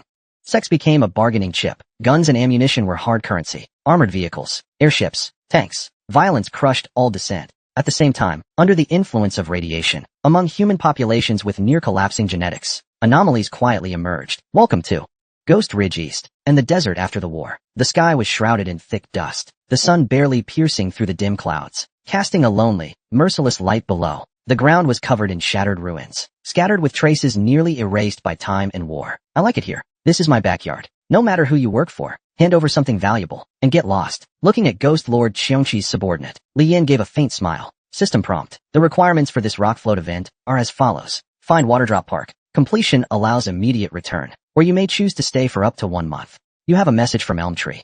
Inside Waterdrop Park, there's an abandoned hideout of mine. The key is the Barrett rifle I gave you. Take whatever you find there. Looking at the rock float mission requirements, it felt unexpected.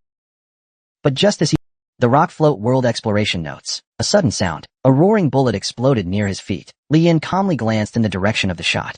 A man in camouflage holding a rifle stepped out from behind an abandoned car. A wild mule, the man said with a faint smile, then scrutinized Li Yan with a predatory gaze. But suddenly, his expression changed. Something's off. This guy is too calm. His clothes are too clean and neat. Are you with Blackheart Chariot? Facing the question, Li Yan hesitated, then nodded. But almost the instant he nodded, the man pulled the trigger without hesitation. His eyes filled with fanaticism. He shouted loudly, "Long live the Buddha!" Sparks and ice shards flew outward. An ice shield appeared in front of Li Yan. Though pierced, it altered the bullet's trajectory. Li Yan lunged forward, disappearing from his spot in an instant. The helmeted man saw him closing in, quickly discarded his rifle, leaped back repeatedly, and drew 2 Luger P-80s, firing wildly. A storm of bullets rained toward Li Yan. With the enhancements of Xiongqi and the Wolf Sea Ghost, countless layers of white ice blocked the bullets outside. Facing the helmeted man's frantic shooting, Li Yan grew irritated. With a sudden burst of force underfoot, augmented by the power of the wind, he flashed to the helmeted man's side. Raising his fist, he struck hard. The man flew like a broken kite, crashing into a security net behind him. Seeing this, Li Yan paused, stunned. He'd meant to keep him alive for but misjudged his strength and killed the helmeted man outright. Regret was pointless now. Facing this harsh environment, Li Yan knew the native man must have been better prepared than him. He quickly stripped a batch of supplies from the body. Seeing the area was now safe, Li Yan began reviewing the exploration records left by other walkers. Tanya Mining, Blackstar Motors, Pompeii Arms. These are the major players I've identified on this planet. Anything to add? Religion. The natives here follow an obscure minor sect called Master Yao. Let me share something good. All the major factions here are secretly researching genetic serums, a wide variety, enhancing strength, explosive power, even cell regeneration speed. These are calculated based on inherited data. The environment is harsher than the people. Radiation is harmful to... One thing to note. The rulers of this world, the top brass of major mining and arms companies, have become aware of the existence of rock float walkers. But in this apocalyptic era, they seem only interested in exploiting walkers' value, like slicing them up for experiments. Other than that, they don't care much. But anyone who's seen inherited projections must be silenced. After filtering out these useful pieces of information, Li Yan looked down at the utterly dead, helmeted.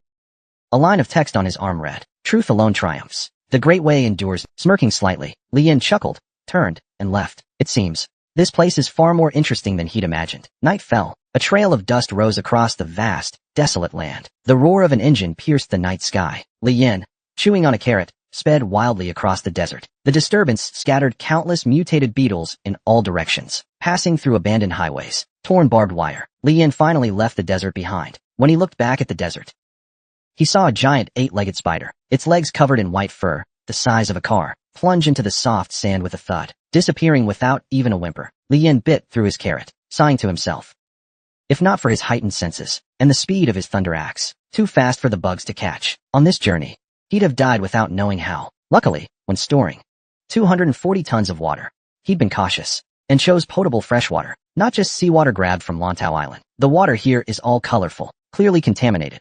It's obvious how scarce water is in this world. For now, he needed to find people to have a chance of locating Waterdrop Park. No subtitle content provided in source. Dry grass obscured a rusted blue warning sign. A wooden pole held a grotesque, buzzing skull frame. From the ruins of a low-nosed structure came a woman's hoarse scream. "Stay back." Her voice was rough, tinged with a hint of hysteria. A group of thugs, eyes gleaming with twisted desire, surrounded the woman. She looked about 25 or 26, clutching a shotgun tightly. Under a tattered, foul-smelling cloak, a glimpse of pale skin flashed briefly. She was breathing heavily, repeating over and over that her husband was a senior officer of Blackheart Chariot. But the thugs before her, how could they believe her? How could they let such easy prey slip away? At that moment, a scrawny old man stepped out from the crowd, cackling incessantly, reaching out with hands covered in festering sores, slowly approaching her. The woman kept waving the gun in her hand, trying to bring herself a sense of security. At that moment, someone in the crowd suddenly shouted, "Don't be afraid. His gun has no bullets." As soon as the words fell, the woman's face turned deathly pale. Facing the charging mob, her body went limp, and she collapsed to the ground. Just then, a fierce rooster's crow rang out. The rough engine roar and wild crowing struck like a heavy hammer, silencing the previously noisy crowd into dead quiet. Dust swirled in the air. A heavy silver vehicle slowly came to a stop. Li Yan, in a black trench coat, scanned the scene with sharp eyes. "Excuse me," asking for directions. "How do I get to Waterdrop Park?" "Don't worry, I'm not asking for free. I've got clean water." After a moment of silence, the ragged mob slowly came to their senses. Their eyes glinted with red light, staring at Li Yan with murderous intent. The woman, as if grasping a lifeline, frantically shouted, "I know where it is. Save me." But before she could rejoice, Li Yan turned her gun on the woman. "I can save you. It's no trouble. But I hate being taken for a fool. I'll give you one more chance. Do you know where Waterdrop Park is?" The woman's lips trembled uncontrollably. She truly didn't know where Waterdrop Park was, but she wasn't willing to let go of her lifeline. She could only try saying, "Save me. My husband is." Before she could finish, Li Yan cut her off. Her eyes narrowed. "Looks like you don't know." The woman stammered for a while, then gritted her teeth, and pulled a syringe from her waistband, waving it at Li Yan. "I can help you get revenge. Please, save me." Li Yan's gaze swept over the syringe in the woman's hand. A golden red flash revealed. Tier 1 genetic modification agent. Dual guns Patriot. 80% chance of becoming a Tier 1 ability user upon use. Increases thermal weapon proficiency to 70% in a short time. Grants additional skill, Fearless. Temporarily boosting all physical abilities, greatly enhancing reaction speed, and increasing firearm shooting speed by 150%. Background. In this world, when Lingdong first fell, nearly all genetic modification agents came from the Third Empire, America, and researchers from Rakshasa and other countries. The 100 races almost monopolized all ability users and controlled Lingdong's discourse. Major companies, led by Pangbei Arms, tightly dominated the region until the dual guns Patriot emerged. Though only a Tier 1 agent, with a singular effect, its production cost was 1/30th of other Tier 1 agents at the time. It remains the cheapest genetic modification agent to date. Its inventor was one of the founders of Blackheart Chariot. March 3rd. Looking at the woman's pleading expression, her helpless demeanor stirred some pity. Li Yan thought for a moment before nodding, and told the woman to get on the vehicle. At that moment, the mob stirred. Li Yan directly unleashed a wave of killing intent, though it was a skill kept only for the sake of the Sprout inheritance clue. To these mobsters, it was nothing short of a thunderous threat. The woman, clutching her child, climbed onto the motorcycle. Li Yan cast a final glance at the mob staring at her, then activated Thunder Axe. Seeing the woman about to slip away, one of the mobsters lunged forward. Without hesitation, Li Yan fired on the spot. The bullet blew off the mobster's skull, white brain matter splattering everywhere. Then the engine roared, and the silver beast sped off. After leaving the mob's ruins, Li Yan found a fox sheep tree for cover and stopped. The woman used the dirty water under the tree to gently wipe her body. Meanwhile, Li Yan examined the genetic agent nearby. "This thing has side effects, right?" Facing Li Yan's question, the woman didn't hide anything. "Yes. People with weak constitutions might die instantly." Li Yan didn't seem to care. She injected the agent directly into her body, and then asked if there were any large settlements nearby. The woman steadied herself and replied, 50 kilometers north, there's a large shelter. Sir, which company issued your license? Ryan Brothers or Mad Burner? What are those? The woman was stunned for a moment, then slowly explained. Ryan Brothers and Mad Burner are major arms companies here that manufacture firearms. Wilderness hunters need licenses issued by them for small scattered shelters to recognize and welcome them. How do you get a license? You can only get a license by completing commissions from the arms companies. The woman answered instinctively. Suddenly, her eyes widened in surprise. You're not a newbie, are you? Then where did your handgun and motorcycle come from? Li Yin didn't answer her question. Instead, she turned and said casually, first, take me to a place with gasoline. Then we'll find somewhere I can get a license. What's your name, by the way? Li Yin fired off several questions in a row, though she still had some reserves in the mark space. They were running low. If she couldn't find a settlement to buy gasoline, she'd have to trek on foot with this mother and child. My name's Afafu. Before the woman could finish speaking, the sound of roaring engines echoed from the distance. Leanne's eyes flicked over, a smirk tugging at her lips as she glanced at the magazine in her gun. Shouts and whistles grew louder in the distance. Jeep tires screeching wildly. Mobsters, looking like demons, frantically waved their carbine guns. Every sign pointed to these being no ordinary foes. Leanne even recognized a few familiar faces from the mob that had surrounded Afafu earlier. When they saw Afafu's fair, beautiful face, the mobsters on the Jeep howled even louder. Blood-red tongues licked their lips, their expressions filled with greed and malice. The carbine guns on the war chariot spat fire relentlessly, leaving rows of bullet holes around Li Yin. At the same time, Li Yin aimed her Luger pistol at the Jeep and pulled the trigger. Afafu, seeing the mob closing in, grabbed the waistband, pushed the motorcycle, and urged Li Yin to leave. But Li Yin didn't look back. With her free left hand, she pointed at Afafu. You touch my bike, and I'll shoot you. Afafu was on the verge of tears, watching Li Yin still firing bullets at a leisurely pace. She couldn't help but yell, why don't you shoot closer? As soon as she spoke, the slide of Leanne's gun clicked empty. The woman's heart sank, her mind going blank. She instinctively asked, are you out of bullets? Leanne's face showed a hint of embarrassment. She muttered under her breath, this is bad. In the post-nuclear Lingdong era, some were born with mutated tissues, unable to reproduce, and prone to violent temperaments. They roamed dangerous areas teeming with carnivorous insects, scavenging for food, water, and anything usable to survive. Meanwhile, those living under the protection of shelters and large organizations, the intact humans, were collectively called mules. Just moments ago, Li Yin had fired all her bullets at the hundreds of charging mobsters. The click of the empty slide made Afafu's face pale with fear. She hurriedly mounted the motorcycle, urging Li Yin to flee. But Li Yin remained calm, showing no intention of leaving. Suddenly, a black shadow flashed by. A bald mobster who had been shouting was instantly drenched in blood. A Luger pistol was brutally embedded in his skull. On the other side, Li Yin couldn't help but complain. What kind of garbage is this dual guns patriot? Not even as good as Fengza. Good thing you can test extended skills before committing. She then drew her golden tiger head spear and charged toward the war chariot with a swift dash. The platinum blade plunged into the car's headlights. The entire front of the Jeep was instantly frozen over. The speeding Jeep was flipped over by Li Yin in one swift motion, slamming hard into the ground with a deafening crash. The thugs inside were completely silenced. Beside him, Alpha in combat gear was momentarily dazed. Only after a while did he mutter, what is this?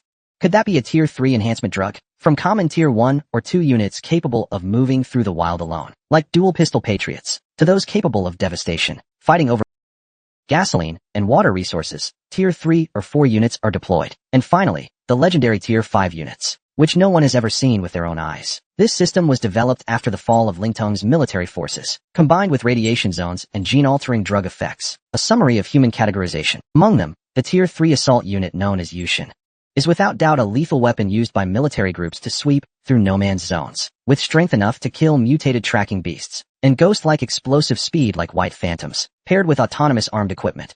Yushin units are infamous around the world. Any major faction sending troops to suppress refugees would deploy 1 to 3 Yushin as squad leaders. But these icy traces don't seem to be powers granted by standard Yushin gene drugs. This man must have also taken a different class of Tier 3 enhancement drug. He's actually a dual gene Tier 3 warrior. Such people are extremely rare in the entire B24 no man's zone. Even the Rin brothers would show him utmost respect. At that moment, Alpha finally realized this man was the key to his own survival. Meanwhile, the remaining thugs kept shooting wildly at Li Yin. The fear of Yushin drove them into a frenzy. Fleeing would only get them hunted down faster by Yushin. This was a lesson learned through countless deaths in the no man's zone. Li Yin swung his tiger head spear in a sweeping motion. A surge of water instantly froze into an ice wall, blocking all the incoming bullets. With his golden spear, he continued cutting down the thugs one after another. Li Yin dashed through a blind spot in the icy terrain. A bullet came straight for his eye socket. Thankfully, he reacted fast enough to narrowly avoid a fatal blow. Wait, that wasn't a coincidence. There's an expert hidden nearby. Li Yan suddenly turned his head, his eyes locked in the bullet's direction. The man who launched the sneak attack felt Li Yan's stare. Without hesitation, he jumped into his vehicle and fled, becoming the first thug to retreat from the battle. Li Yan's eyes flickered slightly. Before he withdrew his gaze from the man, he calmly turned away. Just as the man wondered why Li Yan wasn't chasing him, a terrifying red figure appeared out of nowhere, smashing the motorcycle to the ground. The bike was instantly reduced to pieces. As the man scrambled to his feet, he finally saw the figure clearly, a monster encased entirely in armor. Without hesitation, the man raised his machine gun but the bullets had no effect on the armored ghost. At that moment, the man broke down, dropping to his knees with hands raised in surrender. At the same time, the other thugs also dropped to their knees in surrender, offering all their food, vehicles, and weapons. Li Yan fell silent as he looked at the pile of supplies on the ground. These thugs had scavenged in dangerous zones filled with carnivorous insects, looking for food, water, working cars, anything usable to survive. They ambushed and killed lone wanderers, only to be raided and extorted by even larger violent factions. Then, dragging their injured, mutated bodies, they continued exploring, or died. In the post-nuclear Lingtong era, they were called mules. Li Yan didn't make it hard on them. He simply asked for all their gasoline, then let them go. Suddenly, from the corner of his eye, Li Yan spotted some unusable electronic parts among the junk. He examined them closely, then started tinkering on his own. With his Magitech specialization, he quickly assembled a makeshift radio. After some strange static transmissions, a clear male voice came through the radio. All bases and shelters receiving this message, please take note. This is Dan Quoado. Just earlier today, our investigation revealed that vagrants in the desert region killed one of our Tier 1 scouts. Instructor Lin Ing has issued orders to send troops to sweep through number 24 no man's zone. Unrelated parties are advised to evacuate immediately. Long live the Buddha. The immediate effect made a Fafu exclaim in awe. A sweep, huh? Li Yan murmured to himself. We need to hide in a shelter quickly. A Fafu said anxiously from the side. Don't worry. You said it yourself. Without a delayed sign, the shelters won't take us in. By the look of you, it seems like you're not on good terms with Donchua vehicles and Blackheart convoy, right? Right. A Fafu swallowed hard and nodded with difficulty. The Gobi is vast. How would he find us? Just stay away from ruins where violent gangs might be squatting. Li Yan raised an eyebrow. You're really with the Blackheart convoy? Those words weren't just made up on the fly. I'm not lying. My husband is a colonel in the Blackheart convoy. His name is Qiao Xing. I'm a researcher under the Blackheart convoy. Then she tossed a pair of silver tags to Li Yan. These are my ID tags. Li Yan caught them. There was a string of numbers and a black 5-pointed star. At the bottom were some Tibetan characters he couldn't read. Li Yan glanced at the crying baby. He didn't return the tags. Is this your child? A Fafa nodded. Where can we get licensed access? I know a route into Mad Peck Ridge. Just then, the black vapor ghost dragged over the man who had ambushed them earlier. Li Yan gave him a cold glance. What did I say to you? Why did you bring him back? He can be killed anytime, but keeping him alive might be useful. Li Yan turned his head sharply, staring at black vapor ghost in disbelief. Until now, their communication had always been through the simplest commands, like intercept, block, kill, etc. The rest was left up to black vapor ghost. But this time, it had shown independent thinking. Li Yan looked at the white-haired old man yawning on its shoulder. After a while, he said, next time just kill. If I need him alive, I'll let you know. He then recalled Black Vapor Ghost and the old man into the 6-coin token. He activated Fleeting Glance. The Tier 2 unit before him, Shanbu, had all its info displayed instantly. Give me a reason not to kill you. Faced with the question, the man thought for a while, then laughed bitterly and helplessly. It'll save you a bullet. Is that a good enough reason? That made the killing intent in Li Yan pause and crack into a smile. There aren't many people with a sense of humor in times like these, he said, then turned and walked. After signaling a Fafu to get on, they rode off, leaving behind the stunned man. The engine roared. On the way, a Fafu finally couldn't suppress her curiosity any longer. She asked, Sir, I mean no offense. Which faction do you actually belong to? You don't seem like a wild hunter. I've never seen a Tier 3 wild hunter with dual genes. Such training would cost over 800,000, enough for a family of 3 to live comfortably in a safe zone for life. But I'm just asking. It's fine if you don't want to answer. Li Yan stayed silent for a moment, then feigned helplessness. I'm afraid you won't believe me if I say it. Maybe it's a side effect from some kind of gene-modifying drug. I've lost my memory and got separated from the main group. I have nothing on me to prove who I am. The only thing I remember are the words Waterdrop Park 4. That's why I'm so desperate to find that place. After that story, Li Yan thought it was flawless, but Afafu's expression said otherwise. Still, she didn't press further and continued speaking. I've never heard of a place called Waterdrop Park, but maybe my husband has heard of it.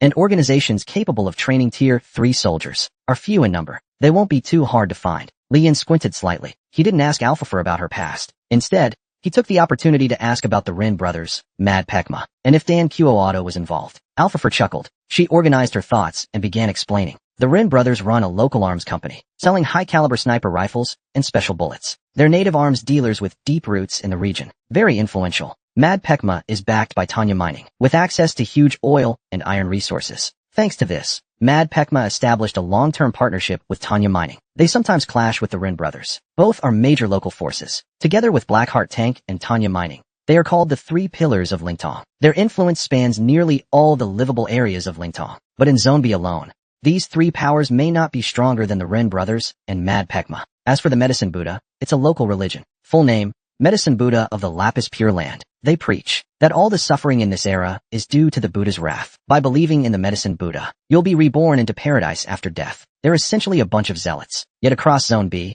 their followers are endless. From homeless refugees to disciplined military groups, you'll find believers among them. Eventually, entire organizations begin to mutate, turning into fanatics devoted to the Medicine Buddha. There are many such examples, like Dan Qo Auto, and the severe radiation effects make the world full of unimaginable variables. I once took a helicopter to a deserted safe zone for sampling research. It was filled with decaying muscle masses, teeth and nails infected with viral agents. I also saw massive beast skeletons, as large as pre-Lingtong dinosaurs. These creatures had no intellect or organization, but were brutally aggressive, with the cold wave spreading. In truth, the range of human activity is shrinking. I guess I went off topic. It's okay.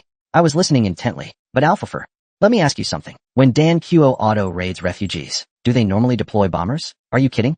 Who would waste that much? When Li Yin raised her head and pointed at the sky. Then who do you think is flying that thing up there?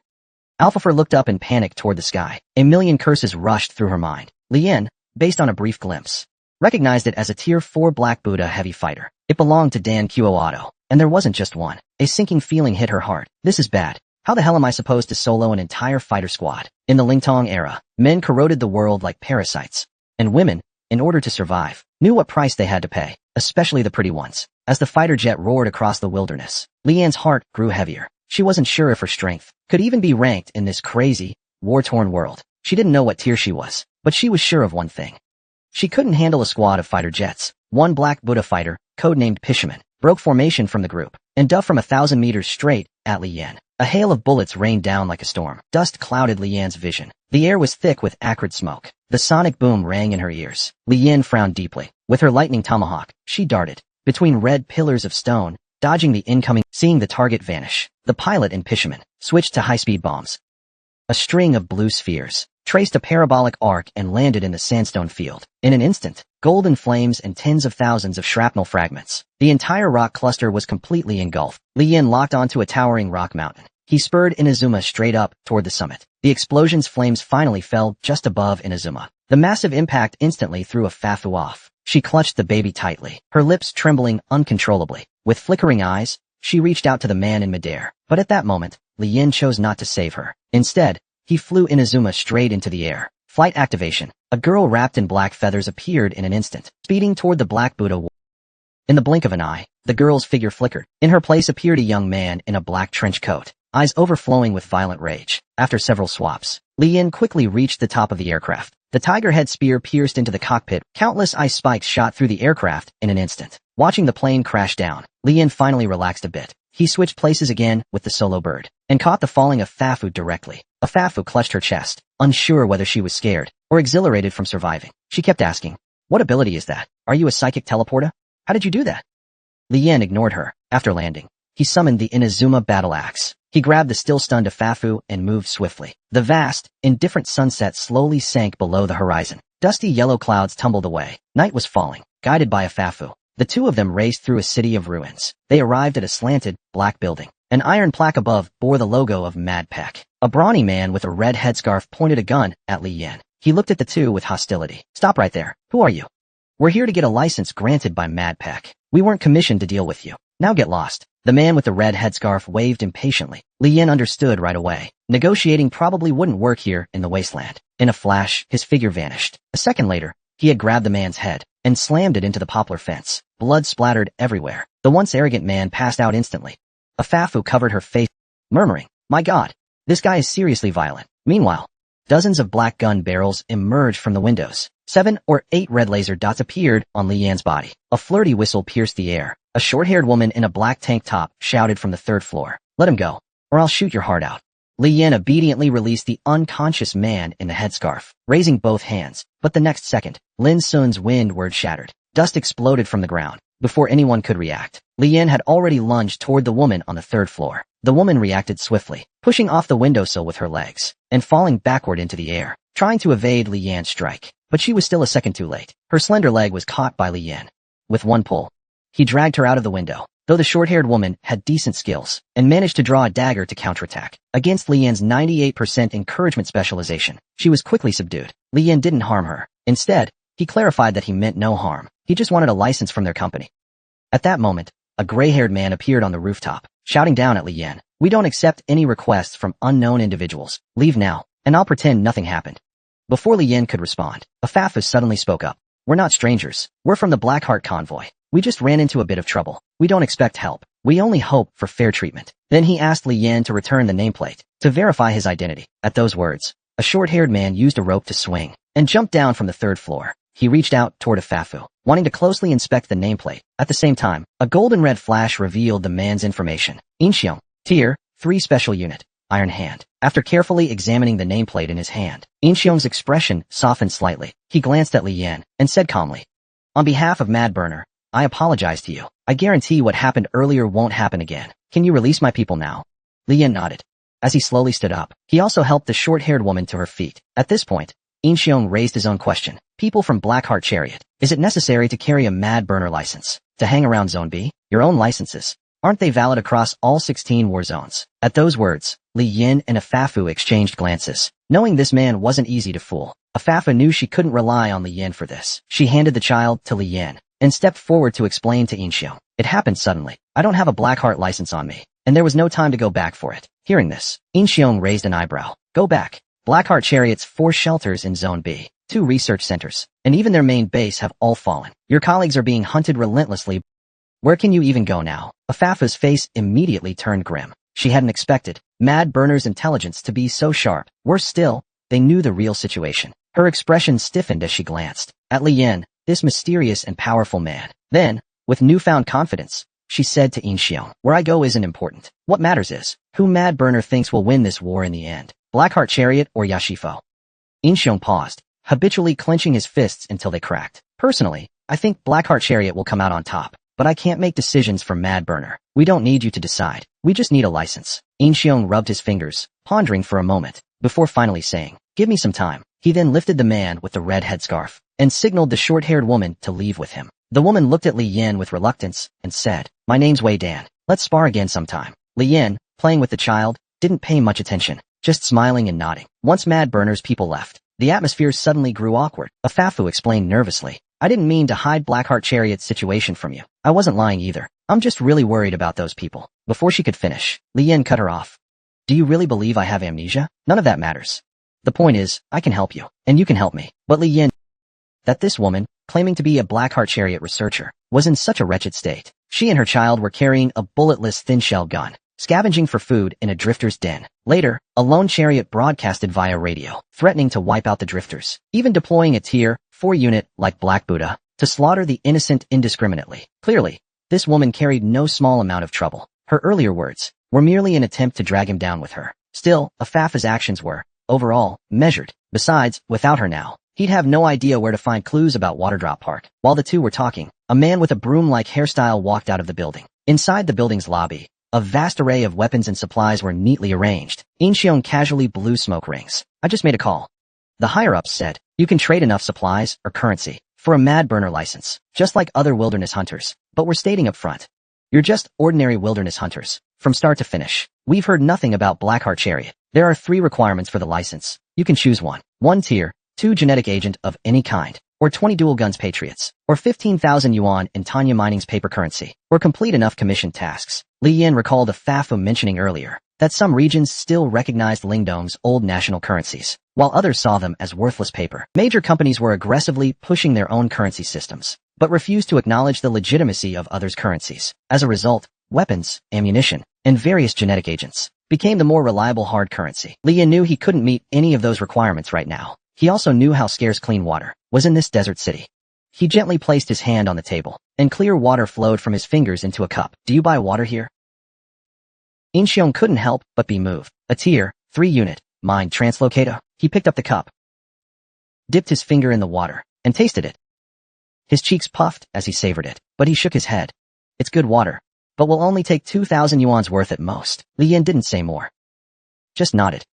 Then let's talk commissions. One's worth 13,000. No offense. But what are your abilities in tier? Tier 3 Wanderer God. Tier 3 Mind Translocator. Li Yin answered expressionlessly. This was the cover he and Afafu had prepared beforehand. It was also Inxiong's initial assumption, but hearing Li Yin say it himself, Inxiong was stunned for a moment. The assault capabilities of a Wanderer God, combined with the logistical support of a Mind Translocator. This was the most dazzling genetic combination for a wilderness hunter in Lingdong, worth nearly 1,000,000 yuan. Probably only a major force like system, Blackheart Chariot could produce such a super soldier. After the shock, Inxiong said with a cold expression, understood. I do have a big commission for you now, but it's already dark. Let's talk tomorrow. I'll have someone arrange rooms for you both. 1 room or 2. Li Yin glanced at Afafu and was about to speak, but Afafu interrupted. 1 room. At that, Inxiong grinned at Li Yin. Alright then, if you've got extra cash, head to the 4th floor of the building and buy a Wildcat Bull Series rifle from Ryan Brothers. It's far more important than your sidekick. Soon, the two were led to their room. Afafu, holding the child, spoke to herself.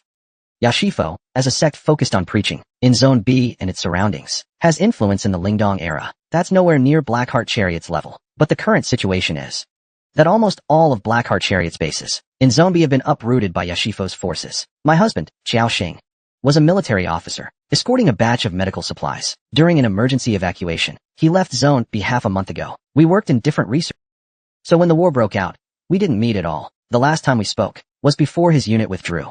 He begged me to stay alive, to wait for him with our child. However, Li Yin wasn't interested in Afafu's story. He headed straight to the bathroom to shower, and the so-called bathroom was merely a section partitioned off by a translucent curtain. The sound of running water echoed. Li Yin couldn't help but sigh. Even though Waziki's water pack could carry 240 tons of drinking water, it had no function to heat the water. Meanwhile, outside, Alphafer picked up a bottle of liquor from the table and started drinking on her own. As the freshly bathed Li Yin pulled back the curtain and stepped out, Alphafer suddenly lunged at him, pressing Li Yin against the wall. Her face flushed, and the scent of alcohol was strong on her. Looking at the woman throwing herself into his arms, Li Yin thought to himself. He had to admit, in this wasteland of mutated rats and bugs, this woman before him was especially gentle, tempting beyond reason. Feeling the softness of her chest, after a moment, Li Yin finally spoke softly. I fully understand your worries and fears, and I get that besides me, you've got no one to rely on. But honestly, aren't you overestimating my self-control a bit? Alphafer gazed dreamily at the man in front of her, a faint blush spreading across her cheeks. I never overestimate men, she whispered, exhaling softly near his ear, and softly added, gently, don't wake the kid. Just how sought after are capable men. In just one night, 3 beautiful women had thrown themselves at him. Just now, Alphafer, reeking of booze, dove into Li Yin's arms. The alluring charm of a mature woman and the scent of alcohol left her momentarily entranced, but after calming down, Li Yin pushed the beauty away. He silently put on his trench coat and said, after all that, Alphafer's hazy gaze slowly returned to clarity. Where are you going?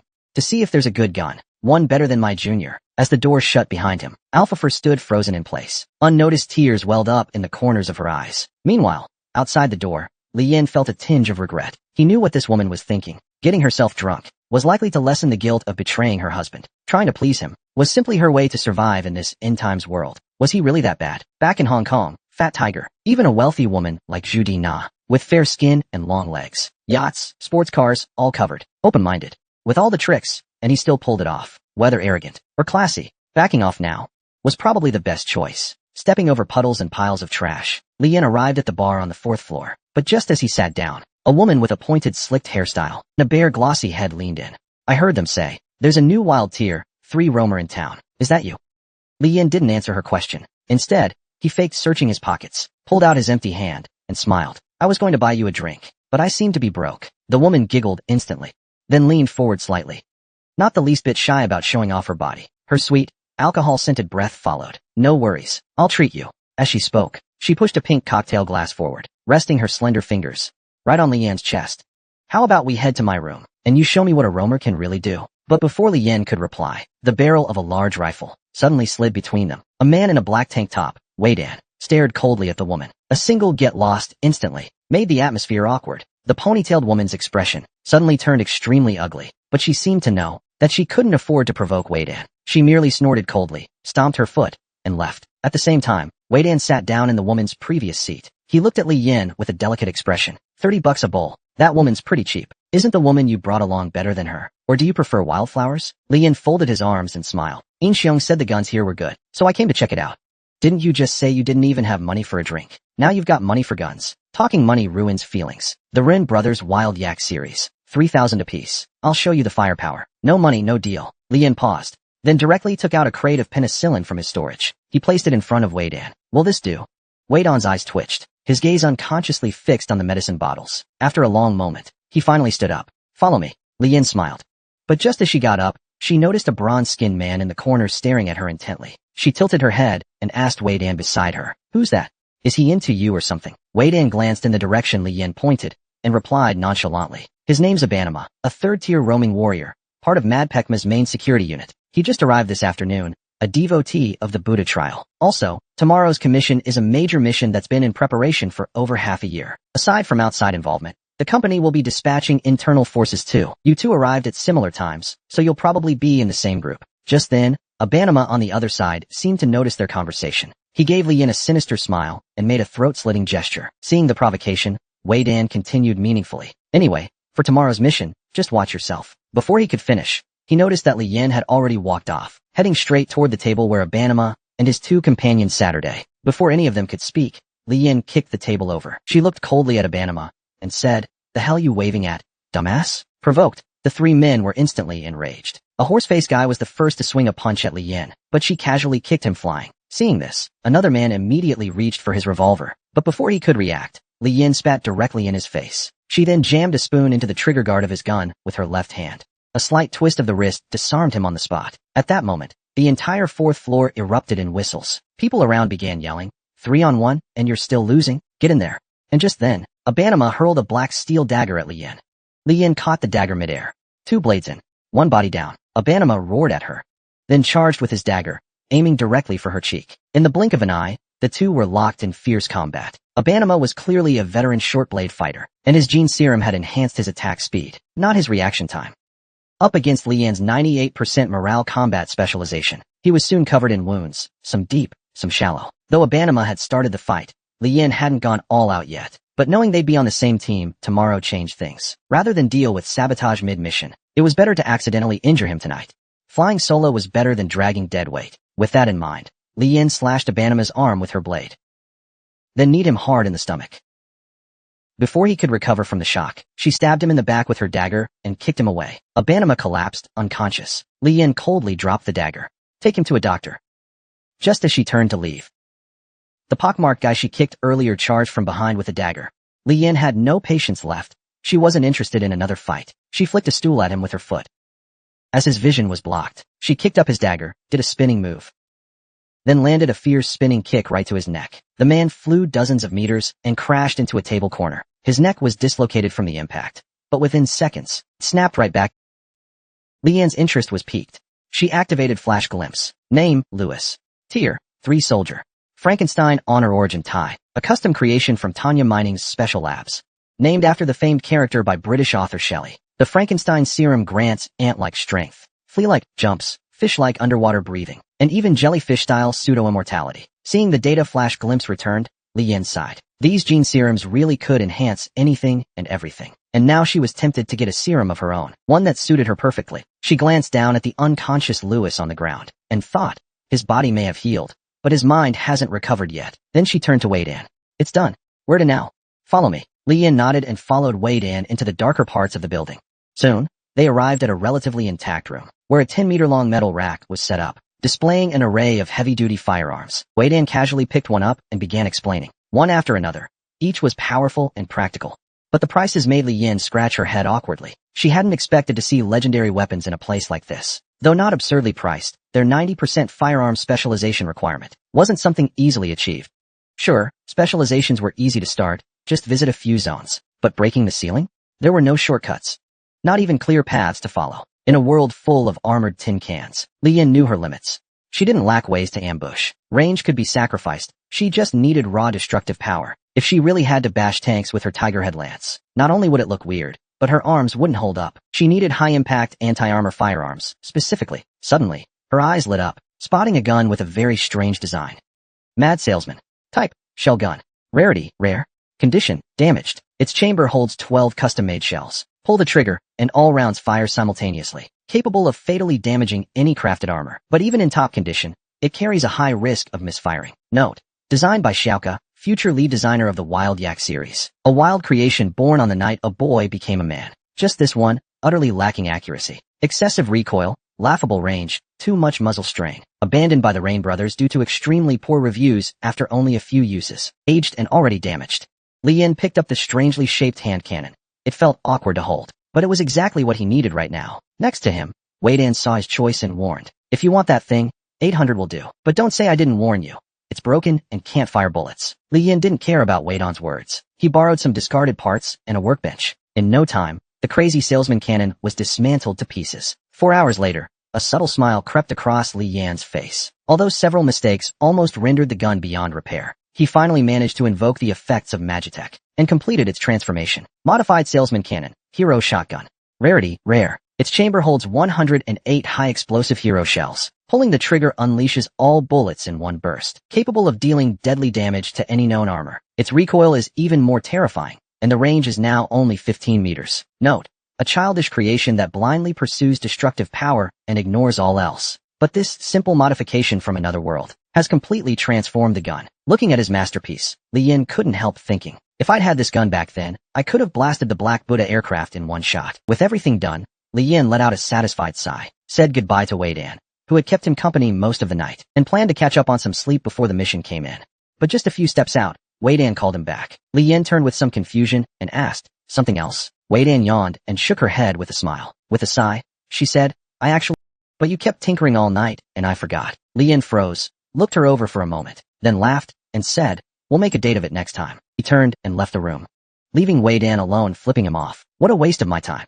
Great Devil Lake. This place was once barren, but just before Ling Tong's arrival, it was turned into a large-scale military base. After the outbreak of nuclear war, it was repeatedly bombed by 6 million tons of nuclear warheads. Even 40 years later, its central radiation is still strong enough to melt human bones. In this chaotic and brutal era, intense radiation caused terrifying mutations. Various horrific creatures emerged. They provided refuge for the weak in this hopeless world, but at the same time, gradually squeezed the space left for humans to survive. And it wasn't just the flora and fauna. Even humans began to mutate in various ways under the harsh environment. These mutations also led to the development of the first generation of genetic enhancement serums. Time kept moving forward. That place represented unknown radiated creatures and violent viruses silently spreading before the fall of Lingdong. Those who once sought the secrets deep within Devil's Lake ended up completely devoured. Not even bones remained. Just as Li Yin was heading back after saying goodbye to Wei Dan, Yin Xiong stepped into her path. Manpower was already scarce for this mission. They wouldn't be drafting from Mad Pekma otherwise. "You crippling Abanima really put me in a bind." Li Yin raised an eyebrow. "I'll do her part too," she said calmly. "I'll handle it all." Yin Xiong stayed silent for a moment, then slowly began to speak. "This commission is to clear the city ruins around Devil's Lake. The radiation levels there are extreme. Even Tier 3 units can't be careless. Headquarters has deployed 80 people total, led by 10 Tier 3 special units, who will serve as the core of this team. Additionally, including you, 19 others from the elite guards and wildland hunters will be split into 10 groups to explore the perimeter. So far, it's confirmed the area is overrun with zombies. Your main task is to clear the outer zone. That's it. Mission complete." The next morning, weak sunlight filtered through the dusty sky, illuminating a world full of ruins. Li Yin dunked her head into cold water and gave herself a quick rinse. "I'll probably be gone a few days this time. If I die, well, tough luck for you. Staying here's still safer than wandering the wilds. If anyone bothers you here, just go find Wei Dan." But what Afafu was focused on wasn't what Li Yin was saying, but what she and Wei Dan did after leaving yesterday. Li Yin, of course, wasn't going to answer that. Instead, she teased Afafu with a smirk. Looking at the woman's flushed face, Li Yin leaned down to look at the baby in Afafu's arms, saying softly, "Wait for me to come back. I'll be gentle." At the same time, the convoy from Kwangswoma headquarters arrived as scheduled, a team of about 80 people, all wearing relatively bulky anti-radiation suits, carrying modern automatic rifles, their movements swift and agile. Li Yin gave them a quick glance, noticing the weakest among them were Tier 2 wanderers, with as many as 20 Tier 3 Yushun, a force capable of wiping out large refugee settlements, or an arms company controlling several water sources and mines. It was clear Kwangswoma took this operation very seriously. Before boarding, Yin Xiong reiterated the mission's importance, instructing everyone to focus only on their assigned areas and avoid meddling in other matters. Li Yin said nothing, climbing straight into the bed of a pickup truck, which had plenty of space, with ample room between each person. The outsiders hired for this job were all Tier 3 units, not just Yushun, but also users of a Tier 3 genetic serum called Gonglu, produced by Pompeii Arms. These people had exceptional strength and defensive capabilities. Lian glanced at a rifle propped nearby, a Black Cat 2S107,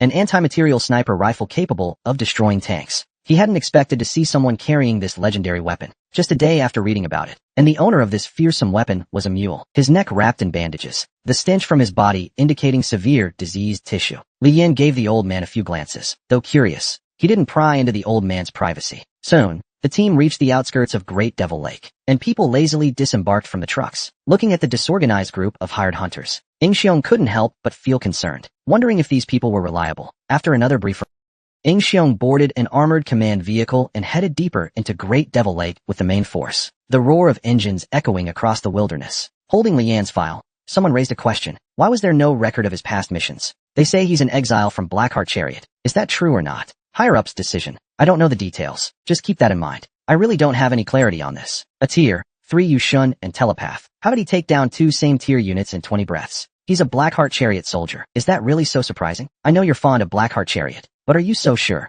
This man is from Blackheart Chariot? That Afafu had a nameplate proving her identity. What does he have? Alright, I think you're overthinking it. Zone B is in complete chaos right now. Who's got time to care what we're doing? Even if someone does. A lone Tier 3 Yushun trying to fish in troubled waters. That's just asking for death. How do you know he's just a Tier 3 Yushun? Dedeen, you're right about everything. He's not a Yushun. He's Lord Ramu in disguise. Ingxiong, Zone B's only Tier 4 living Buddha, is after us. The 4 heavenly kings of Kwangswolma are coming. Stop being sarcastic. Just drive the car properly. Even if he's not from Blackheart Chariot, we can't interrogate a dual-gene Tier 3 warrior to death. Putting that aside, these 10 wilderness hunters hired by Kwangswolma, aren't their backgrounds just as mysterious? In the East Ridge era, are there really so few people hiding secrets? The water is clear and free of worry. With these troublemakers around, they can still ease some pressure off Kwangswolma. I still suggest assigning a Tier 3 soldier to keep an eye on him, to avoid complications. It's not too late to turn back now. Just a bit of hassle. I know you're thorough, but you've been at headquarters all these years. With no experience working at branch bases, I've dealt with all sorts of organizations in this godforsaken place for years. So I hope you trust my judgment. I don't know what you're arguing about. If that guy dares to stir trouble, just kill him. Problem solved. How long until we get there? About 20 minutes, give or take. Want to chat with Big Sis? Looking for a date? The woman teased Zheng Hao verbally, while rubbing her slender legs against the man's body.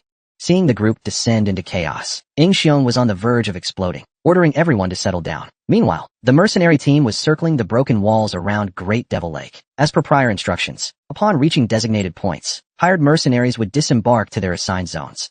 In no time, more than half the people were gone from the truck. Songzwa, Luisi, hearing a familiar name. Lian glanced over casually, noticing Luisi was the pockmarked man he'd beaten last night, and Songzwa was the mule with the legendary firearm. Luisi looked at Songzwa with wariness and disgust, cursing inwardly. Damn his luck.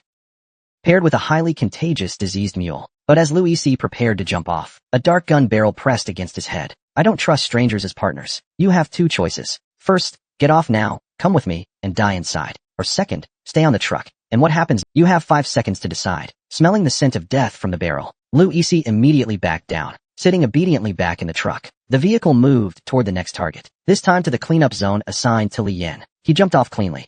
When Yinfu's warning came through, alerting him to a heavily radioactive area, without hesitation, Li Yan ducked into a dilapidated building, having felt the sting of sunlight on his skin more than once. Since he was here, he'd start from this point. He wondered if zombies feared sunlight. Li Yan tilted his head, surveying the dark staircase behind him, and stepped upward. In the empty building, only his footsteps echoed. The place was covered in scattered footprints, dried bloodstains, and clumps of matted hair. Even stranger, there was an iron pot steaming with heat, filled with something white and unidentifiable, but unmistakably a sign of recent human activity. Li Yan scanned his surroundings, picking up an old tape recorder and pressing play, a sound like a blade scraping glass blaring from the speaker. Do not disturb us. Do not boast arrogantly. Do not threaten us. Do not play with fire and burn yourself. If the enemy dares to test our strength, they will never dare test anything again. Suddenly, a roar rang out, a nimble shadow lunging from the darkness, claws reeking of decay aimed straight for Li Yan's face. Li Yan sidestepped lightly, dodging the attack, his right leg snapping upward, a high kick sending the zombie flying. Before the zombie could rise, Li Yan rushed forward, stomping hard on its head. Looking at his handiwork and the blood splattered on the walls, Li Yan's brows furrowed. This zombie wasn't quite like the mindless ones he'd imagined, from its behavior. It could anticipate his movements and set an ambush, then strike swiftly for the kill, a stark contrast to the clumsy zombies of movies. Able to eat cooked food, appreciate music. This wasn't low-level intelligence, was it? As Li Yan pondered, a system alert suddenly sounded, notifying him of an additional rockfloat event, Old Days Torrent, with the following requirements. Investigate the research projects of the Old Days Great Devil Lake Research Center, requiring the acquisition of at least 3 supergene samples. Note: this rockfloat event is issued by Cheongchi, and interference is generally not permitted. For specific rewards, walkers should bring the required gene samples to Waterdrop Park to exchange with Cheongchi for corresponding rewards. As the alert ended, roars echoed from the corridor outside. Li Yan quickly darted to the hallway to assess the situation. The hallway was already packed with low-level zombies, rushing frantically toward Li Yan. Without hesitation, Li Yan pulled out her newly acquired Mad Shock. With exaggerated brutality, she aimed at the horde. Suddenly, Li Yan recalled seeing markings on one zombie earlier, indicating strong radiation and toxins. She quickly sidestepped the zombie charge with a nimble move, lowered her weapon, and pulled the trigger. With a deafening blast, brutal force was unleashed to the fullest. Li Yan was momentarily dazed, watching the destruction caused by the Mad Shock. Damn, that thing's brutal. During the Lingdong era, human survival space shrank drastically. Not only were mutant creatures everywhere, but most humans had also become bloodthirsty zombies. As Li Yan marveled at the weapon's power, more zombies poured in, sealing off the passage completely. The massive blast hole blocked the zombies' attacks, but also blocked Li Yan's path forward. No telling how many more zombies she'd meet ahead. Better to conserve ammo when she could. With that thought, Li Yan put away both her dragon sword and shotgun, and started rummaging through the room. Soon, she found an iron hammer under a broken cabinet. The wooden handle was mostly rotten, but the worn hammerhead was still usable. Seeing a nylon rope hanging nearby, Li Yan got an idea.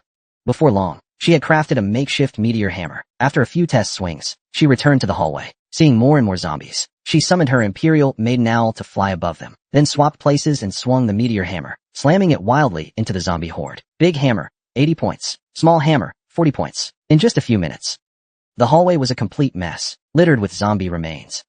Li Yan carefully stepped around the corpses and explored the small abandoned building inside and out. Though she didn't find anything valuable, she trekked through the desolate basin. After taking down many zombies, she finally found a gas station, the only gain of the day.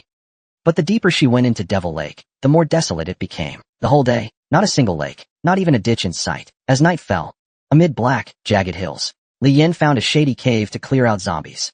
In just one day, she had already cleared over 1/3 of the area Incheon designated, and she gradually figured out the zombies' behavior. The zombies of Devil Lake were essentially just fiercer carnivorous beasts, like most creatures in this era. They were extremely averse to UV rays from sunlight, so they clustered in abandoned buildings, caves, and underground structures. If it's shady, there were sure to be zombies inside. Just like flipping bricks after rain always reveals snails. As she advanced, zombie strength clearly ramped up. Even creepy mutants started to appear. They struck more violently, with toxic claws that could pierce stone. Their bones and flesh were tougher. Most troubling for Li Yan, some had learned to use weapons. One zombie, Xiaoma, wielded a PPS 43 SMG. His firearm proficiency was as high as 79%. Zombies like that seriously slowed her sweet progress. As night fell again, Li Yan lit a fire and sank into thought. Yushu had told her to find Water Pearl Park, and Cheongchi was also there. What kind of place was Water Pearl Park? Moreover, from what Incheon hinted, this Devil Lake, ravaged by chaos, hid secrets that even Quanzhua Ma and other major factions desired, be it research data or horrifying weapons. But based on the Yinfu incident, she was certain what Quanzhua Ma sought was the so-called super gene sample. But to get it, she'd have to battle zombies with wit and force, and prepare to turn on Quanzhua Ma if needed. Given the current situation, the risks outweigh the benefits. I can only take it one step at a time. If you guys get it first, fine. But if I get it first, don't blame me for being ruthless if you try to steal it. Want me to stick to my assigned cleanup zone? I've got 2 words for you. Screw that. With these thoughts, Li Yan lowered his eyelids heavily. And suddenly, the burning campfire was extinguished. A chilling gust roaring out from the cave, seeping into his neck. Jerking the half-asleep, Li Yan fully alert. There was airflow in the cave. Turning sharply, he looked toward the cave's depths, where countless branching paths led underground. Sinister and foreboding, Li Yan summoned the long and used Sudu bird, its wings flapping as it flew deeper. Through their eyes, streams of information converged in Li Yan's mind. As he ventured deeper, a half-open iron gate came into view, when suddenly, one of the scouting Sudu bird's vision went dark. With a grim expression, he called the other Sudu birds back, the returning birds seeming startled, circling frantically around Li Yan, one of them missing. Hot on their heels came a Soviet standard 5.45mm small caliber bullet, which failed to penetrate his protective steel barrier, losing momentum and falling to the ground. A female zombie wearing brown stockings, mid-calf black leather boots, and a silver-gray military uniform appeared before Li Yan, pointing two oversized TT-33 pistols at him. Bullets clattered against the steel barrier, falling to the ground, and seizing the moment as she reloaded. Li Yan activated Jinghong Glance, identifying her as an undefined unit. Dongri Yake, as the overhead lamp began flickering, seemingly faulty. As the light went out, the woman instantly appeared before Li Yan, but he was ready. Swinging a meteor hammer toward her, which she dodged effortlessly, and so Dongri Yake and Li Yan faced off in the flickering light and shadow. In the darkness, sporadic dry gunshots rang out, and in the light, Li Yan hurled the meteor hammer with all his strength, a thunderous crash echoing, and when the light flooded the room again, the meteor hammer was shattered beyond recognition. A gaping hole smashed into the wall, but the female zombie had vanished, leaving only the two oversized pistols, modified TT-33s, effective range of 300 meters, magazine capacity of 5 rounds, maximum fire rate of 1 round per second, using rifle ammunition, specially modified by Dongri Yake herself, with adjusted ballistics and magazine placement, designed for longer range, higher-powered rifle rounds. Li Yan's face was cold, staring at the broken meteor hammer in his hand, certain he had hit the woman. Yet now there was no trace of her, as if she'd never been there. He picked up a fallen bullet. A 5.45 by 39 steel core round, modified version, with a note. A pistol using rifle rounds is as insane as a car with a motorcycle engine. Modified, no doubt. This was a special ability of the Dongri Yake unit. Li Yan realized something was off. If zombies had intelligence, becoming agile and ferocious under radiation's influence, that was understandable. But zombies with genetic abilities? That contradicted a Fafu's explanation of this world's common knowledge. Genetic modification serums were humanity's greatest invention post-East Ridge. The radiation of East Ridge caused varying degrees of genetic mutation in nearly all humans, mules being one manifestation, while a more common one was humans becoming super soldiers by consuming genetic serums, with specific abilities, depending on the serum type. So, the question was, these zombies, infected by radiation, at the dawn of East Ridge, where did they get their genetic abilities? With many questions, Li Yan didn't linger, continuing his exploration. The base was vast, palace-like, with excellent water purification and air circulation systems, though many automated weapon terminals had been deliberately destroyed. No bedding or toiletries, no paper documents, everything suggesting this wasn't a sudden nuclear strike, but more like a leisurely, large-scale evacuation. Based on his findings, Li Yan was almost certain this place once housed a large number of troops and researchers, until one day, they received orders from above, abandon the base,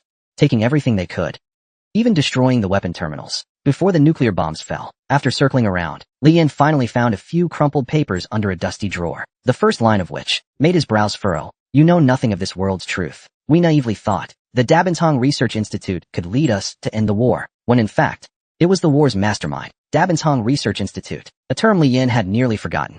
The producer of the leukemia serum, Yushu, gifted to Li Jihao during his debut with Yanfu. Li Yan licked his lips, unfolding the crumpled papers one by one. Great leader, I refuse to believe you'd make the same choice as that carpet devil. That would be a catastrophe for all humanity. But sadly, endless Yake, I never completed it. Only these inferior products. I'd never trust that man's goodwill. I'd rather destroy them. The paper's contents ended abruptly. Li Yan read the words 3 or 4 times, only growing more frustrated. From what he could gather, the gist was that this Dabantong lab, or that man, incited the superpowers into a world war, and by the war's end, the leaders had caught on.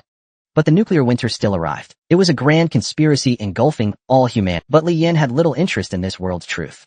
He was only following Yushu's instructions, using the key to come to this wasteland. He could accept not gaining much profit, but risking his life for these thankless tasks? That was absolutely unacceptable. Whether East Ridge was a terrible era, he didn't know. But from the dune racing bandits to the iron-fisted companies dominating, none of them would welcome his meddling. Especially since he'd only been here a dozen days, while they'd lived in East Ridge for decades. If there was a mastermind behind East Ridge's creation, and local giants like Pompey Arms and Blackheart Chariot knew nothing of it, then this world deserved its downfall. But such a scheme felt oddly familiar.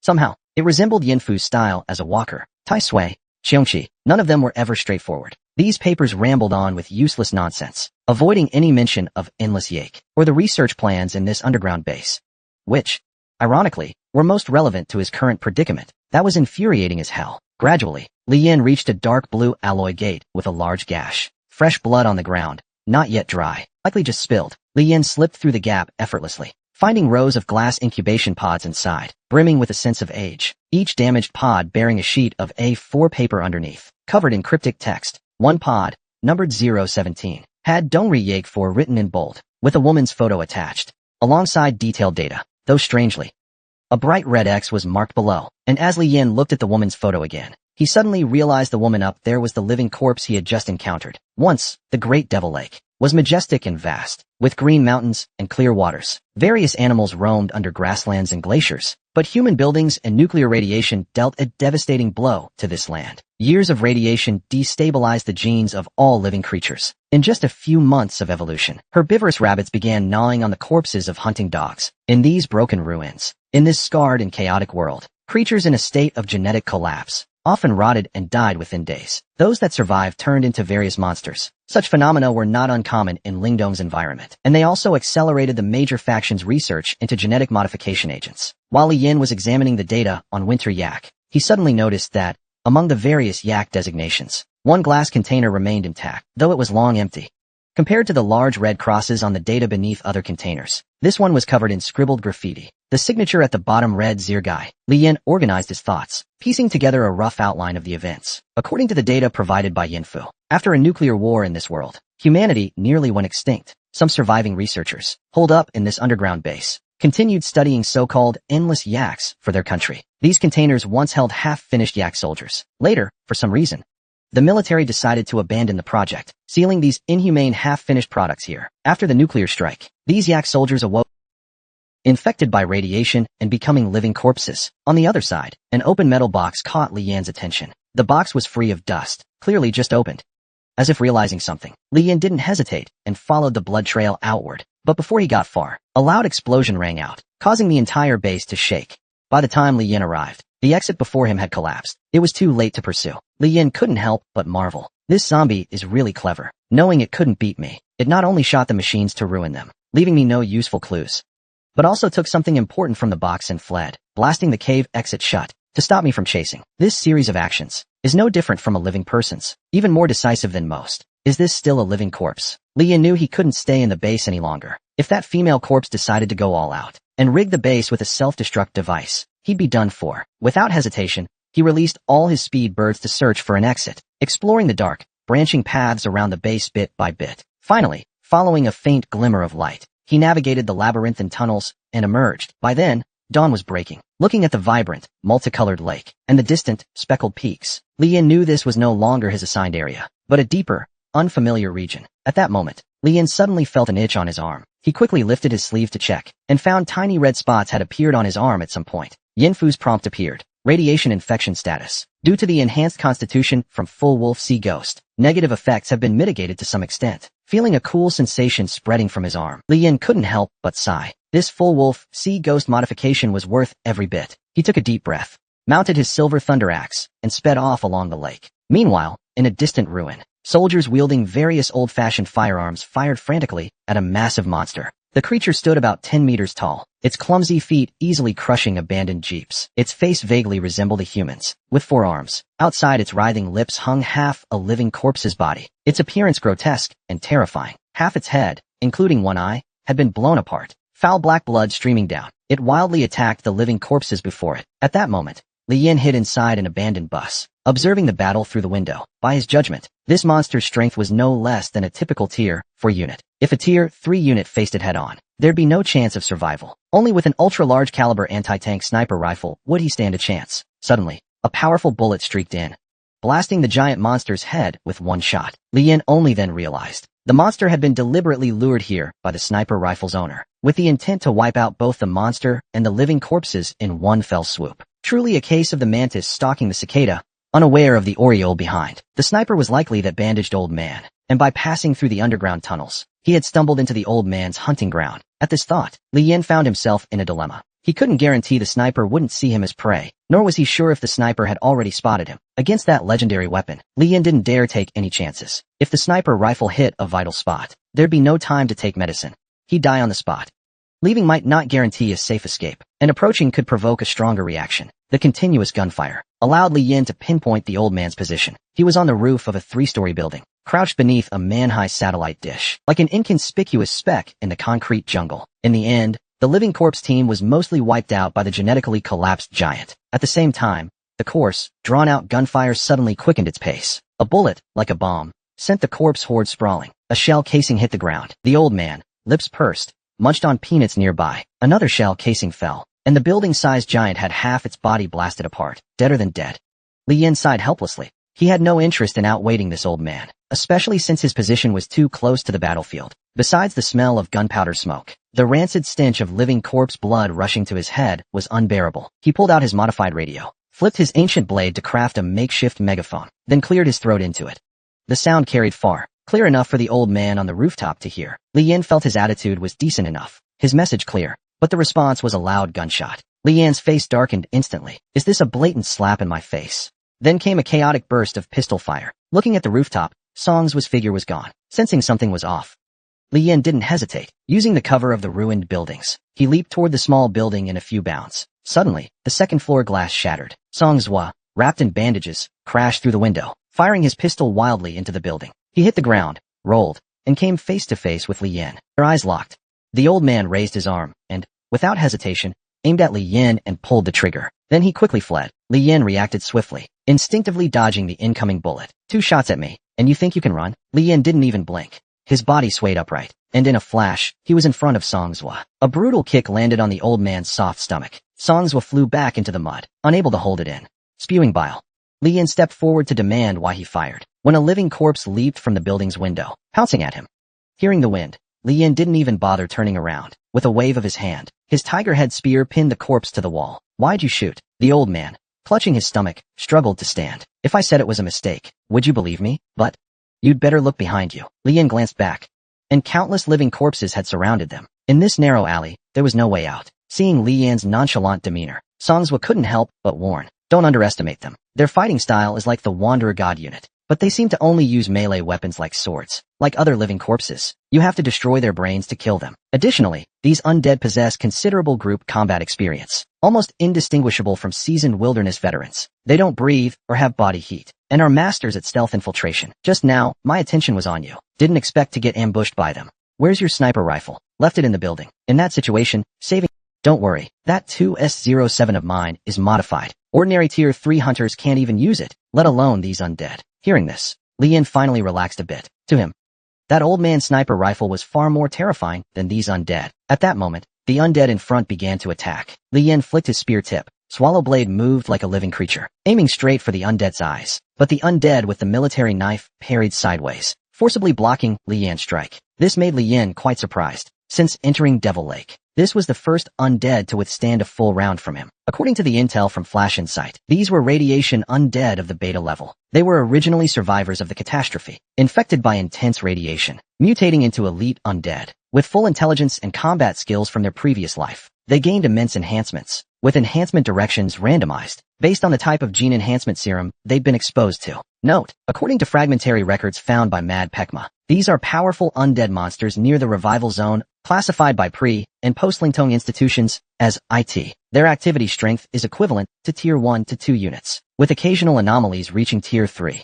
But due to their blood's intense radiation, and the need to destroy the brain to kill them, they're far more troublesome than an equal number of gene-modified troops. To rock Axe's intel, Li Yin scoffed.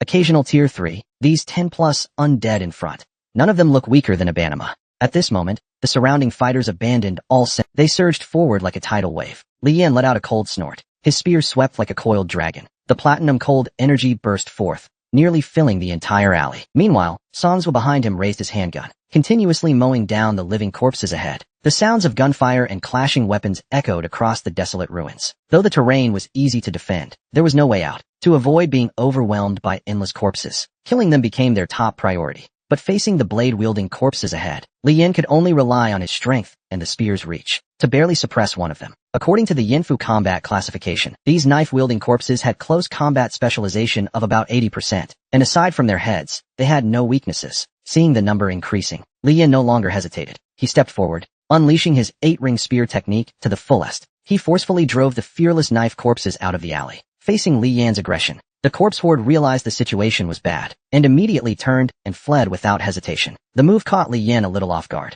Then the next second, one of the corpses suddenly threw a grenade. The two cursed loudly in unison. Songzwa ignored Li Yin, slipping into a nearby iron door to avoid the blast. A loud explosion followed. Li Yin controlled azure water streams into a river, flowing around him like a dance, enduring the blast. As the smoke cleared, Li Yin grimly pulled out his repeating shotgun and fired at the grenade-throwing corpse. Seeing Songzwa emerge unscathed, Li Yin grinned and greeted sarcastically. Looks like the corpses in your zone are tougher than the ones on my end.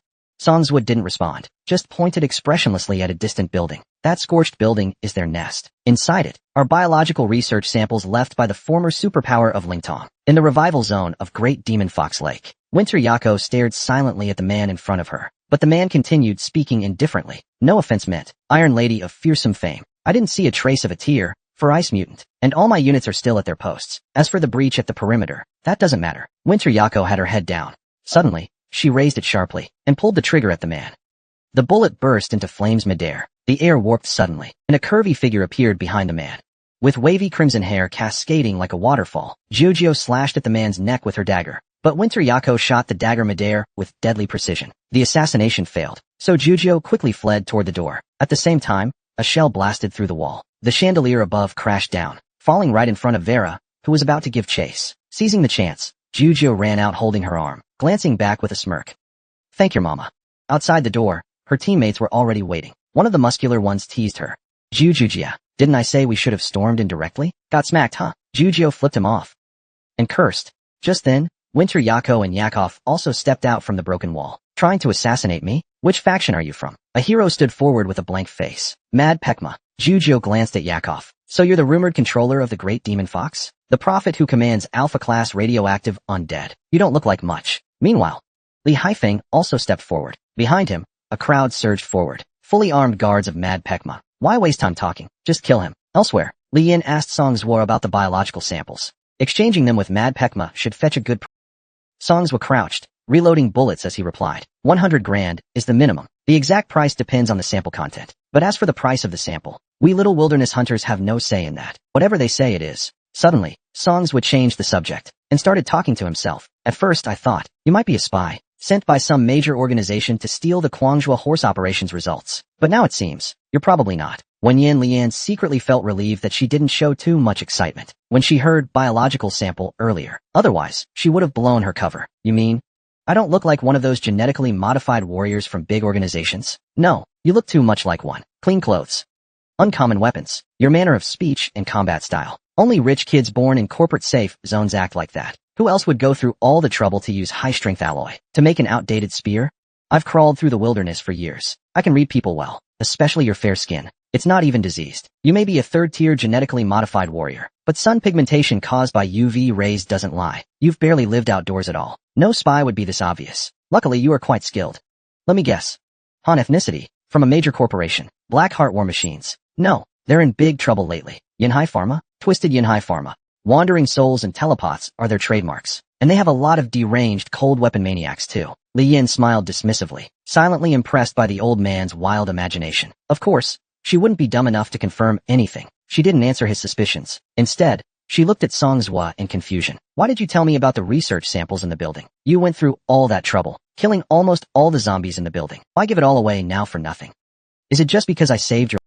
Songzwa glanced at Li Yin. We don't owe each other anything. At most, we're even. Remember when you used the loudspeaker? I fired a shot. Second, I underestimated these zombies. On my own, I can't get what's in the building. What do you mean even? Who did you shoot at? Li Yin asked. She was now certain that shot wasn't aimed at her. Songzwa snorted coldly without replying. Then he pulled a thumb-sized injector from a box, lifted his clothes, and jabbed it into his arm full of black pits. DS Hemopoietic Cell Enhancer. All legit. Li Yin licked her lips. Never seen anyone use that before. Is it a new kind of hallucinogen? Trial drug. My hematopoietic tissue is deteriorating. Something like sepsis. The old man answered casually. It's common in the environment he grew up in. Nothing to hide. So much drug residue. You're probably dying. Using hallucinogens isn't shameful nowadays. What's there to hide?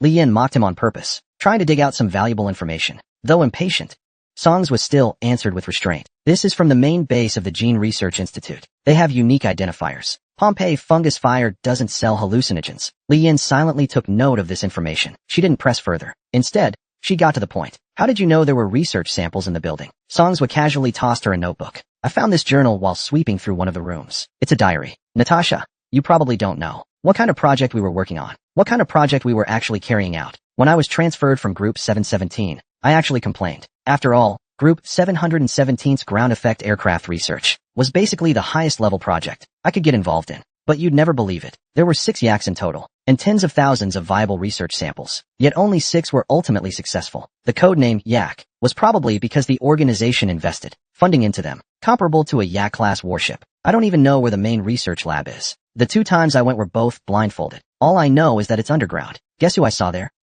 Lysenko from the Dabintong Institute, the Red Cardinal of Genetics. Li Yin carefully read the journal. After that, it mentioned some research samples that hadn't undergone clinical trials were stored in that building. Li Yin couldn't help but speculate. With those blade-wielding zombies present, there really must be something in that building. Which also means, the shot that old man fired at me back then was probably because a zombie in that building was using a high-powered sniper rifle. These zombies were split into 2 roles. The sniper zombies tried to shoot me, and the agile blade-wielding zombies were responsible for chasing the old man. While I was talking to him, he accidentally saw the sniper zombie and fired to kill it, but he was immediately ambushed by a blade zombie. Because the timing was just too coincidental, and the situation too tense, Songswa mistakenly thought I had used those zombies to kill him. Only later did he realize it really was just a coincidence. The moonlight wavered, scattered blood, and remains lay untouched. The charred, dilapidated building looked even more desolate. Suddenly, a blindingly red rifle grenade came flying fast. It blew open the already crumbling building. Beneath the raging flames, Li Yin held his tiger head gun and swaggered through the street. A sniper zombie upstairs quickly noticed him, just as it picked up its sniper rifle. A bullet from afar blew off half its head. Songswa, hiding on a ruined balcony in the distance, couldn't help but wonder, are young people really this bold these days? He just swaggered right in? But this was a prearranged strategy. Songswa was in charge of covering the dark corners, while Li Yin attacked head-on. Eventually, the damage to the building lured out some strange zombies. They wore bloated, old radiation suits, one hand holding a maroon-chambered Mosin officer's rifle, the other spraying a high-pressure water hose at the flames. Beta-class radioactive zombies. Genetic collapse, due to interference from some external force. This zombie had survived in a collapsed genetic state for almost 2 years. Its research value exceeded most old-era samples. Suddenly, the zombie lifted its protective mask. Hunters hired by Mad Pekma. You're seriously ungrateful. Even though Li Yin had seen all sorts of things, he was still shocked. Not only that the zombie could talk, but that it instantly called out his identity. Without giving Li Yin a chance to think, a bullet silently flew toward his head. Li Yin flipped his tiger head gun and leapt toward the zombie. The speaking zombie didn't hesitate. It swept its water hose at Li Yin, but the moment the water touched him, it turned into solid chunks of white ice. At the same time, 3 red laser dots locked onto Li Yin's vital points. But just as the snipers were about to fire, a peerless bullet exploded on the zombies' bodies. Li Yin couldn't help but sigh. Songswa's marksmanship is no joke. At the same time, Songswa watched as Li Yin entered the building. His cover mission was nearly complete, and he let out a huge sigh of relief. Suddenly, a copper bullet struck the iron railing behind him, ricocheting straight towards Songswa's neck. Blood sprayed. On the other side, flames erupted inside the building. Amid the smoke and dust, a zombie pulled a PPSH submachine gun from somewhere, aiming it at Li Yin in the haze. Wielding his tiger head spear, Li Yin darted through the hail of bullets. Just as the dark blue steel armor on him began to weaken, his spear pierced through the zombie's ribs.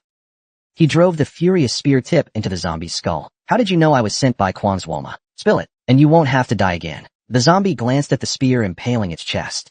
Momentarily dazed, my bones can't even be pierced by regular rifle rounds. I'm not that patient, Li Yin urged impatiently. Neither are we, you East Ridge vermin. Suddenly, a chill ran down Li Yin's spine. In the swirling gray dust, pairs of crimson eyes filled the entire floor, snarls echoing viciously. They were flayed, crimson mutant dogs, each with 2 or even 3 heads, some heads rotting grotesquely, others mechanical, alloy heads studded with parts. Bakazi radioactive zombies, Vladimir dogs, pre-nuclear war, products of Soviet head separation experiments, named after the organ transplant pioneer, Vladimir Demikhov, who led the project. Now infected by radiation, they'd become the secret weapon of the Great Devil Lake zombie horde. Li Yin lowered his shotgun, turning to face these bizarre modified canines. A cold voice came from behind the hounds. Not one of you will survive. Li Yin said nothing, raising his arm backward and pulling the trigger, blasting the pinned zombie on the wall into a gruesome honeycomb in an instant. Meanwhile, on the other side, Songswa clutched his neck tightly with his left hand, thinking how close that was. He'd thought he was done for. The bullet had sliced his artery. For a normal person, massive blood loss would be fatal. But Songswa was no ordinary man. Thick blood dripped down like sap, soon clotting on the tree trunk. Not like blood, but with the sticky texture of asphalt. The doctor's words echoed faintly in his mind. Skin ulcers from blood toxin buildup aren't actually fatal, but your plasma protein levels are over 160 times higher than typical hyperviscosity patients. Arteriosclerosis, thrombosis, stroke, heart attack. Old man, how are you still alive? Songswa could no longer recall the doctor's face, only remembering each visit. Cold light glaring on his face, a scalpel slicing his arm, red scars lingering long after, before a trickle of quivering plasma oozed out, like jelly. A miracle of life.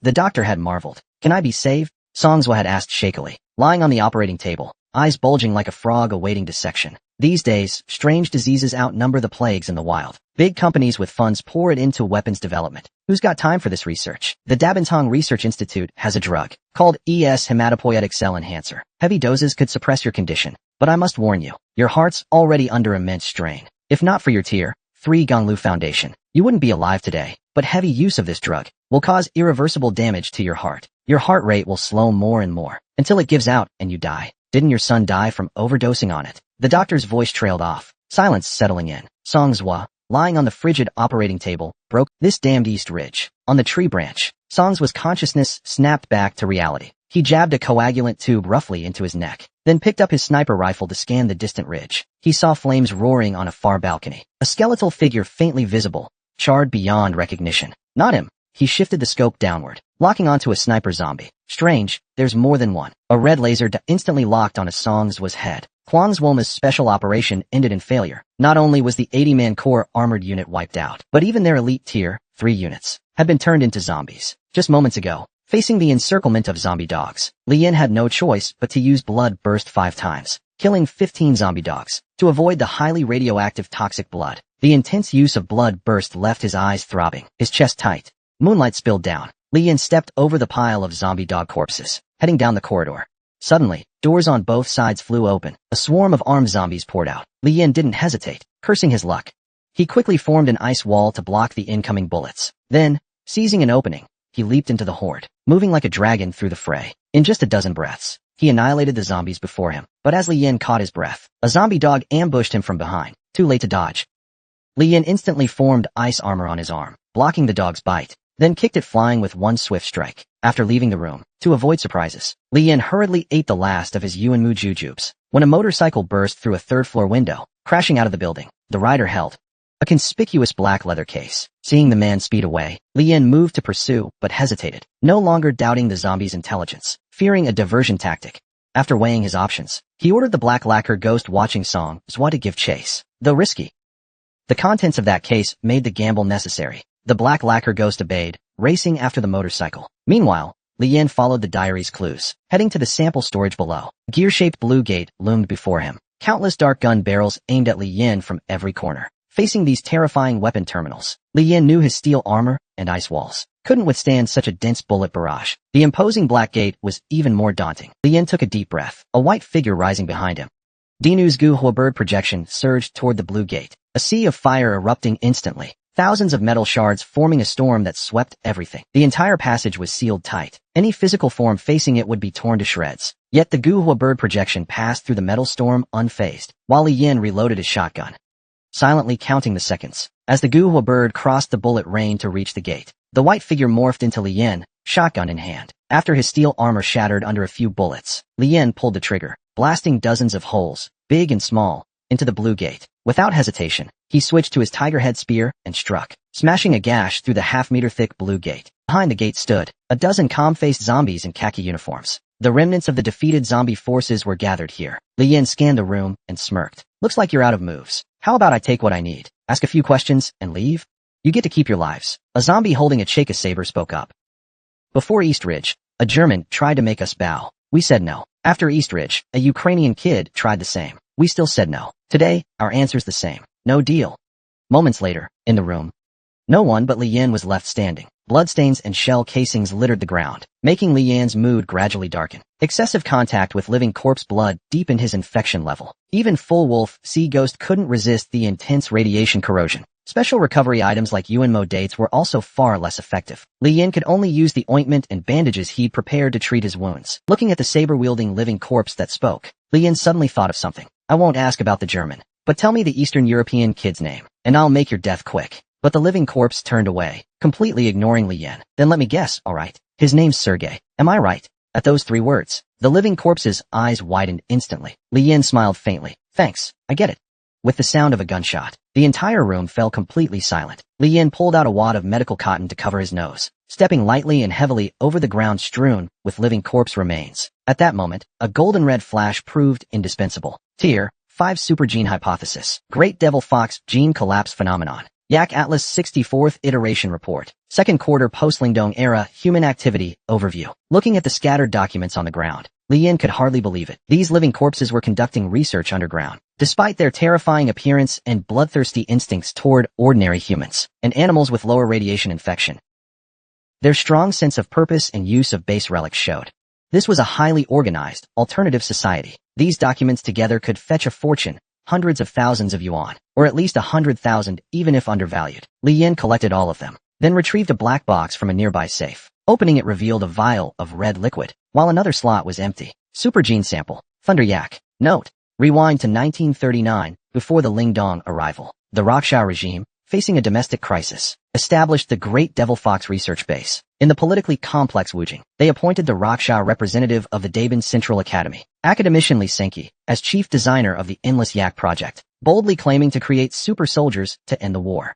Unfortunately, until the eve of Lingdong, the Endless Yak project made no substantial progress. For reasons hard to articulate, Li Senki clung to the role of chief overseer. Several scientists who questioned the research were secretly arrested. The tens of thousands of super gene samples, funded by Rocksha's people, vanished without a trace with Lingdong's arrival. Obtaining the Thunder Yak visibly lifted Li Yan's spirits. In his casual exploration, his forehead creased into a tense frown. He saw a human head in a display case, submerged in greenish liquid. The head belonged to Lewis, whom Li Yan had clashed with not long ago. No wonder they knew about Mad Burner. Li Yan thought he'd found the answer. Then, with a grim face, he stepped back, kicking up a Boj Slayer machine gun and spraying the room wildly. Wood chips, glass, bullets, chemical liquids, and transistors flew everywhere in the bullet storm. The room became an instant wreck. Li Yan dropped the machine gun, picked up 2 usable weapons from the ground, and prepared to leave. But at that moment, a black landline phone nearby rang. Li Yan hesitated, then reached out, picking up the receiver but staying silent. The other end was equally quiet. For about 5 seconds, they hung up abruptly. What the hell? Not a single word. Li Yan grumbled as he left the room, tossing several grenades behind him. A series of explosions roared, and the room was engulfed in a sea of fire. The scene shifted. A slender, pale wrist set down a phone receiver. Bondarev base is likely completely wiped out. 2 stray soldiers actually destroyed an entire outer base. Thunder's fine, but Autumn can't fall into their hands. Didn't Bondarev take Autumn and evacuate the outer base early? Where are they now? 10 minutes later, the girl spoke calmly. Bondarev's dead. Autumn was taken too. It wasn't 2 people, it was 3. The hunter who killed Bondarev wore black armor, with a white dwarf on his shoulder. Yakov, at those words, grew furious, roaring at the girl. Get that thing back.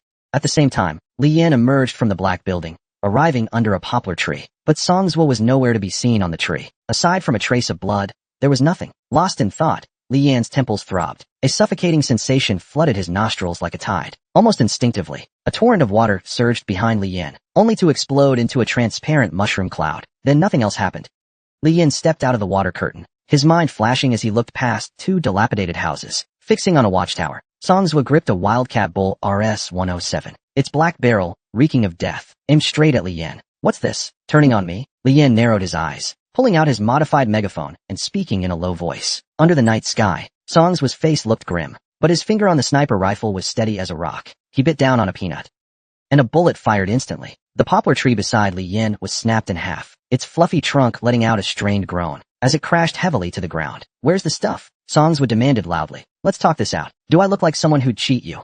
Li Yan replied casually. You're a mind translocator. I don't trust you. Besides, you already blew up the basement. Whatever's down there, you call the shots. Songzwa's voice was hoarse. His barrel shifted slightly. Li Yan's eyelids twitched suddenly. He knew Songzwa's aim had now settled on him. That intense sensation of being targeted was unmistakable. He hadn't dodged the earlier shot. Because of this, he knew Songzwa's bullet wouldn't hit him. But now, the crosshairs were definitely on him. If he waited for Songzwa to pull the trigger, even Shadow Flight's position swap might not be fast enough. The best move now was to stabilize Songzwa. With that in mind, Li Yan feigned anger, demanding, if that's how you feel, why didn't you say so from the start? You let me charge in alone by default. Songzwa was momentarily speechless, but the tension in the air grew thicker. The atmosphere seemed to freeze in that moment. Li Yan calmly lit a cigarette. There were no samples inside. They sent someone to move the samples beforehand. A motorcycle escaped earlier. You saw it too, but I've got people chasing it. The stuff's already in hand. Once my people return, we'll split it 50-50. If that's the case, why'd you blow the place up? Songzwa shouted hoarsely. There was a self-destruct system inside. I barely got out. Li Yan lied without batting an eye. Gradually, that suffocating feeling faded. Li Yan pressed on, striking while the iron was hot. I'll say this up front. I need this sample. I can pay you for it. Didn't you say one sample would fetch at least 100,000 with Madburner? I'll pay you 100,000, and the stuff's mine. Fair enough, right? This wasn't exactly the heart of Great Devil Lake yet. If he wanted to keep exploring, he had to keep Songswoo on board. After all, his sniping skills were still useful. Songswoo stayed silent for a long time, his face sour as could be. The wasteland, the megaphone in Lian's hand, suddenly emitted bursts of static noise. Seconds later, a cool male voice spoke. This is Madburner. My name's Hao, a first-class clerk at Madburner headquarters. If you're hearing this message, it means Madburner's raid operation has completely failed. Our core armored unit of 80, 10 special tier, 3 operatives, myself included, have all been wiped out. If things have deteriorated to this point, the 20 outer members must immediately evacuate Great Devil Lake and relay this news to Madburner headquarters. The voice cut off abruptly. A grim expression crossed Lian's face. Chilling winds swirled through the ruins. Songswoo's face flickered with uncertainty. He instinctively lifted his finger from the trigger. Blackheart Chariot's counterattack had finally begun. In a single night, they not only crushed the ground forces meant to be deployed, but also swept through all factions in Zone B, making a dominant return. Upon receiving news that Madburner's special forces had been entirely annihilated, Lian's face showed a trace of unease. Songswoo's expression remained equally unsettled. Go Luo approached Lian. What's your plan now? Lian shrugged, indicating he hadn't decided. Songswoo naturally didn't buy his excuse. His attitude clearly showed he had no intention of leaving. Though Songswoo wasn't keen on leaving either, after weighing his options, he shared his analysis. I know the guy from the broadcast, Hao, a tier 3 special operative, heavy artillery scholar. His firepower rivals a self-propelled howitzer, and he's extremely meticulous. This broadcast was likely pre-recorded, prepared for the worst-case scenario. It's hard to imagine what's happening deep in Great Devil Lake now. Madburner's fully armed armored unit has been swallowed up. If we go in, we might get caught in the mess too. But Lian had his own judgment. You said the recording was pre-made, so the actual situation is still unknown. Would Madburner be dumb enough to serve themselves up to those living corpses? If they sent people, they must have been confident of winning. It's highly likely both sides took heavy losses. If we go back to report, do you think Madburner will ask what happened to this unit? And won't they send more people? Songswoo nodded. Both are possible. Lian continued his analysis. Madburner gave us the outer terrain map, meaning they've sent people to scout before. Even if we pull back, now's not the time. We need to go in and see what kind of monster wiped out Madburner's core team. The more we know, the better we can report, right? Suddenly, Songswoo's face hardened, his barrel swinging toward the dark distance. The roar of an engine pierced the sky. A streak of white lightning flashed past the ruins, charging toward Lian and Songswoo. Then, a silver motorcycle skidded to a stop in an arc. Lian quickly held down Songswoo's sniper rifle. Easy. It's one of ours. Lian looked at Black Lacquer Ghost, startled. His armor was now riddled with holes, his body covered in cracks. Lian had sent Black Lacquer Ghost to chase the living corpse on the motorcycle, expecting his kinetic damage immune armor would handle it cleanly. But now it was clear. Things hadn't gone. The enemy's tenacity exceeded his expectations. Lian took the box Black Lacquer Ghost handed him, activating fleeting glance. Timestamp gap, no data. After checking, Lian was somewhat surprised. This guy not only learned the dark arts of Wu Pazai, but his growth limit had risen to 7 palaces. It seemed Black Lacquer Ghost had grown much stronger since arriving in Lingdong. Can the armor be restored here? Black Lacquer Ghost nodded. 2 hours. 4 hours, you mean? Black Lacquer Ghost's eyes flashed red, quickly catching Lian's meaning. He raised his voice. 4 hours. It'll be fully restored by 8 a.m. Songswoo coughed awkwardly, walking over with his rifle. He raised a hand. No introductions? Lian tapped the box against Black Lacquer Ghost. My brother came with me, ready to fight. Tier 3 special operative. Was keeping an eye on you from the shadows earlier. No offense. Songswoo squinted at Black Lacquer Ghost. What's this brother's name? Black Lacquer Ghost looked confused at the question, but the white old man on his shoulder chattered incoherently. Lian gave Songswoo a hearty pat on the shoulder. My brother's pretty reclusive, but he's solid. Songswoo sized up Black Lacquer Ghost again, then said slowly, I've heard in some parts of Lingdong, where survival is brutally tough, and people suffer from all sorts of tribal diseases. They develop various totems and ancestor worship, like wearing an iron bucket on their head and never taking it off, or smearing their faces with every color of paint. But someone like your brother, covered head to toe, that's rare. Lian brushed off Songswoo's remarks casually, while opening the leather case. As expected, inside was a super gene sample. Autumn Yak. Songswoo eyed the gene sample, a hint of disappointment in his heart. Blood samples like these were hard to preserve. Pompeii Arms had long used for research samples, and without accompanying documentation, this sample's value was relatively low for its grade. He shook his head and said to Lian, this isn't worth 2. Does your offer still stand? It stands. Of course it stands. 100,000, right? Lian was inwardly thrilled. Besides these 2 samples, the valuable research reports he'd pocketed would be worth about 100,000 in this era's currency. At that moment, the white old man, idly picking his nose, suddenly tilted his head, gesturing frantically toward the distance in panic. Lian looked on, baffled, about to ask what was wrong, when Black Lacquer Ghost's raspy voice rang out. Someone's coming after us. 5 hours after Mad Burner's expedition to Great Devil Lake, and the new armored unit's annihilation. Inside Mad Burner's building, a scruffy man was furiously kicking a Fafu's door, roaring nonstop. Open the door. You think I'm beneath you, huh? You think I can't afford it? Inside, a Fafu could only use her frail body, clutching her child, to brace the door. She knew what awaited her if the man got in, but soon. The banging stopped abruptly. Wei Dan kicked the man to the ground, then shouted at the door. Open up. It's me, Wei Dan. Wei Dan. A Fafu felt a wave of relief, though her body still trembled as she opened the door. In the days since Li Yin left, she'd been constantly harassed. Each time, Wei Dan stepped in to protect her. Seeing a Fafu's state, Wei Dan couldn't help but tease. You're with Blackheart Chariot, after all. You must know how to shoot, right? Next time someone comes banging on your door, just point a gun at their head. And look mean. This trick never fails. A Fafu smiled awkwardly. She politely thanked Wei Dan for her help these past days. At that moment, the door was frantically pushed open by a man. Wei Dan, get to the 3rd floor now. Brother Shadow's in trouble. At those words, the two women reacted differently. Wei Dan bolted out the door, racing to the 3rd floor. But a Fafu's mind flashed to Li Yan's face. Could he be in trouble too? She followed close behind. The 3rd floor was already packed with people. That's all I heard. Your Mad Burner crew's probably been wiped out. The speaker was a Sanjie Gongnu, one of the wasteland hunters hired by Mad Burner. A Fafu, ignoring the stares around her, asked urgently, what about the other hired hunters like you? That I don't know, but if they're skilled, they're probably fine. At the same time, a man announced a call from headquarters. Wei Dan gripped the phone, her face icy. Inxiong's not that easy to kill. I bet this wasteland hunter deserted and lied to dodge blame. The other end stayed silent, letting Wei Dan finish before taking a deep breath. Continued silence. I understand, but that's not important anymore. I'm calling to tell you something else. Wei Dan could hardly believe her ears. Not important. Do you hear yourself?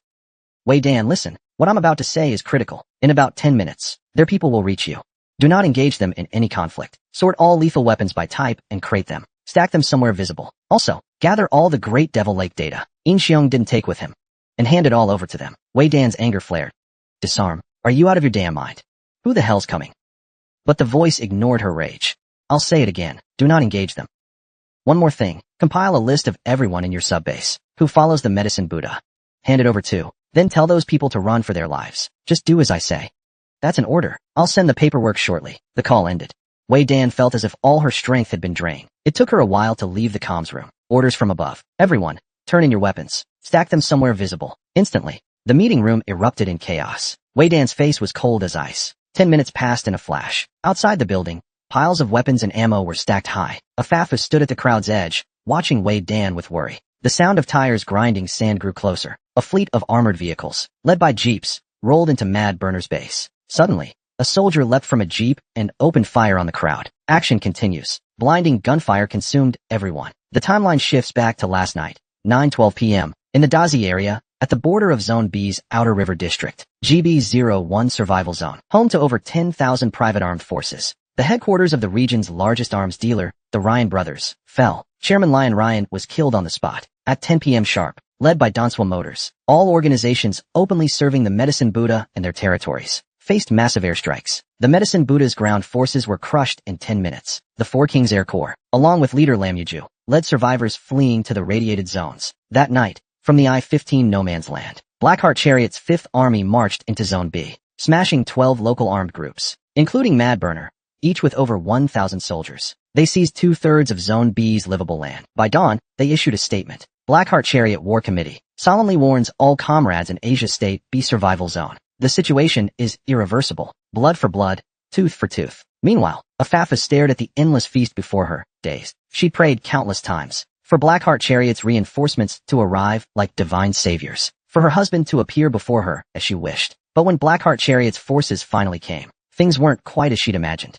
Life is strange. I never thought so soon I'd go from being the protected to having to protect others. Outside the building, the air was thick with menace. Mad Burner's fighters knelt on the ground, Blackheart Chariot soldiers standing behind them. A man sat in a wide office chair. A neat deck of playing cards spread on the long table before him. I'm Blackheart Chariot's Major General Liang Wei. So, who can tell me where the Great Devil Fox data Mad Burner promised us is? The scene fell silent. Wei Dan's wrists, bound with wire, sat slumped on the ground. Her head bowed. Her wounds still oozed blood now and then. A Fafu, holding her child, stood in front of her. Her face showed no trace of relief or joy. You're making this hard for me by not cooperating. Comrade Afafu, you don't look too happy. Is something wrong? Afafu's fists clenched until her knuckles whitened. Glancing at Liang Wei, she spoke. General, your methods are too brutal. They're not the same as the medicine Buddha's fanatics. They never planned to resist from the start. Their savage actions are no different from the medicine Buddha's people. Liang Wei pressed his hands on the table. I apologize. I'm a soldier. This is war. Sometimes, reactions can be a bit extreme. He turned to the Mad Burner soldiers. So, who can tell me now where the Great Devil Fox data is? The Mad Burner soldiers stayed silent. Liang Wei pointed at Afafu, laughing loudly. Comrade Afafu, your way's not working. General Liang Wei, I hope you take my opinion seriously. Liang Wei pointed to a sleeve torn by a knife. I'm already taking your opinion very seriously. Otherwise, the woman behind you would be long gone. Investigating Great Devil Fox is a top priority order. Please, no matter what, don't interfere with my work. Afafu knew her authority. Couldn't protect everyone. She pointed at Wei Dan. Fine. You have your duties, and I have mine. This person holds valuable research data. I'm taking her to my room. Liang Wei waved a hand. No objections. Go ahead. I'm good friends with your husband, Xiao Xing. If you need anything, don't hesitate. Afafu glanced at him. My husband does mention you often. What's he say about me? My husband always says, different paths lead to different plans. With that, Afafu struggled to hoist Wei Dan's shoulder and left the room. Liang Wei didn't get angry. He just chuckled playfully. Scholars have tempers. I get it. He turned back to the Mad Burner soldiers. For the third time, where's the Great Devil Fox data? Their silence answered him. As Afafu reached the stairs, gunshots rang out behind her. She glanced at Wei Dan, her face streaked with blood, and bit her lip. Her voice trembled as she said, I'm sorry. I thought I could repay you all, but I overestimated myself. Wei Dan opened her eyes, forcing a weak smile. You really have a saint's heart. Compared to Mad Burner's people, Afafu's heart longed more for. Li Yin must not get into trouble with the demon fox. Just how powerful is that pink? Not only can she control the undead, she can also freely use their abilities. Just moments ago, the old man warned Li Yin about undead pursuers. But after discussing with Songhua, they didn't run away. Instead, they chose to set up an ambush in the middle of this complex ruined terrain. Before long, a silver vehicle appeared on the horizon. Li Yin thought the undead pursuit would be a large armored unit, even preparing for the possibility of tanks or similar weapons. But it turned out to be just a single armored command vehicle. Before it even got much closer, Song's expression darkened. The armored vehicle was painted with rose petals and a revolver. It was the command vehicle driven by Hao and Hero from Mad Pekma. Looks like everything the broadcast said was true. Songhua let out a cold snort. He opened his personal ammo pouch. Li Yin immediately released the pseudo-bird to scan through the window. He found that there wasn't a single person in the vehicle. But Songhua didn't care whether there was anyone. He couldn't just sit back and watch it approach. He immediately mounted a grenade launcher onto the barrel of his Wild Yak RS-107, then opened his ammo case. His index finger moved back and forth across the yellow, red, and white rows of ammo. He finally picked out a pure white grenade. Song's ammo kit had 3 types of bullets. Yellow were regular steel rifle bullets, machined to fragment on impact into small shards, causing a spraying shrapnel effect. Red bullets were filled with special incendiary material, with a damage radius over 2 meters, and a flame temperature reaching 1000 degrees Celsius. High adhesion. When facing large targets, he usually used this type. As for the white ones, Songhua had never used them before. They were special bullets nicknamed Death Camera, exclusively provided by Hangbei Armaments. Though extremely expensive, they were the most destructive among the 3. The single-shot Wei Dan mentioned that could pierce through a fighter jet or heavy tank armor refers to this type. Its downside is that when fired, it causes intense chemical reactions, emitting a bright flash that exposes the shooter. On the battlefield, when the camera flashes, the enemy dies, and so might the shooter. Songhua urgently said, close your eyes. Li Yin immediately turned his body away. Songhua raised his heavy gun. The unique white flash of the death camera instantly engulfed them both. The bullet, with a visible white spiral, shot out. The moment it hit the bulletproof glass, a deafening explosion rang out. The command vehicle before them stopped functioning entirely. Before Songhua could react, a dagger-wielding figure suddenly appeared above him. A 3rd-tier special unit, Ghost. Its ability was light refraction, a conventional invisibility class. As a ranged combatant, Songhua only had time to look up. He had no time to defend. Just as the blade was about to strike his head, Li Yin, eyes still shut, bent forward and raised her hand. A blazing cold longsword struck the dagger handle right on target. A crisp sound rang out. The female zombie froze. In the intense flash, Li Yin didn't open her eyes. Relying on instinct, she rushed forward. She grabbed the zombie's face and smashed it then drew her longsword and pierced its head. The fluid execution left Songs was stunned. A fully formed third-tier unit was killed in just 2 moves. Li Yin looked at the zombie and glanced into the vehicle again. There really was no one inside.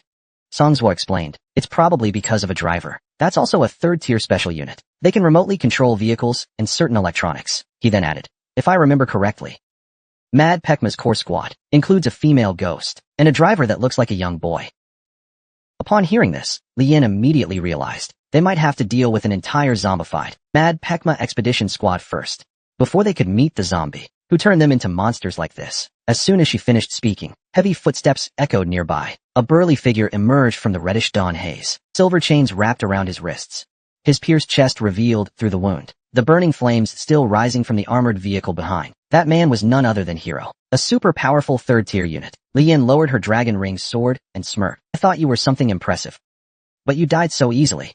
The zombified Hero ignored her taunt. He swung his steel chains like a fierce serpent. Songhwa quickly reloaded and fired. One thick chain was blasted in half, but even severed, the chain retained its strength and force. It lunged at Songhwa like a snake. The chain in Hero's hand swept toward Li Yin. Unbeknownst to them, everything was being controlled by the supersensory yak on the rooftop not far away.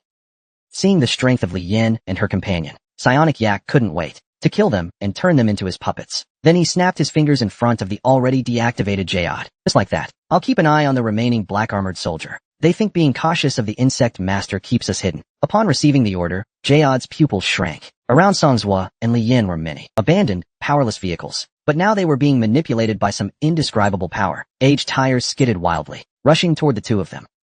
At that moment, the Hero's steel cable bit into the ring dragon sword. Li Yin raised her arm, grappling with the Hero. She ignored the bizarre charging cars and asked Songhwa, "If you were one of those undead and had 10 third-tier special unit undead at your disposal, would you send them out one by one using harassing tactics?" Songhwa drew 2 pistols from his waist and fired in both directions. Bullets hit the rims of the vehicles. Again, he rolled aside to dodge a flipping vehicle and answered, "No, unless they couldn't deploy all 10 at once. Right now it seems they can send at most 2, which also means the controller is nearby." He immediately grabbed Wildhair Bull and spun around, aiming his gun at the desolate buildings.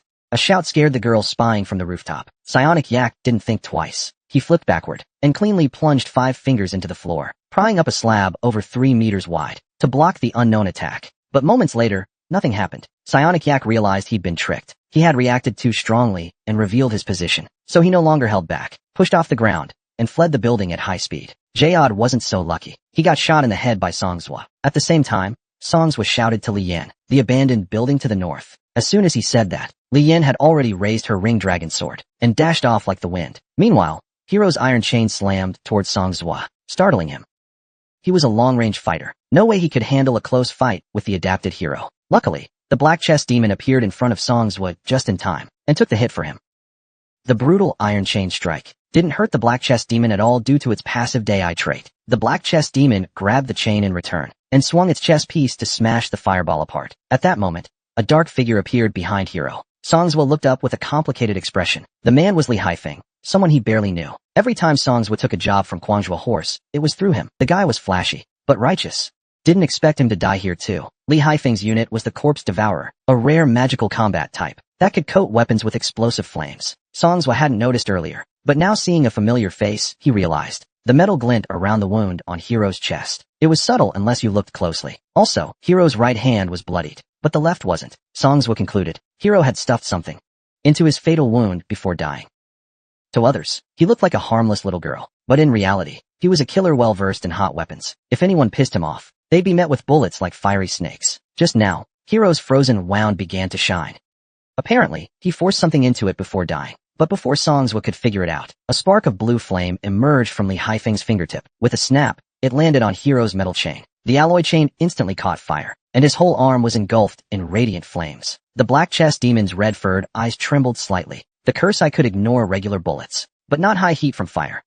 If Hero yanked again like before, the curse I wouldn't stand a chance. Just then, Songhwa shouted, "Dodge!" He pulled the trigger the moment the black chest demon turned its head. The bullet flew like a meteor and hit the unknown metal in Hero's chest. A massive explosion erupted instantly. Spreading flames engulfed Ingxiong and Li Haifeng together, while Songhwa was hurled back by the powerful blast wave. When the flames dissipated, Songhwa realized Ingxiong had stuffed a high-explosive grenade into his abdomen, intending to take the enemy down with him in a final act. But for some reason, it failed to detonate, until Song's shot triggered the explosion. Atop the ruined building, a girl leaped across the jagged rooftops, her once pink hair now shimmering with dazzling golden light, unnoticed by all. Landing, she paused, spinning to hurl a blazing fireball. Li Yan, facing the flames, didn't flinch, slicing through them fiercely with his welding sword. His Jinghong glance scanned the girl. Super Sense Yake. Tier, for unit. Ability, Super Sense. Can manipulate alpha, beta, and gamma level fire intensities. Limit of 2. Can share all fire-based abilities of Great Devil Lake, and partial abilities of other Yake units,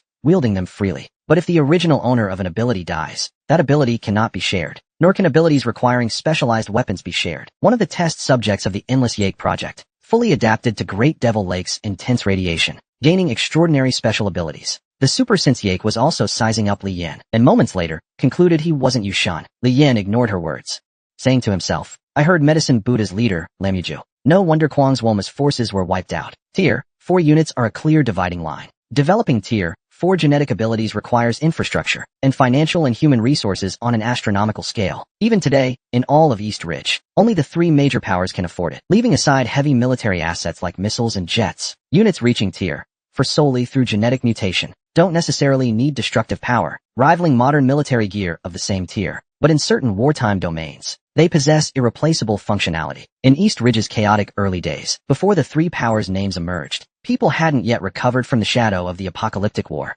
the precursor to Pompeii Arms, then called Pompeii Biotech, a joint venture with Gilo's Alamos Labs. In the 6th year of East Ridge, developed the first Tier 4 genetic serum, named Prometheus, its meaning self-evident. The one who took and adapted to the Prometheus serum was an Austrian girl, the first human with Tier 4 genetic abilities. She didn't gain super soldier physical prowess, but displayed a terrifying ability to infiltrate all electronic devices. She single-handedly destroyed several defense tech firms vying for control against Pompeii, using their own designed and assembled missile systems, and stole or destroyed countless secrets from other arms companies' computers.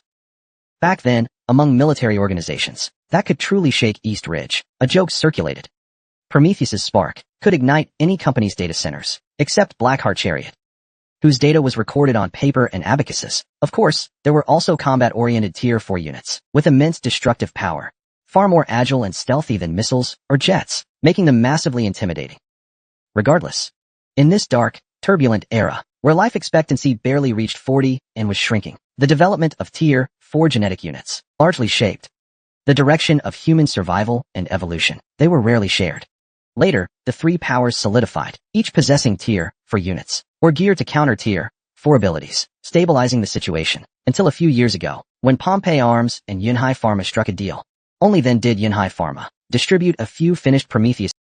Beyond that, no one had heard of Tier 4 genetic units existing outside the 3 powers. So, even today, some questioned Lamuju's status as a Tier 4 unit. Some questioned it, thinking it was nothing but a fraud. But the appearance of Ultra Guts Yak meant that 4th-tier genes were no longer monopolized by the 3 major powers. Hearing the name Medicine Buddha, Ultra Guts Yak clenched her pale fists. Iron Maiden told me, you're a 4th tier. Huanghua Horse couldn't possibly hire a 4th tier to work for them. You must have another motive. I don't know what you're hoping to get from the Demon Fox Lake, but let me tell you, it's going to be harder than you think. Wenyan Lian quickly thought it through. I'm a wilderness hunter. Believe it or not, I'm just here to chase profit. Someone's paying a hefty price for your genetic samples. I'm just following orders. Ultra Guts Yak interrupted her. Is it Danya Mining or Blackheart War Machines? They're bound to make a move eventually. Lian shook her head. My employer is from Waterdrop Park. It has to be Waterdrop Park. Ultra Guts Yak gritted her teeth. She had shown some hesitation toward Lian before, but once she heard Waterdrop Park, her hesitation vanished, replaced by uncontainable cold fury. In the next second,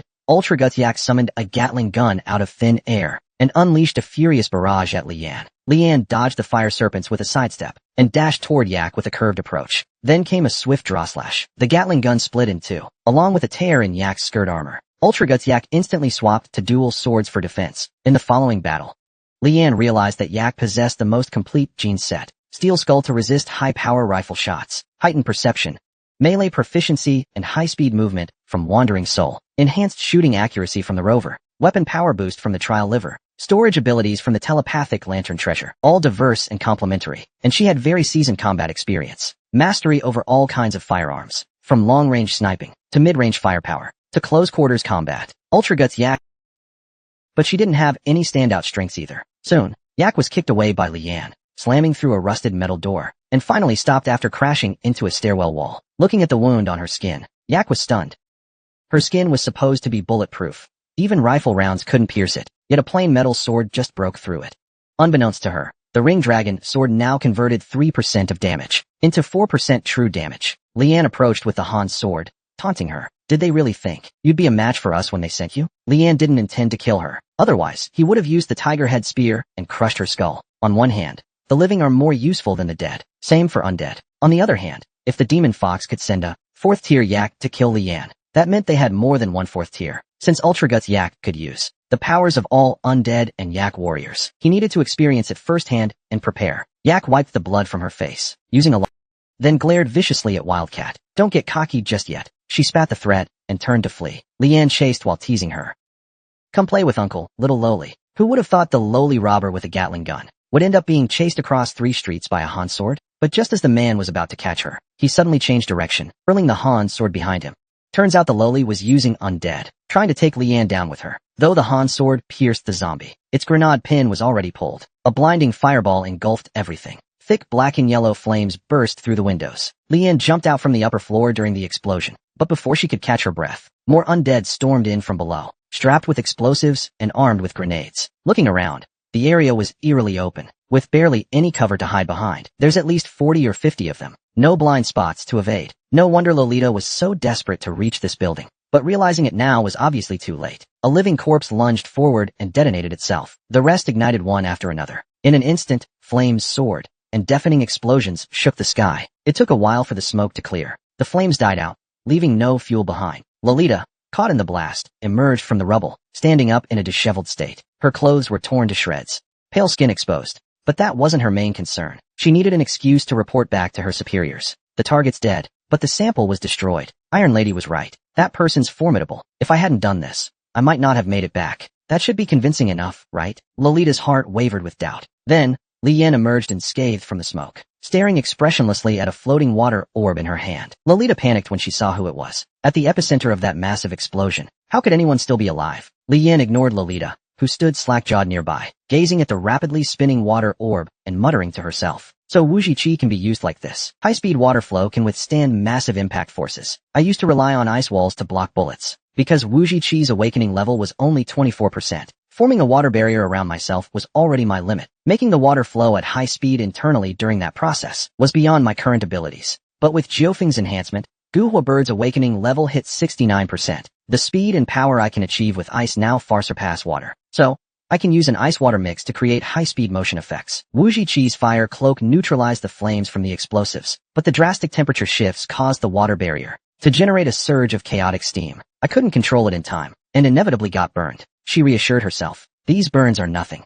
Just like a sauna session. Lolita nearly gritted her teeth to dust in frustration. She summoned Rebar from the ground, infusing it with Li Haifeng's blue flame ability, ready to hurl it at Li Yan. But the next second, the blue flames snuffed out. Lolita froze, biting her lip harder. With Li Haifeng dead, that gene's extrasensory ability faded too. Li Yan strode toward Lolita, faintly angry. Looks like my people got here first. If you don't make a move soon, you'll miss your chance. Not necessarily, Lolita sneered, hurling the rebar like a spear.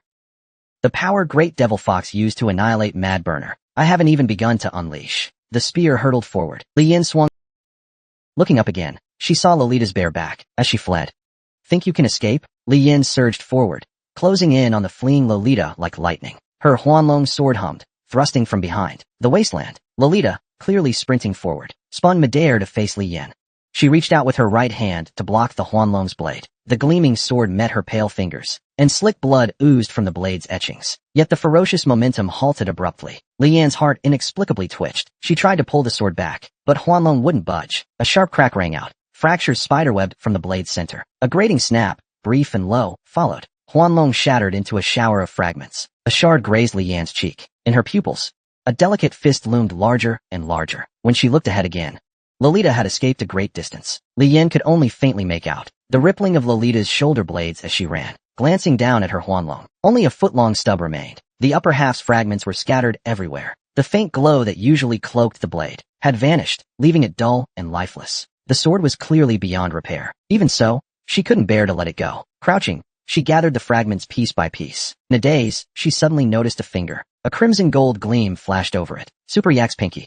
Category, rare exotic item. Can be used to extract Super Yak gene sample. Not long after, Songzwa, carrying a long bundle, followed the explosion's trail to the scene. His first question was, "Where's the little Lolita?" Li Yin gestured with the finger in her hand. "She got away. My sword's ruined too. Help me find the rest of the fragments." Black Lacquer Ghost didn't hesitate, stepping forward to help Li Yin collect the shards. Songzwa, meanwhile, sat on a massive concrete block nearby. Action continues. "I'll be blunt. I've changed my mind.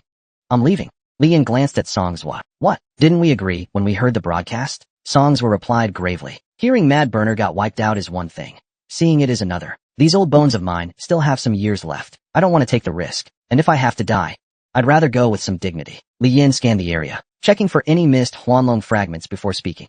"Let me ask you something. How long have you lived?" 55 years. Before Lingdong's fall. I was a scout here for 2 years. Li Yan's curiosity piqued. "Born before Lingdong. You should still be fertile, right? Got any kids?" Song's expression darkened. "Those born after Lingdong, in this, have an average lifespan of 40. My son lived 20 years, died of a genetic defect." Li Yin fell silent for a moment, then said, "Even a common living corpse can survive from before Lingdong. High-level ones can even retain their pre-death minds." Looks aside, corpses are clearly better suited for Lingdong than normal humans. You saw that Lolita just now. No different from a regular person. Don't you want to figure out what kind of power created these living corpses? Songs shook his head calmly. "I'd rather die of sickness than turn into one of those ghouls. I've seen low-level corpses on the outskirts boiling human flesh in pots." His mouth twisted. "But then again, what wasteland raider hasn't eaten human flesh these days?" Li Yin tried to convince Songzwa to stay, but seeing his resolve, she didn't press further. She'd already secured 3 super gene samples, enough to meet her mission's conditions, though many mysteries remained unsolved. Without the old man, exploring alone was far riskier. She'd seen with her own eyes 6 or 7 yak warrior incubation tanks. If each had produced a world-class yak warrior, escaping intact would be a serious challenge. Seeing Li Yin fall silent, Songzwa spoke again. "I was just guessing you're some Cloud Sea Key aristocrat. I don't care about your real identity. But since we fought side by side, here's my advice. Get out of Zone B fast. This place is headed for chaos. Because Blackheart Chariot won't let it go." Songzwa nodded slowly. "I've lived from before Lingdong to now. Maybe these past 2 years, the 3 major powers have softened their grip on the survival zones. But I know better than anyone how strong and brutal they are. They'll use Ki Buddha as a pretext and turn their gun." Reality unfolded just as Songzwa predicted. Ganjiao Force sources, the Holy Land in Ki Buddha followers' hearts, now Donswa Motors headquarters, was under relentless bombardment by Blackheart Chariot. Once grand temples and guest quarters lay in ruins. Blinding winds from the blasts made it impossible to see. Assault helicopters touched down, kicking up swirling gusts. Spinning rotor blades tore through the air, like black pterodactyls roaring with fury. Beneath the helicopter stood a row of upright Blackheart soldiers, and an elderly monk in yellow underwear, his face full of wrinkles, with a scarred head. A short middle-aged man jumped down from the helicopter. Deep smile lines marked his face. Hooked nose, broad face, and graying temples. Wearing a Blackheart War Machine uniform, with 2 gold stars on his shoulder, the man's gaze wandered among the Blackheart soldiers who were operating nearby. Finally, his eyes locked onto the old monk, and he stepped forward. "Hello. Liang Jingyong." The elderly monk in yellow bowed his head. "Suemo." Even though this middle-aged man who jumped from the helicopter didn't say much about himself, the name Liang Jingyong already said enough. Lieutenant General of Blackheart War Machines, commander of the 5th Army, the youngest war committee member since the founding of Blackheart War Machines, nicknamed the Southwest Mongol. Liang Jingyong stared at Suemo, his voice deep and firm. "Let's cut the crap. You said you had confidential information on Lamuk and demanded to see me. I doubt you think just the name Demon Fox Lake is enough to fool me." Suemo lowered his head. "Of course not. I suspect the Blackheart War Machine staff lost Lamuk's trail at Demon Fox Lake, and I know far more about Lamuk and the lake than Rain and Quangjua Horse do." Suemo took 2 steps forward and continued. "Mr. Liang, perhaps you see them as mere clowns, making ridiculous threats to supreme powers. But let me tell you, Lamuk intended to abandon us from the start. He is fully capable of threatening Blackheart, and even the other 2 major powers. Spreading fear won't help you escape Blackheart's military tribunal." Liang Jingyong's face was like eternal, unmelting ice. "You have 1 sentence left." Suemo also understood what he meant. If he rambled on, he'd be killed for sure. Liang had no more patience. "Lamuk's true target is—" Suemo said that, and glanced at Liang Jingyong's expression. But all he saw was a calm, expressionless face. After a long silence, a faint smile appeared on Liang Jingyong's face. He patted Suemo on the shoulder. "Very well. Let's talk elsewhere. If you're not bluffing, I guarantee you and your family will not be on the purge list." Suemo solemnly placed his right hand on his chest and bowed deeply. At the Yuandan Motor Headquarters, now Blackheart War Machine's 6th Army Command, in countless eons past, When the 5 great afflictions weighed down this Saha world, the Buddha came into the world. How Dian Guang Tathagata, who preached the Dharma of the 3 saints to guide beings. Suemo bowed his head. His forehead was covered in sweat, his lips cracked, his throat moved as he chanted. Liang Jingyong sat across from him. I mean no offense to anyone's faith, he said, and I acknowledge religion's contributions to this era. Faith in Buddha existed in Zone B, even before the Lingdong era. But its rise in strength and aggression has only occurred in the past 30 years. To Blackheart, Lamuk is no true believer. He's an opportunist who manipulates faith, a second-rate schemer. Suemo I don't intend to defend him, but I want to ask, can Blackheart war machines even produce a single photo of Lamuk's face? Liang Jingyong didn't respond. Suemo continued, a schemer who can hide, even his appearance, without leaving a trace. He wouldn't be stupid enough to provoke an unstoppable giant like this, right? Liang Jingyong immediately interrupted in a harsh tone. But he did. He really did. He killed tens of thousands of our comrades, and the consequence is that Blackheart tank will purge all followers of Yaoshi Buddha in Zone B, dismantling over 20 years of his effort. Let's talk about what I care about. The name Shueju Park. Where did you learn about it? And how much do you know about Shueju Park? Zumo kept his head lowered. It was once carelessly mentioned by Shalamu-ju. He said that one day, he would uproot all the guests of Shueju Park. Later, out of curiosity, and for other reasons, I began investigating Shueju Park. The investigation eventually showed that Shueju Park was a gathering salon for top researchers in Lingtong. The host was the Daibenjong Institute, known as the Crown of Science. General, you're no stranger to them. After all, Blackheart Tank alone provides them with operator funding every year, not to mention Tanya and Palmer. As for guests, they refer to certain researchers who practically live in the lab, geneticists, or others. I thought that was the answer. Later, when I tried to capture a researcher who had attended one of the salons to uncover Shueju Park's secrets, none of my men returned. The last photo I received showed a monster with 8 heads and human faces. 8 human faces, 8 tails, 8 legs, with a blue-yellow body. I once saw a woman in Shalamu-ju's meditation room. He never told anyone her name. But I've seen a photo of her. That woman is the key of Cloud C, a top authority in genetics. Her name is Yushu. She attended several salon meetings at Shueju Park. Later, she disappeared. I think Shalamu-ju killed her. As for Shueju Park, that's all I know. Liang Jingyong picked up a pen and wrote down the name, Yushu, in his notebook. His tone chilled. So you mean to say that regarding why Shalamu-ju knew about Shueju Park and why he was hostile toward it, you know nothing? Zumo's eyes twitched. Liang Jingyong's gaze made it hard for him to breathe. I do have some speculation. The host of Shueju Park is the director of the Benjong Institute. You know, even now there are extremists who harbor hostility toward the Benjong because during the old wars, the Benjong's Manhattan Project developed nuclear weapons, and the original sin that arrived in Lingtong was also nuclear weapons. After a moment's silence, Liang Jingyong analyzed. But I think he didn't hate the Manhattan Project. He hated the Endless Yak. Back then, the Endless Yak project at Demon Lake was also powered by the Benjong's algorithm. I suspect Shalamu-ju wasn't born in some refugee camp around Demon Lake. He came from right inside Demon Lake. Meanwhile, Mad Pekma Base. Liang Wei pulled several old documents acquired from Mad Pekma and materials assigned by upper levels and began scanning them rapidly line by line. I think I understand now what kind of place Demon Lake really is. Liang Wei smirked slightly. He highlighted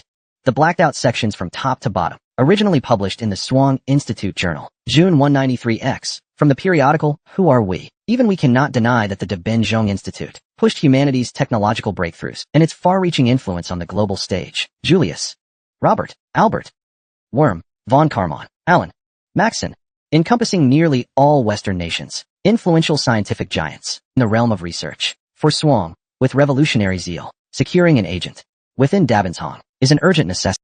As war looms, the Manhattan Project, the Endless Yak Tanya Superscale Drilling Operations, and Dabintong Research Institute's projects are at least 1 to 2 centuries ahead of the world. Undoubtedly, they'll play a pivotal role in this war, deciding humanity's fate. Their speed in overcoming technical barriers, directly tipping the scales of victory. Motherland overseas. The Endless Yak Research Base, recently completed. Sourced from Tanya Mining's exploration reactor logs, we can confirm signs of heavy intelligent life activity near the Rakshasa military base, around the Great Devil Lake ruins. These beings not only understand the East Ridge deeply, but have stolen parts of Rakshas's Endless Yak research from the Great Devil Lake ruins. Through personal verification, these creatures possess a near-complete military system, have uncovered vast untapped Yak gene samples, and may even rediscover the lost Yak genetic algorithm, greatly accelerating Tier 5 gene mapping. This area is highly dangerous, yet holds unprecedented value. My recommendations are as follows. Sourced from Tanya Mining. and Kwangswoma Internal Communications. Our 6th batch of Zone B exploration logs has been received, sealed 6 years ago. They contain Tanya Mining's research decisions to abandon certain projects, subject to potential discrepancies. Use with caution. Still, Liang Wei found one thing baffling. Given Tanya Mining's scale, deceiving Kwangswoma seems unnecessary. So why did they abandon Great Devil Lake's development? He asked his deputy if those records could be accessed. The deputy nodded. It's tough. It'd require top-level clearance, and sacrificing 2 or 3 critical covert lines. If you insist, I can send a message. But it's certain. Tanya Mining never launched large-scale military operations against Great Devil Lake. Their explorations 6 years ago were no different from ours now. Liang Wei waved dismissively. Forget the records, then. But don't be so cocky. They've been developing semi-mechanized Tier 4 units for nearly a decade. When it comes to old days ruins exploration, Blackheart Chariot can't hold a candle. Investigations reveal that Medicine Buddha's leader, Lamiju, was raised in a refugee town near Great Devil Lake by a former Lama-turned-warlord. Undergoing an empowerment ritual at 19, spiraling unstoppable from there. Heavy nuclear ruins, highly intelligent zombies, supergene experiments. Liang Wei fell silent, lost in thought, fingers entwined, wordless for a long moment, then asked his deputy, any word from the general? What did that Danshe auto exec, Shumo, spill? The deputy shook his head. Command last contacted us 14 hours ago, ordering all Great Devil Lake data copied and faxed over, with everyone on standby. That's over a day. Enough time for Lamiju to slip somewhere we can't touch. Liang Wei's tone brimmed with frustration at command's inaction. Afafa burst in, cutting him off. No chance of that. Lamju's still in Zone B. Standing before Liang Wei, she analyzed. Zone B's under full lockdown. Any 4 King squadron appearing in Zone B or other survival zones airspace would be shot down in under 10 minutes. I just checked with a friend at headquarters, via Chariot comms. He's been reassigned as a strategist for Zone B's purge. Commissioner Liang's interrogation of Shumo is wrapping up. Command's drafting battle plans. By tonight, Blackheart Chariot's forces will roll into Great Devil Lake. Clearly, frontline soldiers aren't as sharp as us intellectuals, climbing ranks with reports. Their instincts aren't that keen. Liang Wei slapped his files face down on the desk, waving the deputy out. You've recovered fast, Comrade Afafu, so eager to jump back into work. Afafu ignored the jab, continuing. For certain reasons, my old biotech department will divert major manpower to Zone B's future development. Many of them are my school friends. Our departments have different clearances. We access intel combat units can't. Whether it's about Great Devil Lake operations or Lamju's whereabouts, it could earn you more medals, promotions, or save your soldiers' lives. Who knows? Liang Wei propped his chin, smirking. Afafu, no objection to the name, right? If this is your way of repaying my saving you, you're too kind. I've said Xiaoxing's my friend, even without your pitch. I'd help you out. I promise to treat Kwangswoma's people well. That girl's good to you, yeah? I can recommend her for Blackheart Chariot training, but she'll need quarantine first. You know these refugees carry all sorts of nasty diseases. Afafu stared at him coldly. I don't care what you call me, and I'm grateful you helped me reconnect with the organization, but someone else saved me. I'll give you the help you need. But let's be clear, Weidon's no refugee. He grew up in Kwangswoma, drinking treated clean water, and his wild Tier 2 genes resist 60% of infectious diseases. Liang Wei grinned knowingly, saying, no offense meant. Some diseases don't care about your tier. Their transmission methods. I think I'm being tactful enough. Afafu took a deep breath. General Liang, you're utterly classless. She'd long heard of Liang Wei.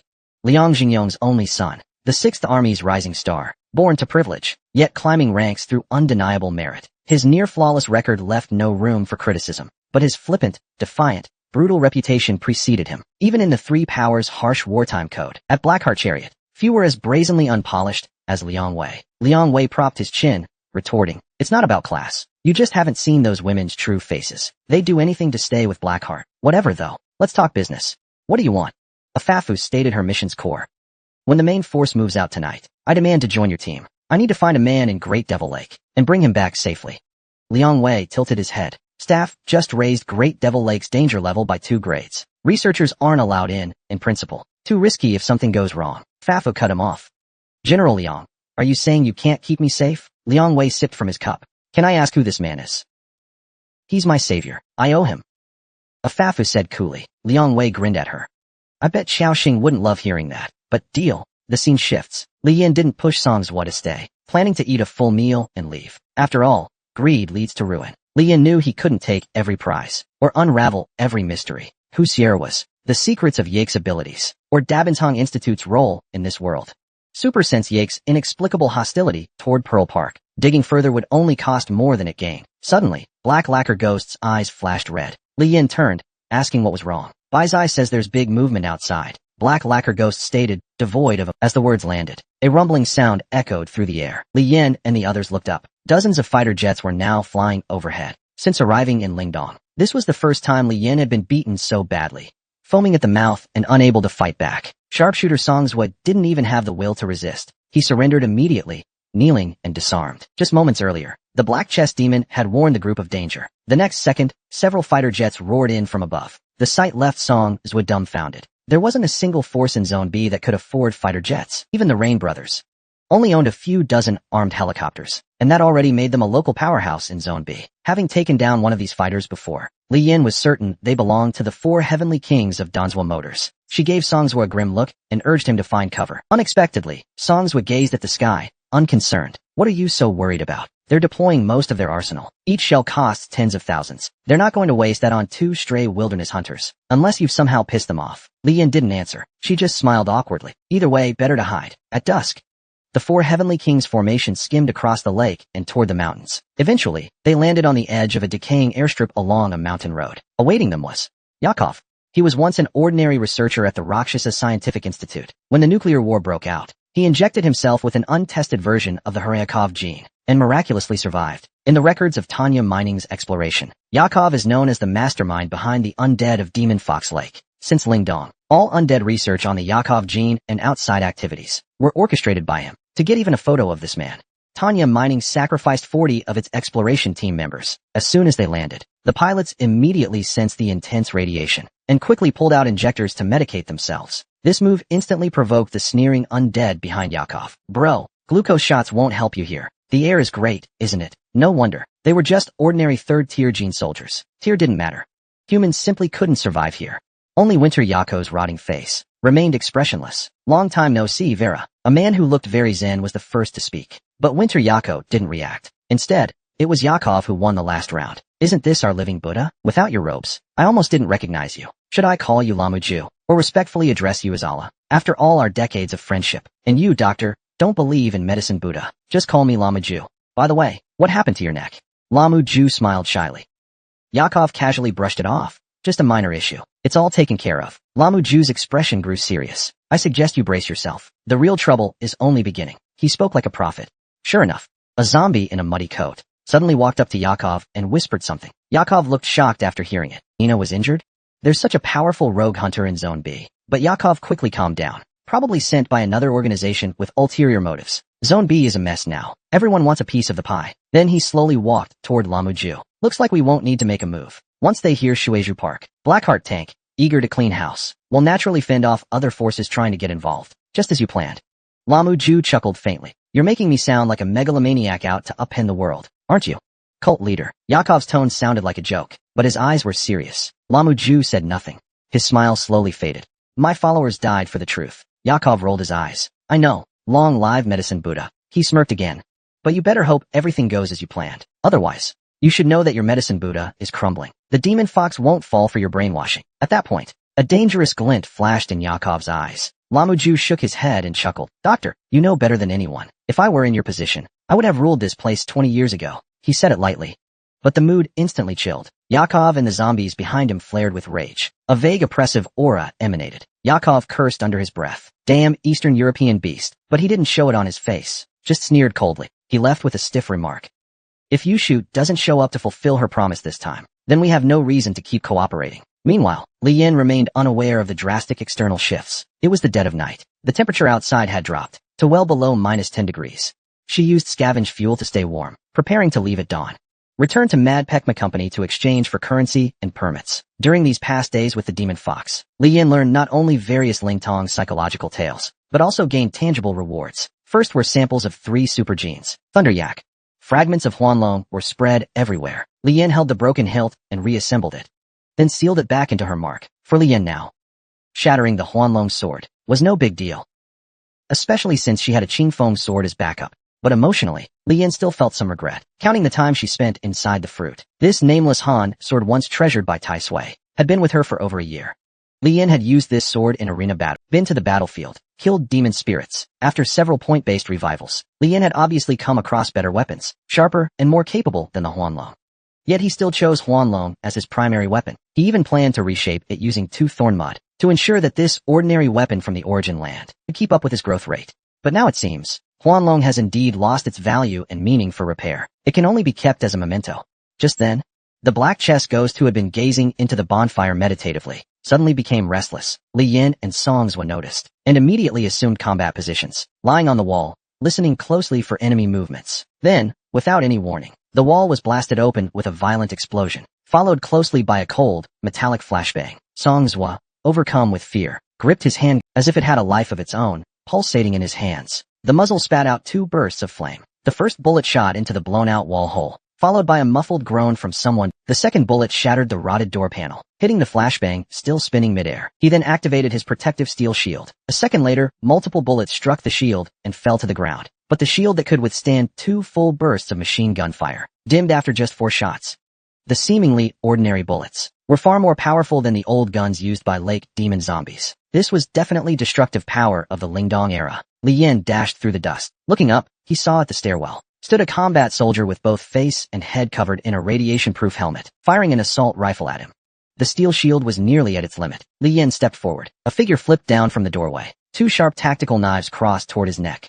The air was thick with a bitter almond scent, suggesting some unknown poison was coated on the blades. Even a small wound would likely have severe effects. A simple but effective ambush. But the attacker underestimated Li Yan's reaction speed. The 2 knives missed, barely grazing his nose. Li Yan simply stepped back slightly, dodging the strike with minimal movement. Then his knee launched like a coiled snake, smashing brutally into the attacker's camouflaged faceplate. The soldier instantly dropped dead to the ground. At that moment, gunfire erupted in chaos. Not just 2, but at least 6 shooters hiding in the shadows. As soon as Li Yan lost his defense, they opened fire simultaneously. Even with Li Yan's ferocity, it was hard to withstand the onslaught. He barely managed to roll behind a pillar for cover, his eyes darting with urgency.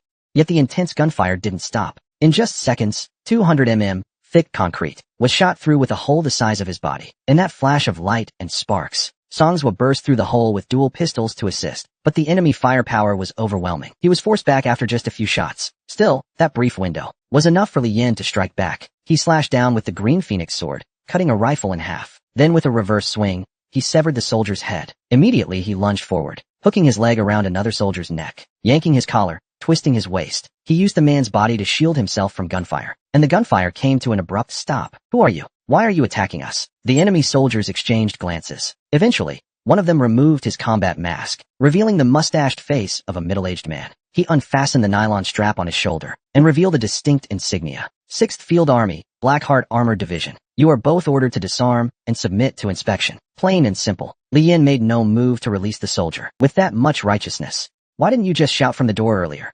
Even though they were beaten badly by Li Yin and Songzwa, the mustached man's face showed no hint of defeat or rage. I admit I underestimated you. As an apology, I can repeat myself again. The Blackheart War Machine's 6th Field Army orders both of your teams to lay down your weapons and submit to inspection. Li Yin grins and shakes his head. To be honest, this man's words don't make him feel the slightest bit threatened. Instead, they drastically lower his opinion of the Blackheart War Machine. Crude, arrogant, clearly defeated, yet still openly cold and disdainful. Is this guy an idiot?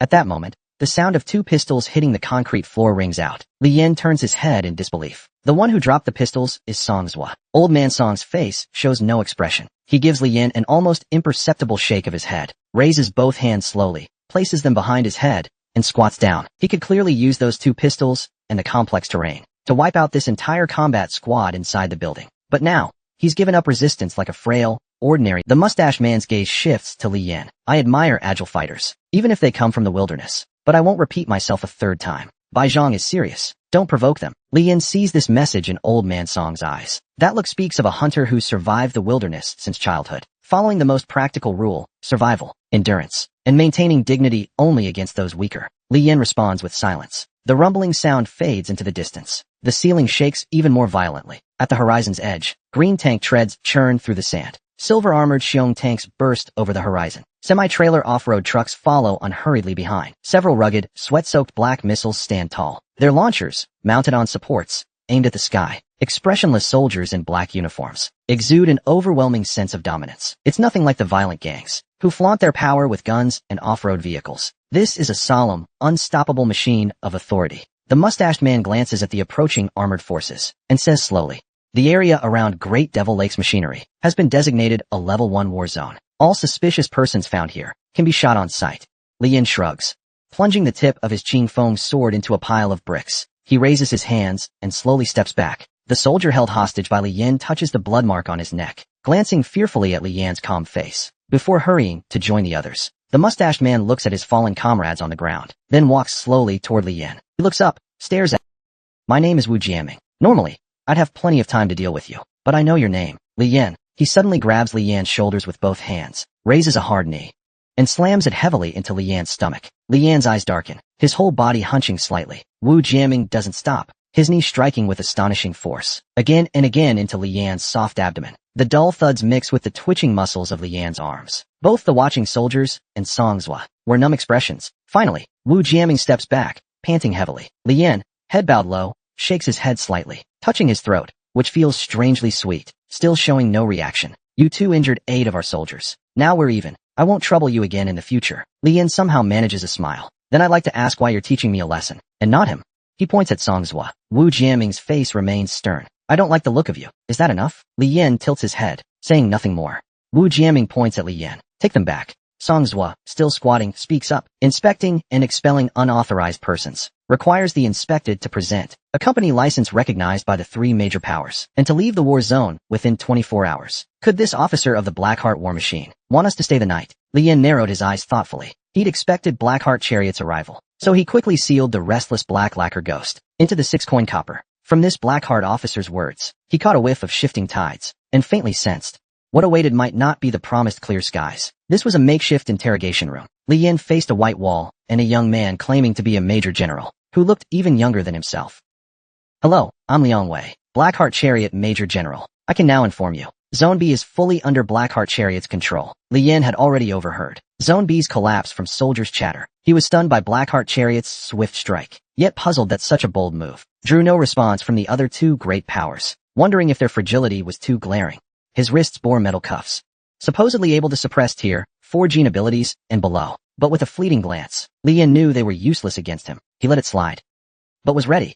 If they pushed too far, he'd break the cuffs, take Liang Wei hostage, grab some premium serums, and wage guerrilla war with Blackheart. If things soured, he'd bolt back to the wastelands. But on second thought, this brute force plan wasn't ideal. To uncover Yushu's schemes, engaging the 3 great powers was unavoidable, even if it meant enduring their insufferable arrogance at first. Liang Wei, oblivious to Li Yan's simmering intent, casually said, "Buttered tea or instant coffee, plain water." Liang Wei, expressionless, handed the cup to a soldier, then fixed his gaze on Li Yan. Mr. Li's a wandering scavenger hunter, right? Honestly, I feel an instant connection with you. You've got that old days vibe. Noticing Li Yan's scowl, he continued, "Never mind, doesn't matter. Reports are just meaningless scribbles. No one reads them.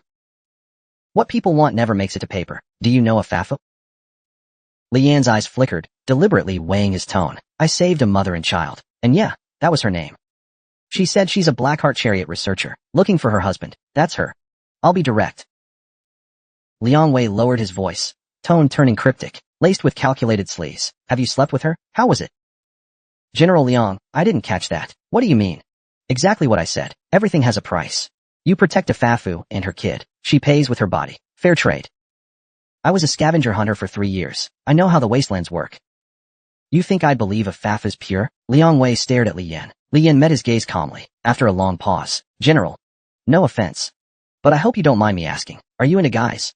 Liang Wei froze, a spark of anger flaring in his eyes, quickly doused. His smile widened. "I don't judge. Go on. A Fafa told me. Her husband's name is Qiao Xing. Clearly not you. Yet you're so curious about her purity. You know, post-East Ridge, gender lines are blurry. Could it be you're eyeing Qiao Xing? And that's why you're trying to smear a Fafu through me, so you can swoop in?" Li Yan paused deliberately, watching Liang Wei's face. Liang Wei's expression soured, but he quickly regained composure. After a moment's thought, he said, "I don't get why you're suddenly provoking me. I'm just guessing. You'll have to let me go soon, and stop interrogating me." Li Yan replied, "You're a sharp one. But you're still in my hands." "Maybe so." Li Yan grinned. Things didn't seem as dire as he'd feared. Liang Wei lowered his eyes. He said no more. Li Yan fell silent too. Moments later, Liang Wei stood, swiftly unlocking Li Yan's cuffs, and grasping his hand.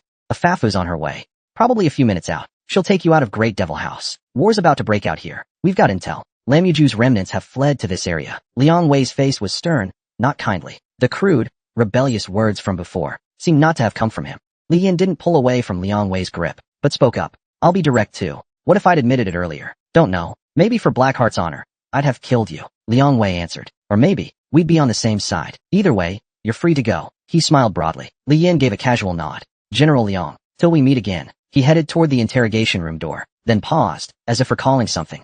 Turning to ask, General Liang, do you have a sergeant named Wu jamming under you? After Liang Wei's confirmation, Li Yin turned with a flourish, waving. Send him my regards. A man learns his wife slept with another, then wants to reward the guy with 80,000 yuan. Just now, Li Yin stepped out of the interrogation room and met a Fafu at Kwangswoma's outskirts. After a long absence, they sized each other up, their gazes tinged with unfamiliarity. Gradually, a Fafu's eyes welled with tears. She bowed deeply to Li Yin. Thank you. Li Yin gave a half smile. I know my place.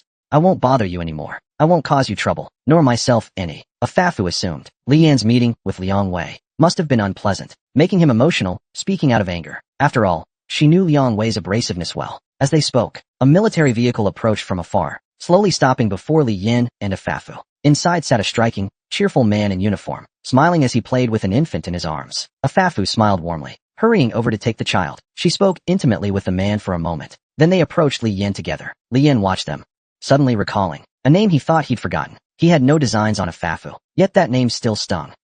A Fafu, beaming, began introductions. This is my husband, Xiao Xing. This is Li Yin, who saved me and Luobu. Xiao Xing extended his hand. I'm Xiao Xing. Pleased to meet you, Mr. Li. A Fafu is my everything. By saving her and our child, you've saved me.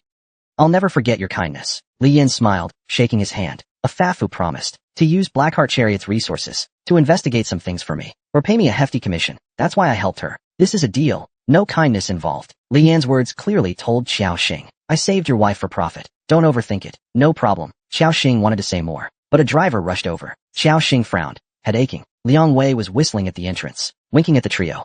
Xiao Xing looked away. Sorry. I'll just call you Li Yan. With the war heating up, I can't focus on much else. For now, I want to send you and a Fafu to the nearest shelter from here. Once the war's over, I'll make sure a Fafu's promise is kept. Deal. But I've got a buddy who was nabbed with me. If possible, I'd like to take him too. I'll arrange it. Xiao Xing nodded. You could tell Xiao Xing was a no-nonsense type. He gave a Fafu a hug, whispered a few words, then parted. He watched the off-road vehicle carrying a Fafu and others drive out of Great Devil Lake, then approached Liang Wei. Colonel Xiao, back so soon. You must have brought orders. Liang Wei asked lazily. Xiao Xing saluted. Latest command from headquarters. Post-war, we must retrieve from Great Devil Lake all supergene samples labeled spring, summer, autumn, and winter, bringing every single one back to base. Not one less. In the armored vehicle, Li Yin gazed out the window, deep in thought. This Kwangswoma operation. Let me snag 2 gene samples on the sly. Wonder if Blackheart Chariot's next moves will net me bigger gains. Then he asked aloud, where are we headed? A Fafu turned with a smile. Blackheart Chariot's temporary camp in Zone B24, formerly Kwangswoma's headquarters. You and your friend are pretty banged up. They've got decent medical gear there, plenty of supplies. Plus, a few of my institute mentors arrived days ago. Haven't called them yet, but they might know where you're looking to go.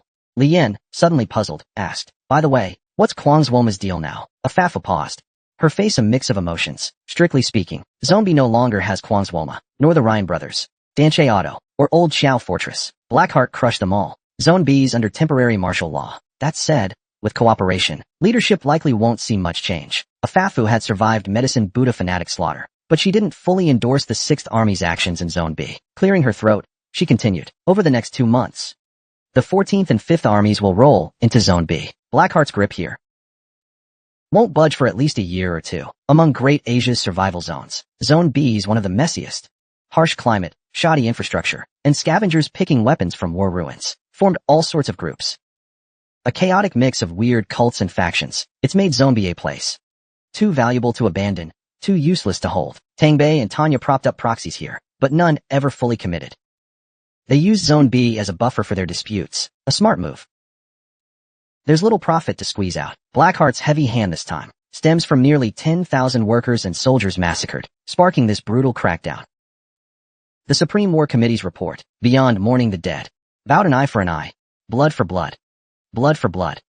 To warn outsiders, don't interfere, but as a researcher, a Fafu likely guessed that the Blackheart war machine has other interests in District B. Li Yin, looking out the window, suddenly says, with the Blackheart war machine making such a big move, aren't you afraid someone will rebel against you? Guerrilla warfare would be quite trouble, but as soon as he finishes speaking, the armored vehicle slams on the brakes, causing everyone in the compartment to lurch forward. The sandy ground in front of the vehicle is littered with caltrops, yet the driver calmly presses a switch, raising the suspension system dozens of centimeters. The armored vehicle surges forward, powering through the crude ambush. Just as the vehicle seems ready to speed away, a deafening roar rings out. A bald, burly man in makeshift armor of metal and leather emerges from behind a dune. His eyes are bloodshot, and the rocket launcher on his shoulder looks salvaged from some heavy weapon. He leans back. Air surges, and a deep red rocket streaks out in a long arc, aimed at the armored vehicle. Songzwa immediately draws two pistols, standing to shoot at the rocket, but his sudden movement causes two nearby soldiers to overreact. They draw their guns and aim at Songzwa, and a closer Blackheart soldier lands an elbow strike to Songzwa's face. Songzwa's close combat skills are already lacking, and the heavy blow to his face makes him groan in pain. His guns clatter to the floor. The vehicle swerves sharply, and the rocket explodes at the rear of the armor. The interior jolts violently. A Fafu holds little Robu tightly, ducking down. After the shaking, the vehicle is miraculously unscathed. The bald man roars, drops the rocket launcher without a word, and flees. Just a piece of junk from 20 years ago. The driver smirks dismissively, then says to the soldiers behind him, "That old man probably didn't mean any harm. Let him go." He pauses, and the two Blackheart soldiers who attacked Songzwa are sweating profusely, their teeth chattering in pain. Li Yin grips the fingers of the two soldiers tightly, their bones bent to the brink of snapping. He glances at the driver before releasing them, saying lightly, "We're guests, after all. No need to be so rough, right?" Songzwa pulls out a piece of yellowed paper, spits a glob of bloody phlegm onto it, crumples it up, and stuffs it back into his pocket. Silently, he picks up his guns without a word. The driver first glances at Li Yin, then at the two comrades clutching their fingers, unable to. He turns back, his tone heavier. "Number 4, turn on the detector." Number 4 complies without a word. A red 3D map appears on the screen, showing, behind the dune where the bald man hid, large patches of red and yellow humanoid shapes scattered about. Enemies are ambushing behind the dune. 42 in total. Number 4 reports. The driver pulls the control lever, and the turret on top of the vehicle swivels sharply. He slams his fist on the red button. The turret erupts in a blaze of fire, and a black short-range missile streaks across the sky, landing behind the dune. The ambushing warriors fix their eyes on the bald man running back, their clothes and gear steeped in heavy metal punk style. As the bald man rushes in, these wildly dressed and fierce-looking warriors raise their assorted weapons, including old-era rocket launchers and high-explosive grenades, waiting for their prey to appear. A frenzy of bombardment would tear them apart, but what they get isn't a pursuing vehicle or soldiers, but a missile dropping from the sky. Flames engulf the entire dune. Number 4, staring at the display, says, "Targets eliminated. We can proceed." Neither the decision-making driver, nor the two Blackheart soldiers who acted, show any intent to apologize for their rash actions. A Fafu, however, expresses regret to Songzwa, offering to give him a Blackheart War Machine Universal Pass at the camp as compensation. Old Man Song shows no anger or other emotions throughout, wearing the same expression whether scorned or struck. But a Fafu's offer moves him slightly. His lips purse for a moment, and he gives a Fafu's sincere expression a slight nod, looking a bit nervous. Very soon, the armored vehicle passed through several checkpoints and barbed wires. An old yet vibrant town appeared before Li Yin. Taverns with wooden signs, worn but tidy inns, vendors under canvas awnings, poles glowing with electricity, and an intricate web of power cables that delivered electricity to every corner of the town. This was the first large-scale settlement, with a sense of human warmth Li Yin had seen since arriving in this world. Eventually, the armored vehicle stopped at what used to be Mad Pekma's office building. After the driver explained the rules here, he let them off the vehicle. After getting off, Alphafer once again apologized to Li Yin. "Please don't mind the attitude of those soldiers earlier." Li Yin waved her hand. "I'm sure Old Song doesn't mind anymore. Besides, I personally think they're excellent soldiers." She didn't say aloud was, "As long as they don't point their guns at me." Now that the secret of Shueju Park is surfacing, what exactly did Yushu leave behind for Li Yin? Just now, the armored vehicle dropped them off at Mad Pekma's headquarters. As soon as they got off, a sleek dual-barrel motorcycle sped around a corner straight toward Li Yin. Right before impact, it drifted perfectly and stopped in front of her. The rider removed a pair of black goggles, revealing a handsome, fair-skinned face. "Wei Dan," Alphafer exclaimed in surprise. Wei Dan smiled and said to Alphafer, "Pekma sent me to receive you." Alphafer saw that Li Yin didn't understand. Pekma is the leader of Mad Pekma, a woman. Before Blackheart tanks swept across everything, Pekma, in a sense, stood at the top of Zone B. She was on par with Lamu Ju, the leader of the Medicine Buddhist sect, and Leon Run, chairman of the Rin brothers. But in just a few days, Leon Ren was gunned down violently by Blackheart tank's combat unit for resisting. Lamuju fled to the Great Demon Lake. Yet Mad Pekma suffered no real losses. Clearly, she's a woman with sharp instincts and good timing. After most major organizations in Zone B submitted to Blackheart Tank, they also began gathering their core members. Originally scattered shelters, with water sources and other valuable resources were also taken over by Blackheart Tank. That's why Wei Dan returned here. As she spoke, Wei Dan turned to Li Yan. Where's Yingxiong? Li Yan shrugged. Dead. Wei Dan's eyelashes trembled. Her lips moved as if chewing on something. Then after a pause, she said, all right, let me arrange a place for you first. Follow me. Li Yan had heard that Wei Dan was raised by Yingxiong. She probably wasn't feeling great inside, so she said nothing more and followed. That night, Alphafer came to Li Yan's room and handed her a file. I conducted a full-range investigation on Shueju Park. All the findings are in here. Honestly, I don't really understand what connection this has with you. But if you need anything, just let me know. Also, Alphafer took out a pair of rimless glasses from his pocket and put them on. Blackheart brought in lots of advanced equipment from the combat department. They can run a full diagnostic on the condition of genetic soldiers. If you really have memory loss, go have it checked. Even if you're not one of their researchers, they'll still provide suggestions tailored to your genetic state and future development. You just came back from the Great Demon Lake, and your radiation protection wasn't adequate. Better get checked out. It's free. I'm working there for now, too. Also, Rob and I are considered relatives of senior officers. I'm also a second-class specialized talent. According to our policy, since you saved us, Blackheart Tank will give you an internal ferry credit worth 80,000 yuan. Anything beyond that, you'll have to pay for. Blackheart's tech products can't be bought elsewhere, including several rare gene-enhancing potions. If you're interested, I can take you to see them tomorrow. And one more thing, Afafa seemed to recall something. Li Yan listened quietly without interrupting. Your friend has a serious tissue disorder. You must have her checked at a top military hospital. I'll cover the cost. Blackheart's medical expertise in this area is far superior to any barefoot doctors in the wild. If she dies, nothing else matters. I'll be sure to pass that on. Li Yan nodded. Give me a moment to think. Afafu folded her arms, then spoke to Li Yan after a while. That's all for now. If anything comes up, let's talk tomorrow. See you tomorrow. The woman smiled as she said goodbye. Li Yan was a bit dazed. From beginning to end, Afafu radiated bright confidence and strong affection, completely different from when they first met. But thinking back, a woman who dared to fetch water from the registration pile with an empty gun was never really a fragile type to begin with. After sending Afafu off, Li Yan planned to enjoy a nice bath and some sleep. But the door was knocked again. She assumed it was either Afafu or Song Mumu. To her surprise, as soon as she opened the door, a light-colored wine bottle came flying at her. Wei Dan was leaning against the door, holding a wine glass. How about a little sparring? You've been here this long and still haven't loosened up. Li Yan naturally didn't refuse. The next day, Li Yan arrived at the genetics research department. She handed a black metal card to a female receptionist wearing a ship-shaped hat. It bore the angry car emblem exclusive to the Blackheart Tank. This was a Blackheart Tank license. It granted unconditional access to 70% of neutral shelters in the survival zones, equivalent to the highest tier license held by affiliates of the Blackheart Corporation. It offered Blackheart officer pricing benefits. It could also be used to collateralize a high-purity tier 3 gene potion. The card also held an 80,000 yuan credit limit. From the documents Afafu gave Li Yan, Waterdrop Park was a gathering spot for top-tier biotech researchers in this world. They usually only held events there to celebrate breakthroughs in gene medicine. Combined with her experience at Great Devil Lake, she could conclude that the main institute hosting Waterdrop Park was closely linked to Yenfu's movements. So to locate Waterdrop Park, she would need to approach personnel from the main institute first. As for how exactly, she would still need Afafu's help. This was the place Afafu had mentioned, a medical and genetics division under Blackheart Tank. All staff here were trained by Blackheart from childhood, possessing exceptional professionalism. Though some, due to physical limitations, had only tier 1 or no gene abilities. Any one of them cost more to train than an off-brand tier 3 soldier.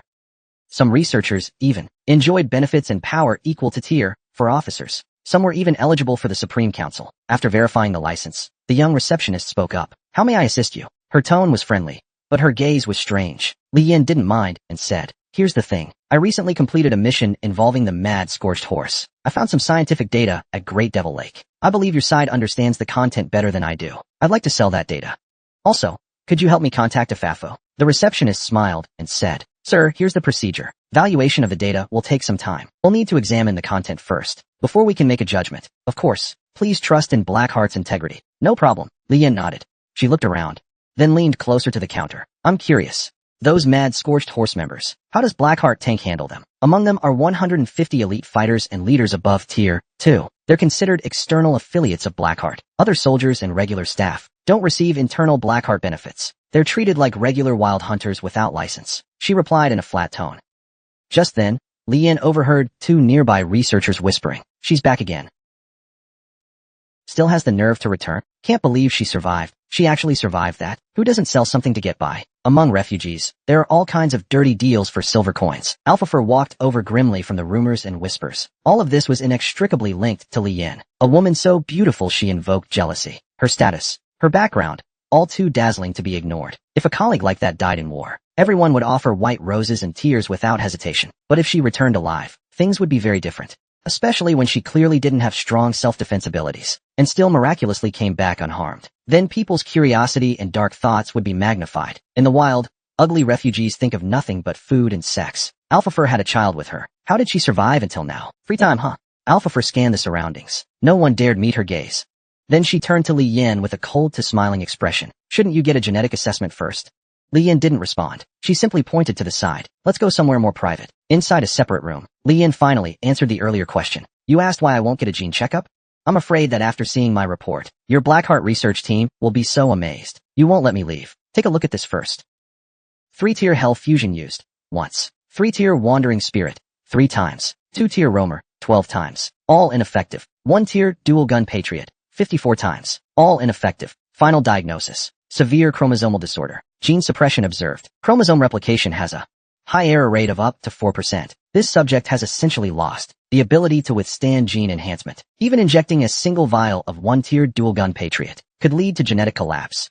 Even without further injections, their health is already severely compromised. Immediate genetic repair surgery is recommended. Reading this, Yin didn't understand. What causes drug Alphafor adjusted his glasses and explained. Aging, illness, and heavy radiation all weaken the effects of gene injections. Of course, you can look at it the other way. The drugs resisted aging, illness, and radiation, but became ineffective as a result. Next was Li Yan's file. Li Yan, age unknown, birthplace unknown, stamina unknown. No detectable traces of gene drug intake in her blood, indicating she had taken at least tier 4 gene agents. Diagnosis. Innate gene structure stable. Has great potential for gene capability development. Can tolerate more than 95% of gene enhancement drugs. Notes. Her blood cell activity peak was 16.8 times the recorded maximum. Cause unknown. Further examination recommended. This report was sent to Alphafor from the front lines. Both Liang Wei and Xiao Xing have read it. The blood sample tested came from a previous conflict with Liang Wei's subordinates. Alphafor understood Li Yin feared being targeted by Blackheart Tank and having her blood extracted for research. But her fears were unnecessary. In Lingtong right now,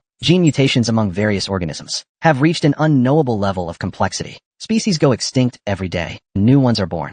The differing research directions of the major powers have caused divergence in understanding. Add to that the refugees in the wild, recklessly abusing low-quality gene agents to survive, causing all kinds of unexpected mutations. All of these chaotic variables combined are enough to keep current gene scientists busy researching for the next decade. And after that, Alphafor grew more serious. But I need to warn you.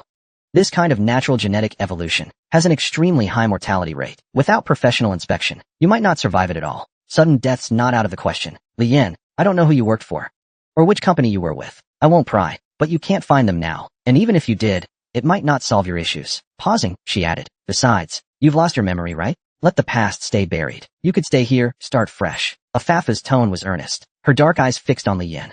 You could tell she genuinely wanted him to agree. Li Yin didn't hesitate much, pausing only briefly, to give Ernest Afafu some respect. Then he said frankly, Afafu, no matter what, thanks anyway, but I'll pass. Afafu sighed. You mean the gene tests? Or joining Blackheart? Both.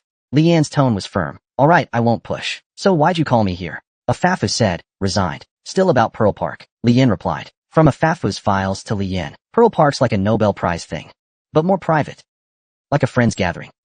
Not many people, no public announcements. Each time it's held, it's because humanity's made a big leap in gene abilities. Back in the East Ridge era, a decade ago, tier 4 abilities were exploding. Pretty much every new tier 4 gene ability triggered a Pearl Park meeting. At its peak, they held 17 Pearl Park salons in 1 year. Locations varied, always hosted by folks from Dabenshong Institute. But gene tech research has hit a wall these years. The big powers are pouring everything into breaking through to tier 5 genes, with no luck. And new tier 4 abilities? None have emerged in 5 or 6 years, so the gathering stopped. Hardly anyone knows about them now. Afafu noted in the files. That Great Devil Lake's recent moves might stir up some gene research progress. Maybe that's the spark for the next Pearl Park. Li Yin sought Afafu this time to ask her where Dabenshong Institute is, or if Zombi has any senior researchers who've attended Pearl Park, making his intentions clear. Afafu seemed ready. She answered. Dabenshong only has institutes. at the three great powers headquarters. Blackheart's, the closest, is over 4,000 kilometers away. It's the nearest of the three. I wouldn't recommend trekking there. Zone B's short on research talent. Hardly any. Could qualify for Pearl Park. I was still in school back then, so I don't know much, but I do know a private estate that once hosted Pearl Park. You could check it out. A Fafu pulled out a photo. Take this. Buy a Blackheart tactical tablet. I'll upload the map for you. Find the guy in the photo. He owns the estate. Li Yin glanced at the photo, hiding his shock. Casually, he asked, who's this? Former shareholder of Cloud Sea Key. Big into genetics too. Should be pushing 50 now.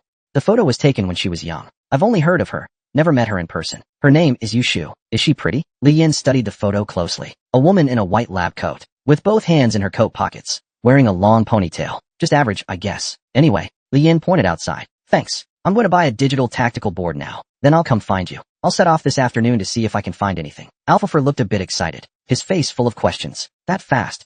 If you find something, do you still plan to come back? Li Yin narrowed her eyes. Hard to say. Truth is, she didn't plan to stay long under Blackheart Tank's nose anyway. Now that she had located Water Pillar Park and found Yushu's legacy, she had already uncovered most of it. Alphafor didn't want to return either.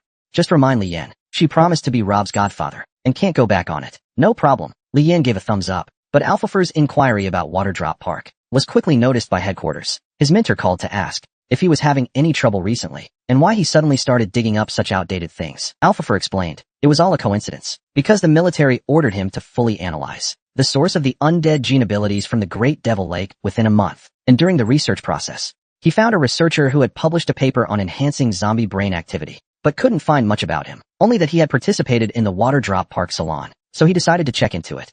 His mentor then warned him, based on the military's investigation, the doctor and those undead were indeed connected. But Waterdrop Park is not a scientific issue. It's a political one, so don't overstep your role. Just pretend none of this happened. Military Supply Department. Li Yin looked at the wall full of weapons and gear. Electronic tactical board, various fuel canisters, medicines, all kinds of equipment needed to be bought. An electronic tactical board didn't cost much. It could be used for communication, importing and exporting maps, receiving public missions from afar, looking up data, and even confirming loot value among factions recognized by Blackheart. It could even serve as a bank card. Then she began calculating.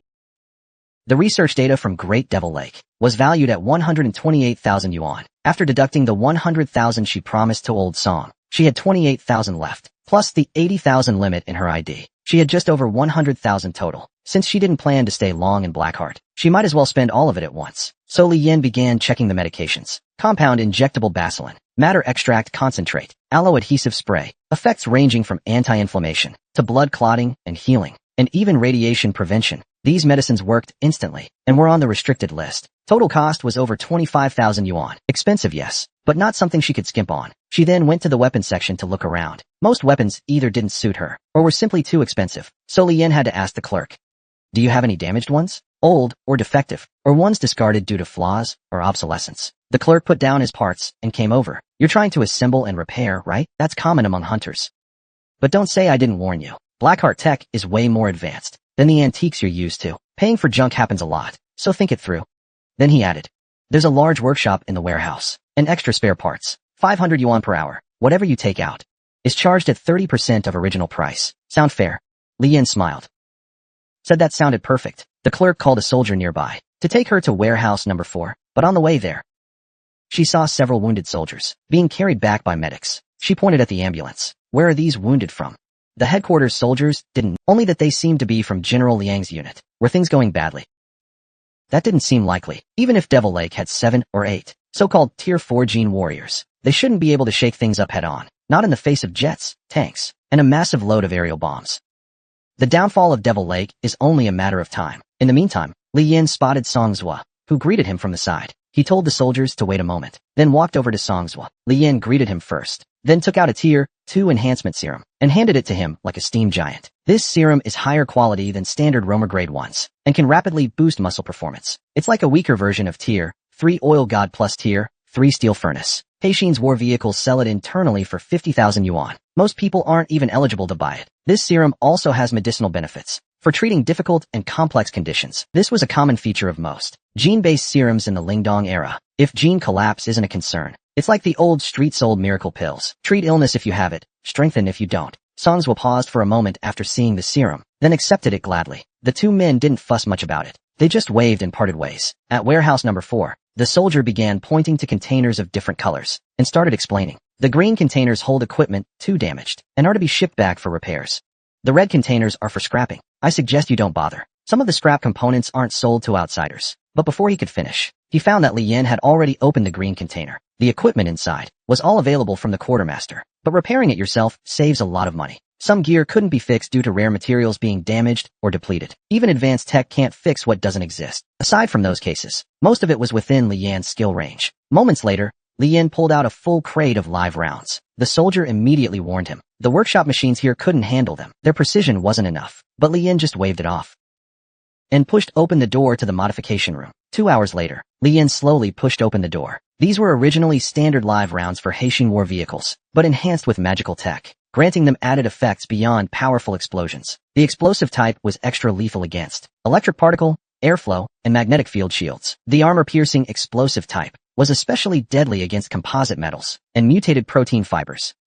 The piercing explosive type had much greater penetration than regular live rounds. Its firing rate was more than twice the other two types. Each type had enough rounds for 5 full loads for the mad roamer. Then, to the soldier's surprise, Li Yan opened the green container again. Haitian Type V, enhanced gene injector, damaged quality, could unleash the power of enhancement serum in a single burst, lasting 1 hour, before losing effect. But it guaranteed no harm to the user's body from the enhanced gene. It could also treat serious illnesses and injuries without triggering gene collapse or related disorders. And if full recovery was achieved within the hour, its effect was equivalent to normal medication. Li Yan looked at the serum, thinking it could be repaired, but it was no use to her. So many good things No, Li Yan suddenly had an idea. She turned to the soldier and asked, "You said these were all to be scrapped, with no value left. What if I fix them?" "Then what?" The soldier stammered and couldn't reply. Then came a girl's voice. "If you can fix them." The second generation and aerial war vehicles clashed head-on. A peak tier 5 was used as the final bargaining chip. Just moments ago, Li Yan arrived at Elm's estate. Based on a Fafu's words, Li Yan concluded that Elm wanted her to attend the scientific gathering called Waterdrop Park. That was where her legacy was hidden. But a Fafu had made it clear. Waterdrop Park hadn't been held for years. Li Yan had no means. If this estate offered no more useful clues, Li Yan had no choice but to try her luck at the Great Central Research Institute's territory. That would mean a long journey out of Zone B. So thought Li Yan. The Elm Tree token had sent her to Zone B. It must have had its reasons. This time, she probably wouldn't return empty-handed. After about 10 minutes, Li Yan used the inertia of the motorcycle to smash through the decaying iron gate and charge into the desolate. The new type of life detector in her pupil showed only traces of heavy reallocation activity here. The manor had a central axis with symmetrical buildings on both sides. It didn't resemble the architecture of the hidden land, more like the northern architecture within Shanhaiguan. Li Yan pulled the tactical spider off the motorcycle and wore it as a mechanical arm guard on her arm. Then she stored the motorcycle back into her personal imprint. She took off the copper coin from her neck, and black water twisted into a human form. The black pitch ghost stood still, silently surveying the surroundings. Too many eyes earlier. It wasn't a good time to release you. How does it feel inside? Ever since discovering the black pitch ghost had gained advanced intelligence, Li Yan had started communicating with him much more. She wasn't particularly afraid that the ghost would rebel, just because it had developed sentience. It all depended on people. If he could command tens of thousands of pirates, then surely one black pitch ghost wasn't worth any undue suspicion, though the costs of people and machines were never quite the same, so the responses must differ too. Red light flickered in the ghost's eyes. He lowered his head and said, "My lord, I cannot rest out here. Only inside the 6-1 copper coin can I enter the water." Hearing this, Li Yan gave a slight nod. She stretched out her fingers to summon the pseudo-birds, and immediately began giving orders to the black pitch ghost. "You go left, I'll go right. If you find anything, notify me immediately, and above all, stay safe." With that, Li Yan released a flock of pseudo-birds, letting them spread out from her and the ghost as centers, but not letting them fly too far. Though these little things had no presence, they were extremely useful. She had 98 left now. She didn't want to lose any more. The manor was huge, almost on par with Mad Pekma's base camp. There were flower beds everywhere, but most of the plants had withered. External drainage pipes, main building corners, the modeled wall surfaces, all of it pointed to one fact. No one had lived here for a long time. Li Yan lingered around the perimeter for a bit before heading toward the core area. She was blocked midway by a hydraulically controlled security door. The nearby control panel still had an energy light on. Li Yan extended her left arm, deploying the tactical spider shield. Several mechanical legs extended, latching onto the control panel. Military-grade backup. Production date: Lingtong year 21. Estimated decryption time: 3 hours, 15 minutes. Li Yan sighed and retracted the spider shield. She pulled out the crazy shocker and took 2 steps back, aiming at the door. With a loud bang, Li Yan rubbed her ears. The Yugang door before her had been blown to pieces, leaving ragged, gaping holes. After switching ammo, the crazy shocker became even more powerful. She touched the searing hot door frame, then used her tiger head spear to bash in the remaining corners, and leapt through the hole she made. Before her stretched a long tunnel. The surroundings were dimly lit. The violent blast from earlier sent dust flying through the air. Wooden frame doors lined both sides, some still occupied by pseudo-birds cloaked in dark mist. Scattered all over were scraps of paper. One pseudo-bird circled above a desk. The ground was littered with scrap paper. A pseudo-bird was circling beside the desk. Lian stepped closer to take a look. A yellowed photo was pinned down by a stapler on the desk. It was an old portrait of Yushu in a lab coat. Lian searched through the documents and scrap paper on the floor. Most were data diagrams and human body sketches, along with some staff notes and other scattered photos. Due to their age, most of the research notes held little value. But Li Yin gathered all the photos and documents and spent half an hour reading them carefully. Gradually, a portrait of a completely different Yushu than she remembered. Yushu, a core researcher at the main research institute, founder and major shareholder of Cloud Sea Pharmaceuticals during the Lingdong era. As for her personality, dull, messy, and focused, she had participated in and led numerous gene therapy research experiments. She was one of the pioneers in gene pharmaceuticals in Asia. She mysteriously disappeared over a decade ago. These descriptions of Yushu didn't surprise Li Yan. Back in the southern seas, she herself had labels like Pirate Lady's Foster Son and Qin People's Tianbao Kid. Yushu having a proper identity in this world meant she arrived before the demon Lord Xiongqi took over this world's fruit. Being a shareholder of Cloud Sea Pharmaceuticals was just a fake identity created by her kind. As for her mysterious disappearance, Li Yin speculated that Yushu had defected from Yinfu at that point. Thus, the others no longer needed to cover for her and abandoned the fake identity entirely. Not long after, Li Yin discovered a thick photo album in another room. The label read, "Farewell photos of Waterdrop Park participants over the years." She licked her lips and began flipping through the photos. Since the first Tier 4 serum was released, Waterdrop Park gatherings had been held a total of 93 times. At its peak, they occurred more than 10 times a year, at least 4 or 5 at minimum. The first Waterdrop Park was held in Washington across the ocean. It was hosted by the current director of the main research institute, a beautiful Chinese woman named Su Lin. Yushu didn't attend the first one. Later, as the gatherings grew more frequent, she joined in from the third event onward. The major breakthrough at that time was the first gene serum that allowed maintaining peak physical fitness and appearance during one's limited lifespan. After that, Yushu took part in the 4th, 7th, and 10th Waterdrop Park gatherings. Later, as companies entered a research boom, many new gene serums emerged. During that time, Yushu appeared in nearly every gathering. Each photo showed around 10 familiar faces who attended regularly. Most were white scientists, so the Asian stood out. But aside from Yushu, in every group photo, Li Yin found at least 7 or 8 Asian researchers. Some had attended 3 or 4 times, others only once or twice. Another pattern was that each Waterdrop Park gathering always included at least one new face, always Asian. Soon she finished flipping through the photos. They were indeed just simple group shots. Li Yin closed her eyes briefly in thought, then opened them again resolutely. She reopened the album, flipping through quickly this time, as if looking for something. And finally, her gaze landed on a man's face. It was a strong and energetic-looking man, even in a white lab coat. He couldn't hide a certain cocky aura, though she'd only seen him once. Li Yin was sure she recognized him. "You master?" "Chao Yuanchao." She was certain. The face was indeed Chao Yuanchao. Even the expression matched exactly what she'd seen in the Hindu world. Li Yin patiently continued her search. Sure enough, she found several familiar faces. She saw the current lender, Zhang Yuejing, and even the woman named Njin, the wind shelter bird surrogate she had met at the shooting range. All of these seasoned Yinfu agents, whom Li Yin had encountered and found powerful, had actually attended the Waterdrop Park gatherings, under the guise of researchers.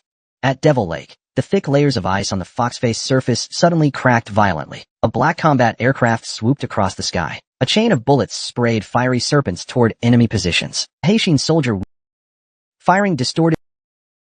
The jet dodged nimbly, while the soldier was engulfed in napalm. Dong Ryak's presence forced Haitian to abandon heat-based weapons like explosives and thermal systems, but undead mutants used them freely without issue. A Yak mutant named Vila could single-handedly control combustion reactions, with a maximum coverage diameter of over 200 kilometers, combined with Lord Lamb's squadron of 17 jets, including 3 Black Buddhas. Their firepower once forced Haitian's tanks into submission. After Liang Jingyong arrived at Devil Lake, he brought specialized airflow shockwave weapons and high-capacity electric firearms. He also airdropped large quantities of metal catalysts onto the metal fortresses formed by undead giant hands. Using Haitian soldiers' training and coordinated tactics, they swiftly captured several of Lamb's key strongholds, temporarily turning the tide.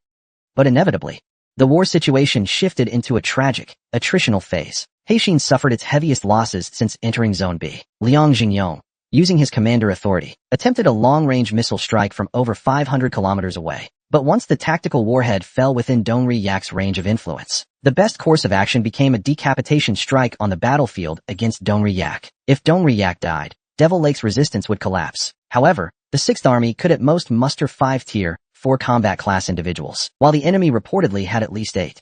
Meanwhile, bad news kept coming from all over Zone B. Fanatics with explosives were attacking Haixin troops. Although the casualties were limited due to equipment differences, the tension in Zone B continued to rise. Liang Jingyong wasn't afraid of suicide attacks from Buddhist followers. What he feared was the prolonged siege of Devil Lake, breeding discontent among the subdued local factions. And the committee's demand to secure endless yak technology was drawing ever closer. Meanwhile, a jet crash-landed roughly on the runway. The young pilot rubbed his reddened eyes and jumped off in haste. Before he could go far, he was met by Dr. Yakov with short white hair. Sergey, we can't hold much longer. Yakov looked extremely grim. Hold on just a... Sergey, aka Lord Lamb, replied expressionlessly. You hold on.